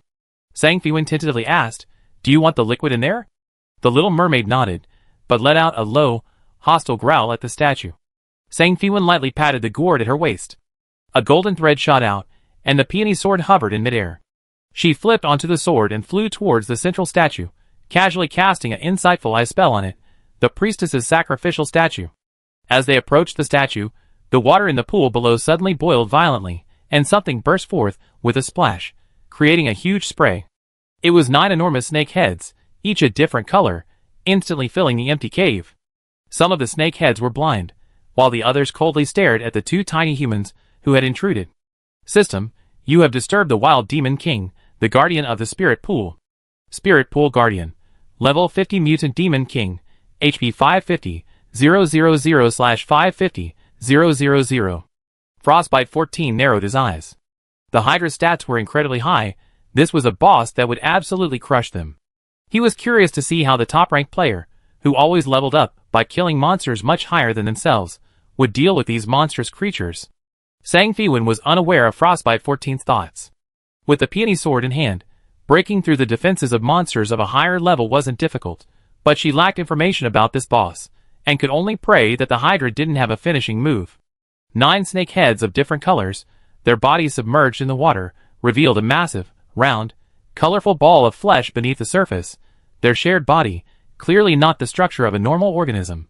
Sang Fiwen casually tossed out an eye of insight, displaying the message, "The Hydra, a creation of the priestess, commanded by the priestess to guard the spirit pool." The blue snake head attacked first, shooting a blast of frost at Sang Fiwen, followed by a fiery red head that puffed out its gills and unleashed a torrent of flames. Sang Fiwen shot out a spider silk thread that adhered to the stone pillar above her head, quickly swinging away to dodge the combined attack of ice and fire. She landed on the edge of a stone platform, activated the shifting flower grafting technique, redirecting aggro to the hesitant Frostbite 14, before unleashing her full power in the attack. A flash of golden light appeared, and several cross-shaped wounds appeared on the red and blue snake bodies, bleeding profusely. What a beautiful counterattack! Xuanhan Shirsi, observing from the sidelines, couldn't help but cheer inwardly. But the next second, he realized that 7 snake heads were targeting him. The most temperamental black snake head launched an attack, instantly transforming into a black lightning bolt and striking him. Xuanhan Shirsi raised his sword to parry the black snake head's attack. He was the undisputed #1 swordsman in Shizhou, and his skills were naturally formidable. He moved swiftly, his long sword flashing coldly, blocking several attacks from the black snake head. The purple snake head opened its blood-red maw, spraying tiny poisonous needles at Xuanhan Shirsi like a storm. He rapidly wielded his sword, creating an impenetrable circular defensive shield, blocking all the needles. Why is most of the aggro on him? What's going on? In the chaos, he noticed a transplantation status in his character's status bar, originating from watching Hui. Only then did he realize he had been tricked. However, he dared not speak his anger. It was true that he had only watched from the sidelines without contributing. He was used to giving orders, but had forgotten that Wan Qinghui wasn't his soldier. Meanwhile, Sang Fiwen was dealing with the remaining two serpent heads with relative ease. The two serpent heads attacked from the left and right, their massive fangs creating a torrent of water like a high wall. She lightly touched the stone platform with her toes, tightened her spider silk, and leaped up, dodging the deadly combined attack. Enraged by being blocked on both sides, the Hydra simultaneously gathered its strength and launched an attack. For a moment, ice and fire mingled within the cave, and poisonous needles scattered like petals from a fairy's shower. Inside the cave, the enormous Hydra hissed and roared, while a blue figure and a figure in red rapidly dodged. The two searched for an opportunity to counterattack. Sang Fiwen, with her exceptionally long-range vision, noticed that the scales around the gills of the purple snake's head were sparse. She immediately controlled her flying sword to target that area. A flash of golden light, and the sword energy sliced off the scales, causing blood to gush out. Sang Fiwen pressed on, unleashing a crescent slash that severed the purple snake's head. A massive damage indicator appeared on the nine-headed snake's head, its health dropping by a significant amount. A system notification sounded. Vital attack triggered. Crescent slash proficiency maxed. Shuanghan Shirsi quickly absorbed the experience. His attack targeted the eyes of the blue snake's head, which appeared to be its weak point. Before attacking the blue snake's eyes, he suddenly switched swords. A flash of golden light, and the blue snake's head died a gruesome death, limply falling into the water. The boss's health bar dropped another chunk. Sang Fiwen praised, impressive, a celestial martial art? Inwardly she thought, old fox, only showing it now. Shuanghan Shirsi smiled, not denying it. This was no time for conversation, the boss was roaring nearby. Having lost two heads, the Hydra roared in agony, causing the entire cave to tremble. Its eyes turned blood red, and its remaining 7 heads formed a tight, impenetrable defensive circle. Its tail churned a powerful vortex in the depths of the pool, shattering the stone platform. Now with nowhere to stand, Sang Fiwen shot out spider silk, clinging to the stone wall above the cave. Only rubble remained on the water's surface. Shuanghan Shirsi nimbly traversed the broken fragments, maintaining her balance and struggling to stay afloat. Many tentacles emerged from the pool. The Hydra's swirling vortex had summoned jellyfish from the depths to join the battle. With more monsters appearing, it was the perfect opportunity to unleash the peony sword's active skill, Rain of 1,000 Flowers. Sang Fiwen wielded the peony sword, hovering it in midair. The sword gradually dissipated, coalescing into a gigantic, illusory peony flower. The rain of petals fell upon the summoned jellyfish, signaling the beginning of a floral tragedy. The two activated their oxygen orbs and dived into the water, dodging the currents and quickly eliminating the jellyfish marked by the rain of petals. Corpse-born peonies bloomed in the water. The serpent heads, drawn by the peonies blooming on the jellyfish corpses, began frantically attacking the underwater flowers. The corpse-born peonies exploded, bursting like firecrackers in the water. The Hydra took full true damage, its health plummeting. While the Hydra's aggro was diverted to the corpse-born peonies, Sang Fiwen and Shuanghan Shirsi didn't remain idle. They quickly found the weak points of 2 more serpent bodies, their skills flashing, sword energy slashing horizontally, and 2 more serpent heads fell into the water. Of the remaining 5 snake heads, one, with its dark green body throbbing, suddenly spewed out thick venom. Sang Fiwen reacted swiftly, dodging the attack. The venom struck the stone wall, causing it to sizzle and rapidly corrode. Watch out for the poisonous fog. Shuanghan Shirsi warned in a low voice, holding his breath as he dove underwater to avoid the raging poisonous fog on the surface. However, he was still a step too slow. The surface was evaporated by the fog, and his health plummeted. He hurriedly consumed antidote and rejuvenating pills, barely managing to stabilize his health. Sang Fiwen submerged slightly, lying in wait near the surface. The poison-repelling gem in his ring automatically formed a protective shield, blocking the poisonous fog from view and drastically reducing his visibility. The crazed boss also lost sight of him. The 5 snake heads lowered themselves, pacing the surface, searching for the 2. Sang Fiwen patiently lay in wait. As a dark green snake head approached, without moving her fingers, a spider silk shot out and firmly adhered to the snake's head. At the same time, Shuanghan Shirsi surfaced for air and saw a red shadow burst through the water. The shadow spun rapidly, its sword energy forming a spiral barrier that forcibly repelled the poisonous mist. Impressive skill. But he dared not linger. Seeing the poisonous mist approaching, he had no choice but to plunge back into the water. Sang Fiwen aimed at the dark green snake's weak point, maintaining the powerful momentum of her spiral sword, and sliced off another snake head. At this moment, the Hydra's health had dropped below 20%. With the dark green snake head lifeless, the poisonous mist in the cave dissipated. Xuanhan Shirsi surfaced, and saw Wan Xinghui's slightly furrowed brow. Following her gaze, he saw the boss's remaining 4 snake heads gathered at the cave's ceiling, brewing something.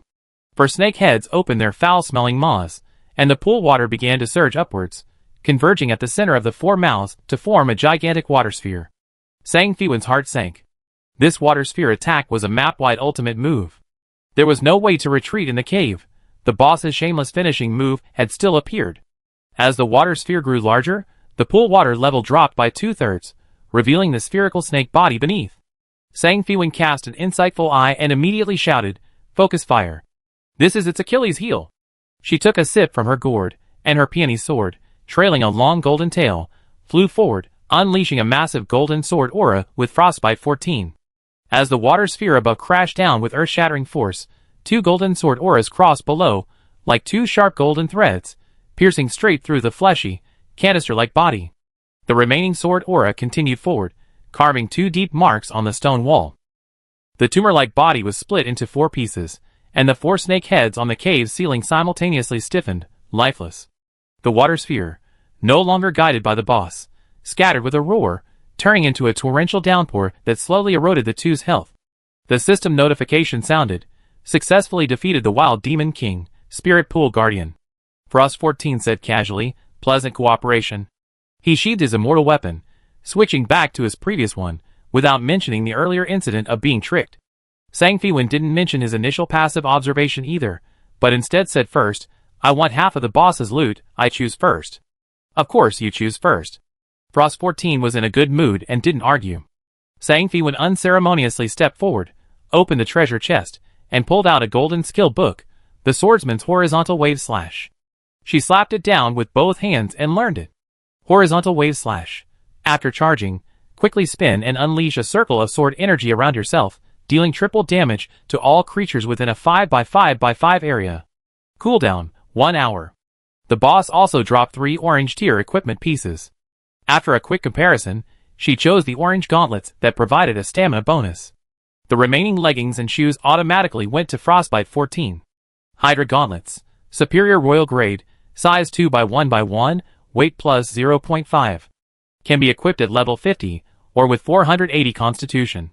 Constitution plus 120, perception plus 100, agility plus 80, evasion plus 10%, magic defense plus 30, stamina plus 20%. With a golden dragon orb, an item that doubles all attributes, her constitution has now exceeded 500, allowing her to equip these gauntlets. Gradually, the cave returned to silence. The little merman swam out of its hiding place, and came to the only intact central stone platform, gesturing incessantly as it pointed at the silvery white liquid inside. Sang Fiwen went to its side, took a bottle of the silvery white liquid, and gave it to the little merman. They then returned to the deserted village and reunited with the other 3 team members. Having defeated the boss here, the members of Eternal Tyranny had nothing more to do. Xuanhan Shirsi and the others headed back, while Sang Fiwen followed the little merman back to the south side of the village, where many coral stones shaped like mermen silently awaited their saviors. Chapter 71. The little merman held a bottle, and dripped the petrification onto the coral stones shaped like mermen. Moments later, the stones gradually turned into shells, and crumbled into fragments, freeing the merman from petrification. System. Petrification of the merman has been lifted. The little merman helped an elderly merman to Sang Fiwen's side. The elderly merman tapped Sang Fiwen's forehead with his finger. System. The merman language has been learned. The elderly merman said, "Kind human, thank you for lifting the priestess's petrification curse. I am a merman priest, and I can teach you a secret merman technique as a token of my gratitude." With that, the elderly merman priest tapped Sang Fiwen's forehead again. System. Learn scale armor technique, mermaid song. Scale armor technique. Forms hard mermaid scales on the skin surface. Grants 3 seconds of invincibility upon activation. Lasts for 1 minute. Allows underwater breathing. increases physical defense by 100%, increases magic defense by 100%, skill cooldown is 3 minutes. Mermaid Song. Singing this song in the ocean will summon a gate to the mermaid village. In her backpack remained the blue merman flesh she had found in the misty forest. Sang Fiwen handed it to the merman priest, respectfully saying, "Respected merman priest, this is what I stole from an evil sorcerer and should be returned to you." The merman priest, his hands trembling, accepted the flesh, exclaiming excitedly, "It was my warrior. That despicable witch, seeking immortality, stole my people's bodies. Thank you for allowing him to return to the sea." The other merman stepped forward, took the flesh, and carried it away for burial. "My clan was persecuted by the witch, but today we are finally saved. My friend, are you willing to help me reclaim our clan's sacred treasure?" Sang Fiwen nodded, and her quest log changed. Legendary quest. The Legend of the Western Sea. Progress 3. Help the merfolk take revenge, reclaim the treasures they guard, and kill the witch. Key item obtained. The Sorcerer's Notes. Sang Fiwen took out the Sorcerer's Notes, which she had obtained along with the mermaid flesh, and flipped through it. Sure enough, she found a clue. Crossing the Western Sea, at its end, mermaid flesh in the witch's palm. The witch is at the end of the Western Sea. She see if she can do this quest along the way when she's on a boat with Zhang San. She closed the notebook. Seeing the powerful human swordsman accept the commission, the merman priestess, who had been looking gloomy, finally showed a slight smile. However, upon seeing the inverted bowl-like shields surrounding them, her smile vanished. She grasped Sang Fiwen's hand, pointed to the shields, and said, "The defensive array of my village is now controlled by the priestess. I cannot dispel it. Under the array's restriction, my people cannot freely enter or leave the village to hunt. Before the priestess dies, can you help my people find enough food?" System. Accept side quest. Maintain the livelihood and supply of the merman village? Sang Fiwen naturally couldn't refuse. If she refused, the merman race would starve to death without food, and her legendary quest would fail. Sang Fiwen then took out an oxygen orb, walked to the edge of the village, and tested the defensive shield with her hand. It was like an elastic net, offering some resistance, but her fingers easily passed through the shield and entered the seawater. According to the merfolk priests, this protective shield would prevent any ancient blue creatures from entering or leaving. However, she was a player, a foreigner, and therefore not subject to this restriction. The merfolk, witnessing her pass through the shield, were filled with excitement and tears welling in their eyes. They were finally free from the fear of being trapped and dying within the merfolk village. However, without professional fishing equipment such as harpoons, most of her skills were limited and unusable underwater. Sang Fiwen found catching fish extremely difficult. She could only hide under the rocks, observe the movement of the fish above, and then suddenly pounce, piercing the fish's body with her sword to catch them. After struggling for a long time, she had only caught about 20 fish. Her strength was already critically low. Returning to the merfolk village and handing over these fish would only provide them with enough food for a day. The merfolk knew humans weren't good swimmers, so they didn't make things difficult for her. A young merfolk took out a slightly dry green plant and said to Sang Fiwen, "Human, we can eat this." It was a type of aquatic plant commonly found both underwater and on land. There was a large bunch of it outside. Sang Fiwen's abilities were currently limited, so she had to give up fishing. After eating tea fruits to regain her strength, she passed through the defensive barrier and returned to the sea. She took out her treasured beginner's dagger and began cutting the aquatic plant. Initially, she hadn't bought a shop dagger to save money, but the beginner's dagger turned out to be very useful for cutting plants. She had used it to gather basic wild herbs in Dragon Ridge, and now she was quite adept at it. This time, it only took her 20 minutes to cut a large bag full of aquatic plants, enough to last the merfolk for a while. The little mermaid kept clinging to her, looking adorable and innocent. Sang Fiwen glanced at the clump of nutrient-poor seaweed and felt a pang of pity.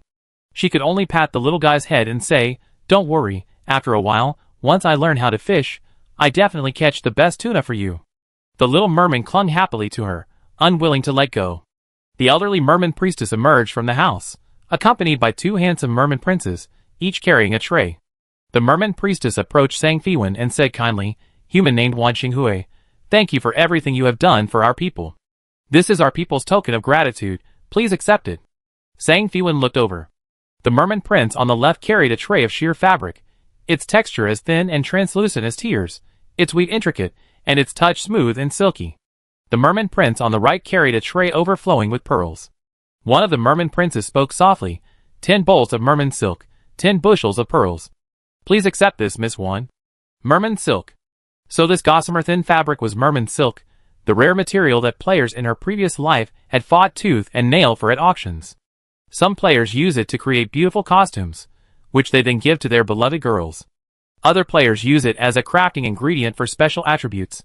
The resulting equipment not only has high stat bonuses but also a high probability of gaining water repellency and invisibility effects.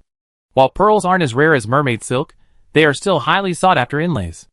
Inlaying them into equipment increases spiritual energy and its regeneration speed.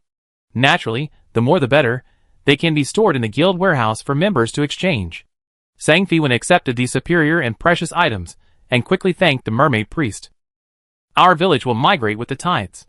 If you wish to enter the village, simply sing a song by the sea, and you will find your way back. The mermaid priest led the group of mermaids, bowing and bidding farewell to Sang Fiwen. The moon was high in the sky. With the shifting gravity and the ebb and flow of the tides, the entire village suddenly vanished. She was instantly enveloped by seawater, choking on its salty taste, and quickly activated her scale armor technique. Mermaid scales sprouted from her body, and then some oxygen appeared around her gills. Touching them gently, she found fish-like gills had appeared, and she felt her breathing return to normal. However, this effect only lasted a minute. Sang Fiwen quickly pulled out a return scroll. A flash of light underwater, and she was back in the nearest town. Sang Fiwen used the teleportation town to return to Shuwan Pavilion and placed the newly harvested mermaid silk in the warehouse. Lun Wanchu happened to be in the warehouse retrieving something. Upon seeing Sang Fiwen, she immediately flashed her tailor title, boasting, "I'm a senior tailor now." In the entire Ancient Blue, senior tailor players are rare these days. How about it? Hey, what kind of fabric is this? It's so beautiful. Lun Wanchu darted over, picked up a piece of mermaid gauze, and examined it closely, admiring it. Sang Fiwen reminded her, "Be gentle, this is mermaid gauze. It's very rare. Don't worry, no one will take it from you, it's just here for you to use." Lun Wanchu happily hugged the perfect fabric, inspiration flooding her mind. Instantly, she had dozens of dress design sketches, and eagerly asked, "Can I use it now?" Sang Fiwen quickly covered the mermaid gauze, shaking her head, "No, you need at least a master tailor. Use this carefully, mermaid gauze is equivalent to a celestial martial arts, you understand." Afraid Lun Wanchu would misuse it, Sang Fiwen gave the mermaid gauze a slight tug. Lun Wanchu had no choice but to put down the mermaid yarn she was working on for a while with a slight regret. She took other fabrics and threads, and went back to the tailor shop to work hard. She had been a little arrogant after being promoted to senior tailor, but now she was full of motivation to upgrade again.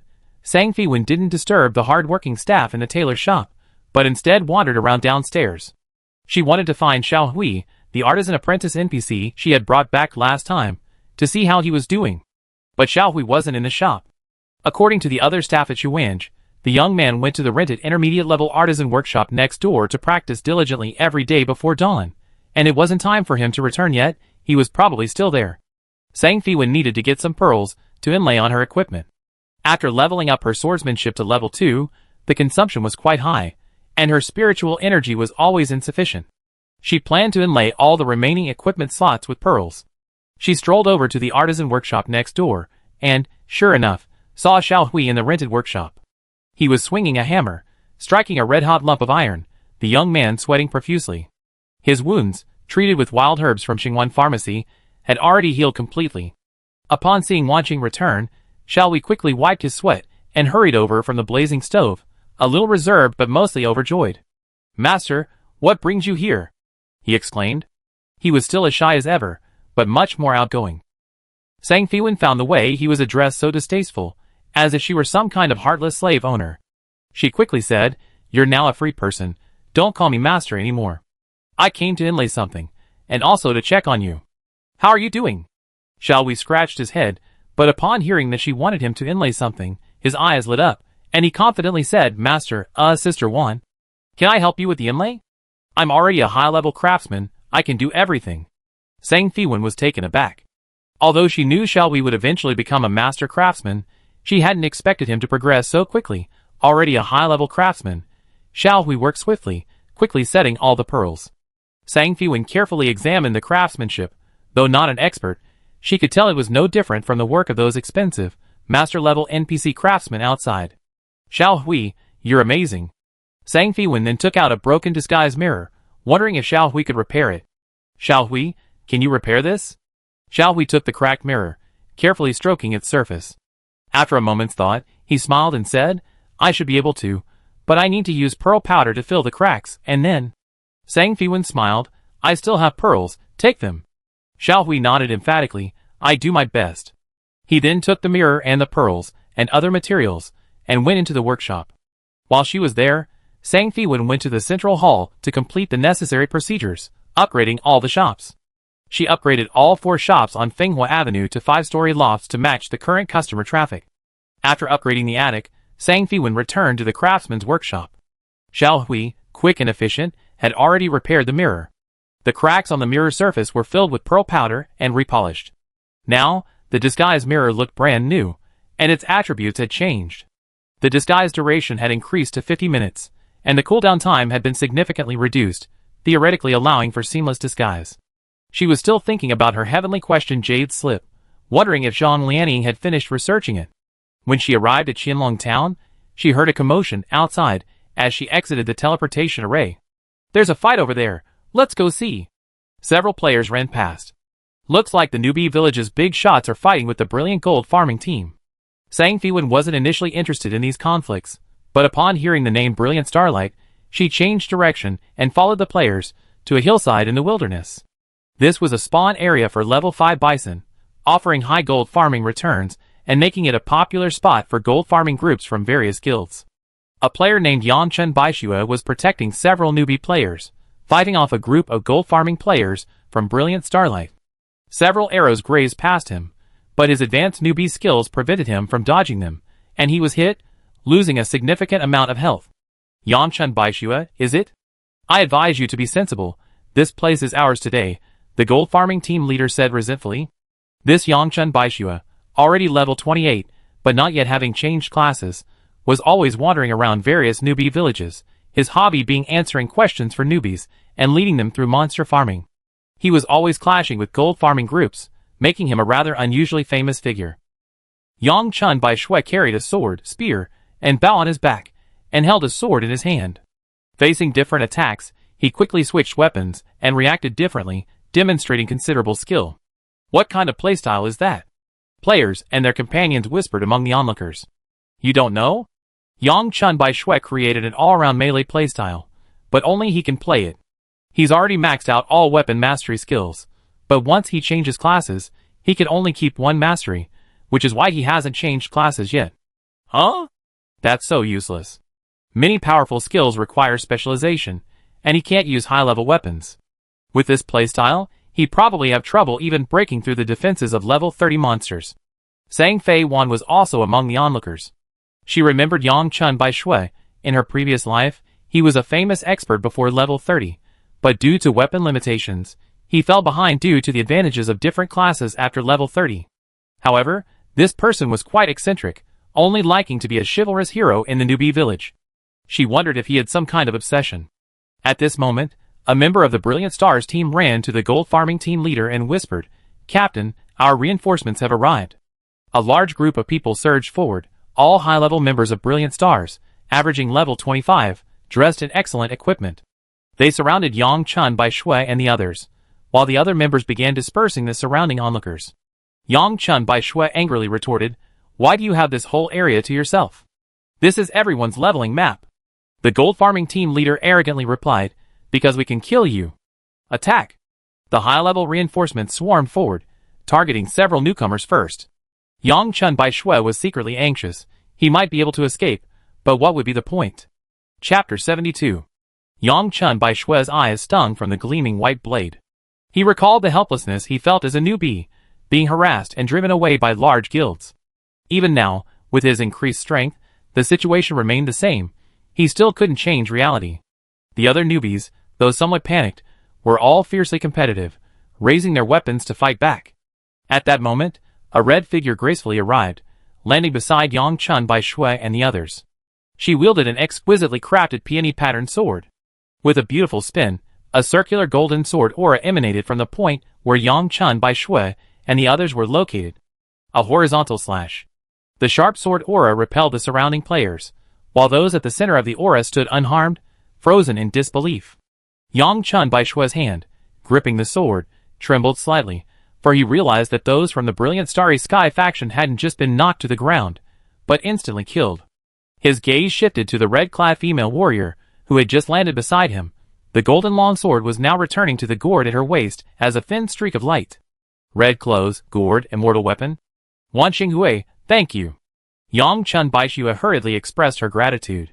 Only Wan Xinghui, the number 1 ranked player, could single-handedly annihilate so many high-level players. You know me? The red-clad female warrior turned around, pointing to herself with a smile. Yang Chun Baishua then confirmed that it was indeed Wan Xinghui who had rescued them. She hadn't expected the number 1 ranked player, who was touted as a god, to be so beautiful and heroic in person. The other newcomers also realized what had happened and thanked her for her help. No need to thank me, I didn't like them either. Wan Xing turned to Yang Chun Baishua. You offended Brilliant Starlight, aren't you scared? Yang Chun Baishua immediately showed a disdainful look and said contemptuously, scared of my ass. What I hate most are these big guilds that monopolize events. I take them on one by one. What's with all this talk about offending them? What a straightforward person. It would be a shame if someone with such a straightforward temperament disappeared later on. Sang Fiwen sincerely said to Yang Chun Baishua, your temper is somewhat similar to my friend's. How about joining my friend's guild? Yang Chun Baishua was a little stunned. He naturally knew what she was talking about.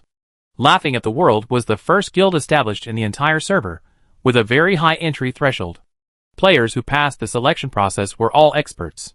But Yang Chun Baishua had never had a good impression of guilds, especially big guilds. Although Laughing at the World had never done anything like monopolizing events or bullying the weak, he wasn't against it, but he didn't like being restricted. He thought for a moment, then decided to follow his heart. I'm used to freedom, and don't like the restrictions of guilds. Thank you for the invitation. Wan Xinghui showed no displeasure, and proactively sent him a friend request. It's alright. I'm very interested in your all-around melee playstyle. Don't feel pressured. I invited you because there are players in my guild who like to research custom weapons, which might help you break through your bottleneck. She was naturally referring to Yu Lingming, who specialized in blacksmithing. In his previous life, Yu Lingming became a top-tier master blacksmith precisely because he created many excellent custom weapons. Upon hearing this, Yang Chun Baishua's eyes lit up. He was indeed tempted, and scratched his head somewhat shyly. Then I apply. I sign up myself. Whether I get accepted depends on my own abilities. Sang Fiwen nodded. Don't worry, our guild doesn't really have any restrictions. You see, once you're in. She respected Yang Chun Baishua's personal principles, and didn't send a message to Fei Sei, who was in charge of member recruitment. Although Yang Chun Baishua's career in her previous life was short-lived, she had watched his comprehensive progress tutorial videos. His thinking was flexible, and his transition techniques were tricky. If he could break through the weapon bottleneck, he would definitely be a super master. After the farce subsided, when she arrived at the quiet alley, Zhang Lianying's shop was already closed. She knocked on the door, and the old woman opened it. Seeing it was her, she swallowed back the curses she was about to unleash. Coming so late, come in. Zhang Lianying turned around and took out the Heavenly Inquiry jade slip. Sang Fiwen glanced at it, her heart sinking. The jade was intact. She put away the Heavenly Inquiry jade slip and looked at the talisman diagram on the table. Zhang Lianying gestured for her to come closer. Why are you standing so far away? Come and see. This is the hidden formation inside that thing of yours. It's incredible. What's the use of this? Sang Fiwen asked curiously. The Heavenly Inquiry jade slip should contain 2 formations, a copying formation and a spatial formation. She wondered which formation Zhang Lianying had uncovered. Why don't you try it and see? Zhang Lianying pointed to the paper and pen. Sang Fiwen had no choice but to pick up the pen and try to copy the pattern. However, this time it was extremely difficult. Even finding the first stroke took her a long time. Gradually, fine beads of sweat appeared on her forehead. Her physical strength and spiritual energy were both running low. She quickly took out some tea and fruit and drank a few sips from the gourd. But the drawing she couldn't complete in one stroke had to be scrapped and started over. This happened several times, each time ending in failure. Alright, that's enough for today. This situation was clearly within Zhang Lianying's expectations. She took out a notebook made of gold-colored talisman paper, along with the talisman diagrams on the table, and handed it to Sang Fiwen, saying sternly, Snotty Nose said the other day that the ship has reached Dongfeng Ferry. Don't miss it. Take these talisman notebooks with you and practice copying them. You learn the basics, so work hard. When you can finish drawing this formation, you be a master. Thank you, Grandma. You're so kind. Sang Fiwen excitedly gave Zhang Lianying a bear hug. Since Elder Jiang warned her not to push herself, Sang Fiwen understood the principle of gradual progress. She wasn't in a hurry to continue working on this talisman, but obediently said goodbye to Zhang Lianying and returned to the flower pavilion to log off. In the Seoul Bureau office, a video was playing on the giant screen in the center. A dozen people in black uniforms sat around the terminal analyzers, analyzing the movements of the girl in red frame by frame.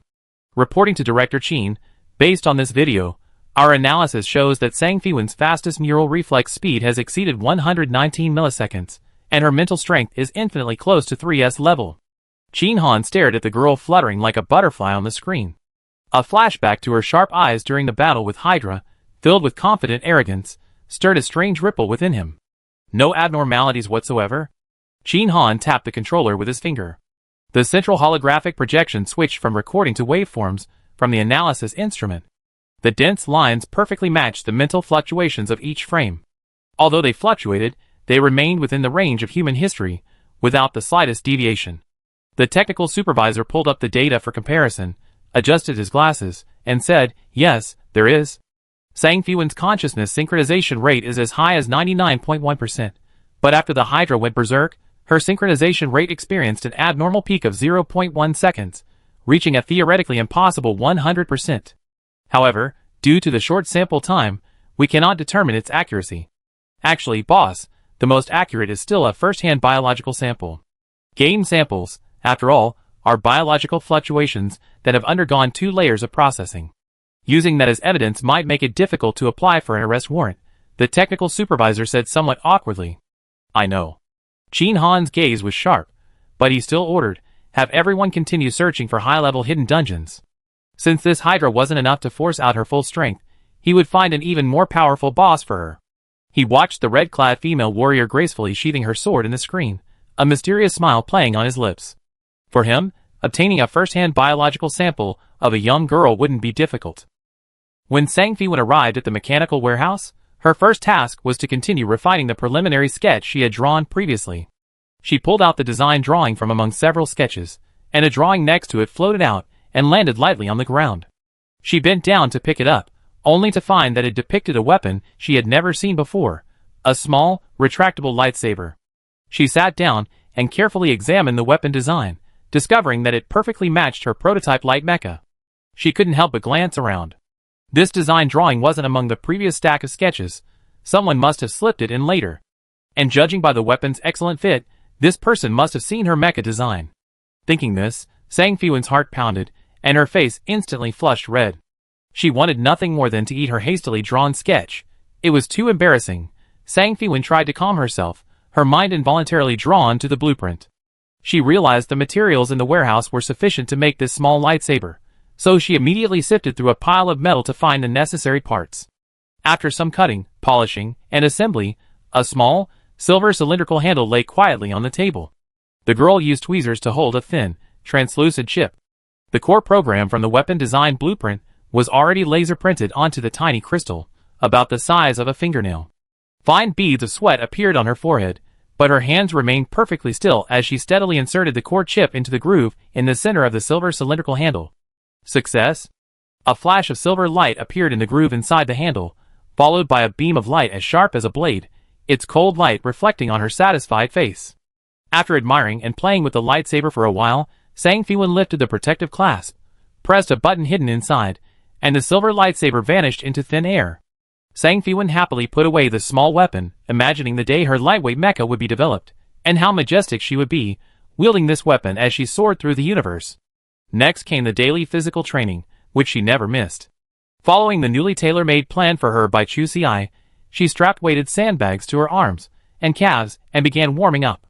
Gradually, she was drenched in sweat, and her mood calmed considerably with the aerobic exercise. After the physical training, she nimbly climbed onto the first-generation KS training mecha, entered the core cabin, and started today's simulated control training, continuing her challenge of the previous E-level training. As the electronic voice prompt sounded, Sang Fiwen concentrated all her energy and entered a state of resonance. She saw those familiar simulated light circles appear one by one, completing the regular training even faster than last time. She steadied herself, not letting the completion of the regular training cause her any slackening, for the extra training she hadn't been able to complete last time was immediately upon her. Extra training begins. Bury the newly formed E-level singularity. Almost the instant she saw the chaotic meteor shower, she reacted accordingly. At that moment, the electrical waves in her central nervous system seemed to merge with the core frequency of the mecha, requiring no extra transmission. The mecha executed a perfect evasive maneuver. Approaching the target singularity, she quickly aimed and calibrated, firing a simulated energy cannon. The newly formed, magnificent nebula vanished in a dazzling white light. Extra training challenge successful. Time 12 minutes 47.52 seconds, second place. She had improved this time. However, the gap to first place was still considerable, but next time she would definitely be faster. At the same time, Sang Fiwen gained a new appreciation for the strength of the first place winner. She was curious about who this person was. But these past few days, she had come here every day, yet she hadn't seen anyone else, not even Elder Jiang himself. After training, Sang Fiwen drove her hover car out of the Imperial Blue Military Academy, intending to proceed as planned. However, not far from the school, she noticed a gleaming black hover car following her at a leisurely pace through her rearview mirror.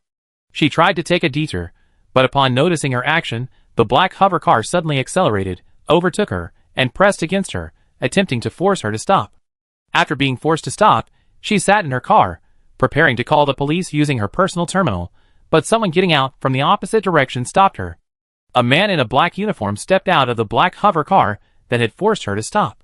He had a high-bridged nose and sharp, eagle-like eyes. He was the leader of the Seoul Bureau from last time. The man walked to her car, knocked on the window, and Sang Fiwen calmly rolled down the window, rolled her eyes, and asked, "You asked me last time, and I signed a confidentiality agreement, so why are you still haunting me?" Chin Han leaned down, staring at her with his sharp eyes that seemed to see through everything, and said, "I didn't introduce myself last time. I'm Chin Han. After our last meeting, I fell in love with Miss Sang at first sight, and can't forget her. I wonder if there's a chance for us to get to know each other again." Fall in love at first sight? I don't believe you for a second. Although she looks like a young woman in her late teens, Sang Fiwen, having been reborn, didn't believe Chin Han's nonsense and warned, "If you don't move your car, I call the police." Chin Han waved to the black car, which very sensibly started its engine and prepared to drive away. He walked around to the passenger side and knocked on the door. "Can I hitch a ride?" Sang Fiwen watched expectantly as the black car blocking her way shuffled along like a tortoise, waiting for the road to clear so she could speed away from this plague from the Seoul Bureau. She said irritably, "Sorry, I don't give rides to strangers." Chin Han didn't speak, but instead activated his personal terminal, projecting a scene. After quietly observing it for a few seconds, the door handle automatically appeared in front of him. He smirked, opened the door, and got in. As soon as he sat down, Sang Fiwen floored the gas pedal. Before Chin Han could even settle in, the back of his head slammed against the gas pedal. The two remained silent for the rest of the journey. Chin Han watched the scenery outside the window grow desolate, his eyes filled with anticipation and amusement. What's that saying again? Even a rabbit will bite when cornered. The car drove to a remote and desolate corner of the capital planet. Sang Fiwen stopped the car and finally spoke. "Speak, what do you want?" Chin Han said, "I told you, I want to get to know you again." Sang Fiwen recalled the scene displayed on his personal terminal. In a high-end restaurant, Ms. Chin Lan was chatting happily with Chin Han, smiling brightly, seemingly quite satisfied with the young man before her.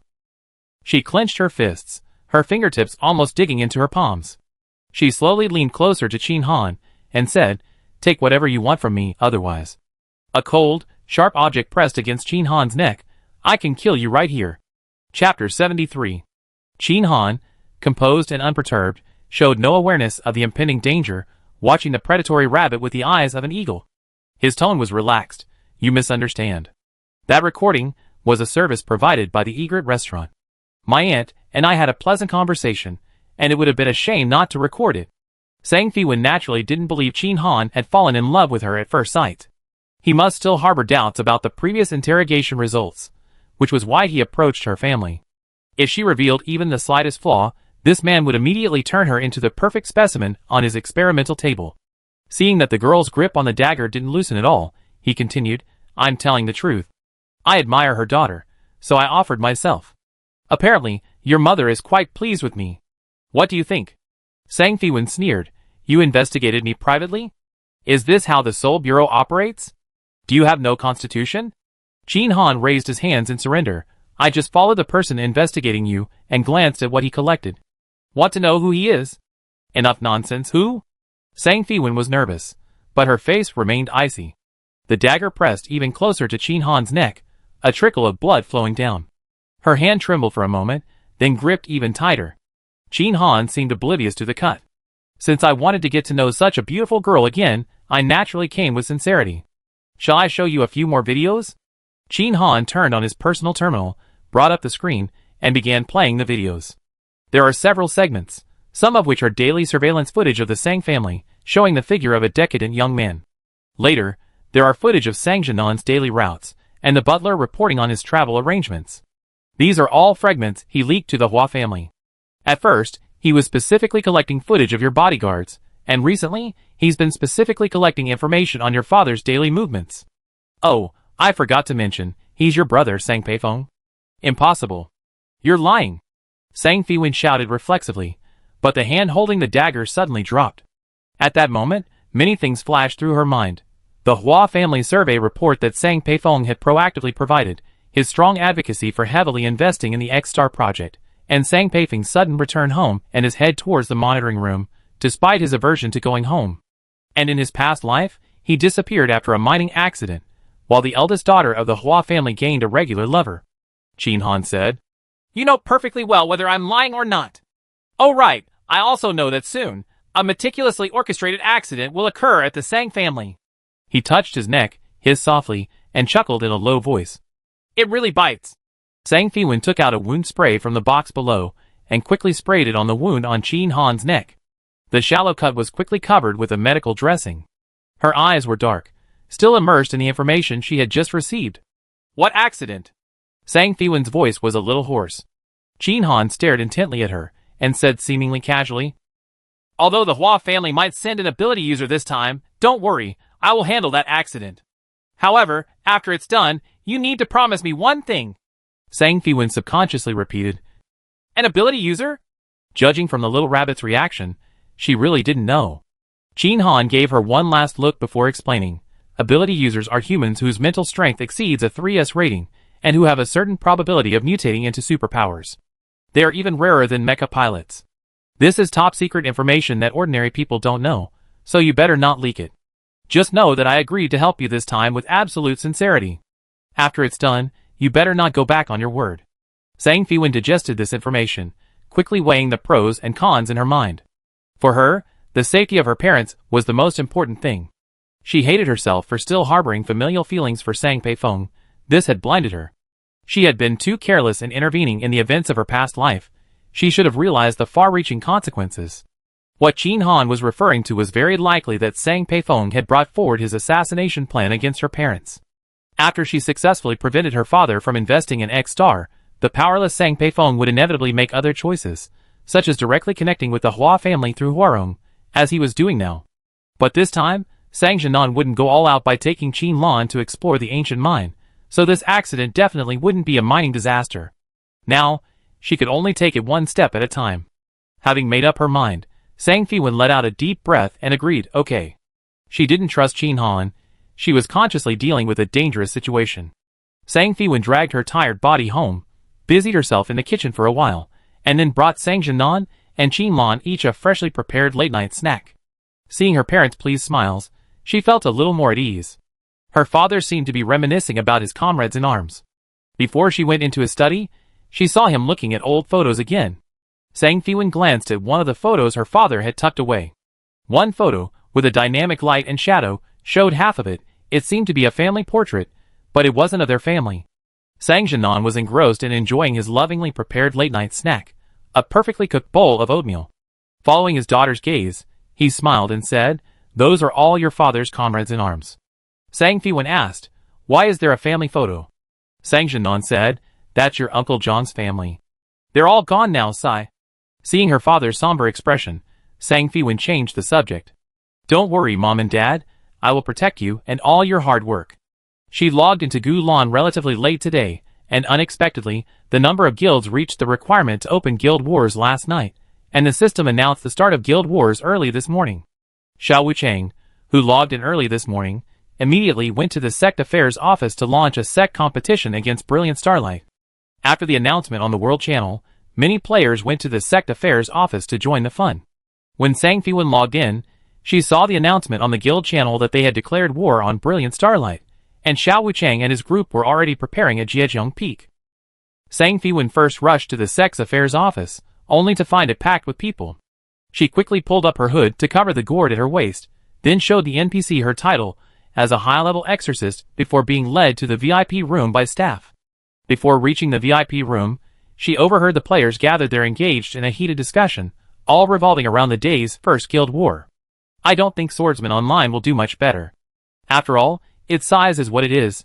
A guild with 100 members is no match for a guild with 1,000. One player remarked. Well, you're really wrong, buddy. Swordsman Online only accepts top players. They even have entrance exams. You can't get in if you can't beat their examiners. Although it's smaller in scale, its prestige is high. Hey! How about we open a betting pool?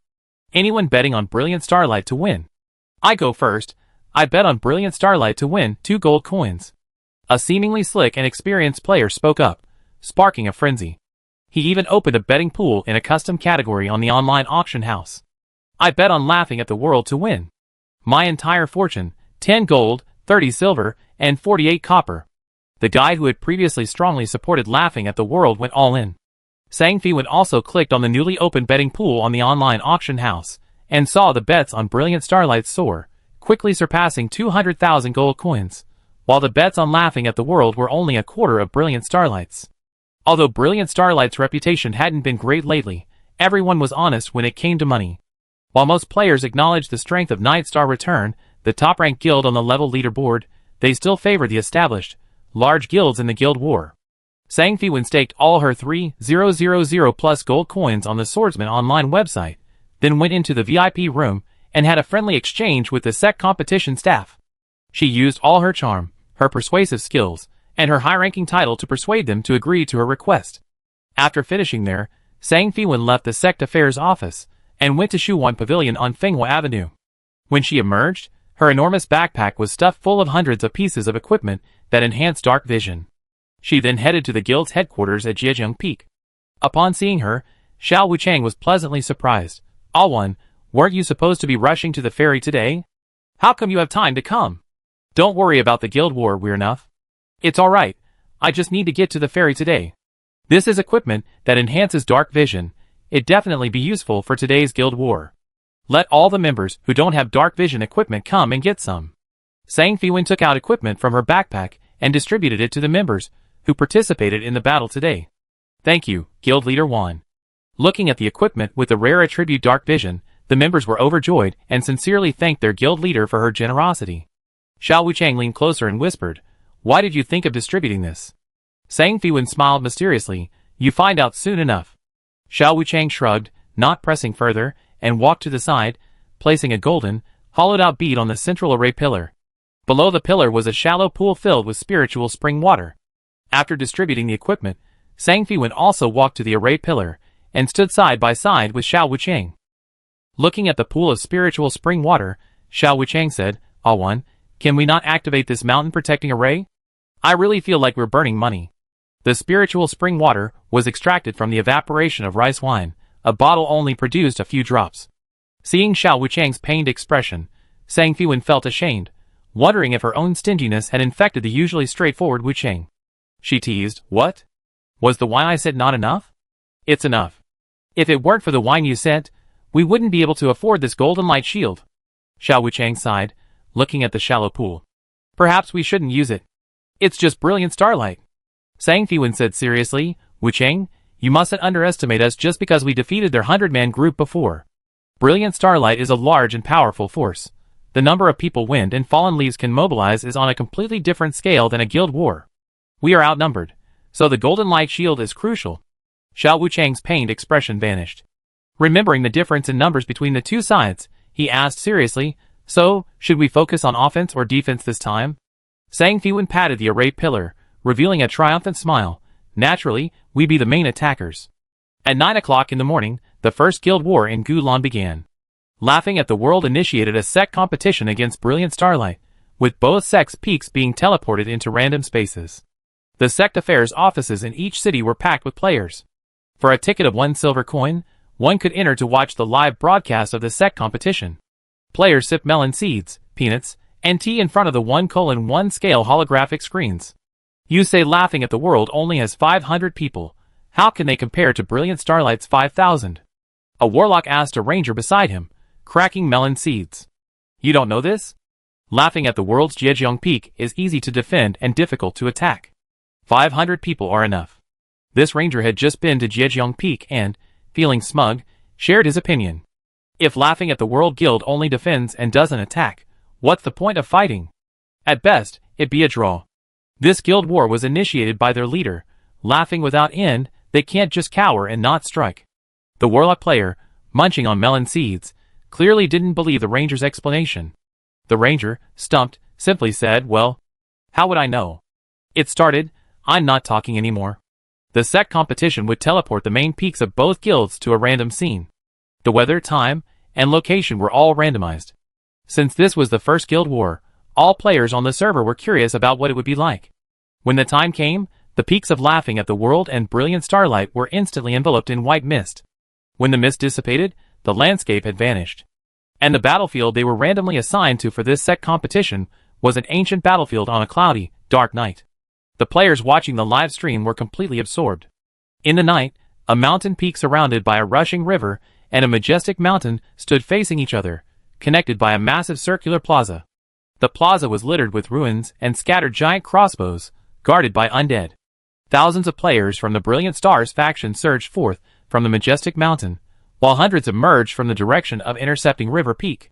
2 waves, one large and one small, rushed towards the central plaza. The 2 sides would clash within seconds, instantly creating a tense atmosphere. A ranger watching the live stream asked in confusion, why are so many people from Laughing at the World coming out? Doesn't intercepting River Peak need defense? No one paid him any attention. Everyone held their breath, focused intently on the live stream. The hundreds of players from Brilliant Stars formed a shield formation at the forefront, relentlessly breaking through the undead monsters guarding the circular plaza, capturing a corner of it, and then taking control of the 2 giant crossbows, all within 5 minutes. Feng Xingyi Luo was quite satisfied with the pace of their advance. With 10 times the numbers of Xiao Eo Jianghu, he truly couldn't understand how Xiao Wuchang dared to initiate a sect war against him. Did they still think this was just a minor team battle? He had initially been annoyed by the rule against challenging guilds with fewer than 3 times his own strength, but Xiao Eo Jianghu had launched such an overconfident challenge, so naturally he wouldn't refuse. Thinking this, a cold smile appeared on Feng Xingyi Luo's lips. This wasn't a personal grudge anymore, and he figured the Z sent by the Hua family wouldn't have anything to say. Once his men stormed Jejeong Peak, they would reap the rewards, looting everything clean, leaving nothing behind. Second team of rangers, go familiarize yourselves with the giant crossbows. Feng Xingyi Luo surveyed the area and immediately made a decision. Jejeong Peak is easy to defend but difficult to attack.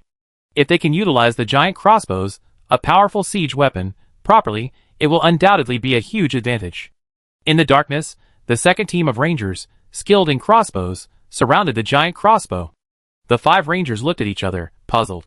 This thing required a wide field of vision to use, but now the area was dark, and their field of vision was limited, making it quite useless. Just as they were struggling with this, a sharp whooshing sound suddenly rang out.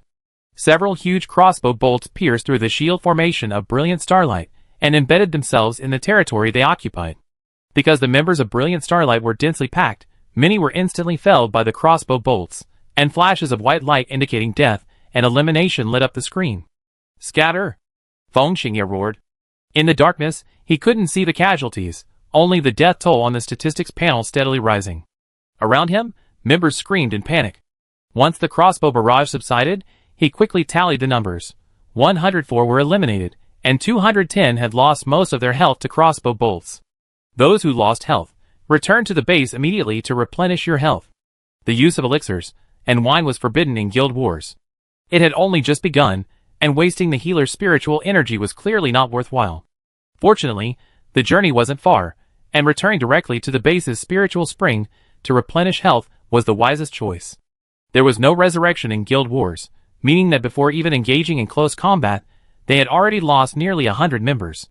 Report: 6 giant crossbow bolts are coming. A player below had already reported the attack.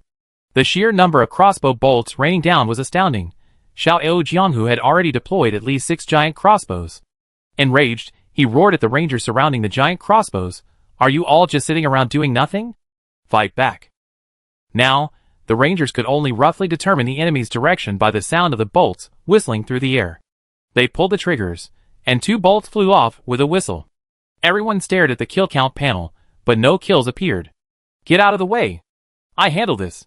Feng Xingyi Luo chased away the rangers and took to the field himself, only to find that the surrounding area was completely dark, making it difficult to locate the enemy. His face darkened as he raised his spear, unleashing a whirlwind attack that destroyed the crossbow's mechanism. He commanded, spread out into small groups. Don't stay close together. Continue advancing and destroy the other giant crossbows. Since they couldn't use them, they couldn't let the people of Laughing at the World use them. Once the people of Brilliant Starlight had dispersed into small teams, a wandering swordsman hidden in the darkness nearby immediately retreated, running off to the other side. He was Zhui Feng, a wandering swordsman from Laughing at the World. Zhui Feng was thrilled. Everything was going exactly as his 2 leaders had predicted. Under Feng Xingyi Luo's cautious command, Brilliant Starlight had abandoned its large-scale advance and switched to small-team operations. Chapter 74. With the guild-issued gauntlets that grant plus 20 meters of dark vision, Chasing Wind raced through the night, dodging the wandering undead beforehand, and ran all the way back to the territory occupied by Laughing at the World. Upon arriving at their hometown, Zhui Feng immediately revealed himself and reported to the team leader, Xiao Wucheng, Boss Wucheng. They really did split up and are heading this way. Their objective is to destroy the crossbows we captured. Ah Wan really is a prophet. Xiao Wucheng wasn't too surprised. He drew his twin swords and smiled casually. Everyone, follow me into battle. Remember, without the dark vision buff, you can only see enemies within a 3-meter radius at night. Everyone, remember this distance. Kit them, and don't get greedy with your attacks.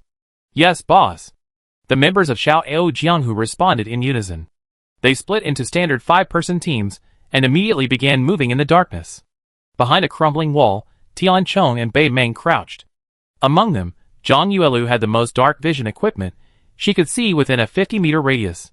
Zhang Yuelu was currently crouching atop a pillar, maintaining stealth, and locking onto her target from afar. He whispered to his teammates below, "There's a team of about 50 people at 6 o'clock. Shall we go?" Tian Chong replied without hesitation, "Only 50 people? Of course we go." Everyone instantly reached an agreement. The staffs in the hands of the 2 sorcerers, Bei Meng and Xinyue, glowed slightly. The skill effects were covered by the special cloth tied to the staffs, preventing them from escaping. Then, spells rushed towards the 6 o'clock direction. The enemy was caught off guard, and the spells exploded among them. Both Bei Meng and Xinyue, who wore accessories inlaid with pearls exchanged from the guild warehouse, significantly increasing their maximum spirit energy. A single spirit energy bar allowed for a relatively generous number of skill uses compared to other warlocks. However, Bei Meng still carefully controlled his skill usage, while the suddenly wealthy Xinyue, like a Gatling gun, sprayed bullets at the enemy team. Seeing Xinyue's unrestrained use, Bei Meng could only remind her, "Junior, take it easy. Running out of spirit energy means you have to go back to base. Save some for movement skills. You don't want to be chased without any escape methods, do you?" Xinyue thought Bei Meng's words made sense, so she stuck out her tongue and reduced her attack frequency. Someone's ambushing. The player in charge of the Brilliant Starlight group immediately crushed a flashing scroll, illuminating the area. They saw several figures flashing past amidst the ruins not far away. The players of Brilliant Starlight immediately surrounded the ruins, but were blocked by a shield-wielding gunslinger. The gunslinger stalled for a moment until the flashbang effect wore off, then vanished into the darkness without further ado. The remaining Brilliant Starlight players rushed to the spot like headless flies, only to find it deserted. With limited visibility, they couldn't search and found no one. They could only scatter and search. Just then, arrows mixed with fireballs came from another direction. The Brilliant Starlight players swarmed there again, only to find nothing. After several rounds of this, either they missed, or a shield-wielding warrior would deliberately engage them, stalling for a moment before disappearing. They wandered aimlessly like headless flies, running out of flashbang scrolls, but ultimately, they were all wiped out. After eliminating the group, Tian Chong and his companions didn't linger, returning directly to their nearby base to recover. As they returned, another team took their place, and this cycle continued, eliminating any enemies they could and weakening those they couldn't, maintaining a constant rhythm of harassment against Brilliant Starlight. Inside the Sex Affairs office, the players watching the live stream chattered amongst themselves, creating a lively atmosphere reminiscent of a sports competition. How come the people from Laughing at the World have such a far-reaching vision in the dark? Has no one noticed that their sorcerer's spiritual energy is ridiculously high? Especially that Fox Demon Woman, she is like a machine gun. Does she have inexhaustible spiritual energy? How could she not have inexhaustible energy? Don't they have to go back to their base to replenish their energy every now and then? It's said that Laughing at the World Guild warehouse is full of good stuff. Judging from their appearance, it seems to be true. A seemingly slick and experienced player excitedly cursed. Is the commander of Brilliant Stars an idiot? Laughing at the World has so few people. Just overwhelm them with sheer numbers. Why did they split up and move out? Isn't that just suicide? The surrounding people gloated. It seemed the slick player had bet on Brilliant Stars to win. Players who bet on Swordsman Online to win were overjoyed, exclaiming, "Wow, Swordsman Online truly is an elite guild. Though small in number, they're all experts. This guerrilla warfare has nearly wiped out Brilliant Starlight's members by over 1,000. A seemingly shrewd and experienced player composed himself, replying firmly, "Humph, just wait and see." Brilliant Starlight has almost destroyed all of Swordsman Online's giant crossbows. Soon, Brilliant Starlight will definitely regroup and charge straight at Zhejiang Peak. Then, there be no suspense, they take Swordsman Online's base. A wandering swordsman, munching on melon seeds, interjected, "Did you see Wan Xinghui? Wasn't she on the list of participants? Why didn't she show up? We didn't see Wan Xin." "Oh, I know, she must be guarding the main camp, otherwise how could they dare to send so many people out?" Feng Xingyi Luo used his spear skill, Eagle Fall, to destroy the last giant crossbow. After confirming there were no more giant crossbows, he ordered the troops to retreat. While regrouping, he opened the statistics panel and saw that the death toll to the kill count was a staggering 12 to 1, causing his face to turn ashen. Fortunately, the giant crossbows were all destroyed, and Laughing at the World could no longer cause any trouble. After regrouping, the more than 3,000 members assembled. Feng Xingyi Luo continued to give orders, and the troops advanced like a large square formation across the circular plaza, heading straight for Zhejiang Feng. The SEC competition had many restrictions. Even long-distance communication was blocked, making the scene no different from an ancient military campaign.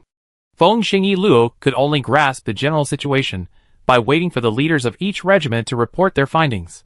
Like the other regiments, we haven't seen Wan Xinghui either. The last regiment leader finished speaking. A regiment leader added, "Report.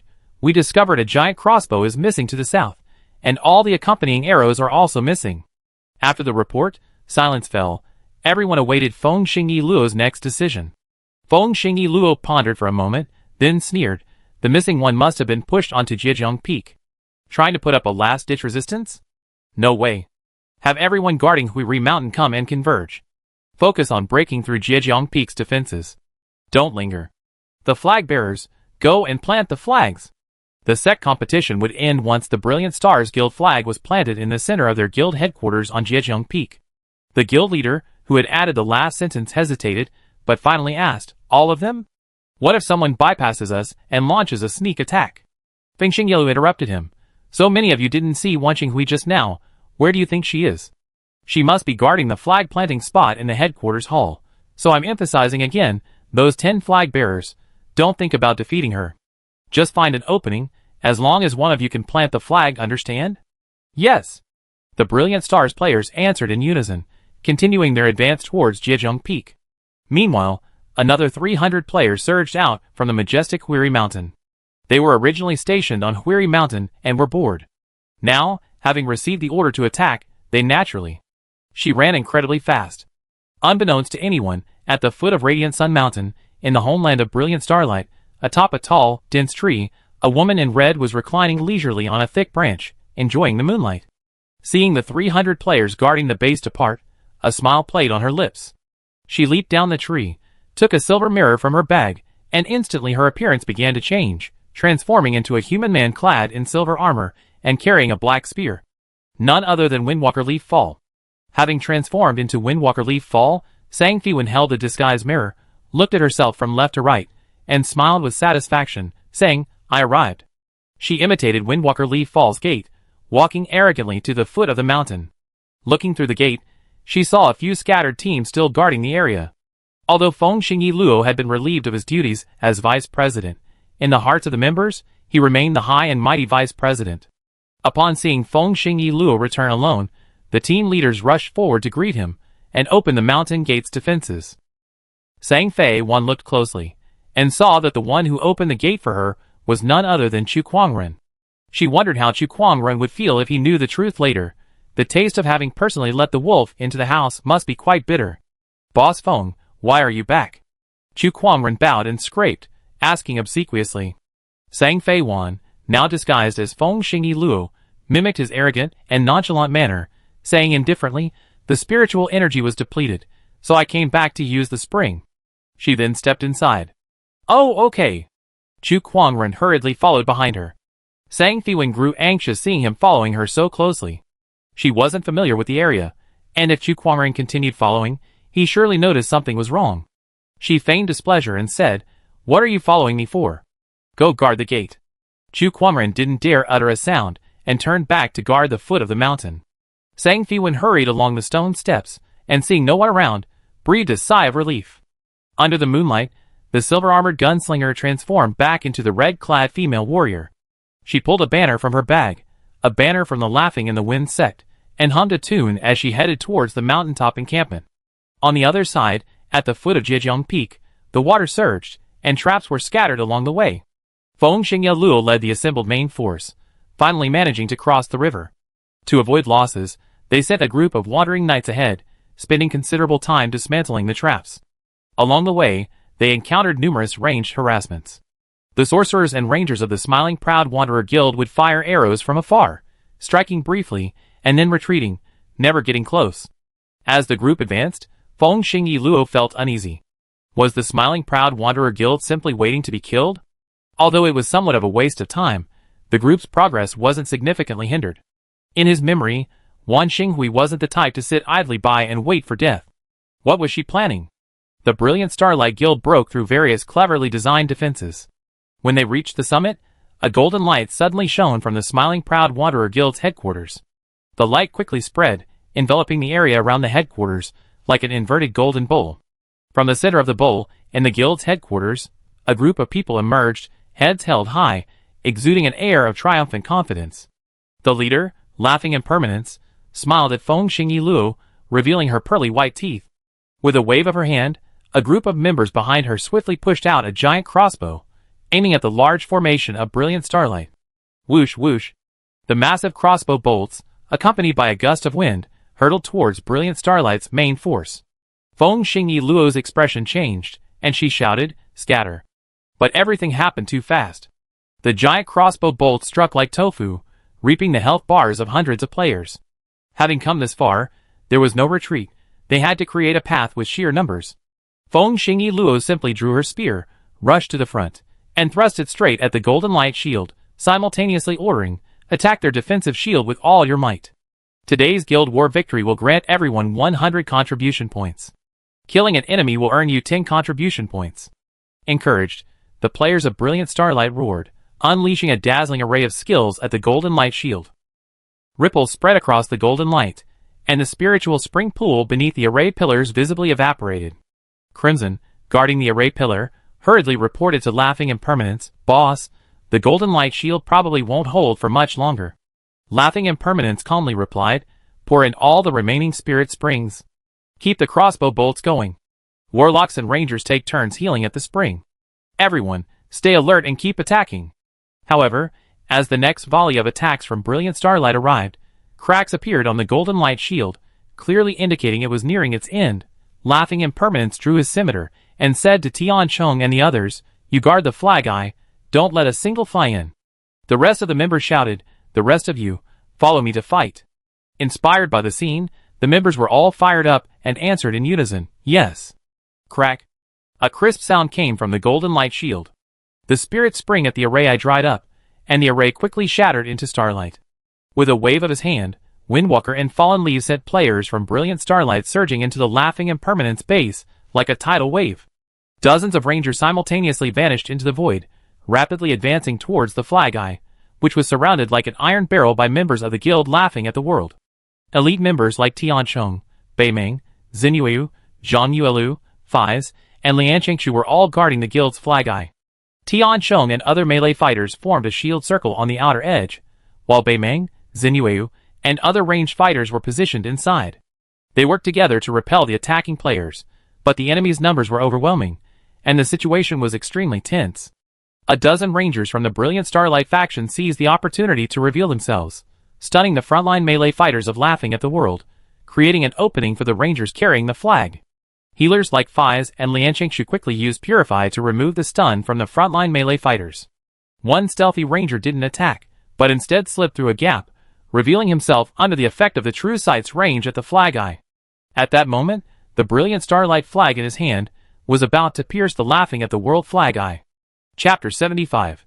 The members of the Laughing Swordsman group stared wide-eyed, their hearts filled with anxiety, watching helplessly as the flagpole touched its base. Just at this critical moment, with a bang, the wandering swordsman, flag and all, flew through the air, crashing heavily into the crowd. A figure appeared instantly at the flag's eye like a ghost. It was Xiao Wuchang using her teleportation skill. As she landed, she immediately followed up with a series of kicks, her movements clean, swift, and fluid, the powerful force sending the nearly successful swordsman flying. Feng Xingyi Luo, who was overseeing the situation from the rear, searched the crowd but didn't see that splash of red. His unease grew stronger, but when he saw the dust about to settle at the flag's eye, he felt a little calmer. At this moment, the group leaders also sent back messages, all saying they hadn't seen Wan Xinghui.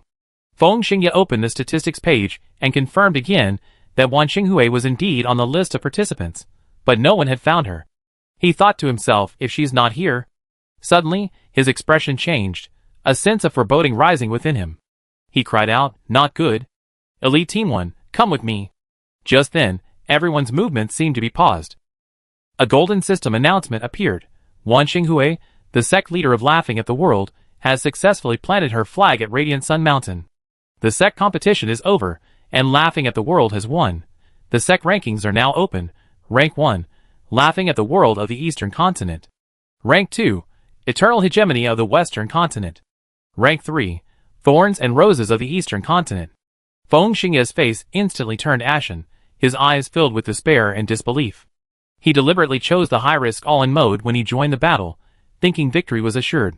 Unexpectedly, they lost, and to a small guild with 10 times fewer members. In the all-in mode, as the losers, Brilliant Stars will lose Mount Radiant Sun, becoming a wild guild unrecognized by the official authorities of the ancient blue world, and will be prohibited from re-establishing the Brilliant Stars sect for 30 days. The random trial space for this sect competition vanished like a dream, and both sides were teleported back to their respective bases. The difference is that Mount Radiant Sun is now an annex of the Laughing at the World sect, and even the equipment and warehouses within the guild base on the mountain belong to Laughing at the World. All members of Brilliant Stars were teleported out of Mount Radiant Sun and are forbidden from entering.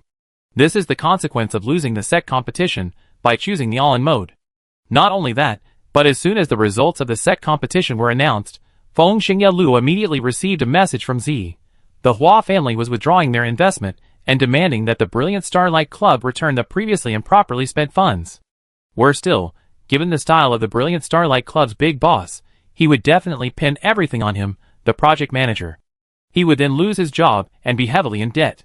Disheartened, Feng Xingye Lu returned to his previous temporary base. Entering the room, he suddenly became extremely angry, slamming his fist on the table, which made a loud bang sound. He frantically swept everything off the table, scattering books, documents, teacups, and other items all over the floor. Veins bulged on his forehead, his eyes were bloodshot, and he looked like a raging beast. Giant Technology's security detection system, embedded in the stealth machine, detected the user's abnormal and intense emotional fluctuations, and forcibly logged him off to calm him down. However, the offline Feng Xingye Luo became even more frenzied. He began mobilizing every available means and connection, even going to the black market to buy information, digging deep to find Wan Xinghui's real-world personal information, hoping to launch an even more insane revenge. On Zhejiang Peak, the Xiao Jiang whose base was filled with jubilation and excitement. Everyone was beaming with joy, their faces radiating the happiness of victory. Sang Fei 1 was tossed high into the air and caught repeatedly by the crowd, a dozen times in total. The cheers and laughter of the crowd mingled together, echoing throughout the base. The crowd's enthusiasm reached its peak, as if it would overturn the entire sky. World Channel Zheng Wei, Thorn Rose Sect Master, congratulations to Laughing at the World. World Channel Kong Liuhua, Prosperous Fireworks Sect Master, congratulations to Laughing at the World. Congratulations to Wanshin. World Channel Xuanhan Shirsi, Eternal Hegemony Sect Master, congratulations to Laughing at the World. Congratulations to Wanqing Hui. World Channel Black Soy Sauce. Click. Group photo successful. This is the closest I ever been to these big shots. World Channel Yunyi. What a spectacle. Why do their names have suffixes? World Channel I Love Milk. Brother Yunyi, when you establish a sect, you also have suffixes.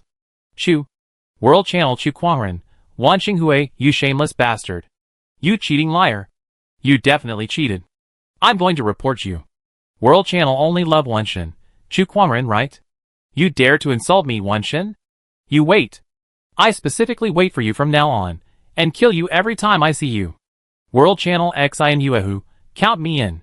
Xin Yuehu, a perennial 25G surfer on the World Channel, immediately called on a group of her girlfriends to join the hunt for Chu Quangren. Chu Quangren's appearance was met with eternal silence. He immediately filed a formal complaint with Giant Technology, only to receive the reply that the other party is using game items normally, leaving him stunned. A few days later, after being hunted everywhere in the game, he finally deleted his account on a dark and stormy night. Xiao Wuchang replied to the congratulations from all the sect leaders, then began to tally up the guild's earnings after the sect competition, a satisfied smile spreading across his face. Mount Huiri, with a level 3 guild headquarters, including a level 3 guild warehouse, a high-level craftsman's workshop, a high-level equipment forging room, a high-level tailoring room, a high-level alchemy room, a high-level brewing room, 100 Fergana horses, and 100 acres of cultivated spirit land, etc. Although Brilliant Starlight wasn't established as long as Swordsman Online, its long-standing reputation as a major guild allowed it to quickly amass a vast empire. While its guild warehouse might not match Swordsman Online's, its other assets were comparable. Now, all of this belongs to Swordsman Online, effectively doubling the guild's assets. After the guild war ended, a large number of Brilliant Starlight's ordinary members left. Aside from core members with contracts and gold farming groups, virtually all the new blood recruited from the game departed. Among these new recruits, most of the well-informed and skilled players applied to join Swordsman Online. If you can't beat them, join them, a survival rule for some strong individuals. After the inventory was completed, Xiao Wuchang waved his hand and declared with great pride, today's guild war victory is thanks to everyone's staunch defense of the flag. In addition to the kill rewards, each participating member will receive an extra 200 contribution points. Boss is awesome. Tian Chong, Xin Yuehu, and the others cheered in unison, their voices echoing through the sky. Everyone quickly collected their contribution points and excitedly went to the warehouse to choose their favorite equipment. After this period of development, the guild warehouse was now overflowing with equipment, including dozens of royal-grade weapons radiating an alluring orange glow. Bei Meng and Xin Yuehu no longer needed to fight over a single staff. The betting odds on the trading post had also been refunded.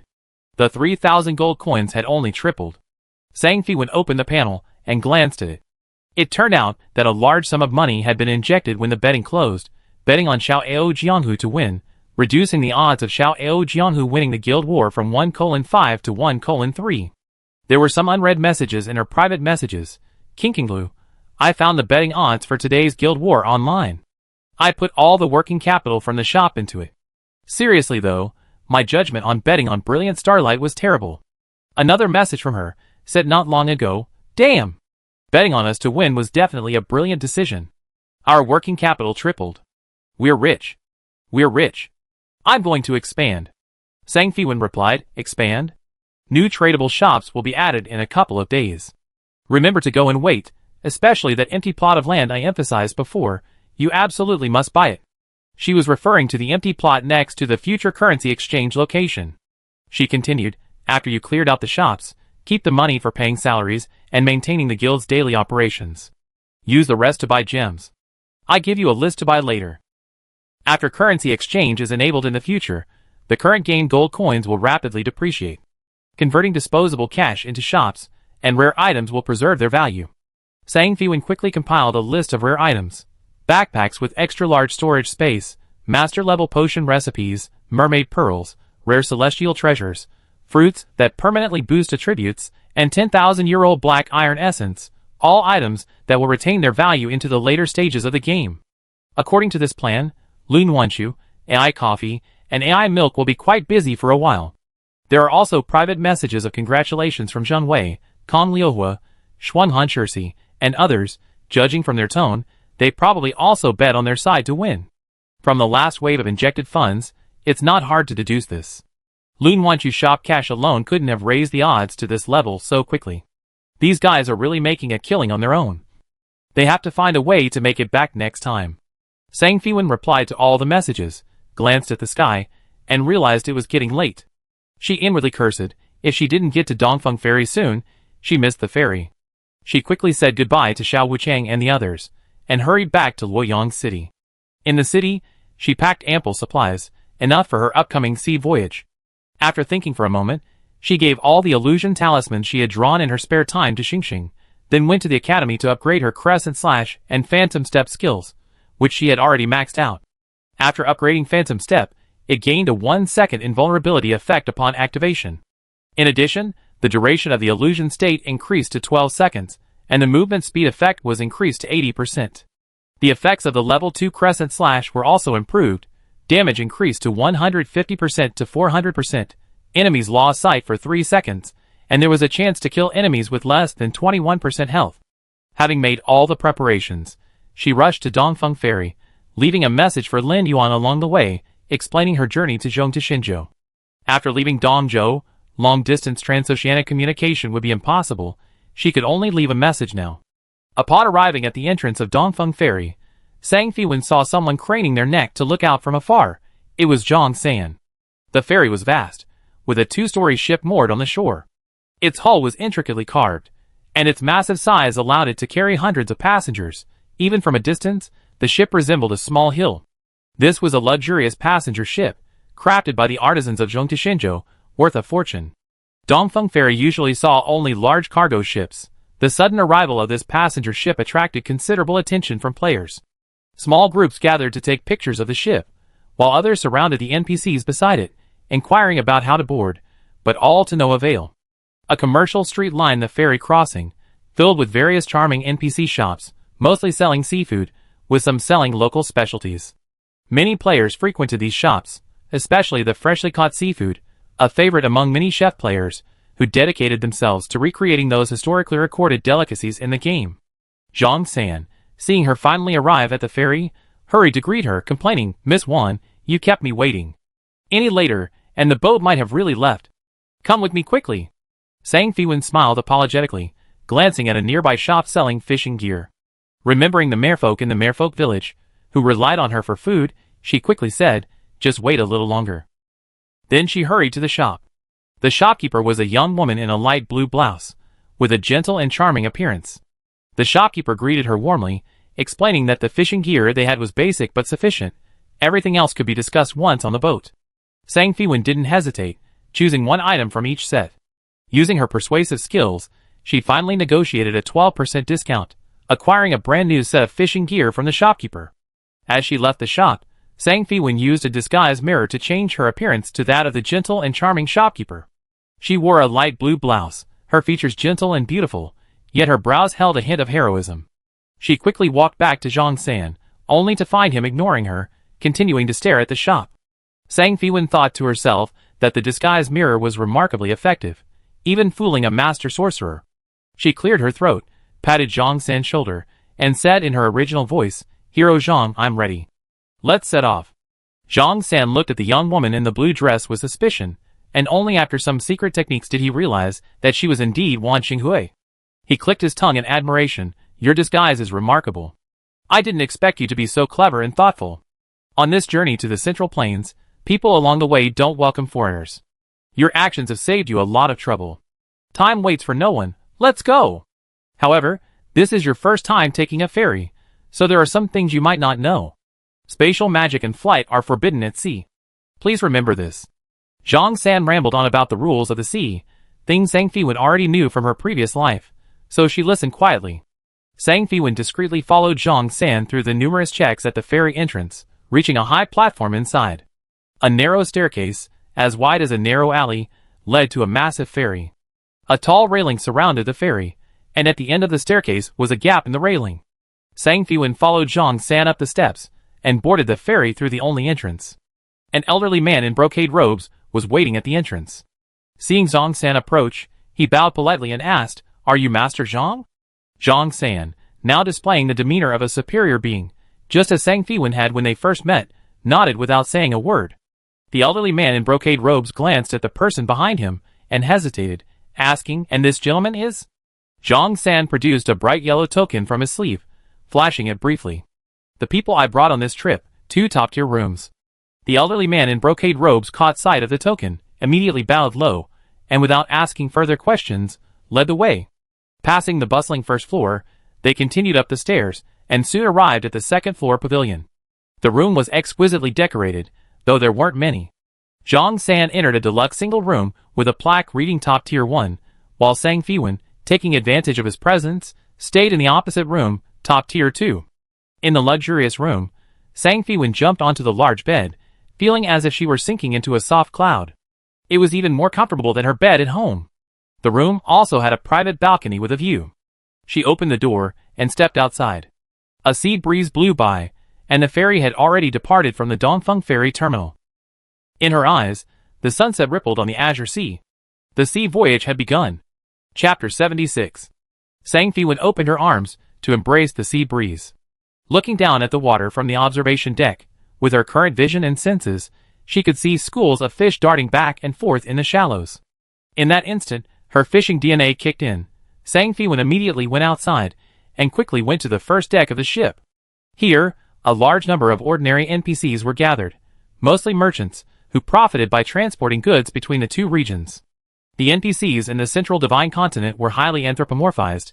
Eloquence and persuasiveness were basically useless. They had to be considered as the natives of ancient blue, or rather, humans from a parallel world, not simply anthropomorphic AI. In her previous life, Sang Fiwen had heard that talented actors from the Imperial Blue Star system would choose Penglai Island to interact with the natives of the Central Divine Continent, specifically to hone their acting skills. Penglai Island was located in the Central Divine Continent, making the start of the game much more difficult for players. However, the system would provide an extra basic disguise item at the beginning. Correspondingly, disguise items, which are difficult to obtain in Dong'o and Shizhou, will be much easier to acquire there. Before leaving the Tianzi room, she had already extended her disguise mirror state once, just to be on the safe side. Now she had plenty of time to find her target in the crowd. Each ferry should have someone who issues fishing quests. If she remembered correctly, the person on this ferry, named Guixiang, was named Yuhua. In her previous life, when the ferries first opened, players scrambled for tickets. Once everyone boarded, they realized it would truly be a journey of over 10 days to reach the Central Divine Continent. Everyone looked gloomy, but thankfully there were fishing quests to help them endure the days. Sang Fiwen was among the first players to board the pirate ship.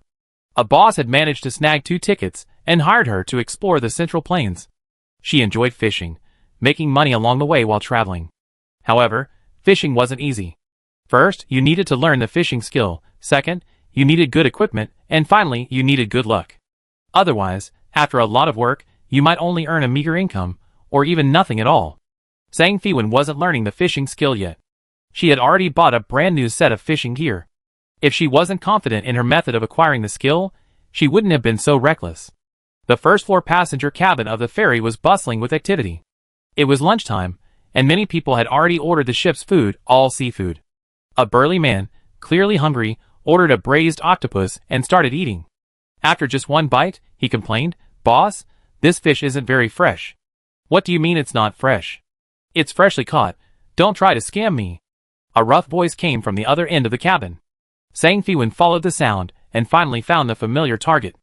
Yuhua, who had posted the fishing quest. Yuhua was busy, having just finished dealing with a customer who was quite critical of the food. He muttered under his breath, "They made me cook, and they made me fish. How can I concentrate? Now look what's happened. There are no fresh fish, only fish I caught in my spare time a few weeks ago. The customer is going to complain. The captain is such a scumbag. Yeah, that captain is such a bloodsucker. The overwhelmed Yuhua heard a clear, melodious voice coming from behind him. Yuhua turned around and saw a young woman in a light blue dress, a red gourd tied around her waist, and a heroic air about her that seemed incongruous with her delicate appearance. Although I don't know where the vampire dialect comes from, I think I understand she's standing up for herself. Complaining always helps people build rapport, and Yuhua immediately launched into a conversation. Yeah, I'm spitting like a top every day. The young woman in the light blue dress was none other than Sang Fiwen in disguise. Having successfully struck up a conversation with Yuhua, she continued, "Isn't anyone here to prepare the ingredients for you?" Yuhua frowned and said, "We're short-handed, and besides, I'm just a lowly crew member." Sigh. I tried to buy fish from customers, but there are so few who are interested in fishing. Sang Fiwen smiled and said, "I'm quite interested in fishing. How about I help you?" Yuhua was overjoyed and said, "Then I have to trouble you, miss. I have a fishing manual here, a summary of my years at sea. Here you go. And you can use the fishing net and bait too. I'm counting on you for the fishing. I have things to do in the kitchen, so I take my leave." With that, Yuhua handed everything to Sang Fiwen and hurried away. The system notification sounded at the opportune moment. "You have received a mission, a request from crew member Yuhua, fish to solve the ingredient shortage." In her previous life, players were incredibly enthusiastic about fishing, and Yuhua had no shortage of people to fish.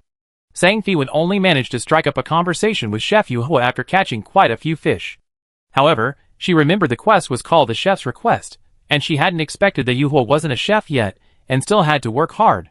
Sang Fiwen examined the items Yuhua had given her: an advanced fishing skill book, an advanced trawl net, a small bucket of advanced bait, and a deep-sea fishing rod. This haul exceeded her expectations. She had originally thought she'd be lucky to learn even the basics of fishing. It seems the ferry isn't open to players yet, and the crew is short-handed, which might explain Yu's generosity. Sang Fiwen had only bought a basic fishing tackle set, but now, holding this advanced set, she felt a sense of abundance, like she had an arsenal. After a moment of reflection, she learned the advanced fishing skill book, went to the lower deck of the ferry, found the hooks on the hull, secured the trawl net, and then found a chair to sit on, baiting the hooks. While Sang Fiwen was doing all this, some people watched curiously, but most only glanced at her once or twice. Only one person, dressed in a black robe, silently observed her, their face hidden in the shadow of a large cloak. Ignoring their gazes, she spotted a shallow area where fish were gathered and cast her line into the sea with fluid movements, like a seasoned angler. The ferry wasn't fast, making it suitable for sea fishing. Sang Fiwen sat on a small chair on the deck, waiting for a bite, quietly admiring the sea, her thoughts drifting. The Dylan Galaxy has no ocean. Aside from a few fish that are easy to raise and have a high meat yield, most fish are already recorded in the ancient history of the Dylan Galaxy. Yet, she developed a fondness for a past human pastime: fishing. She wasn't the only one who enjoyed fishing. Game companies, recognizing the business opportunity, naturally wouldn't let it pass, and many holographic games on the market focused on fishing emerged. Sang Fiwen had previously played a holographic fishing game called Fisherman's Village, but it wasn't the casual, relaxing game she had imagined. A group of fishing enthusiasts competed fiercely, fighting tooth and nail every day. After playing for a while, she felt it wasn't what she had expected and quit. Gu Lan's fishing perfectly matched her expectations. Relaxed and enjoyable, without competition or rankings, she could simply enjoy the pleasure of hunting and fishing. The fish she caught could be cooked, raised, or sold to merchants for game currency and experience points. For example, Yuhua was a major fish buyer. The rod tip bent slightly, and her hand felt a weight. She gripped the rod tightly. The fish that had taken the bait didn't seem very big. The fish struggled fiercely, and she skillfully stopped the reel, letting out some line. When the fish was tired and relaxed, she vigorously reeled it in. After a few back and forth strokes, a long, flat fish splashed out of the water, and was pulled up by her. System: 1 cod caught. Sea Fish Encyclopedia unlocked. Current number of unlocked fish: 1 points. 1. Sea Fish Encyclopedia Cod, a common nearshore sea fish, fast swimming, numerous, and easy to catch. In the Sea Fish Encyclopedia, 10 points can be exchanged for a skill point. A good way to quickly accumulate skill points in the mid to late game is through sea fishing. A fresh cod is worth about 15 silver per pound. Sang Fiwen put her catch into a bucket and continued fishing with practice bait. This time, she targeted another area where fish were gathered. Judging from the underwater shadows, the fish seemed larger than the previous cod. The rod tip bent sharply, and the fishing line hissed. This time, the movement was bigger than before. Sang Fiwen skillfully let out and reeled in the line, engaging in a battle of wits, and finally pulled up a large, spindle-shaped fish. She caught a new type of sea fish. The system notification sounded. 1 blue mackerel caught. Sea fish encyclopedia points increased by 2. Points increased by 2. Fresh blue mackerel is worth about 20 silver per pound. Sang Fiwen continued casting. No new fish were caught after that, only cod and blue mackerel, varying in size and weight. Fish in the shallow sea weren't valuable, but it was better than nothing. Since she started fishing, Sang Fiwen had been carefully observing the surface, but the sea remained calm and uneventful. She had originally wanted to see if any sea monsters appeared, so she could get some exercise, and maybe even find some treasure. But it seemed unlikely that any sea monsters would appear near the shore. The large bucket beside her was almost full of cod and blue mackerel. Seeing that she had caught enough, she prepared to cast one last line. This time, she saw a small shadow underwater. It didn't look like a school of fish, and its shape was strange. She aimed at it, and cast her bait. Soon, a cod covered in purple pustules was wriggling around on the deck, not at all like a diseased fish. Sang Fiwen had never seen such a diseased fish before, and cautiously, she didn't reel it in. She cast an insightful eye spell on the disgusting fish. Bubble cod, mutated by some influence, always appears in shallow waters. Just then, a hoarse voice rang out, "Miss, may I buy this fish?" The newcomer was the black-robed figure who had been watching her fish. Completely shrouded in a wide black robe, his features were obscured, but Sang Fiwen could sense the greedy gaze beneath the cloak, smell a fishy odor, and even have flies swarming around him. Interested in this mutated fish? What a pervert! Sang Fiwen instinctively wanted to refuse this fly-swarming pervert. The black-robed pervert continued, "I offer 100 gold coins." Sang Fiwen picked up the bubble cod, originally priced at 30 silver coins. "Thank you for your patronage, sir." A pale hand emerged from the wide sleeve, handing over 100 gold coins. Sang Fiwen glanced at it, and saw that the person's skin was covered in iridescent scales. The man in black robes took the mutated, bubblegum cod, and placed it inside his large cloak, seemingly taking a deep breath. Then he let out a strange laugh. "This fish is wonderful." He then eagerly headed towards the cabin, not forgetting to add, "Miss, I buy any more fish like this at a high price." Sang Fiwen had initially felt a chill, but upon hearing this, she instantly felt better. Whatever, the man in black robes was only perverted by fish. He wouldn't harm anyone else. A system notification sounded. Hidden quest obtained. Provide the man in black robes with 1 fresh mutated fish for 7 consecutive days. After this little interlude, Sang Fiwen began to haul in her fishing net. The net contained only some cod and a ceramic bottle. Sang Fiwen examined the ceramic bottle closely. It was long and thin at both ends, bulging in the middle, and decorated with a human face with closed eyes. 2 flying fish were depicted where the ears should have been, and the surrounding area was decorated with wave patterns. There seemed to be something inside the bottle. She opened the cork and poured some out. A small roll of cloth fell out, covered with smudged ink. A letter. Letter in the bottle. Part 1 Ahua, Xiao Yuan, and the others have all become holy servants. There are fewer and fewer girls in the village. Finally, it's my turn to be a holy servant. Serving the holy maiden is an honor, but why does father look so worried? Looking at the human-faced, fissured pattern on the bottle, Sang Fiwen recalled the spirit pool at the bottom of the well in the mermaid village. The woman statue on the central stone platform, there also had a similar pattern. That statue was supposed to be the witch, the culprit who stole the mermaid village's treasure. This letter should be the clue for the rest of the story. She never expected to find it in the sea. What a coincidence. She carefully put away the bottle and letter. These pottery bottles were usually local specialties sold at the ferry crossing. Knowing where they came from would make things much easier. Putting away the letter, she picked up the 2 large buckets of fish at her feet and walked to the stern. After confirming that no one was around, she softly hummed a mermaid's song towards the sea. A whirlpool gradually formed in the water below, and a path to the mermaid village appeared. After the whirlpool appeared, Sang Fiwen activated a crystal illusion, having the illusion lift one of the buckets of fish and jump into the whirlpool. Simultaneously, the illusion activated its scale armor technique, quickly swimming across the mysterious waterway to the mermaid village. Food was running low in the mermaid village, and everyone had been eagerly awaiting the red-clad human. Today, food had finally arrived. This large bucket of fresh fish would last them for a while. After delivering the fish, Sang Fiwen dispelled the illusion, and took the remaining fish to Yu Hua to complete today's food task. Yu Hua was busy in the kitchen. Looking at the bucket of fish she brought, he smiled brightly. Miss, you're a fishing prodigy. Your catch in such a short time is more than I done in half a day. I forgot to ask, what currency do you want for your reward? He was worried about not having enough ingredients, but the customer he hadn't expected to have brought him so many fish. System, you was favorability towards you +5. Sang Fiwen was able to catch so many fish not only because of her advanced fishing skills, but also because of her perception of over 1,000 and her nearly 100-meter field of vision, which allowed her to quickly locate the schools of fish. However, the matter of currency reminded her. She had almost forgotten that she only had the currency of Donggo. Once she arrived in Zhongtushinzhou, she would have to go through the procedures to exchange it, which would be troublesome. So she directly asked for the currency of Zhongtushinzhou, receiving a total of 5 gold notes and 5 10-yuan silver notes. The black-robed pervert had just given her gold notes, which she had almost overlooked. Therefore, the black-robed pervert must be from Zhongtushinzhou. Back in her room, it was almost midnight when Sang Fiwen logged off.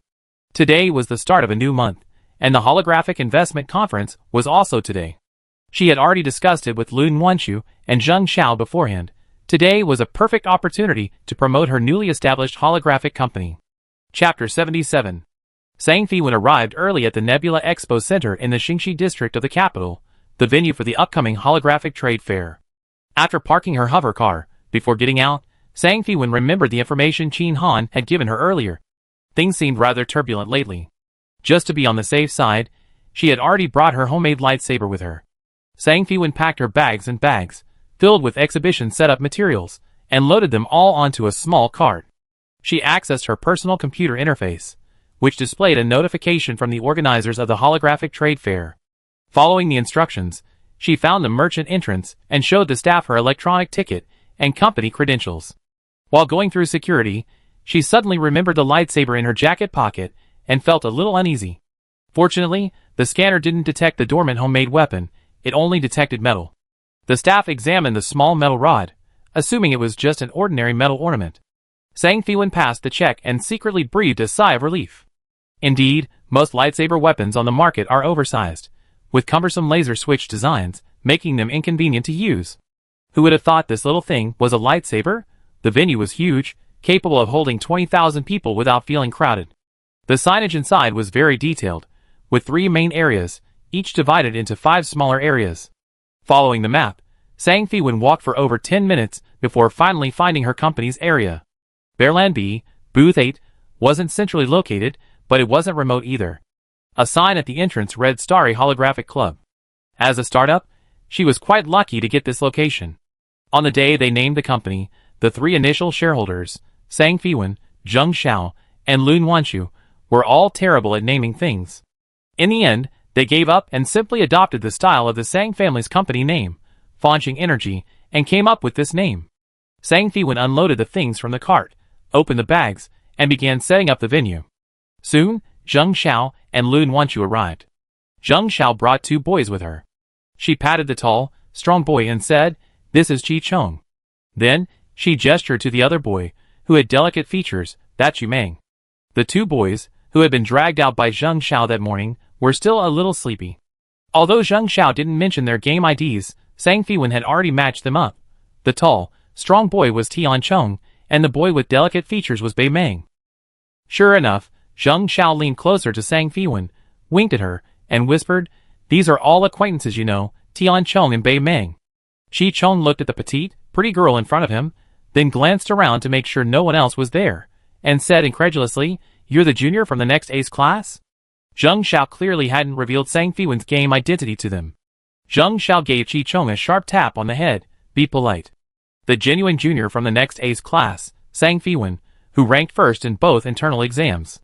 Yu Meng wasn't as rude as Qi Chong, and greeted him casually, "Hello, junior sister Sang." As students of the Ace class at the Imperial Blue Military Academy, Tian Chong and Yu Meng both understood the significance of ranking first in both internal exams. With Zheng Xiao as a reference, they had a better grasp of Sang Fiwen's abilities, and felt a deep respect for her. How similar this opening was, Sang Fiwen couldn't help but recall her first meeting with these 2 at the entrance of Baiwa West Garden. It was like a second chance. However, it was quite interesting. She flashed a confident, radiant smile. "Greetings, senior brothers, I am Sang Fiwen." The beautiful girl's smile was like a sunflower in bloom. Chi Chong and Yu Mang were dazzled by the girl's bright white teeth. Without saying a word, they hurriedly joined the work of setting up the venue. Zheng Xiao leaned close to Sang Fiwen and whispered, "Why didn't you tell them you're Wanqing Hui?" Sang Fiwen thought for a moment and said, "Let it happen naturally. You know, I'm both the junior sister and the president. It feels a little awkward." Zheng Xiao nodded, said nothing more, and went back to her work. Lun Wanchu arrived late, bringing several huge boxes. Sang Fiwen helped her open one of the huge boxes, inside which were several custom-made, gorgeous outfits. Lun Wanchu picked out a lake blue and a pomegranate red ancient-style dress and asked the crowd, "Which one looks better?" "I put it in the most prominent place." Sang Fiwen and Chi Chong chose the pomegranate red dress with wide sleeves, while Zheng Xiao and Yu Mang chose the lake blue dress with narrow sleeves, resulting in a tie. Lun Wanchu had no choice but to go to the game forum and post a poll using the official account of Shuanj. Immediately, fans flooded the comments section. "Where is this? When did Shuanj start having offline events? Boss, you guys actually made big dresses. I want to buy them. Link now. Has no one noticed that this is the Nebula Expo Center on the Capital Star? Today is the 35th Holographic Investment Conference there. My great Shuanj is really something." Realizing she had revealed the location, Lun Wanchu didn't have time to delete the post. She could only grab her personal terminal and confess to Sang Fiwen. Sang Fiwen glanced at the post, smiled, and said, "A little popularity is good." Seeing no one objected to revealing their offline operation, Lun Wanchu generously interacted with fans in the post, ultimately choosing a pomegranate red, wide-sleeve dress as her signature piece, and began setting up the mannequins. Half an hour before the official start of the trade fair, the venue was teeming with people queuing outside the electronic gates to enter. Sang Fiwen's personal terminal flashed with new information. Qin Lan and Sang Jinan had arrived and were now waiting in their private room. This holographic trade fair brought together over 800 holographic companies from various star regions of the D-Lan galaxy, including the Capital Star, Sabay Star, and Free Star. Among them were well-known giants like Juzi Technology and Jishur Holographic, established clubs like Shengshi Yinhua, Jingji Qianwei, and Suizan Xingguang, and countless others, such as Sang Fiwen's Fanqing Holographic Company. This unprecedented success is largely attributed to the groundbreaking stealth technology Ancient Blue jointly developed by Giant Technology and Jishur Holographic, backed by the Central Research Institute. A popular belief exists that stealth technology positively stimulates human mental energy. Following the Central Research Institute's previous malfunction, the Free Citizens Organization, claiming responsibility, revealed its misappropriation of valuable resources belonging to all of Emperor Blue. This has fueled speculation, with some speculating that the Central Research Institute developed the stealth technology using the Supercube Spark. The Central Research Institute, always dedicated to tackling cutting-edge problems, has remained tight-lipped about these supposedly universe-altering resources, and the Federation's silence has further fueled speculation. Some even suggest that the key to overcoming the energy crisis lies in stealth technology. Everyone was eagerly anticipating the actions of Giant Technology and Jishur Holographic today, speculating whether they would release any major news.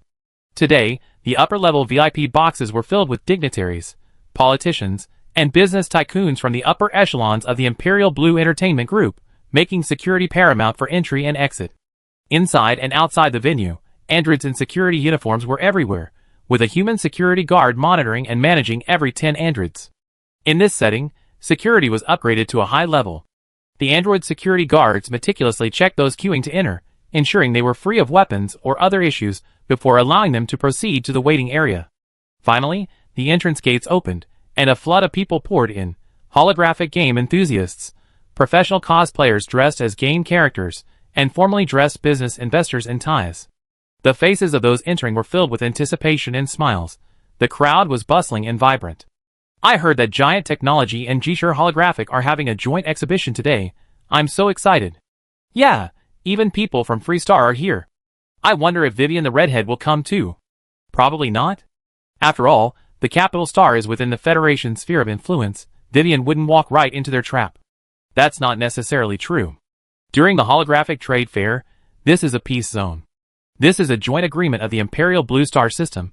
The Federation wouldn't knowingly violate it." "Don't talk about that. This isn't something we commoners can fathom." Compared to the bustling entrance, Area B was still deserted, with only staff from various companies waiting for the crowds to arrive.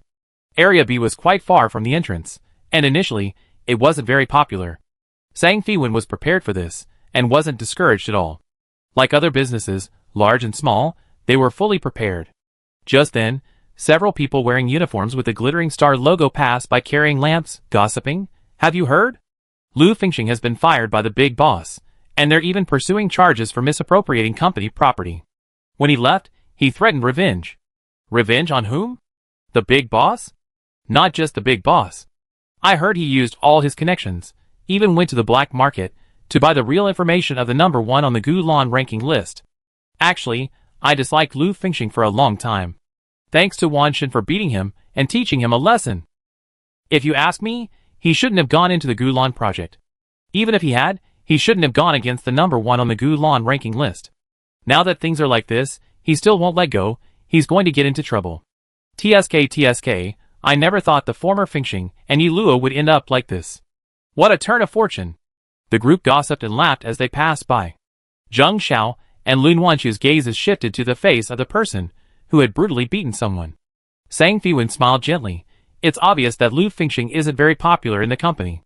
However, she secretly noted this down.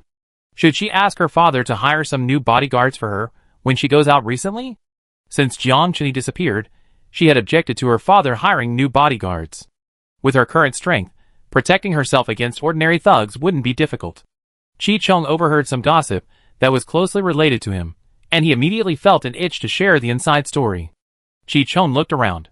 Zheng Xiao and Yu Meng both knew the inside story. He immediately targeted his future junior, leaned over, and said mysteriously, "I happen to know about what they were talking about. Back when Fengxing Yelu first failed, I was there too. Wan Xinghui was indeed fierce, but mainly it was because I was too fierce. I killed so many people at Suisan in one go." Sang Fiwen nodded frequently, occasionally letting out a supportive wow. Qi Chong, with his loud voice, drew the attention of the few people from Brilliant Starlight who hadn't gone far. Hearing Qi Chong's boastful words, they all turned to look. When they saw the sign at the entrance that read the Obscure Starlight Holographic Club, one of them sneered, "Hey, what's this starlight over there? These days, even bragging needs a draft, right?" Another mocked, "Or are small companies now resorting to nonsense to attract investment? What starlight? They even copied our Brilliant Starlight's name." Qi Chong, naturally unfazed, retorted, "You're the one bragging. Your whole family loves to brag." With that, the tall, hot-tempered Qi Chong was about to confront them. Zheng Xiao and Yu Meng, knowing his temper, quickly tried to stop him, but someone else was faster than them. Qi Chong felt a jolt on his shoulder. Turning around, he saw that Sang Fiwen, who was a head shorter than him, had one hand firmly on his left shoulder. Qi Chong tried to pull away, but found that his junior's hand was like an iron clamp. He couldn't break free for a moment, leaving him somewhat bewildered. Sang Fiwen whispered an apology to him, "Senior, calm down." This petite and beautiful girl, radiating a confident and powerful aura, addressed the crowd of onlookers. "Friends, whether it's bragging or not, come and see for yourselves." This commotion attracted a crowd of onlookers, who immediately came in to investigate. Someone exclaimed in surprise, "It's actually Shuwan Pavilion. This company really is related to the goddess Wan." Hearing this, the members of Brilliant Starlight, half believing, put down their lamps, and also went in for a look. Upon entering the exhibition area, the first thing everyone saw was the plaque of Shuwan Pavilion. This scene replicated the shop window of Shuwan Pavilion in the game, a pomegranate red, wide-sleeved dress unfurled, the silver thread embroidery on the hem flowing under the lights, like a cascading galaxy. Behind the counter, Lun Wanchu was already dressed as a deer demon from the game, looking exactly like the proprietress of Shuwan Pavilion in the game. A man from Brilliant Starlight still didn't believe it. Everyone knows that the owner behind Shuwan Pavilion is Wan Xinghui. It's not hard to fake this. Don't be fooled. Lun Wanchu angrily retorted, "How can you be like this? I already seen it, and you think it's fake? Whoever can replicate this dress, I change my surname." Yu Meng rolled her eyes. "Sir, why don't you go inside and take a look?" The exhibition inside was divided into two parts. One part was a replica of the Xingwan Pharmacy shop front, with a perfectly replicated 8 Immortals medicine box on the counter. The other part was designed as a sandbox, with water flowing around Zhejiang Peak and the majestic Huiri Mountain on the side, its guild buildings stretching endlessly. Beside the sandbox, a holographic screen was projecting a guild war between Swordsman Online and Brilliant Starlight. Most importantly, looking up here, one could see holographic projections of various legally binding documents, proving that all of this belonged to Fanxing Holographic Company. The older brother, who had come in for a visit, gradually looked gloomy and pulled the others in his group to leave, saying, "Let's go. There's nothing to see." Chi Chong, now in a good mood, said, "Don't you want to take a look? The exciting part is about to begin." He was referring to the guild war on the holographic screen, which was about to reach the moment when Wan Qinghui effortlessly planted the flag. The older man's fighting spirit was reignited. He retorted, his neck stiff, "Don't think running a holographic club is so easy. Newly established small companies rarely survive a year. You're a little workshop. Try to hold out for a month first." Just as he finished speaking, a commotion arose from nearby, and dozens of enthusiastic figures holding glowing support signs surged towards them. The glowing support signs bore the Xuange logo and phrases like "Great Shu is mighty," and "Absolutely beautiful Shu." Lun Wanshu immediately understood the situation. The fans who had seen the poll post on the forum had arrived. The older man's face twitched, and he awkwardly looked away. The group from Brilliant Starlight slipped away. Girls holding light sticks excitedly rushed to the booth, surrounding Lun Wanshu. "Beautiful sister, are you really Chi Kong Lu? Wow! That lake blue dress, I can actually see it in person." More fans swarmed forward, completely surrounding the Xuange booth, lining up to take photos with Lun Wanshu. Everyone. Seeing the atmosphere heating up, Lun Wanshu seized the opportunity to pick up a megaphone and began to promote. The Fanqing Holographic Club has deep roots in Guilin. Currently, the #1 guild in Dongou, Xiao Jianghu, was built by us. In addition, Xuange on Fenghua Avenue and Xingwan Pharmacy are also self-operated. Besides, we have dozens of shops in various cities. As she gestured, the holographic projection instantly switched to blueprints of various cities in Guilin. Each flashing dot represented Fanqing Holographic's assets, like star points, and even many were located in key cities of Shizhou, eliciting gasps of amazement from the onlookers. The fans went wild. Starry Holographic Company? Never heard of it, but with Wanshan in charge, their resources in Guilin are probably no weaker than those established big guilds. In my opinion, they don't have much of a future. A man in a suit shook his head. Chapter 78. Upon hearing the man in the suit's words, many people engrossed in the promotional video turned their gazes to him, filled with curiosity. One of the young men, who looked like a college student, asked with a disapproving tone, "Brother, how could Wanshan's company have no future?" The man in the suit explained to the young man with a knowing tone, "I don't know about Wanshan, but as the saying goes, you can't put all your eggs in one basket. In a few years, once Gulan's popularity fades and other holographic games rise, Gulan won't have much of a future. If all of Fanqing Holographic Company's investment is in Gulan, won't it all be a waste? You young people are still too naive." The bright young man immediately retorted, "Who said Gulan would decline? Haven't you heard? Someone's mental strength increased by a level after using a stealth pod to play Gulan. Our group's research project is about the impact of stealth technology on improving players' mental strength." The man in the suit shook his head mysteriously, looking at the bright young man with a "you're still too young" in your ivory tower gaze, and asked him, "Don't other companies use your so-called stealth technology later? Little brother, here's some market experience for you. Holographic games are always more fun when they're new." The bright young man blushed, but he could only mutter very softly, "Stealth technology isn't something that's commonplace." "Never mind, the teacher said this is a secret." Upon hearing this, the people around felt that the man in the suit's words made a lot of sense. Some formally dressed investors stopped in their tracks to negotiate, and no one took the young man's words to heart. The clear-eyed man hesitated for a long time, but ultimately stuck to the principle of secrecy, muttering, "Forget it, I can't explain it to you. I just go to Area A, and keep an eye on the news about giant technology and Jishur Holographic." Sang Fiwen watched the man, who had revealed the secret, leave with a muttered remark, feeling ashamed.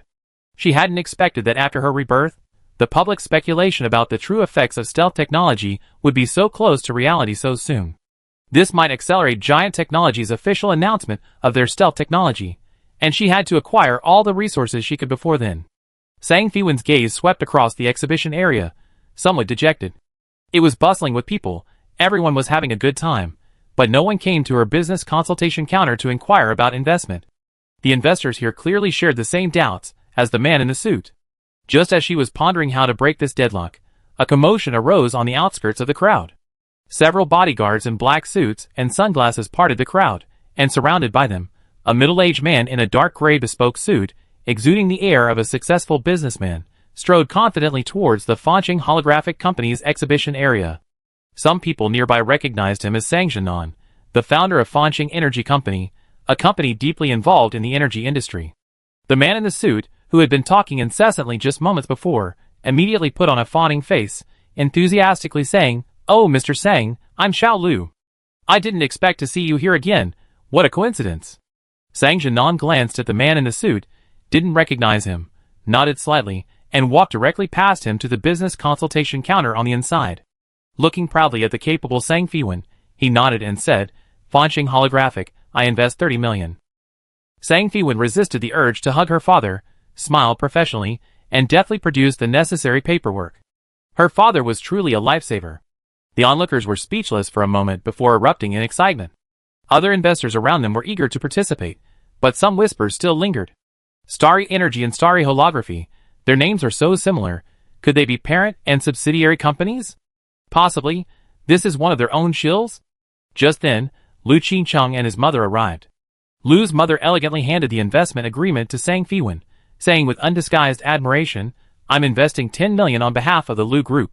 Lu Qingcheng announced loudly, "Depending on the situation, the Lu Group will inject more capital in a month." The Lu family's arrival added fuel to the fire. Seeing Sang Jinan and Lu's mother efficiently complete the paperwork, and with two conglomerates leading the way, the other investors no longer hesitated and quickly surrounded the business consultation counter, afraid of missing out on a golden opportunity. Old man Sang, having accomplished his mission, winked at his daughter before immediately resuming his serious demeanor and leaving. Qinlan watched Sang Fiwen from afar, her eyes filled with pride. She didn't disturb her, but instead sent the private room information to her daughter via her personal terminal. After a busy morning, and after screening, Sang Fiwen accepted 17 investments. However, only her parents and a female investor from the Lu family, named Su Weian, received investments exceeding 10 million. The other investors cast a wide net, only taking a small stake. Sang Fiwen remembered the female investor named Su Weian. Despite the hot weather, she wore a long brown trench coat, faded jeans, and long boots, and was taller than most women. "I invest 20 million. The mature woman's voice held an indescribable allure. She raised her brown eyes, glanced at Sang Fiwen, and chuckled softly, "Compared to that dear demon over there, I think you're the true backbone of this starry holographic company. You must be Wan Qinghui?" Sang Fiwen was startled and quickly looked around. She didn't want to reveal her identity, especially with Feng Xingye still searching for Wan Qinghui's true information. The mature woman's voice wasn't quiet, but those around her seemed not to hear it. None of them noticed her words. Or rather, they couldn't hear it at all. It seemed only she could hear the mature woman's words. Seeing her panic, the alluring mature woman, as if she had successfully played a prank, said slyly, "Don't worry, they can't hear you. Hee, it seems you really are Wan Qinghui. Hello, I'm Su Weian."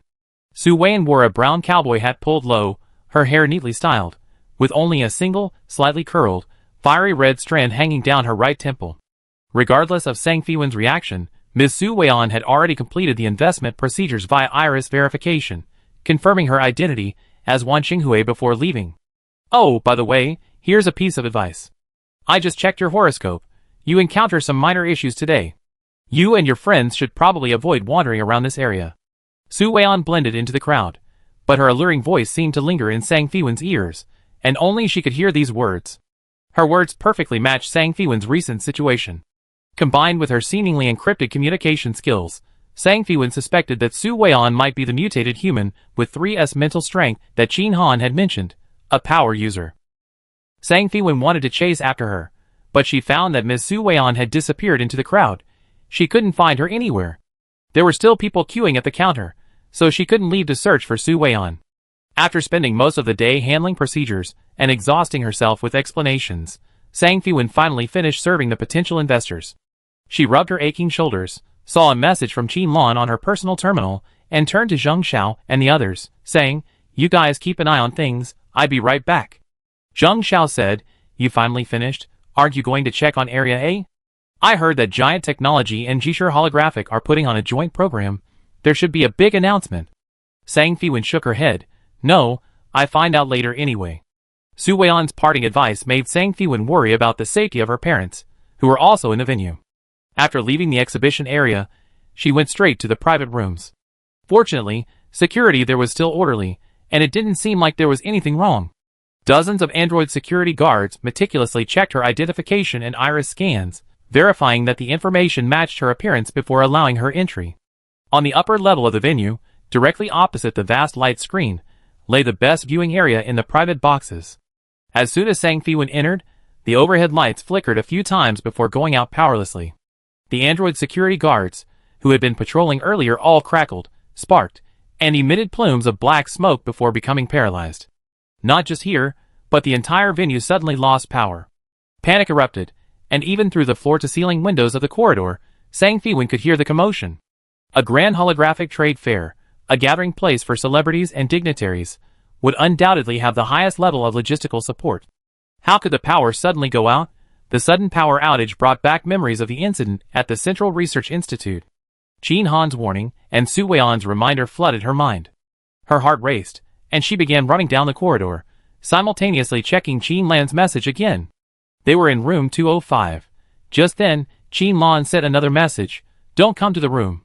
It was a voice message, and Qin Lan's tone was clearly one of suppressed panic. Sang Fiwen's heart sank to the bottom. She ran up the stairs to the second floor as fast as she could, her eyes scanning the room numbers. 201, 202. In the darkness, many room doors were open, and men in suits and elegant women emerged, some glaring and cursing, others looking panicked. Sang Fiwen dodged them, her eyes scanning the room, but she didn't see her parents. Her anxiety grew. Finally, she reached the door of room 205. The door was wide open, the room was pitch black, and a strong smell of blood filled the air. She pulled a lightsaber from her pocket, fumbled around in the delicate metal hilt, and released the safety. Buzz! With a low vibration, a silver laser beam emerged from the hilt, forming an ultra-thin, sharp blade of light. Sang Fiwen gripped the lightsaber, her mind focused, and stepped into the dark private room. She stepped on a shard of broken glass, then kicked something heavy. By the dim light of the blade, Sang Fiwen could barely see where she was standing. Despite her mental preparation, she was still horrified. Scattered limbs and severed bodies lay scattered at her feet. Judging by their clothing, they were her father's bodyguards. Whoosh! A sound of something cutting through the air rang out, and something shot towards her from behind. As if by reflex, Sang Fiwen turned her head. Something hard grazed her cheek, and she rolled to the side, shrinking into a corner with her back against the wall. Bullets! A burning pain shot through her. Ignoring the shards of glass stinging her, she quickly looked towards the source of the attack. There, a burly, dark figure had appeared out of nowhere, blocking the doorway. In the darkness, the assassin had already raised his hand, aiming at her. Several more shrill whooshing sounds rang out. With no cover in front of her, she knew there was no escape. For Sang Fiwen, this moment was blank. It was as if a floodgate had opened in her mind, and then her mental energy surged forth like a torrent. At this moment, her senses were amplified infinitely. She could clearly feel the whistling and trajectories of the bullets. Time seemed to slow down infinitely. Reflexively, she swung her lightsaber in a circle, sparks flying, slicing through several bullets. Damn! She's an ability user. Another figure flashed past the doorway, lunging at the assassin.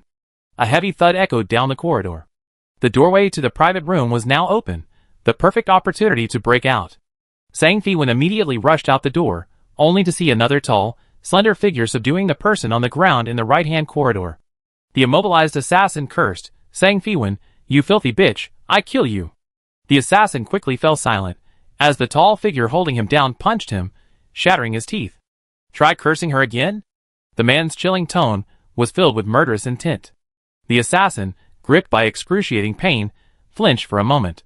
Sang Fiwen ignored the assassin's angry curses. Although he was subdued, her movements remained unwavering. Something was wrong. After entering that mysterious, slow-motion state, her senses had become several times more acute. The amplified senses told her there were subtle energy fluctuations in the air, and malice lurking in the darkness. Besides the lurking malice, there seemed to be several wriggling things around her, circling her. They were like small snakes, playful, carefree snakes. Some even rubbed against her arm like cats cuddling. She was certain the malice wasn't coming from these translucent, wriggling things around her, so she ignored the inexplicably rubbing snakes and focused intently on the energy fluctuations. Suddenly, a sharp purple line appeared out of nowhere, shooting towards her and the tall, slender figure. The wriggling snakes around her, abandoning their carefree demeanor, moved with lightning speed to meet the incoming purple line, colliding with it and annihilating it. Another purple line pierced the tall, dark figure solidly. The restrained assassin felt the loosening and immediately broke free, lunging at Sang Fiwen. Watch out! Hearing the man's warning, Sang Fiwen immediately noticed the assassin rushing towards her. A cold glint flashed in his hand, and Sang Fiwen dodged the dagger to the side. She took a large step back like a nimble cat, her foot landing on something hard, a pistol. This vicious, burly assassin who had lunged at her, was he using this to ambush her? Sang Fiwen's finger was on the trigger, aimed at the assassin, who was inches away. The cold glint of the dagger flashed, and the feeling of slowing down returned. Without hesitation, she pulled the trigger. Whoosh! Buzz! The sharp sound of the bullet cutting through the air was accompanied by a low, vibrating sound. As she pulled the trigger, Sang Fiwen saw a thin, laser-like blade pierce through the assassin's chest. Thud! Then came the sound of a bullet piercing flesh. The assassin staggered and fell, twitching a few times before going still. Unexpectedly, that tall, slender figure had already broken free from the purple lines. The lightsaber in his hand was faster than her bullets. He was truly not to be underestimated. She slightly tilted the muzzle of her gun, pointing it at him, and abruptly said, "Chin Han?" As long as he answered, she would pull the trigger. To hell with the agreement. She would take advantage of the chaos to kill him and eliminate any future trouble. Chapter 79. Perhaps it was her words, or perhaps it was sensing her movements, but the frolicking little snakes instantly drooped their heads in dejection. The next moment, her eyes widened as the person opposite her made a gesture she knew all too well. Surrendering with both hands. Her always unpredictable and elusive personal bodyguard loved to use this gesture whenever she lost her temper. Don't trust Chin Han. And be careful of the Hua family. He deliberately lowered his voice, making it impossible to discern his true tone. His figure retreated into the darkness, and the little snake swam towards him, like drops of water flowing into the ocean. Sang Fiwen's grip on the gun dropped, and she took a few quick steps forward, her voice trembling uncontrollably. "Jiangchini, is that you?" Just then, a magnetic male voice came from behind her, interrupting her steps. "Miss Sang, your marksmanship is excellent." Sang Fiwen immediately turned around and aimed her gun at the source of the voice. At the same time, the lights flickered, power was fully restored, and the entire venue was brightly lit again. The person she was pointing her gun at was Chin Han.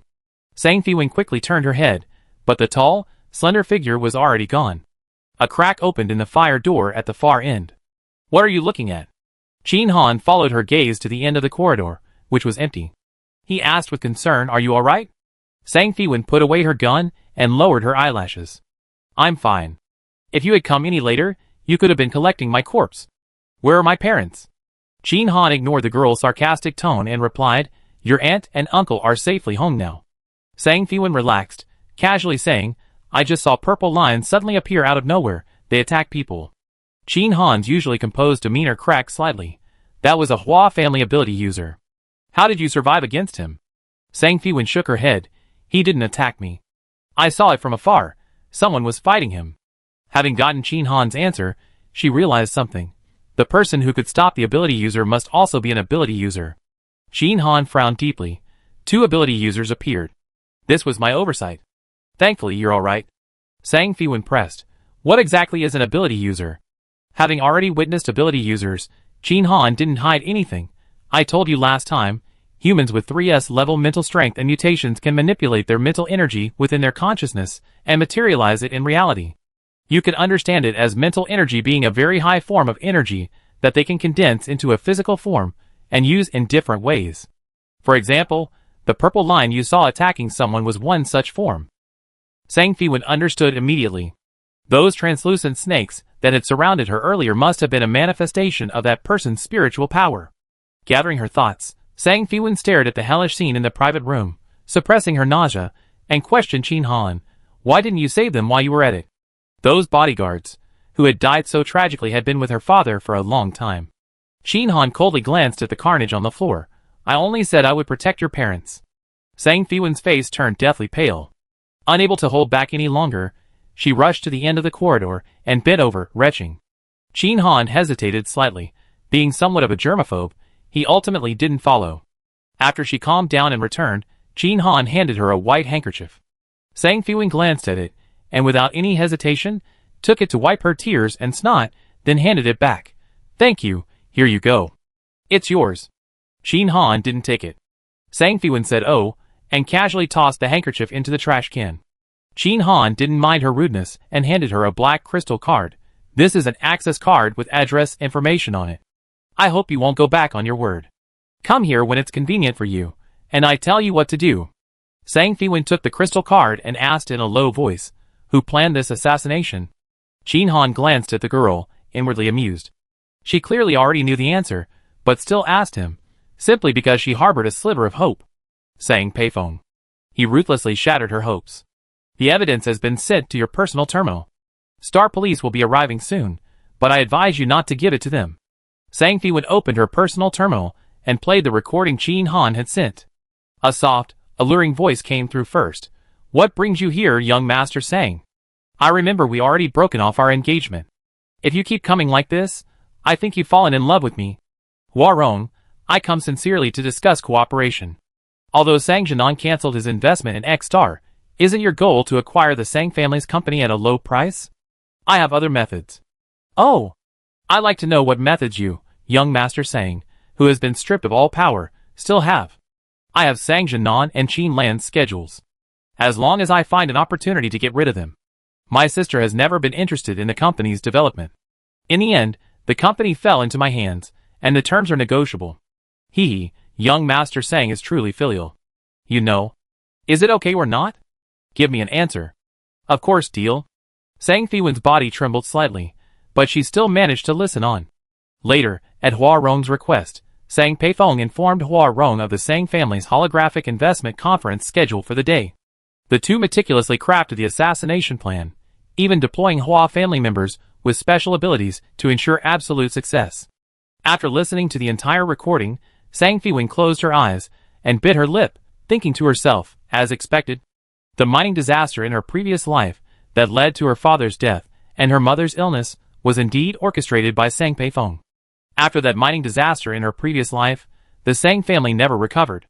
The Starry Sky Energy Company was acquired by the Hua family at a low price, and the enormous debts were borne by her, the sole heir of the Sang family. Sang Peifong had probably already escaped unscathed, living a carefree life somewhere with the Hua family's eldest daughter. She wanted to ask him face to face what hatred could drive him to slaughter his own family. After Chin Han left, Sang Fiwen took something out of her pocket and examined it closely. A small, round metal handle. This was something she had found at the end of the stairs after Chin Han mentioned that a Star Police officer was coming to seal off the scene. She had pretended to gag and searched the corridor. It must have been left behind by that person. This lightsaber was exactly the same as the one she had made herself. Besides her, there was another person who could freely enter and exit Elder Jiang's mechanical warehouse, presumably by Yuan, recommended by Elder Jiang. The hand gesture of surrender was a universal interstellar gesture. In that situation, Bai Yuan making that gesture might just be a coincidence, so Bai Yuan was also an ability user. Then his decision to give up his qualification for the re-examination made perfect sense. Now that he was an ability user, Elder Jiang would definitely secretly train him. Sang Fiwen was bewildered. Jiang Chini. Or Bai Yuan. Soon after, the Capital Star Police arrived at the scene, setting up a long cordon and evacuating the rest of the venue. Fortunately, the trade fair was nearing its end, and there wasn't much opposition from the crowd. As an eyewitness, Sang Fiwen was questioned by the Star Police. Fortunately, as a victim, she wasn't subjected to excessive questioning. The assassin she had killed in self-defense, upon identification, turned out to be Lu Fengxing, a former senior executive at Brilliant Starlight. After learning about Lu Fengxing's debts and connections, and discovering that the Sang family had invested in the Starry Holographic Company, the company behind the disastrously successful Laughing at the World martial arts novel, the Star Police quickly defined the motive for the attack on the Sang family as revenge and financial gain. Sang Fiwen observed coldly, her mind clear. Lu Fengxing had likely been following her from the venue. The actual assassination had occurred before that, and the Star Police were clearly ignoring those clues. The Hua family now wields immense power. They can even intrude on holographic investment conferences undetected. She chose to heed Chin Han's warning and didn't attempt to hand over the audio evidence to the Star Police. Leaving the venue, Sang Fiwen quickly returned to the Sang residence. Only after arriving home and seeing Sang Jinan and Qin Lan unharmed did she truly feel relieved. Qin Lan, seeing her return, was also shaken. She grabbed her and asked, "Wan, are you alright? You didn't go to the private room to look for us afterwards, did you?" The venue had suddenly lost power, and she and Sang Jinan had been attacked in complete darkness. They only had time to send a message to their daughter, telling her not to come. In the chaos, the bodyguards around them died, and warm blood splattered on Qin Lan's face, leaving her frozen in fear. If it weren't for the sudden rescue by a team of well-trained men in black, she and Sang Jinan would likely be dead. She recognized the leader of that team, Qin Han. Qin Han was a good young man introduced to her by a friend because Qin Lan had secretly arranged blind dates for Sang Fiwen behind her back. Qin Lan had a good impression of Qin Han then, except that he was a bit too old, 8 years older than her daughter. Now she felt that 8 years wasn't a big deal, reliability was what mattered. Qin Han escorted Sang Jinan and Qin Lan back to the Sang residence and assured Qin Lan that he had already met up with Sang Fiwen, which put Qin Lan at ease. Sang Fiwen hugged Qin Lan, comforting her, "Mom, I'm alright."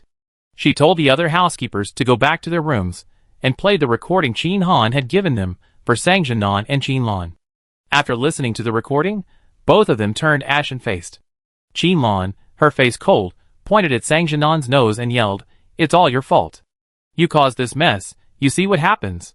Qin Lan then slammed the door and left, seemingly harboring deep resentment. Sang Jinan looked dejected and sighed repeatedly. Sang Fiwen couldn't help but ask, "Dad, what exactly happened?" After today's events, Sang Jinan believed his daughter was capable of handling things independently, so he sighed and explained, "Sang Peifeng isn't actually your biological brother. Your mother doesn't know either, and she thinks I made a mistake outside. Peifeng probably doesn't know either. Sigh, how did it come to this?" Sang Fiwen had already prepared herself mentally. Some details flashed through her mind. Sang Peifeng had been very good to her before she became an adult. It didn't seem like an act. Could something have triggered Sang Peifeng's personality change drastically after he came of age? Sang Fiwen tentatively asked, "Brother? No, did Sang Peifeng meet anyone during his coming-of-age ceremony? Someone who knows about his background?" Reminded by Sang Fiwen, Sang Jinan suddenly remembered. He had invited former comrades in arms, some of whom knew Sang Peifeng's parents. He murmured, "That's not right. I never told anyone about Peifeng's background, not even your mother. But Peifeng really does look a lot like his mother." Sang Fiwen pressed further, So, among those invited, did anyone know Sang Peifeng's biological parents? "Dad, do you remember who it was?" Sang Jinan nodded, having already realized what was happening, regaining his usual composure as a decision-maker. "Don't make this public yet. I find a reason to invite that person over again. As for Sang Peifeng, well, I find a way to keep an eye on him." Sang Fiwen nodded, then continued, "Dad, do you still have photos of your comrades? I want to see them." Sang Jinan took out a stack of framed video clips from the bottom drawer of his desk. The first clip showed a group of young people in military uniforms, heads held high, smiling at the camera. Sang Jinan pointed to a man and a woman. The woman bore a striking resemblance to Sang Peifeng. "They were my best comrades in arms. We were in charge of the most dangerous singularity management work. They were responsible for the patrol that day, and on that very day, a singularity erupted.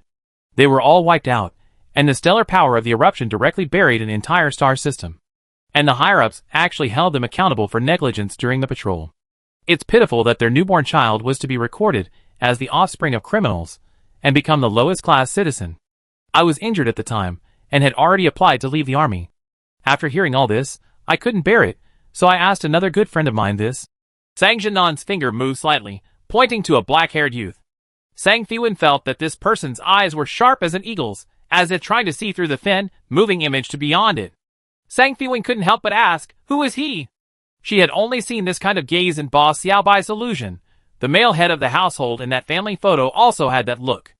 You don't follow military affairs, but at this time, he was still a greenhorn. It's normal that you don't recognize him." You don't need to know who he is. Just know that he was your father's good comrade in arms. He used to be in the same class as us, and he was the fastest to be promoted among us after he made a meritorious contribution. Even though he became a high-ranking official, after hearing about what happened to us old comrades, he immediately helped me with the paperwork. From then on, Sang Peifeng was legally my child. At this point, Sang Jinan sighed deeply, but later, my good buddy also sacrificed his life in a mission, and he was severely punished. In the end, I, the one who was wounded and discharged, am still alive. Sang Jinan stroked the moving image. Thanks to its excellent preservation, it remained pristine, but now only he was left in it. Seeing her father fall silent, Sang Fiwen didn't disturb him further and left his study. The television in the living room was still on. In the quiet environment, only the elegant voice of the female news anchor filled the spacious room. Experts have pointed out that Sabay Star's resources have been depleted, and the energy crisis is already affecting daily life. Starting next month, various stars will implement rotating power supply measures. According to the Astronomical Bureau, an unidentified mirage appeared above Sabay Star last night, and the temperature plummeted by 5 degrees Celsius, suspected to be a cold wave. Breaking news. The 15th Holographic Investment Conference suffered a sudden energy outage. The exhibitors claimed the equipment was old and in disrepair. Robbers attempted to extort money at the scene, but have been shot dead. 8 people died at the scene. After the incident, the Capital Star Police quickly arrived at the scene and brought the situation under control. Giant Technology and G-Share Holographic jointly released stealth technology, claiming it to be a technology to save the energy crisis, effectively converting human mental bioelectricity into energy. Detailed technical parameters are below. Furthermore, Giant Technology announced that its Gulan game, developed based on stealth technology, will connect to the Interstellar Credit Point Exchange system. Currently, it is working with major credit banks to integrate the technology, and is expected to launch this month. This means that Gulan will become the first holographic game with an official channel for exchanging game currency for interstellar credit points. After hearing the last explosive news, Sang Fiwen expressionlessly turned off the TV. She wasn't too worried. What was coming would come eventually. Although it was 6 months early, it wasn't a problem. At this investment conference, they secured a significant amount of funding, enough to steadily expand Xingwan Pharmacy and Shuwen's territory, open branches in other fortified cities, and still have surplus funds to enhance the sect's strength in Xiaoao Jianghu. Paying core members and casual players on time is a given, and things will only get better from here on out. Her layout in Gulan is already very stable, and with Zheng Xiao, Lun Wanchu, and others helping to manage all the company's affairs, she has done a great job. The focus in the game going forward will be to continue expanding into the Central Plains. Chapter 80. Sang Fiwen composed herself, returned to the gaming equipment room, and entered the world of Gulan. In the ferry cabin, in room number 2 of the heavenly tier, Sang Fiwen walked to the observation deck. The sea was calm, the sun was shining, perfect weather for fishing. Leaving her room and going down to the cabin where the restaurant was located, she unsurprisingly encountered Yu Hua. Upon seeing her, he happily exclaimed, "Miss Wan, thanks to the fish you caught yesterday, last night's banquet went very well. The captain was so pleased he promoted me. Now I have helpers. I don't have to work so hard anymore." Sang Fiwen smiled. "It's because of your excellent cooking. Chef Yu, you spend a lot of time at sea and go to many places. Could you help me identify where this bottle is from?" She took out a message in a bottle she had caught from the fishing net yesterday from her backpack. The bottle was pottery, and it looked like a local specialty. Yu took the slender, rounded pottery bottle, examined it closely, and smiled. "Miss Wan, this is painted pottery from Shishao village. The human face fish pattern represents their faith. Our ferry will stop at Shishao village on our route. If you're interested, I call you when we get there." Sang Fiwen put away the pottery bottle, "Then I trouble Chef Yu." She then noticed that Yu Hua was carrying a pile of things. Long flippers, bottles, jars, a diving suit, and other diving equipment. With an assistant, Yu Hua had more free time during the day and decided to go fishing himself. He had a high opinion of Sang Fiwen and casually invited, "Miss Wan, the weather is perfect today. How about we go fishing underwater together?" Sang Fiwen thought for a moment, then nodded, "That would be great. It's just that I have no experience with underwater activities." She naturally had oxygen beads and had been underwater countless times. She was just hoping to get something out of Yu Hua. Yu Hua slapped his forehead and pulled a bunch of things from his bag. "Almost forgot. I have a diving suit, a harpoon, and an oxygen tank here. New stuff the captain gave me yesterday, telling me to catch more deep-sea fish. I happen to have an old one, so this new one is for Miss Yuan." Sang Fiwen hurriedly accepted the equipment, thanking him with a smile. After returning to her room and putting on the equipment, she went to the deck and looked around. The horizon stretched to the horizon, where the sea met the sky. There was no land in sight. The ferry was now drifting at a low speed, perfect for fishing. Yu Hua, already equipped and waiting by the ladder, waved enthusiastically, "Follow me." Yu Hua skillfully climbed down the ladder from the ship's hull. A small boat was already below, chained to the larger vessel. Yu Hua's helper was waiting for them on the small boat. Sang Fiwen climbed down, leaped lightly onto the small boat, and the two secured themselves with a long safety rope. Sang Fiwen followed Yu Hua and plunged into the azure sea. The moment they entered the water, the gurgling sound of the current echoed in their minds. The tranquility of the seabed contrasted sharply with the clamor of the land. Underwater, everything seemed veiled by a misty, frosted glass, mysterious, magnificent, and captivating. Underwater visibility was excellent. Sang Fiwen swam among the coral reefs, using her flippers. Looking up, various small fish floated in the azure water. Below was a large expanse of rough, gray rocks, with colorful little fish scattered among them, swimming swiftly among the coral. Several larger coral groupers circled around Sang Fiwen, preying on smaller fish that dared to leave the coral. She mingled with the fish, who weren't afraid of her, and went about their business as usual. She felt as if she had become a fish herself, swimming in the ocean, a sense of loneliness rising within her.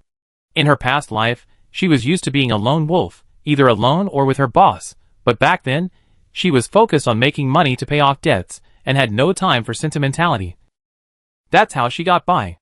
Now, she hadn't been away from Dong-O for long, and she already missed her chattering companions. The shallow water was bustling with activity, vibrant colors catching her eye. Sang Fiwen's gaze swept across the school of fish, focusing on the beautiful, colorful parrotfish. She raised her harpoon, aimed at its swimming trajectory, and steadily pulled the trigger. A steel harpoon shot out like lightning, striking the parrotfish. The parrotfish struggled violently for a while, swimming back and forth frantically, kicking up a cloud of dust, but its gills were pierced, and it died shortly after.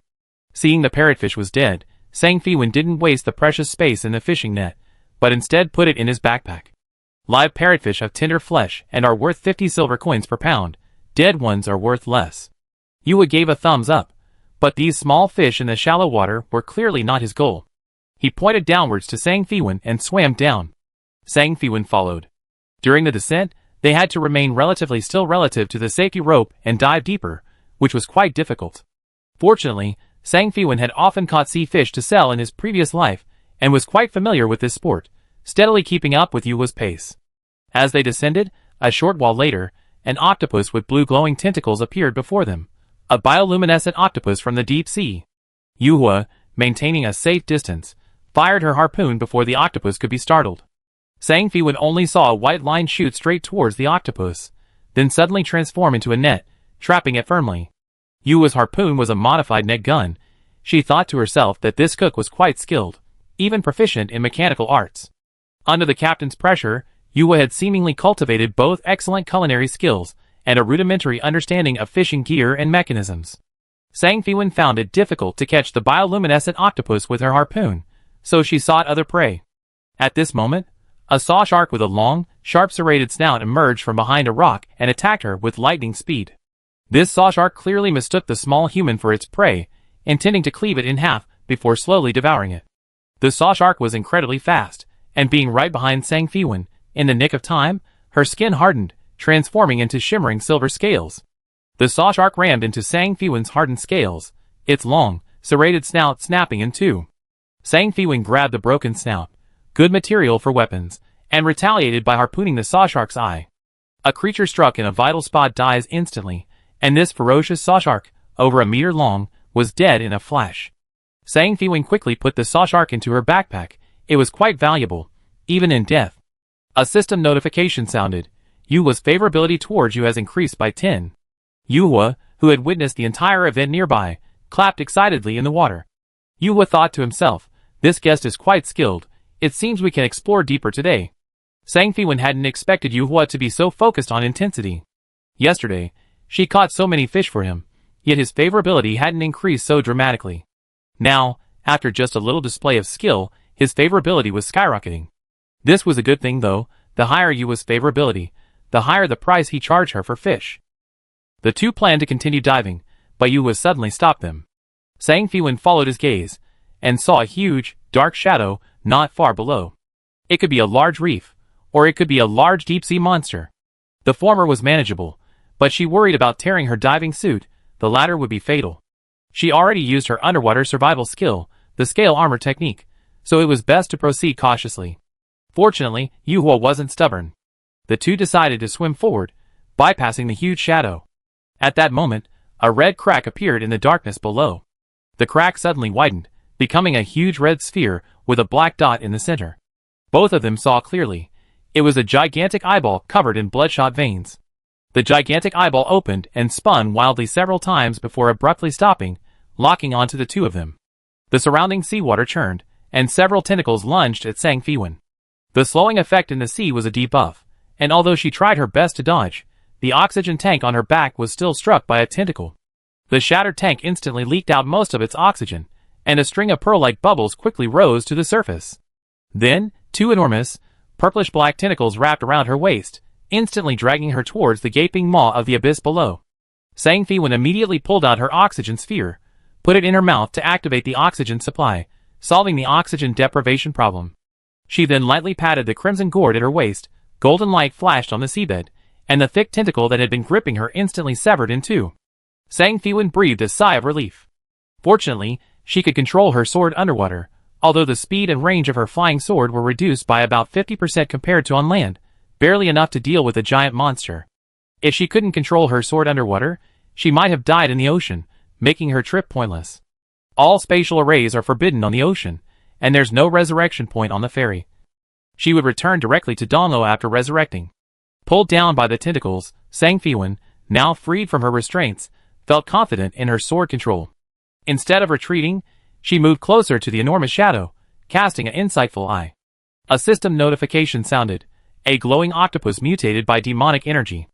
Mutation characteristics: enormous, violent, extremely aggressive. Fatal point: eyeball. She had thought it was a sea monster, but it was just a mutated octopus. No wonder there was no health indicator when she attacked. Since it was a living creature, all she needed to do was find its fatal point and strike. Seeing her resistance, the other tentacles abandoned any chance of escape and attacked her en masse. In an instant, the enormous tentacles formed a cage, closing in on Sang Fiwen at its center. She had no time to think. She wielded her peony sword, thrusting it straight at the enormous, bloodshot eyeball. Purple blood spread in the seawater. The monster, in pain, frantically scattered its tentacles, all rushing back to defend its injured eye. It seemed the eyeball was this mutated octopus's weakness. Sang Fiwen forcefully sliced through the layers of tentacles encasing the eyeball with her flying sword. Watching the enormous purple tentacle fall, she felt like she was peeling an onion. Through her persistent efforts, the mutated octopus's injured eyeball was revealed. The peony sword, sharp as an arrow, pierced the eyeball, spreading a patch of purplish-black blood on the seabed. The mutated octopus's corpse was too large to fit in her backpack.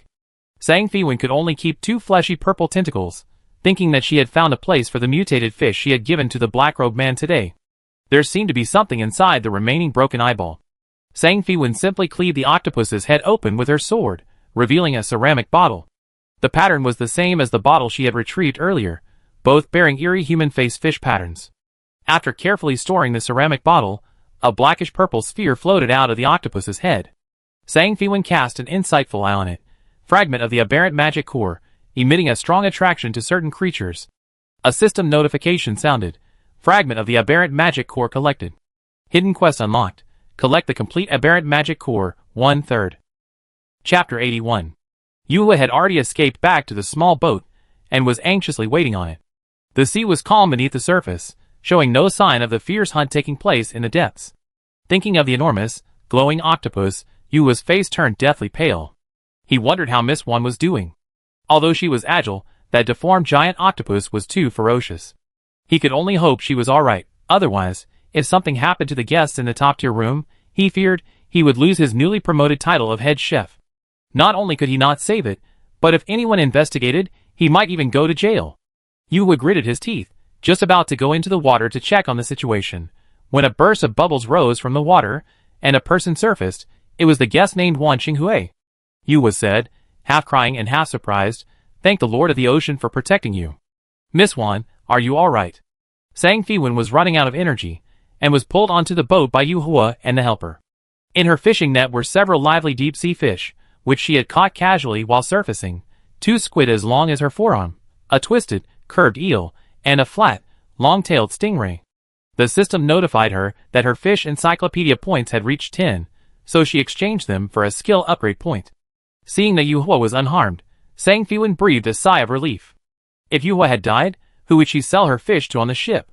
After learning about Sang Fiwen's ordeal, Yuhua immediately praised her. "Miss Wan, you are incredibly skilled. You move freely in the water. You are truly born for the ocean. To escape from that ferocious octopus's attack is truly amazing." System: Yuhua's favorability increased by 10. They secured the small boat to the ship, and hauled their spoils onto the boat using a fishing net. Sang Fiwen dragged the net, which contained 2 purple octopus tentacles. Looking at the eerie tentacles, Yuhua shrank back, saying, "This octopus has been corrupted by demonic energy. I won't take it." Sang Fiwen picked up the tentacle and chuckled. "Of course, the ones for you are on the other side. This is one I'm keeping for myself. She rely on this to deal with the black-robed man today." Yuhua's gaze towards her instantly turned to horror. System, Yuhua's favorability decreased by 1. Sang Fiwen. Hey, big brother, are you misunderstanding something? Although the fish caught today weren't many, they were all high quality. Yuhua was unusually generous, giving her a discount, earning her a total of 100 gold coins and 3 silver coins. However, even Yuhua's generosity couldn't compete with the black-robed man's purchase of a single mutated fish. Sang Fiwen, holding a purple tentacle, searched the black-robed figure in the cabin. Those around her, noticing the ominous aura emanating from the object, pointed and whispered, avoiding her like the plague. "You dare touch something demonic? Young lady, aren't you afraid of being corrupted?" A kind older woman couldn't help but remind the carefree woman in blue. Sang Fiwen smiled apologetically.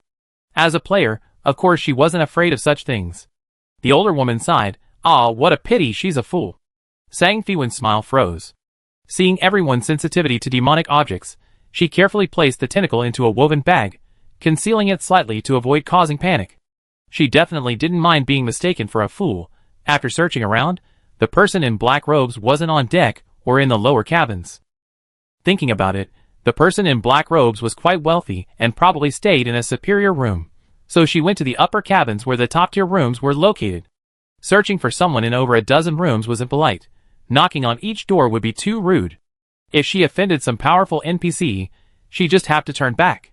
Using her senses, Sang Fiwen quickly detected a faint salty, fishy smell. Following the scent, she stopped in front of one of the rooms and knocked. The door opened, revealing a person wearing a black robe, but without the large hood, revealing a pale, girlish face. The person in black robes was actually a girl.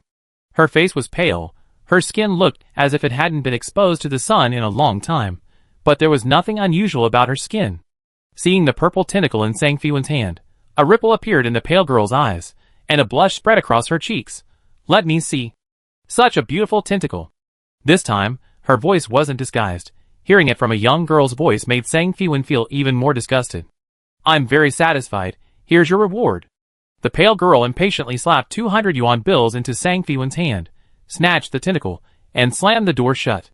Sang Fiwen was about to say thank you for her patronage as usual when she almost got hit on the nose by the door, but seeing her doubled earnings, she chose not to mind. From behind the door came a strange tearing sound. "She really ate it raw, huh? This girl has some teeth." Sang Fiwen turned and went back to her room, where she took out the pottery bottle she had just acquired. Inside, as before, was a letter written on a piece of cloth. "Message in a bottle, part 2 yesterday, while playing hide-and-seek, I unknowingly fell asleep in the cabinet in the council hall. When I woke up, I heard the elders talking and realized that becoming a holy servant is such a terrifying thing. I'm the next one to become a holy servant. Lord of the Ocean, can you save me?" Poor child. Sang Fiwen didn't know where the Lord of the Ocean was, but she hoped she could still save this child who had sent out the distress message when the ferry docked at Shishao village. Knock, knock, knock. Someone knocked on the door. Sang Fiwen initially thought it was Zhang San coming to see her, but standing at the door was an unfamiliar middle-aged man with a bronze complexion, a black eye patch over his right eye, and bulging muscles beneath his clothes, clearly a seasoned sailor who spent years at sea. The blindfolded man cut to the chase. "I'm here to buy that octopus tentacle.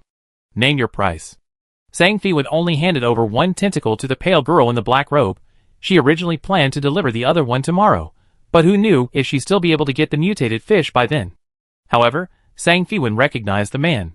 She glimpsed him a few times when delivering fish to Yuhua. Everyone called him boss.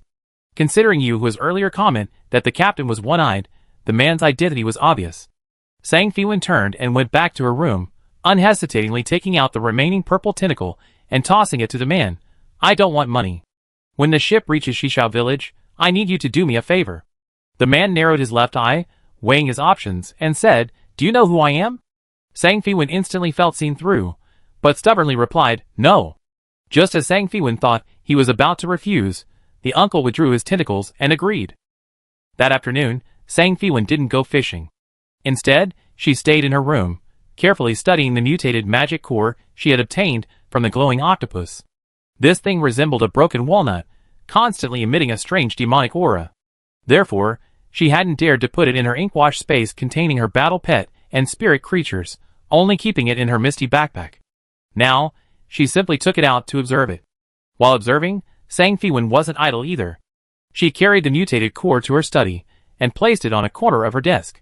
She hadn't forgotten about practicing her talisman-making skills, taking out the talisman paper and talisman diagrams given to her by Zhang Lianing. First, she drew a simple return-to-town talisman to practice her technique. Then, on draft paper, she practiced sketching talismans containing the mysteries of the Heavenly Inquiry Jade Slip. This time, she could barely copy them. Taking out a piece of golden talisman paper, she took a deep breath and began to sketch with a cinnabar brush, but with each stroke, her spiritual energy plummeted, as if being sucked away by the tip of the brush. Sang Fiwen used her other hand to pluck a gourd to replenish her spiritual energy, but it was far from enough. She only completed half of the talisman before running out of energy. With her current level of talisman-making skills, completing this mysterious talisman was impossible, so she had to give up and start drawing some commonly used return-to-town and random teleportation talismans. Zhang Lianing became increasingly curious about what talisman she had extracted from the Heavenly Inquiry Jade Slip. Time slowly passed. The distorted core in the corner of the desk pulsated slightly. Sang Fiwen was engrossed in making talismans and had forgotten to observe it. A trace of ominous aura escaped through the open window. The aura drifted onward, and deep in the ocean, a fissure carrying a ghostly aura split open from a bottomless underwater canyon, where a colossal creature was stirring.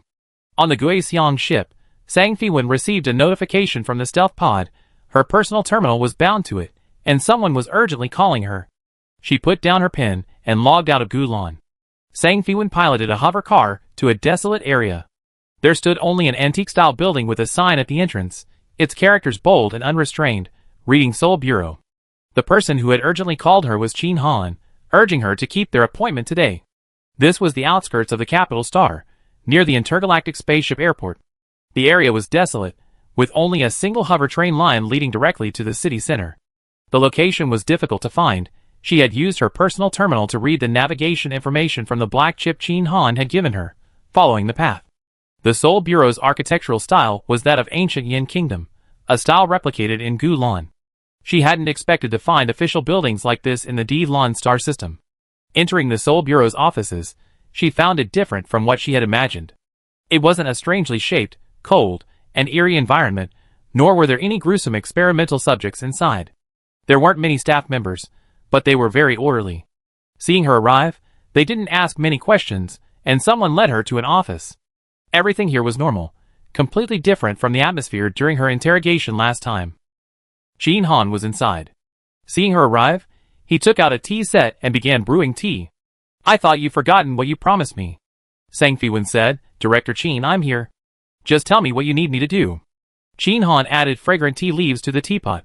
"We've been through thick and thin together. Why are you being so formal?"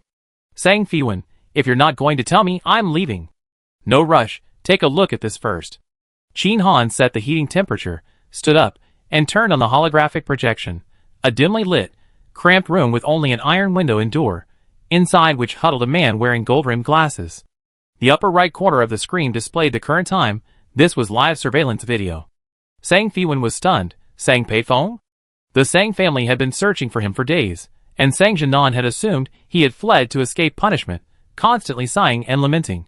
Unexpectedly, he had been captured by Qin Han and imprisoned here. Qin Han sat back down. The water was boiling, and he began to pour tea. "Is your attitude any better now?" "Sang Fiwen, this is illegal imprisonment." Qin Han took out a black folder and snapped it open. "Star Police ID, legally conducting a case." Sang Fiwen narrowed her eyes slightly. "How did you find him?" On the day of the assassination attempt against the Sang family, Sang Peifeng had already disappeared. Otherwise, Sang Jinan wouldn't have been unable to find him. How did Qin Han find him? Qin Han didn't answer her, but instead said, "Take a look at this." The holographic screen changed content. High in the sky, a phantom reflection flashed by. Qin Han pressed the pause button, freezing the image on the phantom reflection, and rotated it to a suitable viewing position. Sang Fiwen looked closely. The streets were quaint and ancient, the mechanical flying boats weaving through them, the mechanical birds roaming the alleys, the unique mechanical arts. She couldn't help but exclaim, "This is the ancient blue world. And it's a city in the central plains of China." Chapter 82. Above the desolate sky of Sabay Star, the illusory reflection of a city flickered like a mirage, with several uniquely designed flying boats gliding between the eaves and brackets. Qin Han, that's right, you do pay attention to the central divine continent. Sang Fiwen caught his choice of words, and combined with his unsurprised expression, realized that Qin Han was probably also a player of Gulan. In a corner of Qin Han's office hung an antique sword that looked quite valuable. Qin Han continued, "This is an energy anomaly zone above Sabay Star. It was discovered by those people from the Astronomical Bureau. They're quite useful, unlike the incompetent people at the Central Research Institute, who can cause problems even under their noses. A few days ago, news reports mentioned a celestial phenomenon on Sabay Star. The footage was captured unintentionally by a passerby, not very clear and fleeting. He never imagined it would be such a sight." She didn't have time to listen to his comments about his colleague, pressing for an answer. What exactly happened? As she asked, clues flashed through her mind. The enigmatic supercomputer of giant technology, the golden firework figure in the ancient Dragon Ridge and the Central Research Institute building, and the game reflection above Sabay Star at this moment. Sang Fiwen remained expressionless, but in her heart, she had already reached a startling conclusion. The supercubic starfire possessed the ability to connect the game and reality. Qin Han had already poured a cup and pushed it toward Sang Fiwen. The tripartite meeting between the Imperial Blue Federation, the military, and the free citizens. This reflection isn't a simple mirage, it's a celestial afterimage drawn by the golden energy of that day. Sang Fiwen took the small, emerald green teacup, her fingertips burning slightly. A celestial afterimage? Qin Han blew on the tea, causing ripples to spread across the emerald green liquor. Recalling the old man's solemn tone at the meeting, he said, "To put it simply, Dylan is currently haunted by the ghost of a planet. The worst part is that if the golden energy continues to gather, further attracting celestial bodies, that planet will be reborn using the Dylan star system as its soil." Qin Han looked up at her, his gaze sharp. "And you are the only one who is still conscious after being attacked by the golden energy entity. Don't you have anything to say?" Sang Fiwen remained calm. "I don't understand what this has to do with me. I'm just a victim." The image of the little golden figure, with its eerie smile, flashed through her mind. It spared her, but why? Qin Han suddenly chuckled, picking up the teapot and refilling half a cup of tea. "You might not know, but everyone who attacked that thing last time, except for you, fell into brain death. According to the instrument analysis, it's less about brain death and more about their consciousness being stolen." Sang Fiwen's hand, holding the teacup, froze in midair. She lowered her gaze, staring silently at the swirling tea. A thought suddenly flashed through her mind. In her previous life, when Gulan first opened the Central Plains, there was a wildly popular post on the game forum that had reached 1 million upvotes. Are the NPCs in Central Plains practically real people? Show your main account. Countless players posted screenshots and videos, analyzing the micro-expressions of merchants haggling, the obscure poems recited by scholars, even the gestures of tea-house waiters wiping tables and wringing handkerchiefs, all so detailed that millions of players couldn't find a single bug. At the time, she had simply attributed it to the incredible stealth technology of giant technology. Now, however, it struck her like a thunderbolt. She slowly uttered her conjecture. Their consciousness should reside in the ancient blue world, within the native inhabitants of the Central Plains. Qin Han tapped the table lightly. "Your conjecture is interesting. The victims did indeed all come into contact with stealth technology." He suddenly spoke into the personal terminal. "Xiao Chun, find a way to obtain energy fluctuation samples from the ancient blue world." After giving his instructions, Qin Han turned his gaze to her. The steam from their tea rose between them, blurring the emotions in their eyes. "Now that you know all this, there's something I need you to do."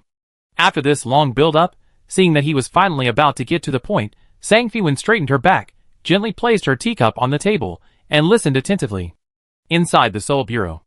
No more than 10 minutes after Sang Fiwen left, a stunningly beautiful woman gently pushed open the carved wooden door. Wearing 10-centimeter stilettos, she swayed into Qin Han's office. The uniquely tailored hem of her skirt swept across the corner of the table, carrying a rich scent of perfume. The glamorous woman casually picked up the controller from Qin Han's desk, her long, slender nails lightly touching it. The screen instantly switched to an image of Sang Peifeng's cell. Hua Rong admired her former fiancé's disheveled appearance for a moment, a hint of disappointment in her eyes. "Director Qin, the conditions here are more lenient than I expected." Qin Han picked up his cold teacup and poured it away, his gaze sweeping over the woman's red-painted fingers. These were the same hands that, just days ago, had carried the Hua family's secret letter, delivering Sang Peifeng's hiding place along with the evidence to the Seoul Bureau. Having just seen off the little rabbit, he found himself somewhat unaccustomed to dealing with a viper. He cleared his throat and said, "Miss Huarong, we are an official agency. We do not mistreat prisoners." "An official agency?" Huarong scoffed, gracefully walking to Qin Han's side. She lightly sat on the armrest of his desk, her red manicured fingers teasingly hooking towards his chin. "Director Qin, now you're talking about official rules? What about sending a military academy girl to steal operational plans?" Qin Han grabbed her restless hand, pushing her away with a slight push. "Don't worry, since I agreed to cooperate, I keep my word." She already believes in the theory of celestial conjunctions. Knowing her personality, she'd definitely do everything in her power to investigate Ji Yingxing's movements. However, I reiterate my conditions. After the deed is done, the supercubic spark must be fully taken over by the Seoul Bureau. Seeing that the man wasn't buying it, Huarong withdrew her hand with a hint of regret, pulling a document from her small bag and smiling charmingly. "I naturally brought good news this time. Otherwise, how would I dare to come see Director Qin? Minister Lu's personal promise. Do you think I lied to you?" Qin Han opened the document, inserted the specially made paper into the verification machine, and watched the holographic projection of the federal president's seal appear, feeling somewhat reassured. But he still asked, "What about the military?" "Just a bunch of reckless fools, who only managed to get close thanks to public pressure." Huarong straightened her skirt, her tone full of disdain. "It's core technology of the Federation. When did it become their place to interfere?" Qin Han sneered inwardly. "Reckless fools? If that's really the case, why go through all the trouble to find what Ji Yingxing was guarding?" As Qin Han saw Huarong off, the setting sun cast a long shadow of her. Turning back to his office, he locked the document in the safe, his gaze fixed on the deepening twilight outside the window. Things are different now. In the past decade, the awakening of ability users has become increasingly frequent, and the upper echelons have long since lost interest in research on consciousness. If the Seoul Bureau wants to return to the center of power, its only lifeline is the supercubic starfire. He recalled the girl's clear yet subtly sharp eyes. Perhaps it was from acting too much, but he had begun to think of her from time to time. The girl's innocence and loyalty, the military's alarmist pronouncements about celestial conjunctions, and the smoke screens thrown out during the power struggles of various parties, all became tools to gain her trust. The man picked up the teacup she had used, a faint lip print still lingered on the rim. A slight sting ran through his heart. That chaotic three-way meeting was nothing more than a three-day, three-night farce in which the Imperial Blue Federation, the military, and the free citizens argued over control of the supercubic starfire without reaching a conclusion.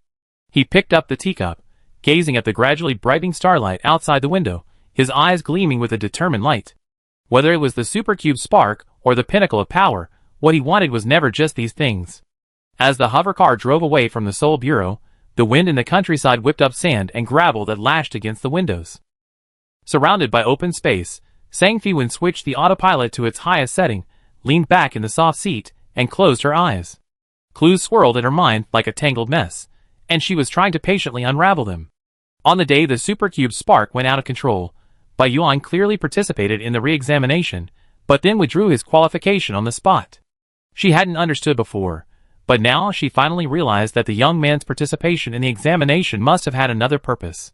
When the Central Research Institute was paralyzed, when the Golden Shadow raged, he must have been acting for his purpose. Behind Bai Yuan were Elder Jiang, and even high-ranking officials from the First Military Academy. They were all preparing for the operation that day, and the so-called new technology examination was just a pretext. They deliberately crippled the energy supply to take advantage of the chaos and approach the heavily protected hypercube starfire. But they clearly underestimated its destructive power. The uncontrolled hypercube starfire had such severe consequences that it even resulted in a rare accident like a celestial conjunction. Celestial conjunction. Sang Fiwen repeated the word softly, her fingertips tracing the electronic textbook on her personal terminal. The illustrations in the textbook appeared before her eyes, a high-dimensional planet, like a drop of ink falling into clear water, its energy waves spreading layer by layer, eventually completely staining the lower-dimensional world. A powerful but dying high-dimensional planet radiates energy to a lower-dimensional planet, ultimately using the lower-dimensional planet as its lifeblood and soil to be reborn. The afterimage of ancient blue star had already appeared on Sabay star, meaning that the drop of ink had begun to seep in. At that time, everything she cared about would cease to exist. Family, friends, and loved ones would all become nourishment for the resurrection of the ancient blue natives. The image of Sang Peifeng's cell flashed through her mind, and she rubbed her temples in frustration. Now was not the time to agonize over how to deal with a traitor. Qin Han's imprisonment might be a good thing.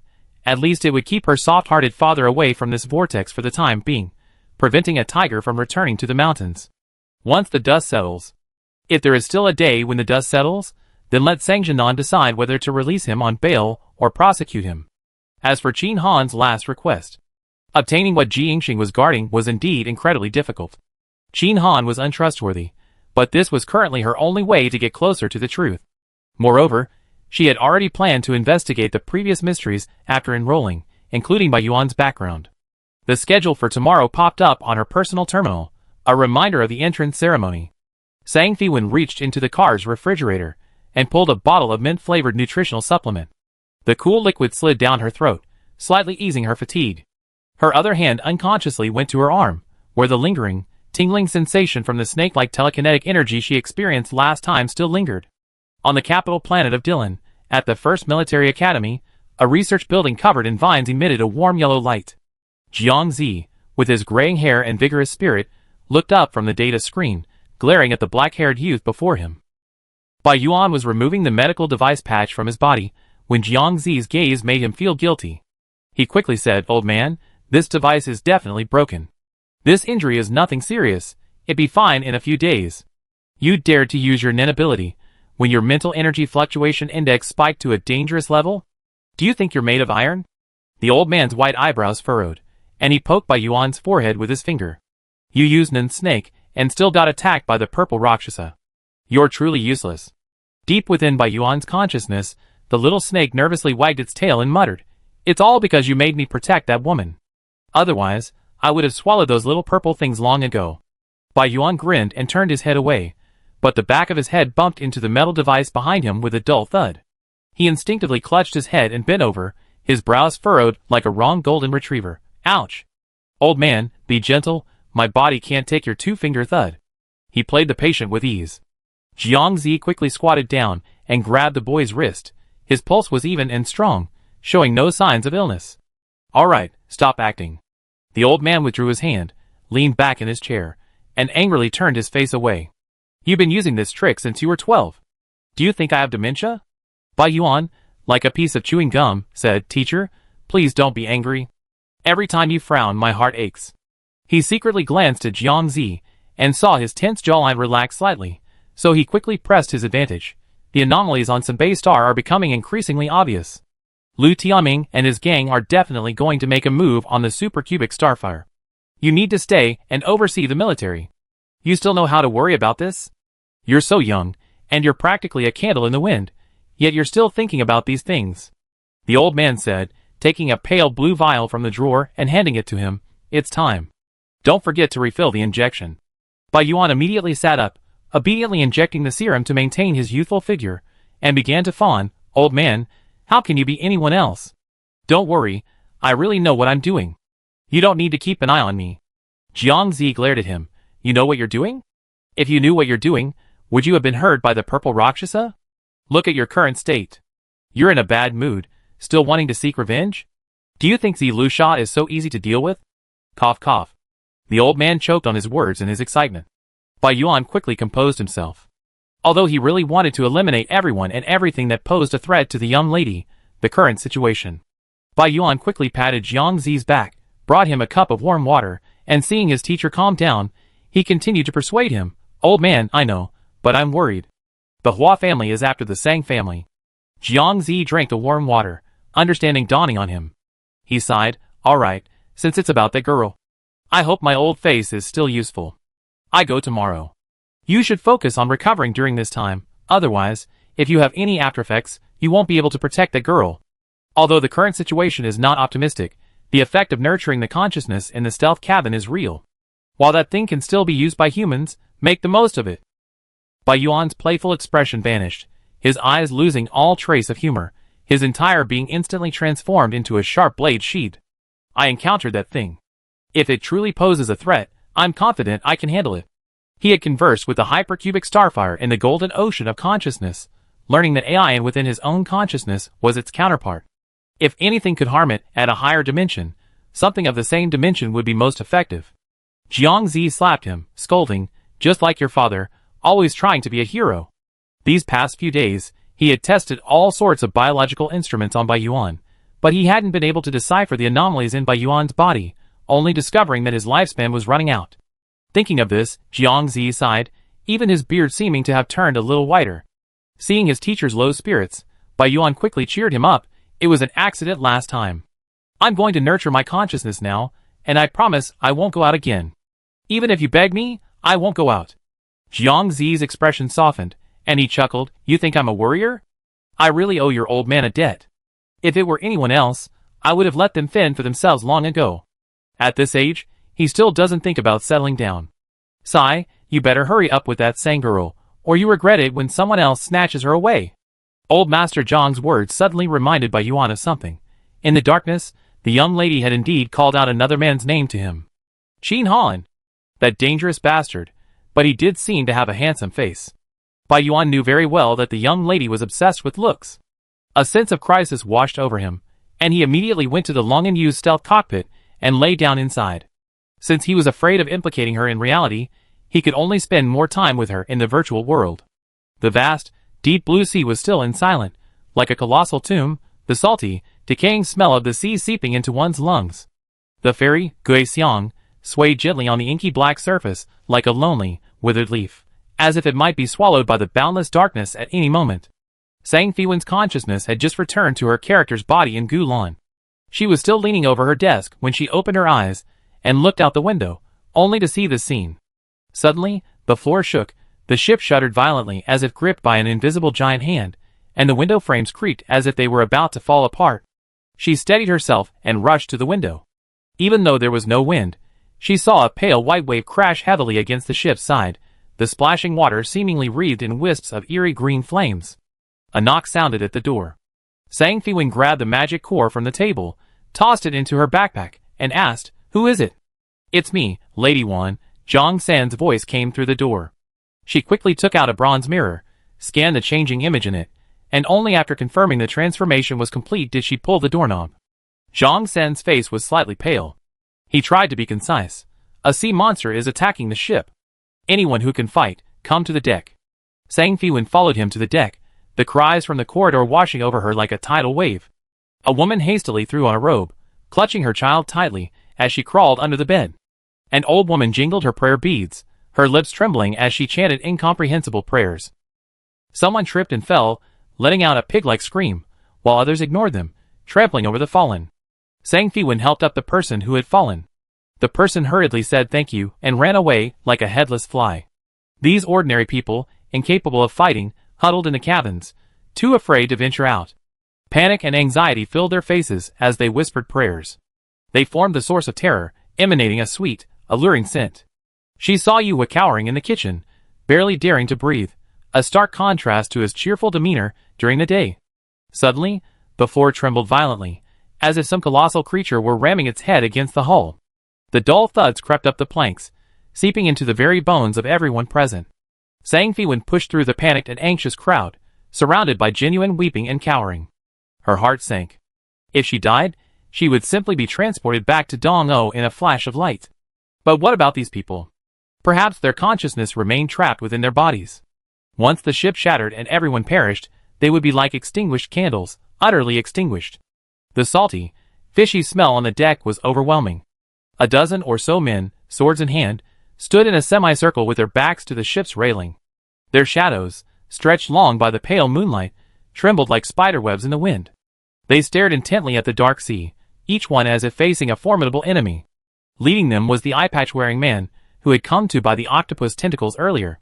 The eye-patch-wearing man brought his single eye close to the railing, that hooked eye shone astonishingly in the darkness, as if it could pierce the abyss beneath the sea. The uncle's single eye reflected the churning black sea, his voice as hard as a rock. "Is everyone here?" Seeing no one else come aboard, he gestured with his chin towards the sea. "That thing just ripped open the starboard side, the hull is leaking. Old Zhao, lead the men to drain the water and plug the leak." Several sailors in the cabin immediately sprang into action. The uncle looked at Zhang San and Sang Fiwen. "I am Li Gui, captain of the Guixiang ship. I request your assistance in repelling the sea monster and helping the Guixiang ship survive this calamity. A system notification sounded. Emergency mission. Li Gui's request for rescue. Protect the Guixiang ship from the monster's attack. Zhang Feiwen glanced at the sea. The wind was calm, and moonlight pierced through the clouds, spilling across the surface. The shimmering water broke open, revealing a white spine rising above the surface. The portion above water was the size of a house, while the body beneath the surface was even larger. This skeletal creature was hurtling towards the Guixiang ship. With her heightened senses and enhanced vision, she clearly saw what it was, a bone flood dragon. A level 90 world boss. Zhang Feiwen's breath caught in her throat. As a member of the undead race, the bone flood dragon should only appear in the nether sea of the ghost realm. How could it have come to the ocean of the human realm? Chapter 83. A panic murmur rippled through the cabin, weak and feeble like cotton wool soaked in the waves. Just a skeleton. How can it still move? Have we angered the Lord of the Ocean?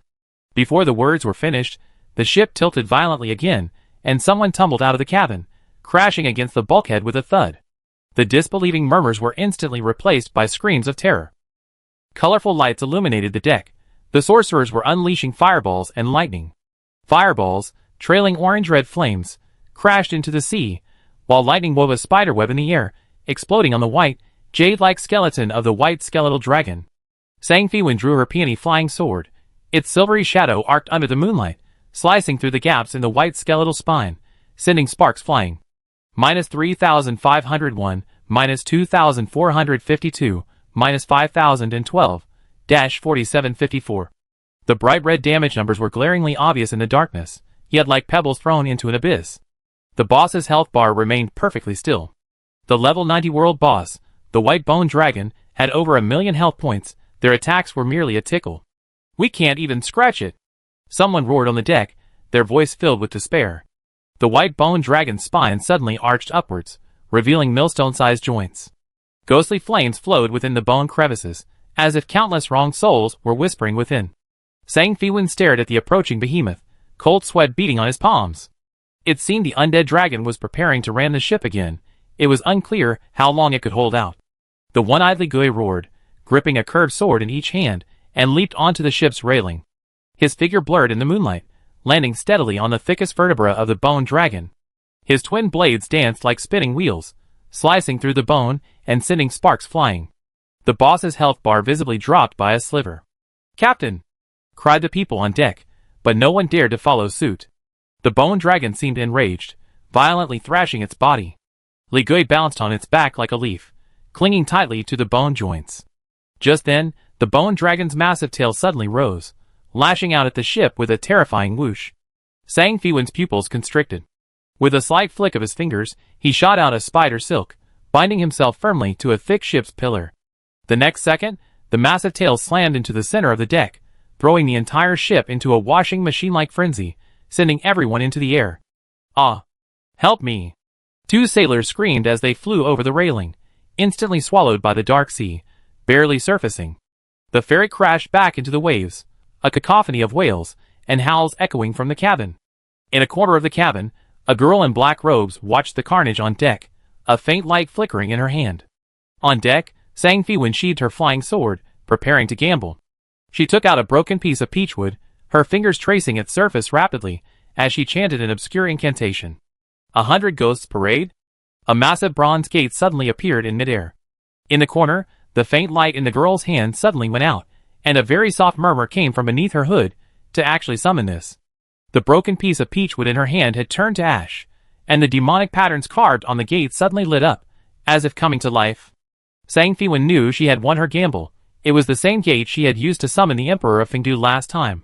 With each slight opening of the bronze gate, Zhang Feiwen's spiritual energy plummeted at a visible rate, and she hurriedly gulped down rice wine. Although the Emperor's gaze hadn't been friendly last time, she was now in dire straits, and could only keep drinking rice wine to maintain the gate's opening. This gate was even more solid than when it had been summoned last time. The sound of the bronze bearings turning was like an ancient sigh. Everyone on deck was stunned. Li Gui also stopped attacking, letting the white bone dragon carry him closer to the ship. "That's the legendary gate to the underworld?" he murmured, his single eye wide open. Everyone looked at the enormous, eerie bronze gate in midair, Then at Wan Xinghui, who had summoned it, their eyes filled with awe. The bronze gate slowly opened, and an indescribable pressure surged forth from within, even calming the raging white bone dragon. Behind the gate was thick darkness, with swirling, gray-black mist faintly visible. Just as the giant jaws of the white bone dragon were about to bite the ship's side, a cold snort came from inside the door. The voice wasn't loud, but it carried a soul-piercing power, as if a supreme being was looking down upon all living beings from behind the door. A peachwood token suddenly flew out, streaking with golden light, and striking the white bone dragon's head. Sang Fiwen suddenly had a feeling that if it weren't for the absolute suppression of the 100 Ghosts parade, that peachwood token would have hit her instead. Green and blue ghostly flames flickered faintly within the crack, unleashing a tremendous suction force. The white bone dragon's spine began to float uncontrollably upwards, being sucked into the crack segment by segment. Strangely, the surrounding seawater remained completely still, as if separated by an invisible barrier. Zhang San's expression was solemn, and Li Gui stared in disbelief, muttering, "Is that the legendary ghost realm?" Sang Fiwen stared at the rift, seeing within it the gray waves of the nether sea, floating remains of bones, and the bridge of helplessness faintly visible in the mist. Just as the rift was about to close, a disheveled woman suddenly emerged. Her hair danced like long seaweed, instantly locking onto Sang Fiwen's aura, and a bolt of silver lightning struck straight at her. Phantom step. A faint light emanated from beneath Sang Fiwen's feet, and she narrowly dodged the attack thanks to a moment of invincibility, simultaneously parrying with her sword. With a crisp clang, sparks flew from the sword. The ghostly woman missed her target and immediately retreated into the rift, throwing out a ball of silver. The ball of silver landed with a thud on the deck, rolling to Sang Fiwen's feet. It was a cocoon woven from silver hair, inside which something seemed to be struggling slightly. Sang Fiwen's heart tightened. That ghostly woman was the resentful woman. She almost forgotten she was still under the resentful woman's gaze. It had been a long time since she visited the ghost realm, yet this resentful woman still remembered her. She swung her sword, shaving away the outer layer of hair to reveal what lay beneath. A handsome face appeared, long narrow peach blossom eyes half open, rose-colored lips bound with silver thread. It was none other than Lin Yuan. "What? Save me." Lin Yuan's eyes blazed with hope upon seeing Sang Fiwen. The lover's gem on his finger glowed faintly, confirming her identity. Sang Fiwen quickly cut away the strands of hair binding Lin Yuan. "What are you doing here?" Lin Yuan sighed. "I was ambushed by the resentful woman while fighting monsters, and then I was thrown here. Where is this?" He looked around, then jumped to his feet, his eyes widening. "This is the sea?" Sang Fiwen glanced at the slowly dissipating silver threads on the deck and exclaimed, "Were you also marked by the wraith?" Lin Yuan quickly nodded. "There is indeed such a status on my attribute panel." Sang Fiwen chuckled. "It seems that if we're too far apart while this mark is active, the wraith will attack us." Lin Yuan couldn't suppress a smile. "Then we can't be separated anymore." He looked at Sang Fiwen's disguised appearance with some curiosity. "Why did you change your face? It was fine the way it was before." Sang Fiwen lowered her voice. "It's a game mechanic. I get you a disguise later." Lin Yuan shook his head vigorously. "No, my face is so handsome." He patted his cheeks, a hint of smugness in his voice. He finally managed to get this face back in the game. He didn't want to change into someone else's appearance. He wasn't usually one to care much about appearances, but with Qin Han, a formidable enemy, at hand, he had to be cautious. No other appearance could compare to his original handsome skin. Sang Fiwen felt that Boss Bai was sometimes quite pretentious. At this moment, the rift in midair closed, the bronze gate completely dissipated, and the sea returned to its calm and harmony. A system notification sounded. Emergency mission completed. Li Gui's favorability plus 10, skill point 1, character reputation plus 50, experience points 200,000. A white light shone from her body, successfully breaking through to level 40. Unfortunately, the world boss, the undead dragon, was only sent back to the underworld by the rift. It wasn't considered a kill. Otherwise, if she could have enjoyed the experience reward from a level 90 world boss all to herself, she couldn't imagine how awesome that would have been. Seeing the skeletal monster vanish, the ship was filled with a sense of relief. Most of the passengers who had witnessed the event stared in disbelief at the female swordswoman in green, who had summoned the gates to the underworld, their eyes filled with more awe than gratitude. The sailors quickly came out to repair the ship. Li Gui strode forward, cupped his fists to Zhang San and Sang Fiwen, and said, "Thank you both for your help. From now on, you are permanent honored guests of my Gui Xiang ship. All your future travel expenses will be waived." If there's anything I can help with, just come to me. No thanks needed. System. Title acquired. Honored guest of Gui Xiang's ship. Sang Fiwen was very satisfied with her gains.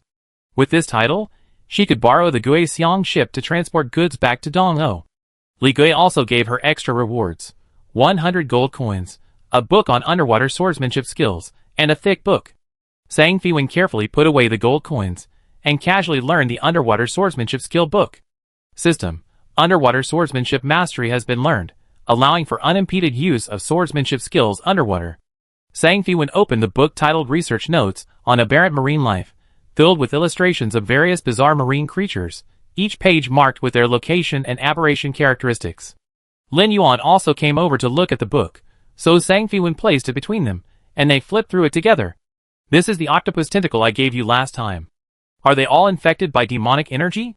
Sang Fiwen pointed to one of the illustrations of an aberrant, glowing octopus. Li Gui nodded, his expression grave. There have been more and more of them in the past year. I suspect there's something wrong near Shishao village. He pointed to the map on the last page of the notes, where several locations were circled in red. Our next route will pass through 2 of these places. Sang Fiwen's heart skipped a beat, this perfectly aligned with her hidden quest. Oh, by the way, she gestured to Lin Yuan beside her. This is my friend. Could he ride on the boat? Li Gui glanced at Lin Yuan, who had been thrown out by the ghost woman. He wanted to refuse, but with the vast ocean, he couldn't just throw his guest friend into the sea. He could only say, no problem, but we don't have enough rooms. Sang Fiwen quickly said, it's alright, my room is big, we can share. I share a room with her. Lin Yuan said at the same time, his tone as natural as if it were the most natural thing in the world. Sang Fiwen was taken aback. Just as she was about to explain, she saw Li Gui reveal an ambiguous icy smile. Then I won't disturb you 2 any longer. Sang Fiwen was embarrassed, but ultimately, she didn't deny it due to the situation. Lin Yuan stood quietly beside Sang Fiwen, a slight smile playing on his lips, his eyes shining like stars as he looked at her. He suddenly grabbed her wrist. The moonlight is rare, and the sea under the moonlight is even rarer. Can you stay with me and enjoy the view? After admiring the moonlight, Sang Fiwen led Lin Yuan back to room 2 of the deluxe class, then stared blankly at the large bed. She forgot that even a deluxe class 2 room is essentially a single room. No matter how big the bed is, there's only one. Chapter 84. Lin Yuan pointed to the only large bed in the room and teased, a bed? Moonlight streamed through the window, casting long shadows on the bed. Sang Fiwen looked at the large bed, and suddenly felt more nervous than when facing the white bone dragon. You sleep here? They both said in unison, then froze. The air suddenly became still. Sang Fiwen looked away, and began to organize her talisman-making tools on the desk, but her hands trembled so much she could barely hold the talisman paper. Lin Yuan's teasing gaze seemed to hook her, drawing out the inexplicable panic in her heart. Her usually calm and composed mind was now thrown into disarray by the prospect of a bed. Lin Yuan laughed first, just kidding, I sleep in the recliner. That won't do. Sang Fiwen immediately shook her head, I have a way. Sang Fiwen used her privileges as a VIP guest, requesting Captain Li Gui to add a bed. A moment later, 2 crew members carried in a folding wooden bed, quickly assembled it in the corner of the study, laid out new bedding, and then bowed before leaving, giving Lin Yuan a meaningful look as they went. I need to make talismans tonight, and the study is convenient, Sang Fiwen said, already carrying the cinnabar, talisman paper, and other materials for making talismans into the study. She planned to use the next few days of sailing to prepare more scrolls, not knowing what dangers they might encounter on the remaining voyage. A barely perceptible hint of disappointment flashed across Lin Yuan's eyes, but seeing Sang Fiwen's matter-of-fact attitude, he shrugged helplessly. Fine, I sleep in the bedroom, and you guard your precious talisman paper. Lin Yuan leaned against the study doorway, watching her skillfully grind cinnabar. Moonlight streamed through the window lattice, illuminating her profile and outlining her soft features. He suddenly thought, this wasn't so bad, at least with a door separating them. He knew she was nearby. Sang Fiwen lowered her head to grind the cinnabar, her mind in turmoil. They were clearly good friends in the game, so why did she feel so uncomfortable over a bed? She patted her chest, trying to calm her pounding heart. Could she have fallen for Boss Xiaobai? Thinking about it carefully, he was indeed her type, and his actions were quite agreeable. Sang Fiwen patted her cheeks, spread out her talisman-making materials on the desk, and began practicing simple incantations to improve her talisman-making skills. She had pasted Zhang Lianning's talisman diagram on the wall. Today, She didn't plan to draw those talismans that were clearly beyond her capabilities. Lin Yuan entered the study, not disturbing her, and quietly stood before the talisman diagram, studying it. After drawing 10 return to city talismans, Sang Fiwen looked up. Under the warm light, Lin Yuan's face was softly defined, and she stared at him, somewhat lost in thought, until his gentle voice rang out, "Why didn't you draw this talisman?" Lin Yuan pointed to the talisman diagram on the wall. Sang Fiwen said bitterly, "My talisman making skill level is too low. My spiritual energy isn't enough to complete that talisman." Lin Yuan seemed thoughtful, then took out a heart-shaped necklace and handed it to her. "You can use this first." Sang Fiwen took the heart-shaped necklace. Grandmaster necklace. Lower grade immortal item. Size 1 by 2 by 1, weight plus 1.2. When wearing this necklace, you can select a skill and enhance it to the maximum level. After removing the necklace, the enhancement will be lost. Wearing restriction. This necklace requires 3 empty accessory slots to equip. She immediately refused. "This is too valuable. I can't accept it." Lin Yuan had anticipated her reaction and chuckled. "It's just a loan. I didn't say I wouldn't return it." "Such a good opportunity. Why not give it a try? Borrowing it for free. Such a good deal." Sang Fiwen immediately removed the missed necklace, the 8 poison mother ring, and the contending gourd, freeing up 3 accessory slots, and put on this Grandmaster necklace. The system notification sounded. "Please select the skill to enhance." Without hesitation, Sang Fiwen chose the Zhang family talisman making technique. The skill icon immediately glowed orange, indicating her Zhang family talisman making technique was at its maximum level. This time, she directly sketched the array diagram on the golden talisman paper, her strokes flowing smoothly and effortlessly. As the talisman paper took shape, a golden light flashed, a special effect of a heavenly grade talisman being formed. System successfully created a close-up talisman, quality rating, heavenly. With this heavenly grade talisman completed, her spiritual energy was almost depleted, so she took out a gourd and sipped it. Close-up talisman. Using the close-up talisman on a container adds a 15 by 15 by 15 space to it. Can only be used once on the same target. The talisman derived from the heavenly inquiry jade slip is indeed related to space, possessing incredible spatial attributes, capable of transforming ordinary backpacks into special backpacks with enormous storage space. However, crafting talismans is extremely costly, making it unlikely she can stockpile them in bulk.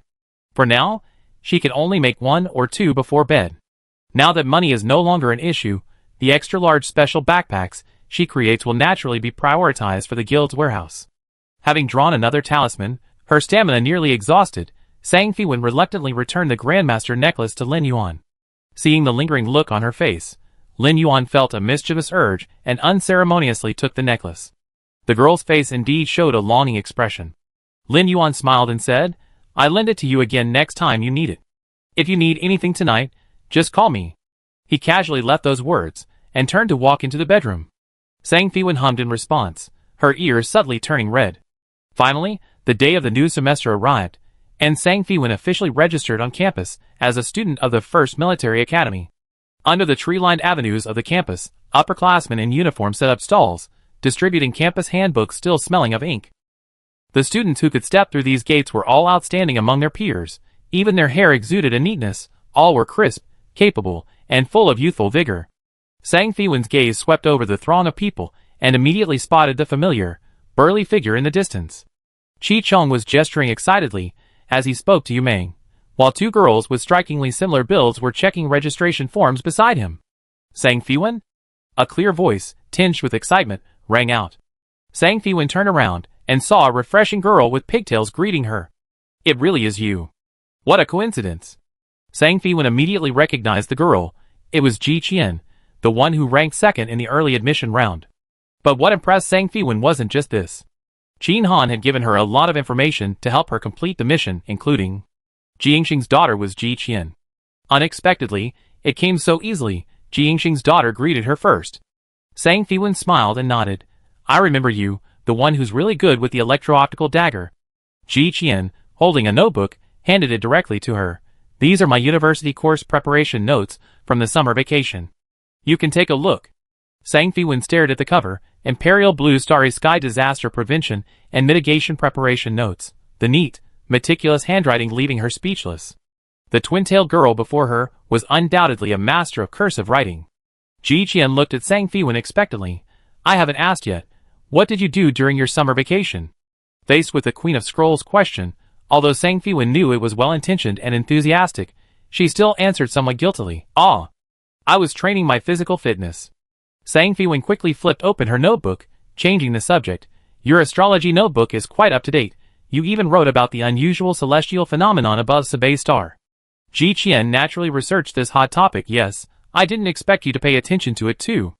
The celestial phenomenon above Sabay star wasn't an ordinary one. My dad said it was a celestial conjunction. A celestial conjunction. Your dad is the principal? Sang Fiwen deliberately dragged out the last syllable, watching Ji Qian's instantly stiff expression, and suddenly found this outspoken Queen of Scrolls rather cute. Ji Qian hurriedly covered her mouth, forcing a wry smile. Don't tell anyone about this. Sang Fiwen smiled and nodded. Don't worry, I'm very tight-lipped. I read about celestial conjunctions in books. Isn't that a hypothesis? Ji Qian lowered his voice. I don't know. Anyway, everyone who got close to Sabay star became a vegetable. But don't worry, that phenomenon has been brought under control. It won't spread. A lively male voice interrupted from afar. Sang Fiwen, what are you still doing here? Hurry up and register. Then someone patted Sang Fiwen on the shoulder. She turned around and saw it was Chi Chong. Ji Qian recognized Chi Chong immediately. He had appeared in the school's recruitment video as a representative of the elite mecha class. His tall, sunny appearance immediately caught her eye. Ji Qian glanced quickly at Chi Chong, then whispered to Sang Fiwen, let's go together. Sang Fiwen nodded, extending her personal terminal from her wrist. Ji Qian, I don't have yours yet. Let's add each other as friends. Ji Qian touched his own terminal to Sang Fiwen's, then glanced at Chi Chong. Chi Chong noticed the gaze of the pretty girl with pigtails, and looked back at her. Are you also a freshman in the elite class? Ji Qian blushed slightly, and nodded like a chick pecking at rice. Sang Fiwen, oblivious to their little commotion, looked at the friend request on her personal terminal. Striving to learn, requesting to add you as a friend. Sang Fiwen, so scary, can I refuse? After accepting the friend request, Ji Qian sent a smiley face, adding, Cosmic Astrology Observation is a general foundation course. Take these notes, and study hard. Feeling the full force of the push, Chi Chong urged the two, let's go. Sang Fiwen and Ji Qian arrived at the Ace class booth. Yu Meng briefly greeted them, and two similar-looking girls enthusiastically guided them through the registration process until they finished. Seeing that she had finished her business, Chi Chong immediately sat down in a chair, placed his right elbow on the booth table, and enthusiastically invited, Sang Fiwen, let's arm wrestle. Yu Meng sighed, while Ji Qian's eyes lit up. The two similar-looking girls were twins. Qin Baiwei, with her sweeter demeanor, spoke up, how dare you, with your double S-level physique, bully RQ Jr. Qin Bailu, with her colder, more assertive air, said, Chi Chong, don't bully the new junior. Yu Meng had witnessed Sang Fiwen subdue Chi Chong last time, so he remained silent, somewhat curious about this junior's strength. Seeing Chi Chong's enthusiasm, Sang Fiwen figured it wouldn't be difficult, so she sat down confidently and grabbed Chi Chong's hand with her elbow. In the first second, Chi Chong suddenly exerted force, forcefully tilting Sang Fiwen's hand to the side. Yu Meng shook his head. At this angle, it seemed hopeless. It appeared Chi Chong was going to win. Sang Fiwen felt as if her hand weighed a ton, and her competitive spirit suddenly surged. That instantaneous rush of energy to her brain returned. Time seemed to slow down. She clearly captured the contraction trajectory of Chi Chong's forearm muscles. It was a blind spot of simple lateral force, devoid of any technique. She abruptly adjusted her wrist, finding the counterpoint, shifting to an inward hooking motion. With a muffled thud, Chi Chong's hand slammed heavily onto the table. Chi Chong was completely dumbfounded. Qin Baiwei gasped in surprise, and Qin Bailu and Yu Meng raised eyebrows. This junior only took 2 seconds to defeat Chi Chong. She had even been at a disadvantage at first. The group couldn't help but look at Sang Fiwen's arm. Smooth lines, even thickness. Who could have imagined that such a seemingly unremarkable arm could unleash such explosive power to defeat Chi Chong? Sang Fiwen was experiencing the mysterious flow of water. It felt as if water was flowing back into her mind and heart, and this time, she felt a slight sense of control over the sensation. When she came to her senses, she realized the others were looking at her, with the same eyes they had used to examine a monstrous gorilla. A little embarrassed, she said, I used a clever trick. In terms of pure strength, I'm definitely no match for Chi Chong. Chi Chong, however, showed no sign of defeat and became interested. Junior, you studied arm wrestling? At this moment, a strong voice interrupted. What are you all doing? Chi Chong and the others turned around and saw a sprightly old man with gray hair approaching. They all stood at attention and greeted him. Hello, Professor Jiang. Beside Jiang Zi was a young man with black hair and white clothes, Bai Yuan, carrying a case of water in one hand as he followed Professor Jiang. Black hair fell over his forehead, obscuring his always smiling, almond-shaped eyes, but Sang Fiwen recognized the figure at a glance.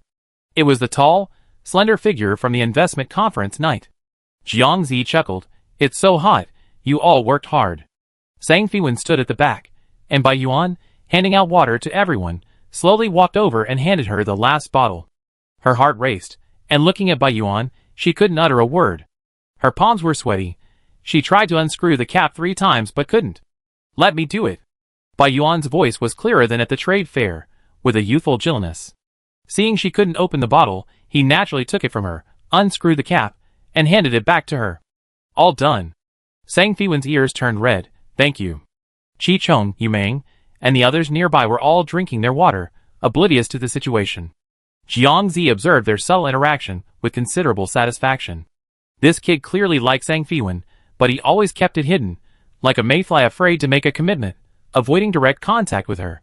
Jiang Zi naturally disapproved of this, so he granted Sang Fiwen access to the mechanical warehouse and assigned the kid the task of modifying the simulation pod, finally bringing the two together. Fortunately, the kid suddenly seemed to have a change of heart, no longer stubbornly hiding in the shadows. Jiang Zi deliberately coughed. Bai Yuan, what are you doing? This junior can't open the bottle cap, I'm helping her. Bai Yuan turned around, his tone carrying a barely perceptible hint of affection. Upon finishing speaking, a series of coughs erupted around them. Chi Chong sprayed water all over Yu Meng, Chen Baiwei pinched Chen Bailu, coughing until her face was red, and Ji Qian's gossipy eyes darted back and forth. Sang Fiwen steeled herself and grabbed Bai Yuan's wrist without hesitation. Professor Jiang, can I borrow him for 5 minutes? Jiang Zi watched the boy's back tense instantly, a triumphant smile flashing in his eyes. Go ahead. Chen Bailu, having stopped coughing, nudged Chen Baiyu's arm. See that? That's a real expert. Chen Baiwei nodded and shoved the water bottle she had just unscrewed into Yu Meng's hand. Help me screw it on.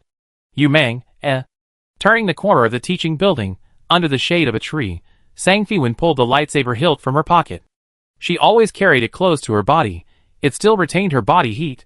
That night at the investment conference, it was you, wasn't it? Bai Yuan's fingertips traced a circle of water on the ice water bottle, and condensation droplets trickled down his fingers. He looked up, his peach blossom eyes shining brightly. Qin Han didn't bother you again? Seeing his admission, Sang Fiwen pressed on hopefully. Why did you secretly protect me? Bai Yuan shrugged. I happened to be there that day too, and I saw a strange person staring at you. Something was off. You're practically Teacher Zhang's student now, so naturally I had to follow and check it out. I didn't expect to actually run into trouble. To be honest, I'm still a little scared. Sang Fiwen's gaze was fixed on his face like a searchlight. The boy's eyes were open and honest. She couldn't see any flaws. She suddenly deflated, shoving the lightsaber hilt into his arms. Here you go. Her voice was a little muffled, and as she turned, her hair brushed against the back of his hand. And thank you. As Sang Fiwen approached the corner, she subconsciously glanced back.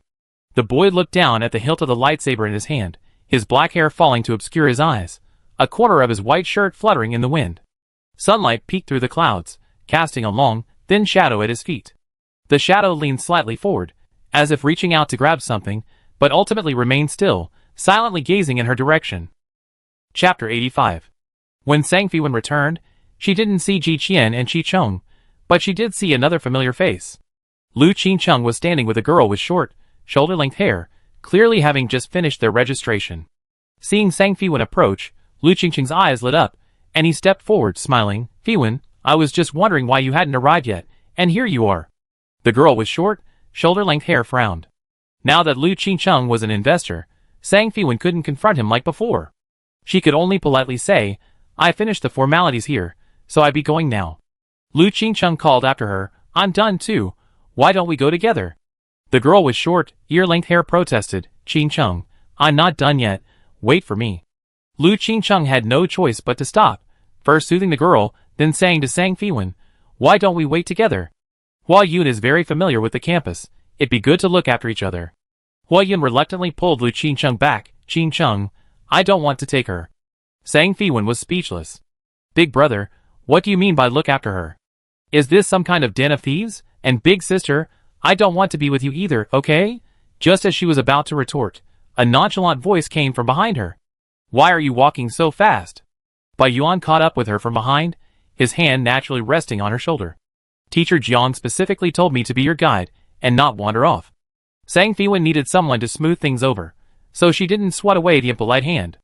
Lu Qingqing's gaze swept over them, not quite understanding why Bai Yuan, who had withdrawn from the re-examination, had reappeared at the first military academy, and was behaving so intimately with Sang Fiwen. Fiwen, what's going on? Sang Fiwen didn't see Bai Yuan's expression, who was a head taller than her. He raised an eyebrow at Lu Qingcheng, his tone provocative. What's it to you? Bai Yuan looked like an apex predator asserting its territory. Zhang Baiwei and Zhang Bailu, who were watching the gossip, held their breath, afraid of interrupting the drama. As he spoke, Bai Yuan's hand became increasingly audacious, pulling her closer with a slight force. Zhang Baiwei, enjoying the spectacle, whistled. From a shoulder sling to a half embrace, Sang Fiwen felt her blood rush to her head, her face burning. Lu Qingcheng frowned, wanting to pull Bai Yuan away, but Sang Fiwen's next action interrupted him. She reached out and grasped Bai Yuan's hand, a rare hint of girlish shyness on her face. Bai Yuan looked down at her. As Professor Zhang's teaching assistant, I'm familiar with the campus, so there's no need for this student to worry. Shall we go? Lu Qingqing's eyes darkened. Fiwen, are you sure you want to go with him? Sang Fiwen nodded, and was half embraced and led away by Bai Yuan. Watching them leave, Zhang Bailu nudged Zhang Baiyu's elbow, asking suspiciously, why are you moving your arms and legs in unison, Junior? Logically speaking, the top-ranked junior in the early admissions should have strong physical abilities. Coordination problems shouldn't be an issue. Zhang Baiwei picked up a virtual sunflower seed, cracked it, and spat out the non-existent shell, her tone deep and enigmatic. You never been in a relationship, you don't understand. Zhang Bailu, why the personal attack? After turning the corner, and finally leaving Lu Qingcheng and the other sight, Sang Fiwen slapped Bai Yuan's hand away. Bai Yuan cried out in pain, hey, you can't just kick me while I'm down. Sang Fiwen said irritably, helping me this time isn't just a coincidence, is it? I don't remember Teacher Jiang asking you to be my guide. Bai Yuan shrugged, I'm just concerned about my fellow student. Hey, where are you going? Wait for me.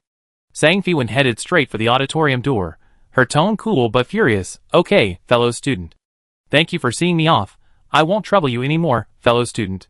Sang Fiwen was increasingly convinced that Bai Yuan was Jiangchini, but she had no proof and could only suppress her anger. Bai Yuan naturally noticed her mood and could only silently follow her, watching her figure enter the auditorium before turning and leaving. After Sang Fiwen went inside, she saw two people waving at her, Qi Chong and Ji Qian.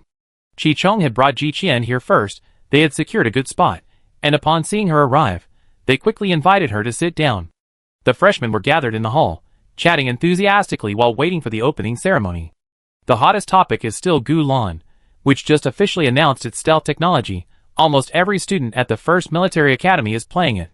Since the announcement that stealth technology has a positive effect on mental strength, the number of Gulan players has reached new highs in the past few days, practically becoming a game for everyone. Hearing the discussion, Qi Chong casually asked, what level are you guys in Gulan? I'm level 32. I can help you level up if you need it. Ji Qian said with a worried look, don't even mention it. My character has been stuck in one place for almost half a month, and can't get out at all. Sang Fiwen asked curiously, a hidden map? Ji Qian sighed, I wish it were a hidden map. No, it's a prison. Qi Chong gave her a sympathetic look and suggested, you can join my guild, laughing at the world. You should know it, right? The guild leader, Xiao Wuchang, is a senior from our school. She and Wanshan are very close, maybe she can rescue you. Sang Fiwen choked slightly. Even Wanshan, Sister Wan, might have a hard time managing a prison break. However, out of concern, she asked, which prison? Ji Qian shook her head. I know Wanshan too, but it won't work. I'm in the Central Divine Continent, I can't contact the Eastern Continent at all. Sang Fiwen frowned. She knew her? Ji Qianlu? Come to think of it, Ji Qianliu's avatar had indeed been grayed out for a long time. If she really was in the Central Divine Continent, then it made sense. Qi Chong exclaimed, how did you get there? But Wanchen has also recently set off for there. You have a chance, wait for her. Ji Qian's eyes lit up. Really? I was even thinking of deleting my character and starting over. Since that's the case, I endure it a little longer. You don't know, the NPCs in the Central Divine Continent are incredibly twisted, they experiment on me every day. Shi Chong and Ji Qian chatted happily. Sang Fiwen silently took a sip of water. It seemed that after setting foot in the Central Divine Continent, she might be forced to pull off something big. Time passed idly with conversation. After the opening ceremony, Sang Fiwen returned home and logged into the game. Upon logging in, a system update announcement popped up, loudly announcing the opening of the currency exchange system and the upcoming wealth rankings in 3 days. Sang Fiwen glanced at the update, paying particular attention to the location of the currency exchange. Just like in her previous life. There were 2 currency exchanges in Dong'o, one in Chang'an and the other in Luoyang. She had previously instructed Lun Wanchu to focus on purchasing shops near these 2 locations. Lun Wanchu, particularly attentive to making money, handled the matter quickly and efficiently. Now, all 4 shops near these 2 currency exchanges were under the ownership of Fanqing Holographic Company. They had already discussed and planned to expand their new treasure pavilion business in high-traffic areas. The new treasure pavilion, as the name suggests, would be a shop selling various rare treasures. She had previously had Lun Wanchu and others convert their idle funds into various rare items, all for this day. The treasure pavilion would also buy rare items, similar to a pawn shop, offering both fixed and flexible pawn options, the best choice for those in urgent need of money. Locating the treasure pavilion next to a currency exchange would be ideal. They hadn't pushed this business forward before, but their preparations were almost complete, and now was the perfect time to open. These 4 shops, destined for huge foot traffic, would respectively serve as the flagship stores of Xingwan Pharmacy and Shuwan Pavilion, and the 2 treasure pavilions, each opening its own branch. Lun Wanchu and the others would handle all of this, allowing Sang Fiwen to relax and be a hands-off manager. Of course, she would participate in important decisions. After browsing the updated content, Sang Fiwen went to the balcony. The sea was now clear, and the sky was blue, perfect weather for fishing. Sang Fiwen first took Lin Yuan to was placed to accept a fishing assignment. With her VIP status, she could now freely access the captain's private storage for diving equipment. She retrieved 2 sets of top-quality diving gear and fishing spears. When she and Lin Yuan appeared on the deck, dressed in high-end diving suits, carrying large oxygen tanks, and wielding powerful harpoons, Yuhua, who was already waiting there, brightened up, saying that their equipment could easily catch large fish like tiger sharks. However, Yuhua also seemed quite excited, because they would ultimately sell all their catch to him. Having been frightened by his first time at sea, Yuhua didn't venture into deeper waters this time. After entering the sea, Sang Fiwen swam ahead, while Lin Yuan swam slowly behind. Sang Fiwen, worried about him, simply took a rope and tied them both together. Lin Yuan looked at the knot binding him, quite pleased. Sang Fiwen's harpoon was always accurate. The fish in the shallow waters were no match for her. Lin Yuan, however, stopped fishing after a couple of times, admiring the underwater scenery, and casually using his net to catch the fish Sang Fiwen couldn't hold. Discovering a cave, Sang Fiwen immediately waved to Lin Yuan to come and see. It turned out to be a male seahorse with a bulging white belly. From the center of its belly was a hole, from which spewed out hundreds, even thousands, of baby seahorses, resembling tadpoles, swimming in the water. These newly hatched seahorses looked like little elves, with translucent bodies, horse-like heads, small fins flapping on their backs, and tails curled up like small snakes. Among them were 2 baby seahorses, their bodies entirely multicolored. Sang Fiwen excitedly exhaled a string of bubbles. Those were the 5-colored seahorses, celestial spirits that produce 5-colored gems. 5-colored gems are rare, all-purpose gems that can boost all attributes by 1%, and are also essential materials for crafting immortal weapons. They are a form of hard currency among players. These items are generally obtained through luck, with an extremely low chance of appearing in treasure chests. The 5-colored seahorse is the only spirit that can reliably produce these gems. Although the frequency is the same as the ink-eating slug spirit pearl, only 1 per month, it's still incredibly rare and highly sought after. Seeing Sang Fiwen's reaction, Lin Yuan immediately understood. He took out an empty glass bottle and gently picked up 2 young 5-colored seahorses. Sang Fiwen smiled and stored the 2 spirits into her ink-wash space. Just as she collected the colorful baby seahorses, the father seahorse angrily charged at them, and Lin Yuan and Sang Fiwen quickly dodged. The father seahorse crashed into a large rock, which then began to move, startling the father seahorse, who immediately fled with a swarm of baby seahorses. Suddenly, a large crack opened in the moving rock, and the two saw that it was a rose scorpionfish. The rose scorpionfish wriggled its large mouth, as if yawning. Sang Fiwen quickly pulled Lin Yuan away. This stone-like fish attacked with poison, and Lin Yuan couldn't use his antidote underwater. If he were hit, he would have to revive and return to Dong'o. Fortunately, the rose scorpionfish was attracted by the fleeing baby seahorses and followed them, preparing for a feast. The two breathed a sigh of relief and looked towards the area where the rosefish scorpion lived. The rocks there were covered with countless gray, needle-like sea urchins. The ship's menu last night had included sea urchin sushi, and in her previous life, Sang Fiwen had almost swooned over its deliciousness the first time she tried it. At her strong recommendation, Lin Yuan had also tried the strange-looking sea urchins yesterday, and as expected, he too was captivated by their deliciousness. Now that the two of them saw a field of sea urchins, they naturally wanted to pounce on them like locusts. Sang Fiwen used a harpoon to pick the sea urchins off the rocks one by one. The sea urchins tumbled and fell into the fine net bag that Lin Yuan had opened. With a bountiful harvest, Sang Fiwen and Lin Yuan swam back, pulling several large net bags full. As they swam, a swarm of pink jellyfish suddenly appeared above them. At first, they only saw a patch of pink ink spreading across the water in the distance, a truly beautiful sight. They stopped to record the scene with their camera lens. A giant sea turtle swam towards a pink jellyfish, opened its mouth as if eating jelly, and devoured it with gusto amidst the swarm. The magnificence of the ocean unfolded in the azure waters, revealing a glimpse of its beauty before them. Sang Fiwen stole a glance at Lin Yuan. He noticed her gaze, and returned her gaze with a smile that curved his eyebrows. At that moment, she felt as if she and Lin Yuan had become fish in the ocean, journeying hand in hand through the lonely sea. For the next few days, Sang Fiwen eagerly anticipated entering the ancient blue, fishing with Lin Yuan, angling from the deck, and even drawing talismans while eating fish.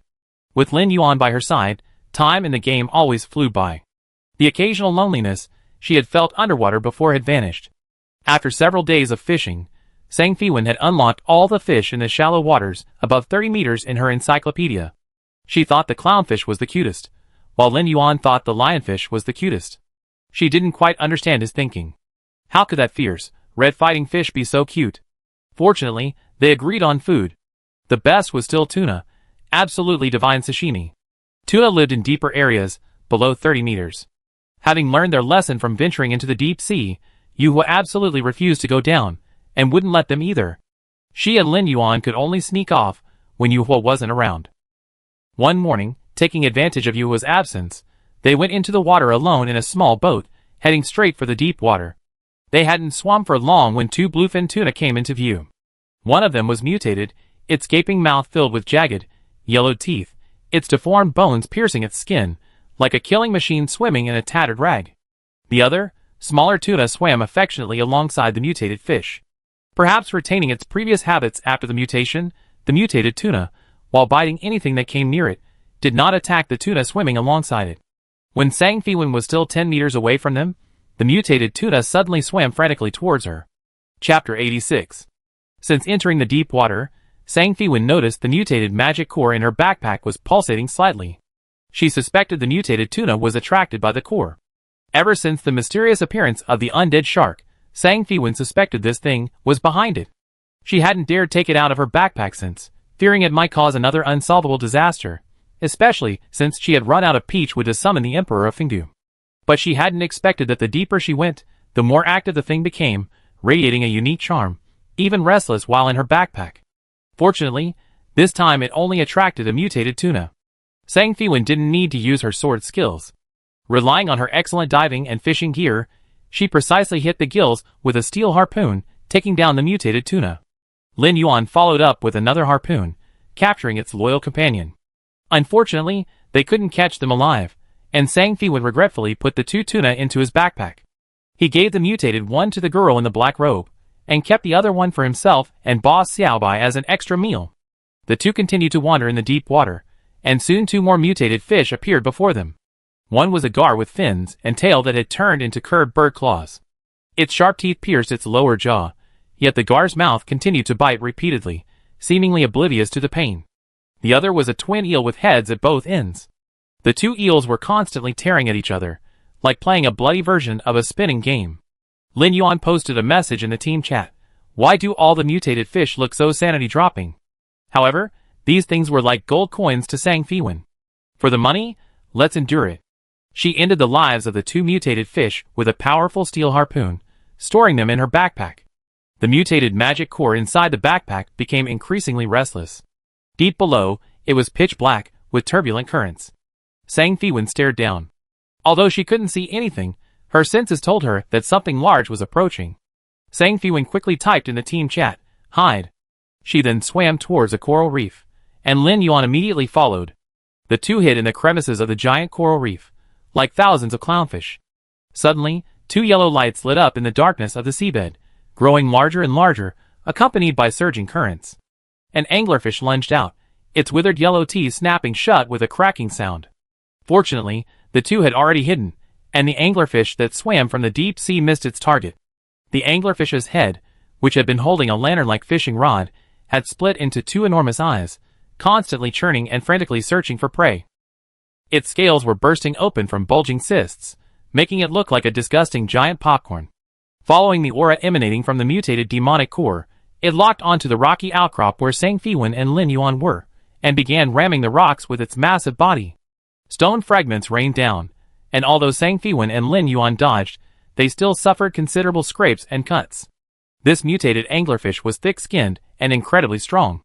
If this continued, the two would likely be crushed to death by the falling rocks, so Sang Fiwen and Lin Yuan had no choice but to swim out from the other side of the rocks. Hidden among the rocks, she had already used her insightful eye to pinpoint the mutated anglerfish's weakness, its tail, shimmering with a green light. A fatal blow to the tail would bring this ferocious fish to its knees. Sang Fiwen looked at the anglerfish's rough, thick skin, estimating that even a steel harpoon would struggle to penetrate its defenses. Fortunately, she had mastered underwater specialization, allowing her to use swordsmanship unimpeded underwater. The golden flying sword darted underwater, leaving a white trail, piercing straight through the mutated anglerfish's fluorescent green tail, a green sliver spreading out. The wounded mutated anglerfish thrashed wildly, then turned and swallowed the flying sword whole. Then, the mutated anglerfish shook its head violently, its sharp teeth clenching and unclenching, charging towards Sang Fiwen like a tank. The next second, a circular sword aura pierced the mutated anglerfish's belly, splitting its body in two. System: perfectly executed horizontal wave slash, hitting the target's weak point. Horizontal wave slash proficiency maxed out. The giant fish continued its charge, but now that it was separated, its head and tail swam independently, and the commotion quickly subsided. The flying sword continued its rampage, severing the fluorescent green tail entirely, which flickered in the seawater like a broken light bulb before going out. Thankfully, the fish had swallowed his flying sword whole, so Sang Fiwen no longer needed to worry about breaking through its defenses. He killed it with a single horizontal wave slash. From inside the mutated anglerfish's rip-open belly, a ceramic jar flowed out along with its internal organs. Another message in a bottle. After dealing with this bottle, based on his experience dealing with the mutated glowing octopus, Sang Fiwen dissected the lantern that had mutated into two eyes, and sure enough, found another broken walnut-shaped magic core inside. After she tossed it into her backpack, the new magic core seemed to be magnetically attracted to the previous one, quickly drawing them together and merging into a larger magic core. The quest progress also updated, showing that two mutated magic cores had been collected, with one remaining. After boarding the ship, Sang Fiwen examined the message in a bottle she had just obtained. Message in a bottle: Third, the Saintis Festival is approaching. Last night, I saw a dark shadow flash past outside the village. Everyone says it's a malevolent spirit, but I think its shape looks remarkably like a hua. I'm so scared. Luckily, my father told me to hide. If I hide, will I be able to escape becoming a saint's servant like a hua? According to Li Gui, they would soon arrive at Shishao village. Sang Fiwen took a moment to analyze the context of the three messages in bottles, deducing the background information for the Shishao village instance. Shishao village is believed to be inhabited by a saintess. The girl who wrote the three letters in bottles was likely chosen as the new saintess's servant, but she sensed something amiss and, with her father's help, hid before the saintess's festival. After putting away the three letters, Sang Fiwen went to find the girl in black robes. This was the last time to complete the quest. Sang Fiwen knocked on the girl's door, and gave her all the mutated fish she had obtained that day, frantically building up her favorability, and receiving nearly 10,000 gold coins in one go. System. You have provided the girl in black robes with fresh mutated fish for 7 consecutive days. Hidden quest complete. Title obtained, Mutation Buster, skill points, 1, character reputation, 50. Mutation Buster, title hunter of mutated creatures. Wearing this title increases damage dealt to creatures mutated by demonic energy by 15%. The girl in black robes was about to close the door to guests and enjoy the mutated tuna alone. Sang Fiwen, however, grabbed the doorknob, preventing the girl from closing the door. Since the mission was complete and she didn't care about losing favorability later, Sang Fiwen reminded the girl in black robes, "If you're sick, you should see a doctor." The strange girl in black robes wasn't angry. After spending these past few days together, her attitude towards Sang Fiwen had become somewhat closer. Unable to close the door, the girl in black robes opened it again and deftly used a small knife to peel off the scales of the strange fish. "My illness is incurable by ordinary people. Only these things can cure it." After processing the fish skin, she slowly tore off a piece of fish meat and put it in her mouth, her face full of ecstasy. "Only by eating this can I feel healed." Sang Fiwen glanced at the girl's skin. Thankfully, the scales hadn't increased. Perhaps the girl in black robes was telling the truth. She didn't try to stop the girl from continuing this unconventional dietary therapy and prepared to leave. Behind them, the girl in black robes said meaningfully, "Wanqing, we meet again." In the days that followed, Sang Fiwen and Lin Yuan were so engrossed in playing Fishing Master that they forgot all about home, while a frenzy was sweeping across the ancient blue continent. From the moment Giant Technology officially announced the opening of the currency exchange system, countless players and conglomerates rushed into ancient blue. On the opening day, the teleportation array on Fenghua Avenue in Luoyang City was almost constantly in operation, with players of all kinds pouring out from the flashing white light, and long queues forming outside the currency exchange offices. Before the white light of the teleportation array had even dissipated, He Jiangyu was knocked off balance by the rush of players. Fenghua Avenue before him was like a boiling cauldron. With countless players pouring out of the teleportation array, he felt as if the bluestone slabs on the street were about to collapse under their weight. "It's so crowded. Is currency exchange really open?" A demon player waved his arms, parting the crowd. "I just got fired in real life. I'm waiting for this to turn things around." A newbie player in plain clothes next to him clung to him and asked, "Bro, isn't Dongzhou pretty good? I heard both exchanges are in Dongzhou, and conglomerates are fighting over it like it's their territory." "Duh." The demon player spat. "Yesterday, Dongzhou had over 10 million new registrations. My guild leader said he mortgaged his house to buy land in Luoyang to build a studio. He's insane." The newbie player looked at the long queue and sighed, "Dongzhou is too hot. We can't even get a number. I should have gone to Shizhou." "Brother, that's what you don't know. Dongzhou's game resources are absolutely superior compared to Shizhou. Over there, your only way out is catching battle pets, but that's a tedious and thankless task." Black Soy Sauce, now at the end of the queue, joined the chat. "But players in the Western continent have been frantically catching exotic beasts lately. I heard a consortium offer them 5,000 star coins for cubs. Looking at it this way, hey, it's not bad compared to the Eastern continent." A newbie player asked curiously, "Isn't there also the Central Divine Continent? What's it like there?" A demon player at the front of the queue scoffed, "My cousin's in the Central Continent. He said there's only one currency exchange there. If they don't get some new players, they're probably going to go extinct." Amidst the chatter, it quickly reached 9 o'clock. The currency exchange opened precisely on time. Hundreds of counters lined up in a circle. The traders inside weren't NPCs, but real employees of Giant Technology. Players needed to go to a counter to complete a transaction. Before their turn, they could only stare intently at the real-time panel, watching the exchange rates fluctuate wildly. The gold coin by orders from the consortium kept pouring in, and the exchange rate quickly stabilized at around 10.5 star coins/gold coins. Will it go up again? I've been saving these 800 gold coins since the server opened. A leather-armored archer was almost there, still hesitating. It was 9.8 a minute ago, now it's 10.5. Someone behind him urged, "Don't dawdle. If you're not going to exchange, hurry up and leave. Don't hold others up. The professional player group is exploding." A player shouted, "Someone got a hover car right off the bat."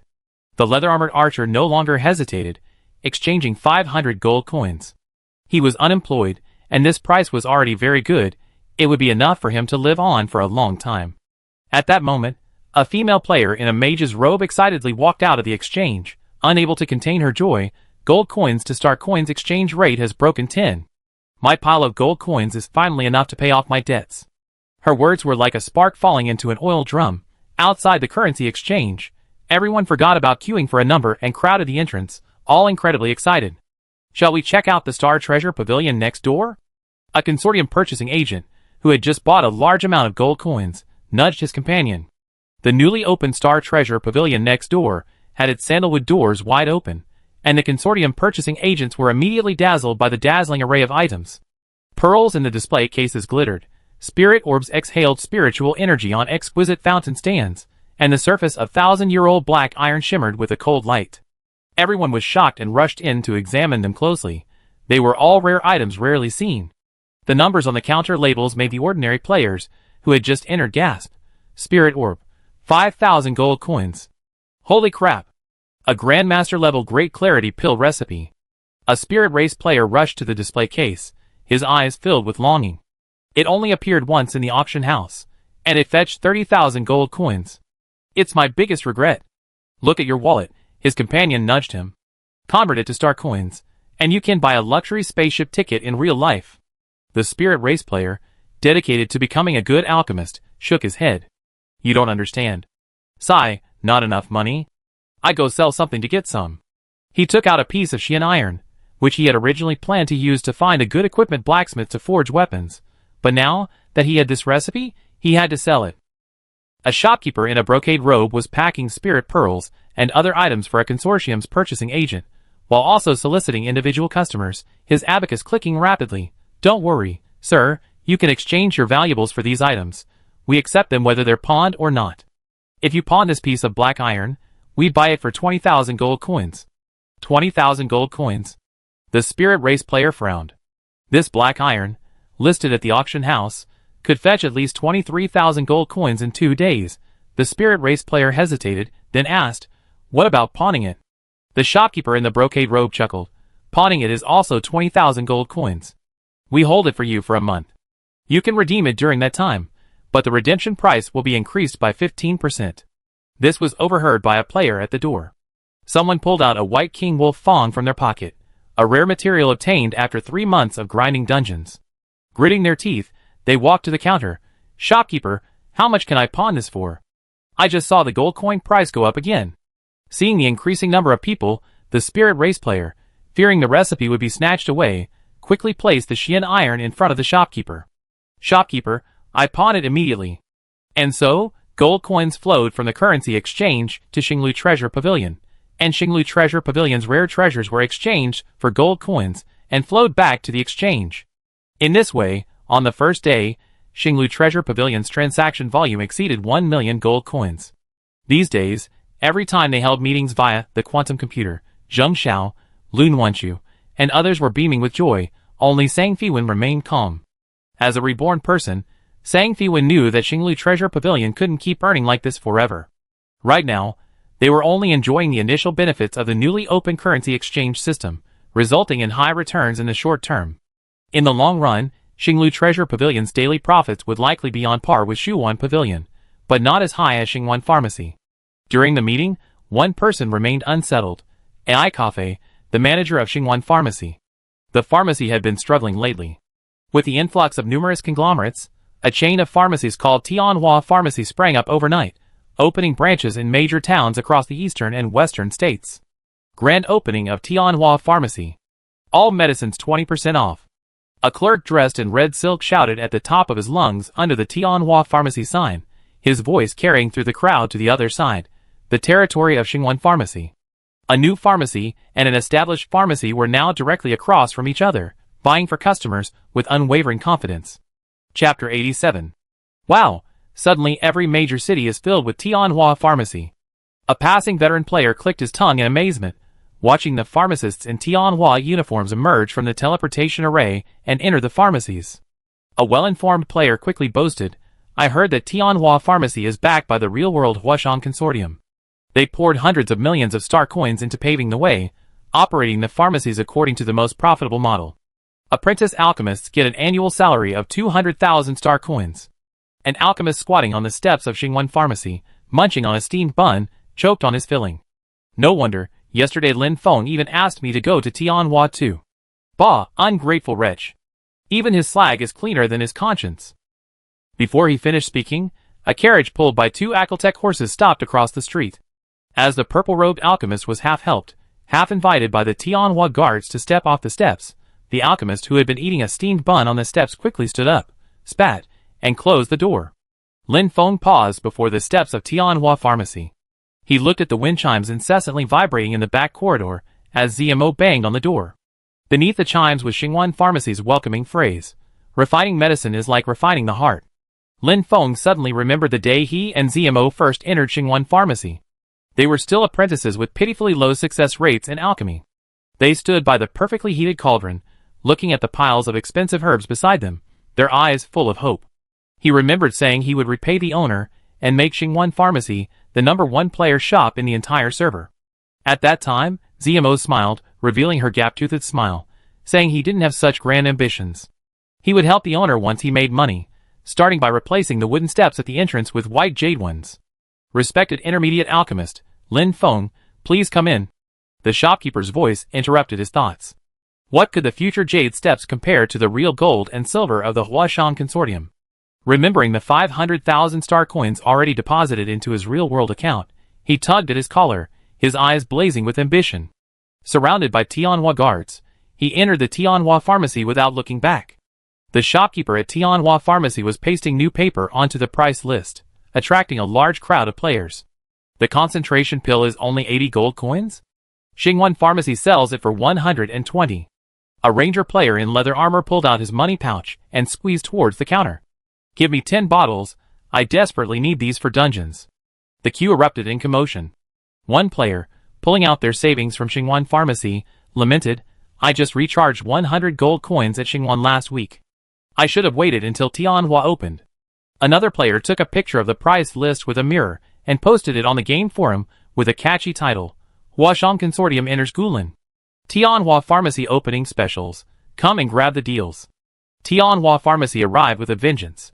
Its opening specials, offering pills at 20% below market price, attracted the vast majority of players, quickly surpassing Xingwan Pharmacy to become the most popular shop.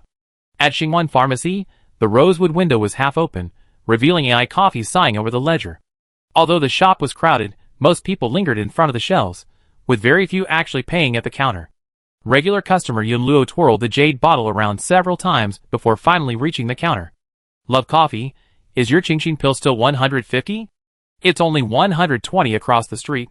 Xingxing, who was just coming downstairs to deliver newly refined Qingming pills, smiled upon hearing this and answered for Love Coffee, "Don't worry, brother Yun Luo, Xingwan's pills are made with exceptional ingredients. They're all made from wild herbs, and their effects are much stronger than other common ones." As she spoke, she uncorked the bottle, and the pill inside, crafted from jade, emitted a pale purple glow, the aura only found in Grandmaster-level pills. Yun Luo, seeing the purple light, slapped his forehead. "Oh dear, congratulations. The first Grandmaster-level alchemist in our ancient blue city. I only just found out." Xingxing feigned anger. "I broke through a long time ago. It's just that you haven't been here enough, brother Yun Luo." AI Cafe, deep in thought, instructed Xingxing, "Keep an eye on the shop." Then she immediately logged off to find Sang Fiwen. After connecting to the personal terminal, AI Coffee recounted the entire story of Tianhua Pharmacy to Sang Fiwen, finally asking, "Should we lower our prices too?" Lowering them would mean losing. Sang Fiwen's calm voice was like a shot of adrenaline, calming AI Coffee considerably. "Let's put the low-grade pill market on hold for now. Go check how many mid-grade herbs we bought last time are left in the warehouse. Have everyone refine mid-grade and above pills, especially Qingming pills. I figure something out later." Although Tianhua Pharmacy had come on strong, players with mid-grade or higher alchemy skills were pitifully few. Only Xingwan Pharmacy had invested heavily in cultivating a group. Although Lin Feng had already been poached by Tianhua with a hefty sum, the remaining players were very loyal. Hearing Sang Fiwen's words, AI Coffee remembered her prized possession, which had been sitting on a shelf for a long time, and became somewhat excited. "A solution? You mean the 9-turn rejuvenation pill? Keep a low profile and get through this period first." Sang Fiwen's voice carried a hint of amusement. "When I return, I bring some things that Tianhua can't take away." Reassured, AI Coffee hung up the call and went back into the ancient blue. The queue at Tianhua Pharmacy had already stretched to the street corner. The shop assistants were piling boxes of medicine bottles onto the counter, and the shopkeeper's abacus beads were practically sparking. AI Coffee took a deep, envious breath, closed the wooden window, and tried to avoid seeing or hearing the commotion. Having lost the low-level pill market recently, Xingyuan Pharmacy was likely to lose money for a while. The ingredients for the 9-turn rejuvenation pill were extremely rare. Even Xinglu Treasure Pavilion, which regularly bought rare items, couldn't find many of the corresponding herbs. AI Coffee was very troubled, unsure of what her boss was planning. Sang Fiwen, who had hung up the call, remained calm. Her confidence stemmed from Xinglu Treasure Pavilion's current earning speed. The currency system's bonuses would probably last for another month. At the current rate, Xinglu Treasure Pavilion would earn 30 million gold coins in less than a month. Many players might not have a concept of what 30 million gold coins could buy. Remember, when the world boss, the Fallen Sword Demon, attacked Xian City in Dongzhou, the reconstruction of most of Xian City only cost less than 2 million gold coins. If Sang Fiwen could really earn 30 million gold coins, she could easily cover Xingyuan Pharmacy's losses and continue the protracted war with Tianhua Pharmacy until a new, irreplaceable elixir was successfully refined. Besides supporting Xingyuan Pharmacy through its difficulties, the remaining money could be used to fully arm the core members of Xiao Jianghu. However, 30 million gold coins would eventually run out, and before that, Xingyuan Pharmacy's predicament had to be resolved. Sang Fiwen thought for a moment, then dialed the company's CFO, Sister Lu, adjust the salary system, increase the base salary by 20%, and add performance bonuses for core members. Just give them the higher rates you're paying. A crisp female voice came from the other end of the terminal. Is this a raise for Xingyuan Pharmacy's employees? Sister Lu had clearly heard about the Huashang Consortium poaching people. No, it's everyone. Sang Fiwen's voice was filled with pride. Xingyuan Pavilion, Xingyuan Pharmacy, Xinglubeo Pavilion, including the players who signed agreements in Swordsman Online. Anyone who signed an agreement to work for us needs to know that following Wang Xingwei will not only make them stronger, but also earn the money, and give them a bright future. The sound of rapid keyboard typing came from the other end of the computer. Sister Lu's voice was light and cheerful. I draft the notification right away. Is this confidential? No confidentiality, Sang Fiwen emphasized. Hire a studio to spread the word about our salary increase. Soon, new hot posts appeared on the game forums. All employees of Fanqing Holographic Company receive a salary increase. Wang Xingwei's boss is generous. Alchemist's value is soaring. Is Xingyuan Pharmacy currently Gulin's most valuable asset? These posts overshadowed the opening hype of Tianhua Pharmacy, and everyone turned to discussing everything Wang Xingwei had built from scratch. Someone pointed out that 2/3 of the intermediate alchemists were trained by Xingyuan Pharmacy, and those poached by Tianhua with hefty sums were heartless traitors. Time passed quickly. The affairs at Fanqing Holographic Company often left Sang Fiwen breathless, but fortunately, she had the support of veteran employees from her parents' company, allowing her to focus and learn a great deal. Meanwhile, the moment the results of the first Military Academy's freshman placement exam were posted, Sang Fiwen's name exploded like a spark thrown into boiling oil in the Mecha Majors group chat. Holy crap! Did you guys see that last design question for the advanced mecha? Even Jiangshan had to grapple with that back then, and these freshmen gave a complete solution on their opening placement exam. The group chat was flooded with messages like a waterfall. She's a theoretical monster. The message upstairs needs an update. Not only in theory, this junior even got a perfect score in mech simulation. You know the simulation difficulty was raised to sea level this year, right? A catastrophic environment with meteor storms plus singularity destruction. Last time I was in there, I couldn't even maintain mech balance for 3 minutes. Wow, is this junior a mech-wielding genius? A born mech saint? Jiangshan is old news. I wonder how he compares to Zheng Xiao. Zheng Xiao, who had been lurking in the group, was naturally happy for Sang Fiwen.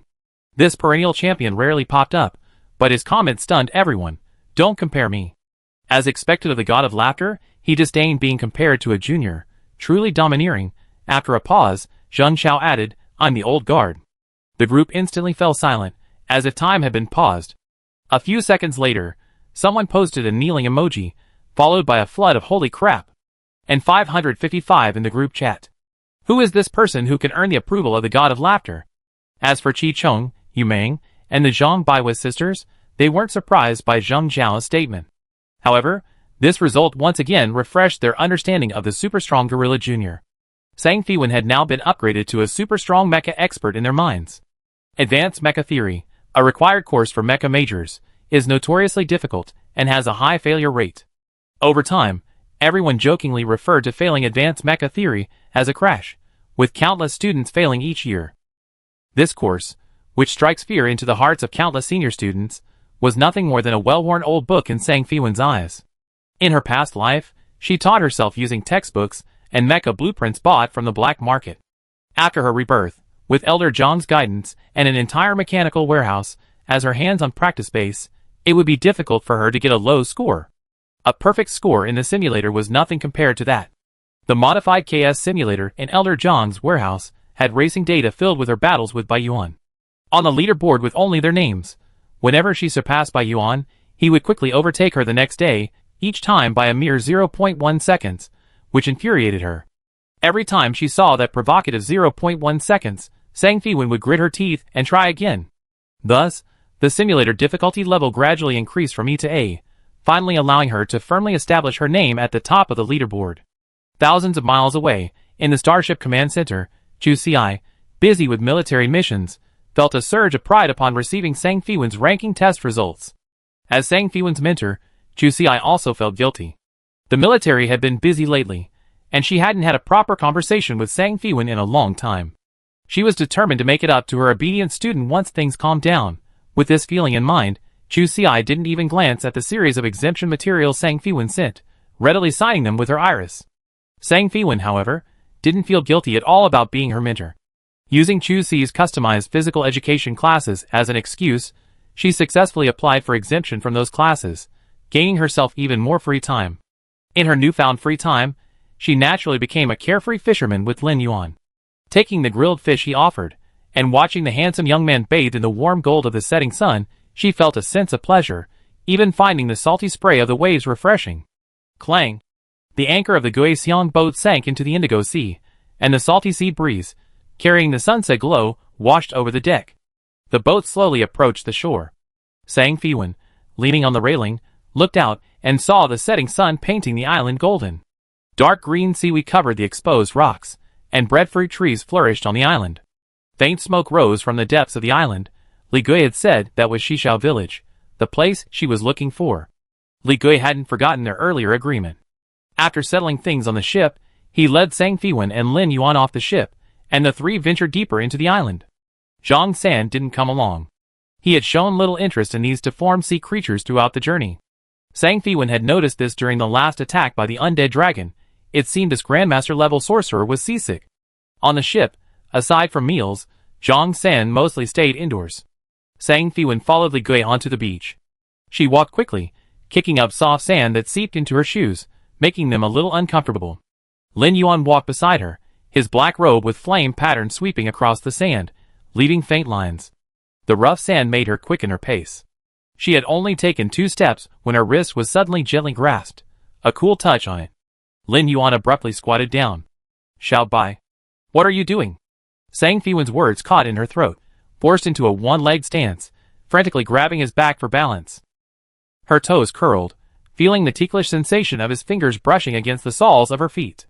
Lin Yuan didn't look up, but simply took off one of her shoes, turned it upside down, and gently shook it. White sand rolled from the shoe opening and fell back onto the sand. He shook the sand off one shoe, then carefully put it back on, then took off the other, and shook the sand off, his fingertips occasionally brushing against her feet, making her earlobes burn. All right. He put the other shoe back on for her, his movements gentle and quick. As he stood up, the hem of his shirt brushed against her calf. The sand is soft. If you walk too fast, sand will easily get in. Follow me. Sang Fiwen lowered her head and hummed in agreement, stepping forward in his footprints. The compacted sand was much easier to walk on. No more sand got into her shoes. After walking about 100 steps into the island, the salty, fishy smell was masked by the damp scent of vegetation. The breadfruit tree leaves were like giant fans, and the ground was covered with tenacious bushes. Sang Fiwen found the soil strange. When she first left the beach, it was a dark brown clay, but the closer she walked to the smoke from the cooking fires, the lighter the color became, eventually turning into whitish, alkaline clods that would crack into smaller fragments when stepped on. The bush leaves brushed against her calves, unknown insects chirped incessantly in the shadows, and the faint barking of dogs could be heard in the distance. As they approached the village, Sang Fiwen glanced at the curved sword at Li Gui's waist, The copper ring on the scabbard jingled softly with each step. This captain was a level 70 swordsman, a seasoned sailor, and a formidable bodyguard, which reassured her somewhat. Ahead, through a gap in the bushes, a bamboo fence was visible, where two natives wrapped in burlap stood guard. Chapter 88. As the three approached, two native guards greeted them with unfriendly expressions, pointing stone spears at them, and speaking rapidly in a gibberish. Sang Fiwen looked at Li Gui. "Uncle Li, do you know what they're saying?" Li Gui scratched his head, his dark cheeks flushing. "Well, we usually only repair boats on the shore. We never been to a village before." He took a half step forward, trying to gesture. "We come to find someone." The native shouts grew more urgent, one of them taking 2 steps forward, his spear almost touching Li Gui's nose. Damn it, he'd completely forgotten about the language barrier. Just as Sang Fiwen was about to pull the two back, he heard Lin Yuan suddenly speak. His voice was lower than usual, with a peculiar rhythm. Sang Fiwen couldn't understand a single syllable, yet she inexplicably found it pleasant to hear. The two excited natives gradually stopped, their arms gripping the stone knives falling to their sides, their eyes lessening their wariness. Sang Fiwen then realized that Lin Yuan was speaking the native language, but his voice was so pleasant that she hadn't recognized it at first. The two native guards exchanged glances, their brows still furrowed, but their muttering subsided, as if they were pondering the meaning of Lin Yuan's words. One of the guards, with a scar on his face, suddenly raised his voice, pointing at the three of them, and uttering a few words, his tone still filled with intense wariness. Lin Yuan listened, merely nodding slightly, and pointing towards the beach. He spoke more slowly, his voice rising slightly at the end, as if patiently explaining something, occasionally turning his head to glance at Sang Fiwen and Li Gui. The scarred guard suddenly turned and shouted towards the depths of the village. A short while later, a short, dark figure darted out from behind the fence. It was a native boy who looked no more than 13 or 14 years old, barefoot, with a string of seashells tied to his ankles, making a rustling sound as he ran. After hearing the guard's command, the boy glanced towards the beach, then suddenly crouched down and darted into the woods like a cheetah, disappearing in the blink of an eye. The others waited patiently, the guard remaining vigilant, Li Gui rubbing his hands and pacing back and forth. Sang Fiwen looked at Lin Yuan, who was staring in the direction the boy had disappeared. His profile was softly glowed in the setting sun, his eyelashes long like a perched butterfly. After an unknown amount of time, the rustling sound of seashells came from the woods. The boy returned, beads of sweat on his forehead. He rushed to the guard and rattled off a long string of words, even patting his chest as if to assure him that he was telling the truth. The scarred guard's brow gradually relaxed, and the hostility in his eyes lessened considerably, though he remained blocking the fence, showing no intention of letting them pass. Sang Fiwen had no choice but to ask the only one who understood, "Lin Yuan, what's the situation?" "Something important went missing from the village a few days ago."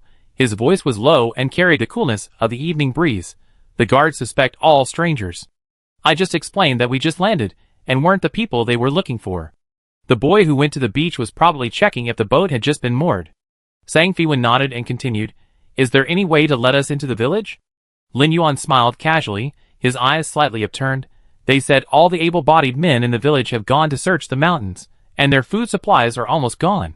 He glanced towards the boat, his tone light. "Send some food, that should be enough to get us into the village." Li Gui, hearing this, immediately patted his chest and said, "That's easy. You guys wait here, I go back to the boat and get it," Li Gui said, heading towards the boat. Sang Fiwen didn't forget to remind him, "Uncle Li, bring 100 caddies of fish, and preferably some rice too." Li Gui agreed and ran off. A short while later, he returned with several men. Leading them was Yu Hua, who was carrying 2 wooden buckets with a pained expression, water still dripping from the rims. "You bunch of robbers!" Yu Hua shouted angrily, as soon as he saw them. "You already robbed half my warehouse." Sang Fiwen quickly stepped forward, helping him adjust the carrying pole, and said with a smile, "Don't worry, Chef Yu, after this is done, I personally go to sea, and catch some for you. I guarantee to replenish your stock." Yu Hua then snorted, his expression softening somewhat. As the group carried the fish and rice to the fence, the scarred guard's eyes visibly brightened. He whispered something to his companion, his tone becoming much lighter. Their wariness towards Sang Fiwen and his group lessened considerably, and they readily accepted the buckets.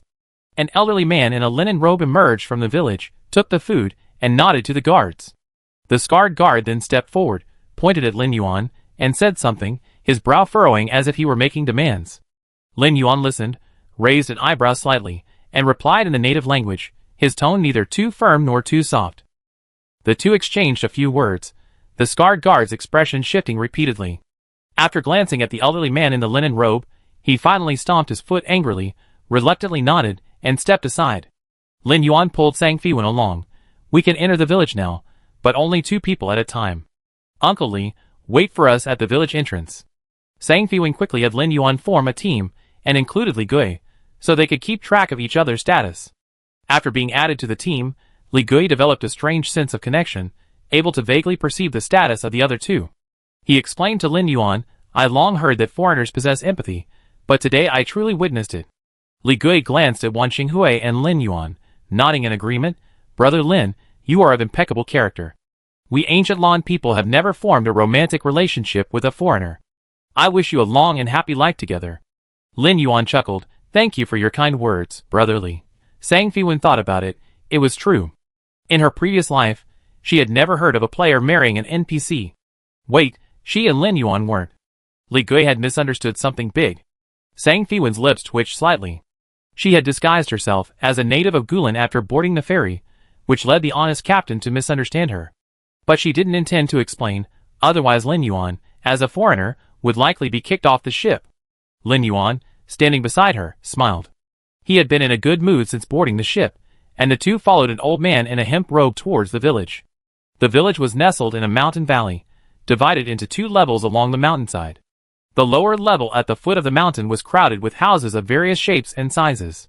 Some had neat brickwork, clearly the result of skillful craftsmanship. There were also crooked thatched huts, as if a gust of wind could blow them over, and the villagers living inside were poorly dressed. Most of the houses were simple wooden houses, conventional and providing shelter from the wind and rain. The upper level, however, was perched on a steep cliff, like a pavilion in the sky. Several vermilion buildings with upturned eaves pierced the clouds, resembling temples. She had no idea how to get up there, let alone how it was built. Sang Fiwen walked along, observing the surroundings. Her gaze paused when she saw the villagers queuing to draw water from the well. A dozen or so villagers were lined up carrying buckets beside the well, and next to the well platform stood a 3-meter-high stone sculpture of a woman with silver ornaments in her hair, wearing a pleated skirt with patterns of human faces and fish ears on the hem. This statue was exactly the same as the one at the bottom of the spirit pool in the mermaid village. Sang Fiwen understood immediately. The witch must be in the temple on the cliff in Shishao village. She asked Lin Yuan softly, did you see the path up the mountain? Lin Yuan's gaze swept over the villagers queuing to draw water. Look at the guards by the well, don't you find it strange? For guards with swords at their sides stood guard beside the bluestone well platform, their hands on their hilts, their eyes wary. Villagers fetching water is a common occurrence. Why waste manpower guarding it? Sang Fiwen suddenly realized, you mean, they're guarding this well? Lin Yuan nodded, to be precise, it's something in the well. I've been looking carefully along the way, but I haven't found a path to the upper cliff. The temple on the cliff is probably a place of worship for the villagers. During important seasons, the village will hold sacrifices. If there's a passage, there must be guards watching over it. There are guards at the village entrance, the granary, and the well. It's normal for the other 2 to be guarded, but the well is the most suspicious. Sang Fiwen continued, there's a teleportation array hidden in the well. Thump, thump. The old man in a hemp robe leading the way, annoyed by their whispering, slammed his cane heavily on the ground, glared at them with his slightly cloudy eyes, and uttered a stern phrase in the native language. The 2 quickly fell silent, and continued following the old man. Turning into a narrow alley, at the end stands an exquisite wooden house, its wooden windows and doors adorned with intricate carvings, clearly the residence of a powerful figure in the village. Pushing open the door revealed a completely different world inside. While it appeared to be only a few feet square from the outside, the interior boasted a long corridor, and the hall was spacious enough to accommodate dozens of people. Seated in the hall was a middle-aged native, presumably the village chief of Shishao village. His brows were deeply furrowed, his worry barely concealed. Sang Fiwen sighed inwardly. This wooden house must contain a rare spatial array. This village chief certainly had a grand air about him. As the old man in the hemp robe bowed and reported, the village chief looked at Sang Fiwen and Lin Yuan with a melancholy gaze. Only after the old man finished speaking did he address them, speaking in perfect universal language. Thank you both for bringing the grain. On behalf of Shishao village, I welcome you, distinguished guests. Knowing universal language, he was certainly capable of being a village chief. The village chief waved his hand, and servants came down to place woven straw rings with a fishy smell around their necks. The moment they were placed around their necks, a system notification popped up. Having obtained an entry permit to Shishao Village, one can freely move about in the lower levels of Shishao Village during the day. Sang Fiwen also received a book on the Shishao Village language. After learning it, she would be able to understand the villagers' language. As Sang Fiwen and Lin Yuan were leaving, another old man lifted the curtain and entered, standing side by side with the old man in the hemp robe who had led the way, facing the village chief. The two seemed to have the greater presence. The village chief's brows furrowed even more. What urgent matter do you two elders have? The old man in the hemp robe who had led the way stepped forward. Xiao Ying is still missing. The village has searched for a long time without success. With the Holy Maiden Festival approaching, should we ask the Holy Maiden to reselect? We must not disturb the Holy Maiden again. The old man who entered immediately retorted, why not let Xiao Ying's younger sister take her place? They are of the same lineage. The Holy Maiden will surely agree. The village chief slammed his hand on the chair, the wooden armrest making a dull thud. Elderly. That child is only 5 years old. How can he bear the responsibility of a holy servant? Elderly sneered. Ahua was also 5 years old when she was elected. Village chief, don't forget that you personally went to invite Ahua to the bridal carriage. Are you reluctant to part with your own flesh and blood this time, hence your hesitation? The village chief's face turned deathly pale. He slumped into the chair, his fingers gripping the armrests tightly. Sang Fiwen didn't hear anything after that. She and Lin Yuan had already left the house. The guards said the village had lost a treasure, but it seems they haven't been searching for any treasure these past few days, but rather the girl chosen as the holy servant. Sang Fiwen whispered to Lin Yuan. Remember the message in the bottle we found before? The girl who wrote it is the next holy servant. She didn't disappear. She hid with the help of her village chief father. Lin Yuan raised an eyebrow. It seems those two elders also had some suspicions. It looks like they're not going to let the village chief go. He hid his eldest daughter, so they're forcing him to hand over his second. Finally free to move, the air remained tense. The villagers either walked briskly with their heads down or leaned against doors carrying wooden basins, their eyes darting around, their gazes filled with extreme wariness when they fell upon them. Sang Fiwen tried to strike up a conversation with an old woman carrying a bamboo basket, but the woman didn't utter a sound, quickly turning and bursting through the bamboo door, slamming the door shut behind her. Her eloquence had no effect on them, so she gave up on trying to strike up a conversation. After encountering setbacks everywhere, Lin Yuan suggested, shall we go and take a look at that well first? Sang Fiwen had the same idea. The two followed the stone-paved path towards the bustling crowd, arriving at the street where the well was located, where villagers were queuing. Sang Fiwen walked straight to the 3-meter-tall statue of the saintess. She bowed, mimicking the villagers, and activated her eye of insight as she clasped her hands together. The statue of the saintess worshipped by the villagers of Shishao Village. Upon closer inspection, she became even more certain that this statue was identical to the one beneath the spirit pool in the mermaid village. The evil witch spoken of by the mermaids was revered as a saintess in Shishao Village. She then strolled to the well, peered inside, and cast another eye of insight. Well, Sacred Spring Shishao Village's only source of fresh water. Usable when villager trust reaches 20. Current trust, 0. Outsider, stay away from the sacred spring. A sharp shout rang out behind her, and two guards, gripping their sword hilts, approached her. Sang Fiwen didn't have time to examine the well closely, and had to retreat. Lin Yuan, watching the villagers queuing to draw water, fixed his gaze on a kind-looking, slightly plump woman. Lin Yuan stepped forward, a shimmering silver fish appearing in his hand, and smiled as he offered it to the woman. Auntie, may I pass? The woman weighed the fish in her hand, and seeing that the young man who had spoken to her seemed agreeable, she accepted the fish. Lin Yuan immediately asked, Auntie, what are you doing? The auntie's face softened, clearly having lowered her guard considerably, and she replied, we're queuing for water. There's only one source of fresh water on the island, and we have to fight for it every day. She suddenly lowered her voice. You're here to do business, right? Things haven't been peaceful lately, so don't spend the night outside the village. Lin Yuan readily helped her lift the empty bucket. Thank you for reminding me, Auntie. Shall I fetch some water for you and take it back? The auntie's eyes lit up. That would be great. My house is in that row of thatched huts over there, with a porridge stall outside. After the auntie finished fetching water, Lin Yuan helped carry the bucket, and the two followed her to her dwelling, a not too dilapidated thatched hut with a small food stall outside. From a few steps away, they could hear the noisy sounds of children, like a flock of sparrows. The auntie's voice boomed, "Children, I'm back." Auntie was back. "Yay! We're having fish today." A dozen or so children gathered around, the youngest barely reaching Sang Fiwen's knees, their bare feet covered in mud, their tattered clothes patched all over. One of the boys had a string of seashells jingling on his ankle. It was the same boy who had gone to the beach to scout for the village entrance. Chapter 89. The boy with a string of seashells wrapped around his ankle lit up, running over with half a fish in his hand. "Aunt Hua, look. We're having fish today." Aunt Hua's face suddenly darkened. "You went to the sea?" "No, no." The boy quickly waved his hands in denial. "I just ran an errand for them, checking on the new ships that arrived on the shore." Aunt Hua breathed a sigh of relief, raising her hand to ruffle his hair. "Remember, the Holy Maiden once said the sea is evil.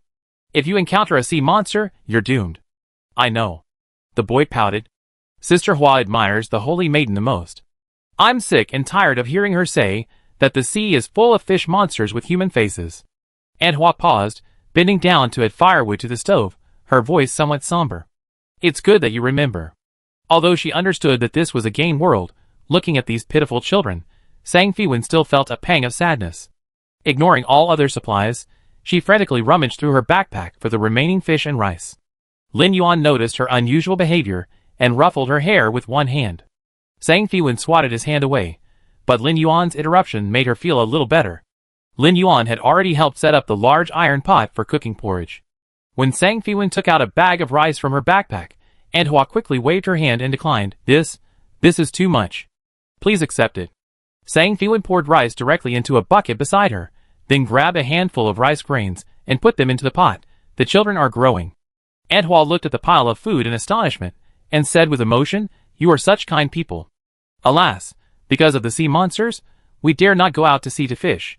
We are waiting for the Holy Maiden to descend and bring a miracle, bringing fertile land so that we can plant crops next year, and in the end, we still have to hand over 30% of the harvest. My children are all orphans. They haven't had enough to eat in a long time." Lin Yuan picked up a plump fish and skillfully scaled and gutted it with a knife. "A siren? We've been on the high seas for so long, and we never heard of such a thing. Aunt Hua, have you ever seen one?" Aunt Hua hadn't, and could only scratch her head. "I haven't, but that's what everyone in the village says." Sang Fiwen, washing rice nearby, suddenly remembered a saying, "Religion and fear have always been tools of the ruling class." Soon, the aroma of fish and rice wafted from the pot, and the children all stood on tiptoe to get closer. One little one almost fell over from the crowd, but Lin Yuan reached out and steadied him, gently tapping his head with his fingertips. "Don't rush, everyone gets some." Aunt Hua quickly ladled out porridge and distributed it, making sure each bowl contained a few pieces of fish. Although the meal still wasn't lavish, it was much better than the usual watery soup. The children held their bowls, slurping loudly. One child was so eager that he burned his tongue, making everyone laugh. Sang Fiwen was helping to pass the bowls when she suddenly heard a system notification. "Aunt Hua, and the orphans' favorability towards you has greatly increased, and the trust level of the villagers of Shishao village has increased by 5. Currently 5. She turned to look at Lin Yuan, who was surrounded by several children asking him all sorts of questions, a smile playing on his lips. When he saw her looking over, he winked discreetly. Just then, the boy with the seashell bracelet on his ankle suddenly approached, still holding an unfinished bowl of porridge. "Sister, can you help me find someone? This bowl of porridge is my reward." "No reward needed. Keep it for yourself." Sang Fiwen bent down and pushed the bowl of porridge back to the boy, patiently asking, "Who are you looking for?" "Looking for my good friend Xiaoying." The boy's voice was filled with hope. "She's the village chief's daughter. She disappeared a few days ago. Some people said she was taken by a sea monster, but I think she ran away on her own. She told me she didn't want to go to the temple on the cliff." A little girl with a crooked braid immediately chimed in, "I heard that too. Sister Xiaoying said the temple on the cliff is cold, and you can't come down once you go. But Sister Ahua went to the Holy Maiden's temple too." A shorter little boy, chewing on his spoon, said, "Aunt Hua said Sister Ahua became the Holy Maiden's servant, which is an honor. Sister Ahua is still. The village chief himself took her away." The little girl with the crooked braid sobbed, "I don't want Sister Xiaoying to leave. If she leaves, no one will bring us good food, and I never see her again."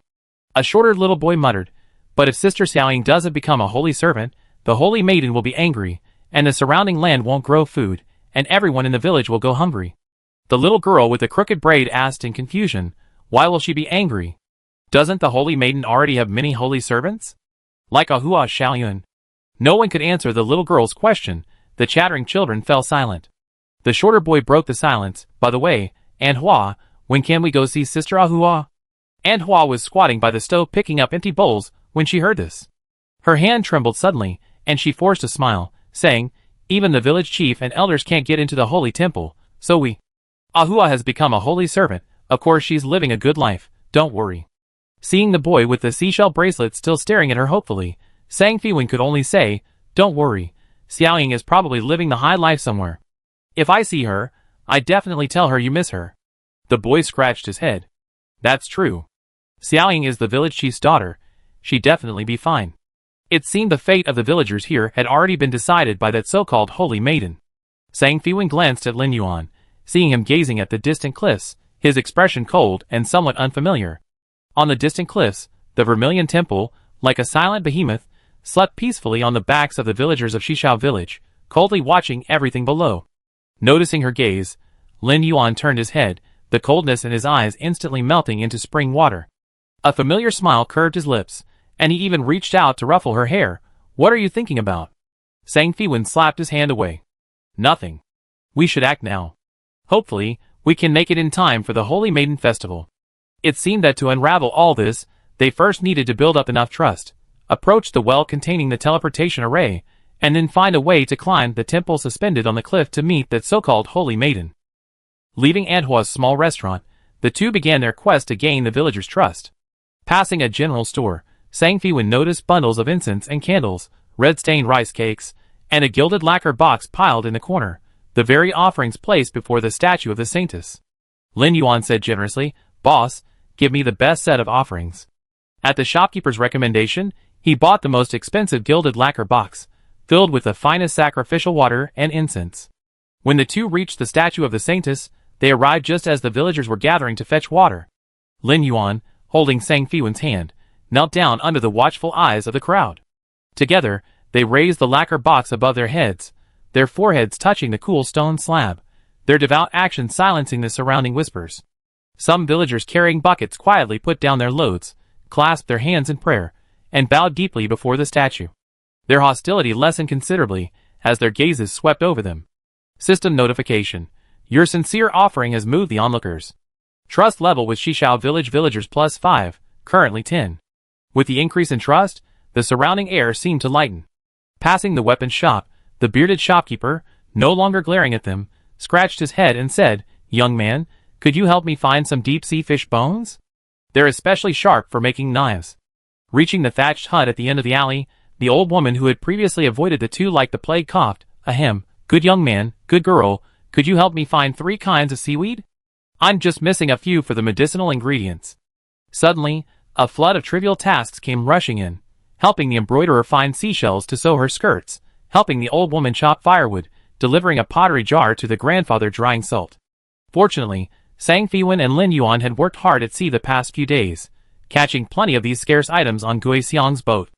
Li Gui from the village entrance quickly ran up carrying a wooden box filled with various items, deep-sea fish bones, various dried seaweeds, seashells, pottery jars, and more. The villagers' errand-running tasks only rewarded trust points. There were no experience or coin rewards, and each task only added 1 trust point. Sang Fiwen activated the A Promise is a promise character trait, gaining a buff that increased affinity. She earned an extra 2 trust points from the 2 tasks, finally accumulating enough trust points to use the well before dusk. At dusk, Sang Fiwen, carrying an empty bucket, mingled with Lin Yuan among the natives, queuing to draw water. When it was her turn, she took advantage of bending down to lower the rope and secretly threw an eye of insight into the well. At the bottom of the well in Shishao village lies a teleportation array leading to the mountain cliff. It can be used when the villager's trust level reaches 20. Current trust level, 35. Warning. Using the teleportation array now will make you hostile to the Shishao village guards. Wait.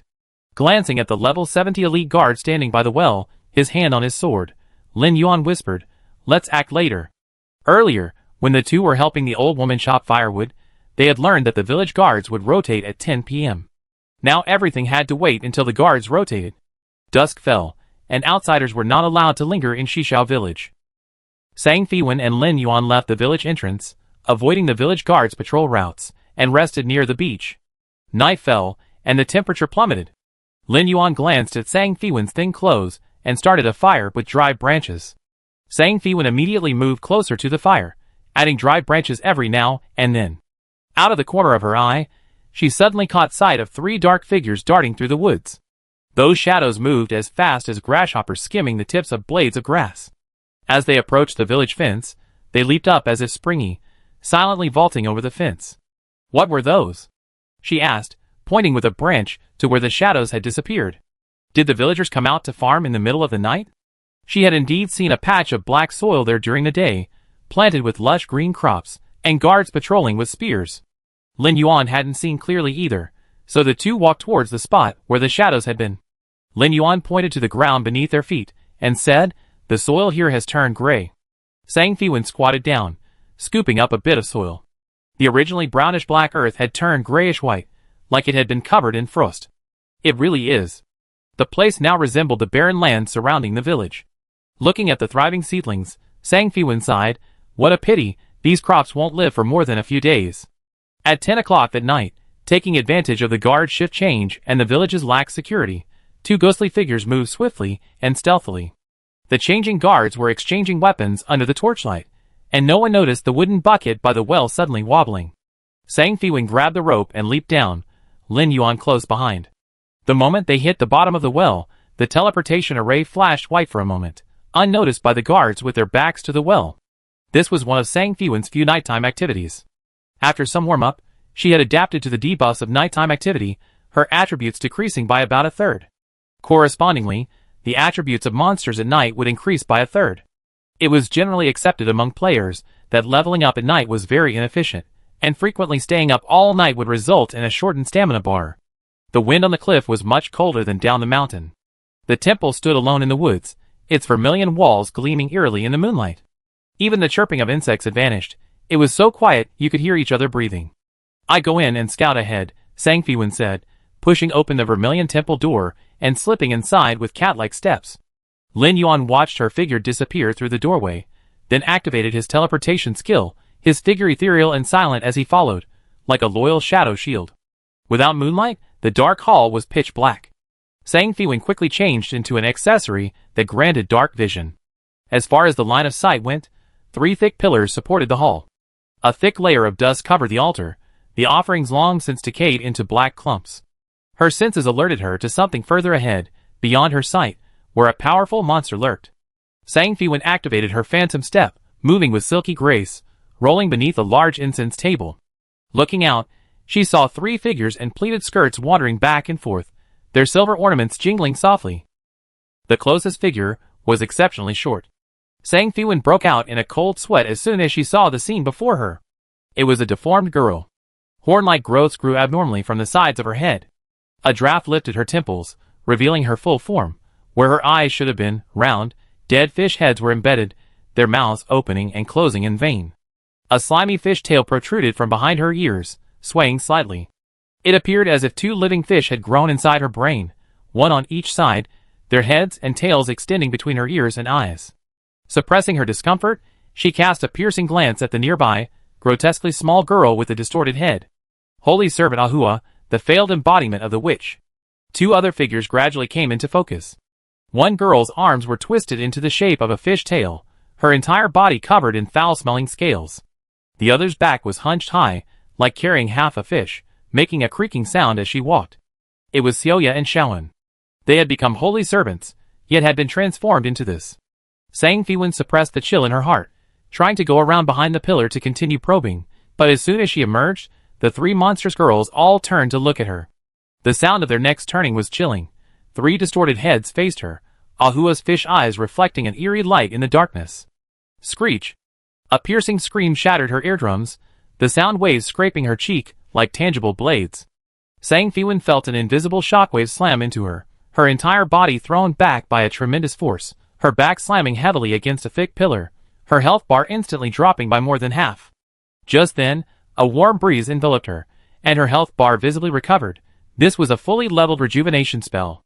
Sang Fiwen looked up and saw Lin Yuan standing behind a pillar not far away, his staff still glowing with lingering green light.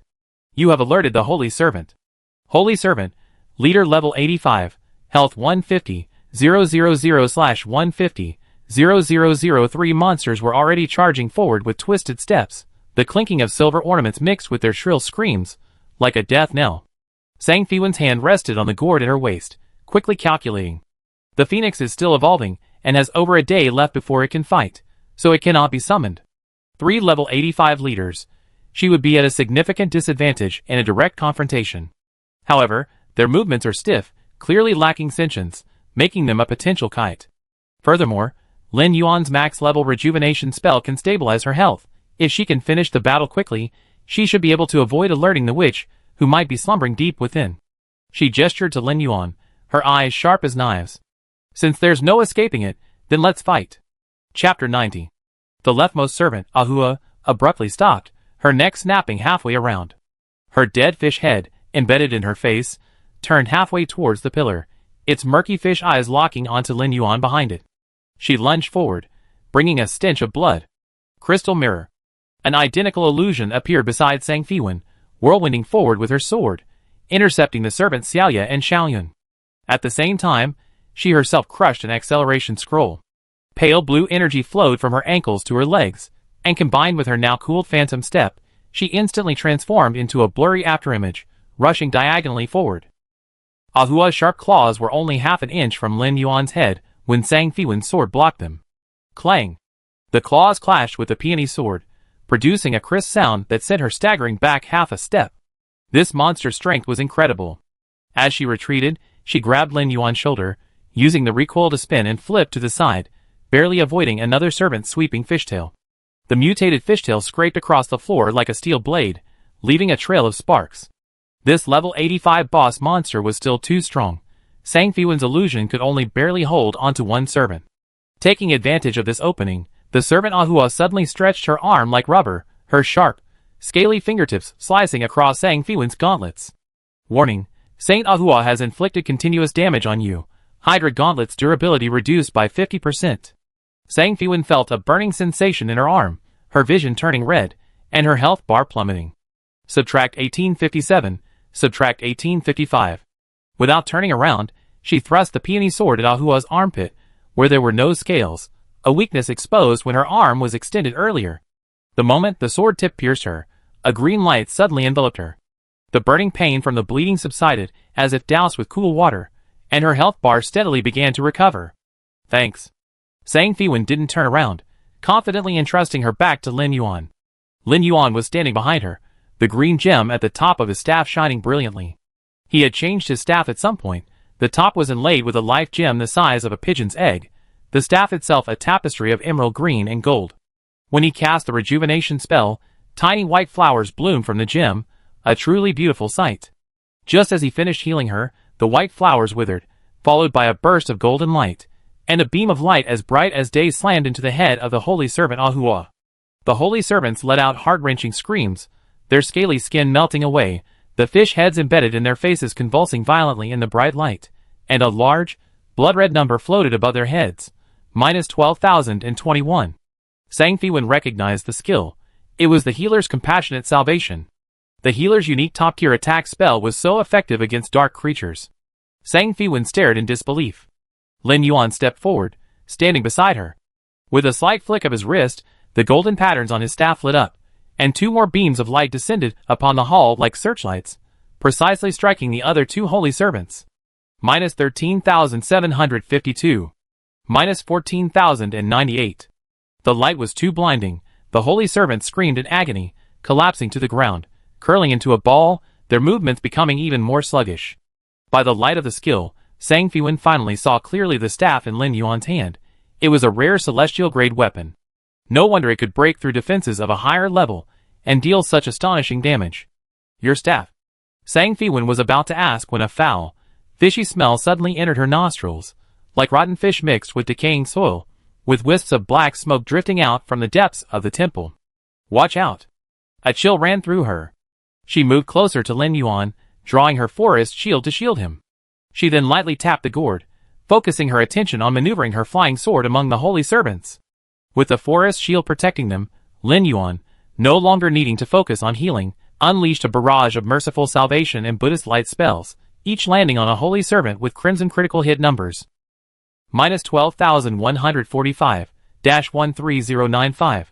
Lin Yuan had clearly become the main damage dealer. Sang Fiwen simply unfastened the gourd from her waist, then, after a moment's thought, took off the 8 poison mother ring from her hand, handing it to him as well. Little White, this round depends on you. If you're short on spiritual energy, drink this. The ring allows you to teleport. Lin Yuan caught the gourd, tilted his head back, and took a large gulp, a smile playing on his lips. Don't worry. Before he finished speaking, he had already leaped into the air on a beam of light, the net of light from his staff cascading down, like a waterfall, enveloping the 3 holy servants. The foul-smelling black threads emanating from the depths suddenly burrowed into the limp bodies of the holy servants. The 3 monsters, who had been nearly defeated, suddenly straightened up and pounced on Lin Yuan like madmen, completely ignoring the illusion summoned by Sang Fiwen. Sang Fiwen had no taunt skills, so she could only switch to her defensive shield. The vine patterns on the shield emitted a ghostly green light as she shouted, "Get behind me!" Squeak! The holy servant in the middle, Ahua, suddenly opened its mouth wide, a strange hissing sound emanating from its throat, and let out a sharp screech towards Sang Fiwen. Sang Fiwen felt as if her head had been hit by a heavy hammer. Her vision went blank for a moment, and her body moved uncontrollably towards the palace gate. It was a confusion skill. Damn it! Fortunately, her senses were sharp enough that the confusion only lasted for half a second. When she regained control of her body, she saw Lin Yuan about to be torn to shreds by the 3 holy servants. Without a second thought, she grabbed the forest shield and hurled it with all her might. The shield whistled through the air, sending the 3 holy servants tumbling like bowling pins. The shield sank deep into the ground, but Lin Yuan was nowhere to be seen. Her heart tightened. Was Little White Boss also sent flying? Sang Fiwen quickly stepped forward and pulled out the shield, only to hear a soft laugh from above. Looking up, she saw Lin Yuan had already swung onto the beam using spider silk, looking down at her and giving her a reassuring gesture. He was even lying on the beam, one leg crossed, casting a spell, looking like an audience member at a symphony concert. Thank goodness I gave you the ring. Sang Fiwen breathed a sigh of relief, then couldn't help but glare at him. Lin Yuan's laughter widened on the beam. You're quite strong. Give me back the ring. Sang Fiwen raised her hand to take it, her face dark. Let me borrow it for now. He twirled the ring between his fingers, then suddenly pointed his staff downwards, a beam of light striking Ahua, who had just gotten up. The holy servants, knocked to the ground, struggled to their feet, and a strange sound came from Ahua's throat again. As Ahua's throat muscles twitched slightly, Sang Fiwen, who was prepared, flicked his finger, and the golden flying sword hovering beside him shot out with a whoosh, precisely piercing its throat and interrupting the terrifying scream skill. Beautiful. Lin Yuan's voice fell from above, followed by his soft shout, compassionate salvation. As the last beam of light struck, they finally collapsed to the ground, as if their bones had been removed. The dead fish head on Ahua's head twitched twice, then remained completely still. 3 pieces of orange glowing equipment rolled out from beside the corpse, one of which was a gauntlet belonging to the healer. Holy Servant Gauntlets, Superior Royal Grade, Size 1x1x2, Weight plus 0.5. Intelligence plus 140. The Holy Servant set comes with a fearful scream skill, a decent find. Sang Fiwen picked up the gauntlets and tossed them over. Here. Lin Yuan caught them, glancing at the other 2 pieces before shaking his head. Sang Fiwen didn't stand on ceremony, immediately putting them into her backpack. Just as she was about to get up, she noticed the 3 corpses hadn't dissipated into white light like ordinary monsters. This scene was exactly like those mutated sea monsters in the deep sea whose bodies contained magic cores. She immediately drew her dagger and crouched down beside Ahua. As the dagger sliced open the fish's head from its skull, her fingertips touched a hard object the size of a walnut. As soon as she removed it, Ahua's corpse dissipated into white light. Thank you, sister, Ahua is finally free. A childish voice drifted through the air, filled with relieved gratitude. Sang Fiwen clutched the broken magic core, her heart feeling as if something was blocking it. She muttered under her breath, that which is truly despicable. Lin Yuan also crouched down, his staff lightly tapping the other servant's twisted arm. A pale golden light sliced through the scales, revealing the same core within. Working together, the 2 quickly retrieved 3 small fragments of the magic core. Thank you, sister. What?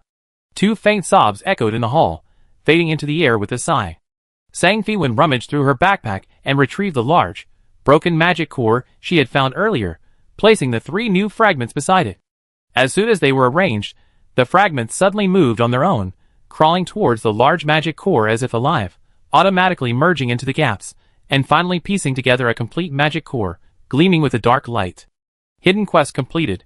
Find the source of the demonic energy in the sea. Obtain key item. Aberrant demonic core, 1 skill point, 100 gold coins, 50,000 experience. The experience bar instantly surged, and Sang Fiwen's body glowed with a white light indicating leveling up, jumping directly to level 42. Aberrant demonic core. Key item. Size 1 by 1 by 1, weight plus 0.1. After removing the demonic energy, a passage in the sea can be opened. At the spot where the corpse disappeared, 3 small items were scattered. The most eye-catching was a red rope strung with seashells, small conches, and white shells interlaced to form a chain, the end of which was tied in a crooked knot, very similar to the seashell chain on the boy's ankle earlier. Sang Fiwen picked up the red seashell string. Ahua's everyday accessory, it proves her death, and is a key item for the mission. Beside it lay a wooden hairpin, worn smooth and shiny from being rubbed, its tip carefully polished into a cloud shape, with the character cloud engraved on the edge, Xiaoyun's beloved possession. There was also a bronze moon mirror, its surface reflecting a blurry image. It was Xiaoya's cherished item. Sang Fiwen carefully put away the 3 items. Those 3 hopping black figures outside the village earlier, those must have been them, Lin Yuan said suddenly, his gaze sweeping over the items. Sang Fiwen suddenly realized, her brows furrowing instantly, the Holy Maiden is manipulating them to pollute the land. She finally understood her earlier doubts. No wonder the land becomes fertile around the Holy Maiden's festival. This isn't a miracle, it's a transaction. Lin Yuan nodded, rubbing his chin with his fingertips. I'm afraid it's not even a transaction. The villagers only know to worship the Holy Maiden, attributing all the calamities to the sea monster. They may not know that the land was originally polluted by the Holy Maiden. Sang Fiwen took out the message in the bottle she had found earlier, tapping the bottle with her fingertips. The bottle says that Xiaoying's village chief father knew. At least the village's higher-ups have always known. They're probably weak and incompetent, afraid of the Holy Maiden, so they've been using girls' lives to exchange for the harvest they should have had. How foolish and despicable. Glug, glug. Just as she finished speaking, a strange sound suddenly came from the depths of the temple, like someone muttering with water in their mouth. The sticky sound felt like seaweed entwining the heart, sending chills down one's spine. Sang Fiwen and Lin Yuan exchanged a glance, then gripped their weapons tightly, and moved very quietly toward the inner hall.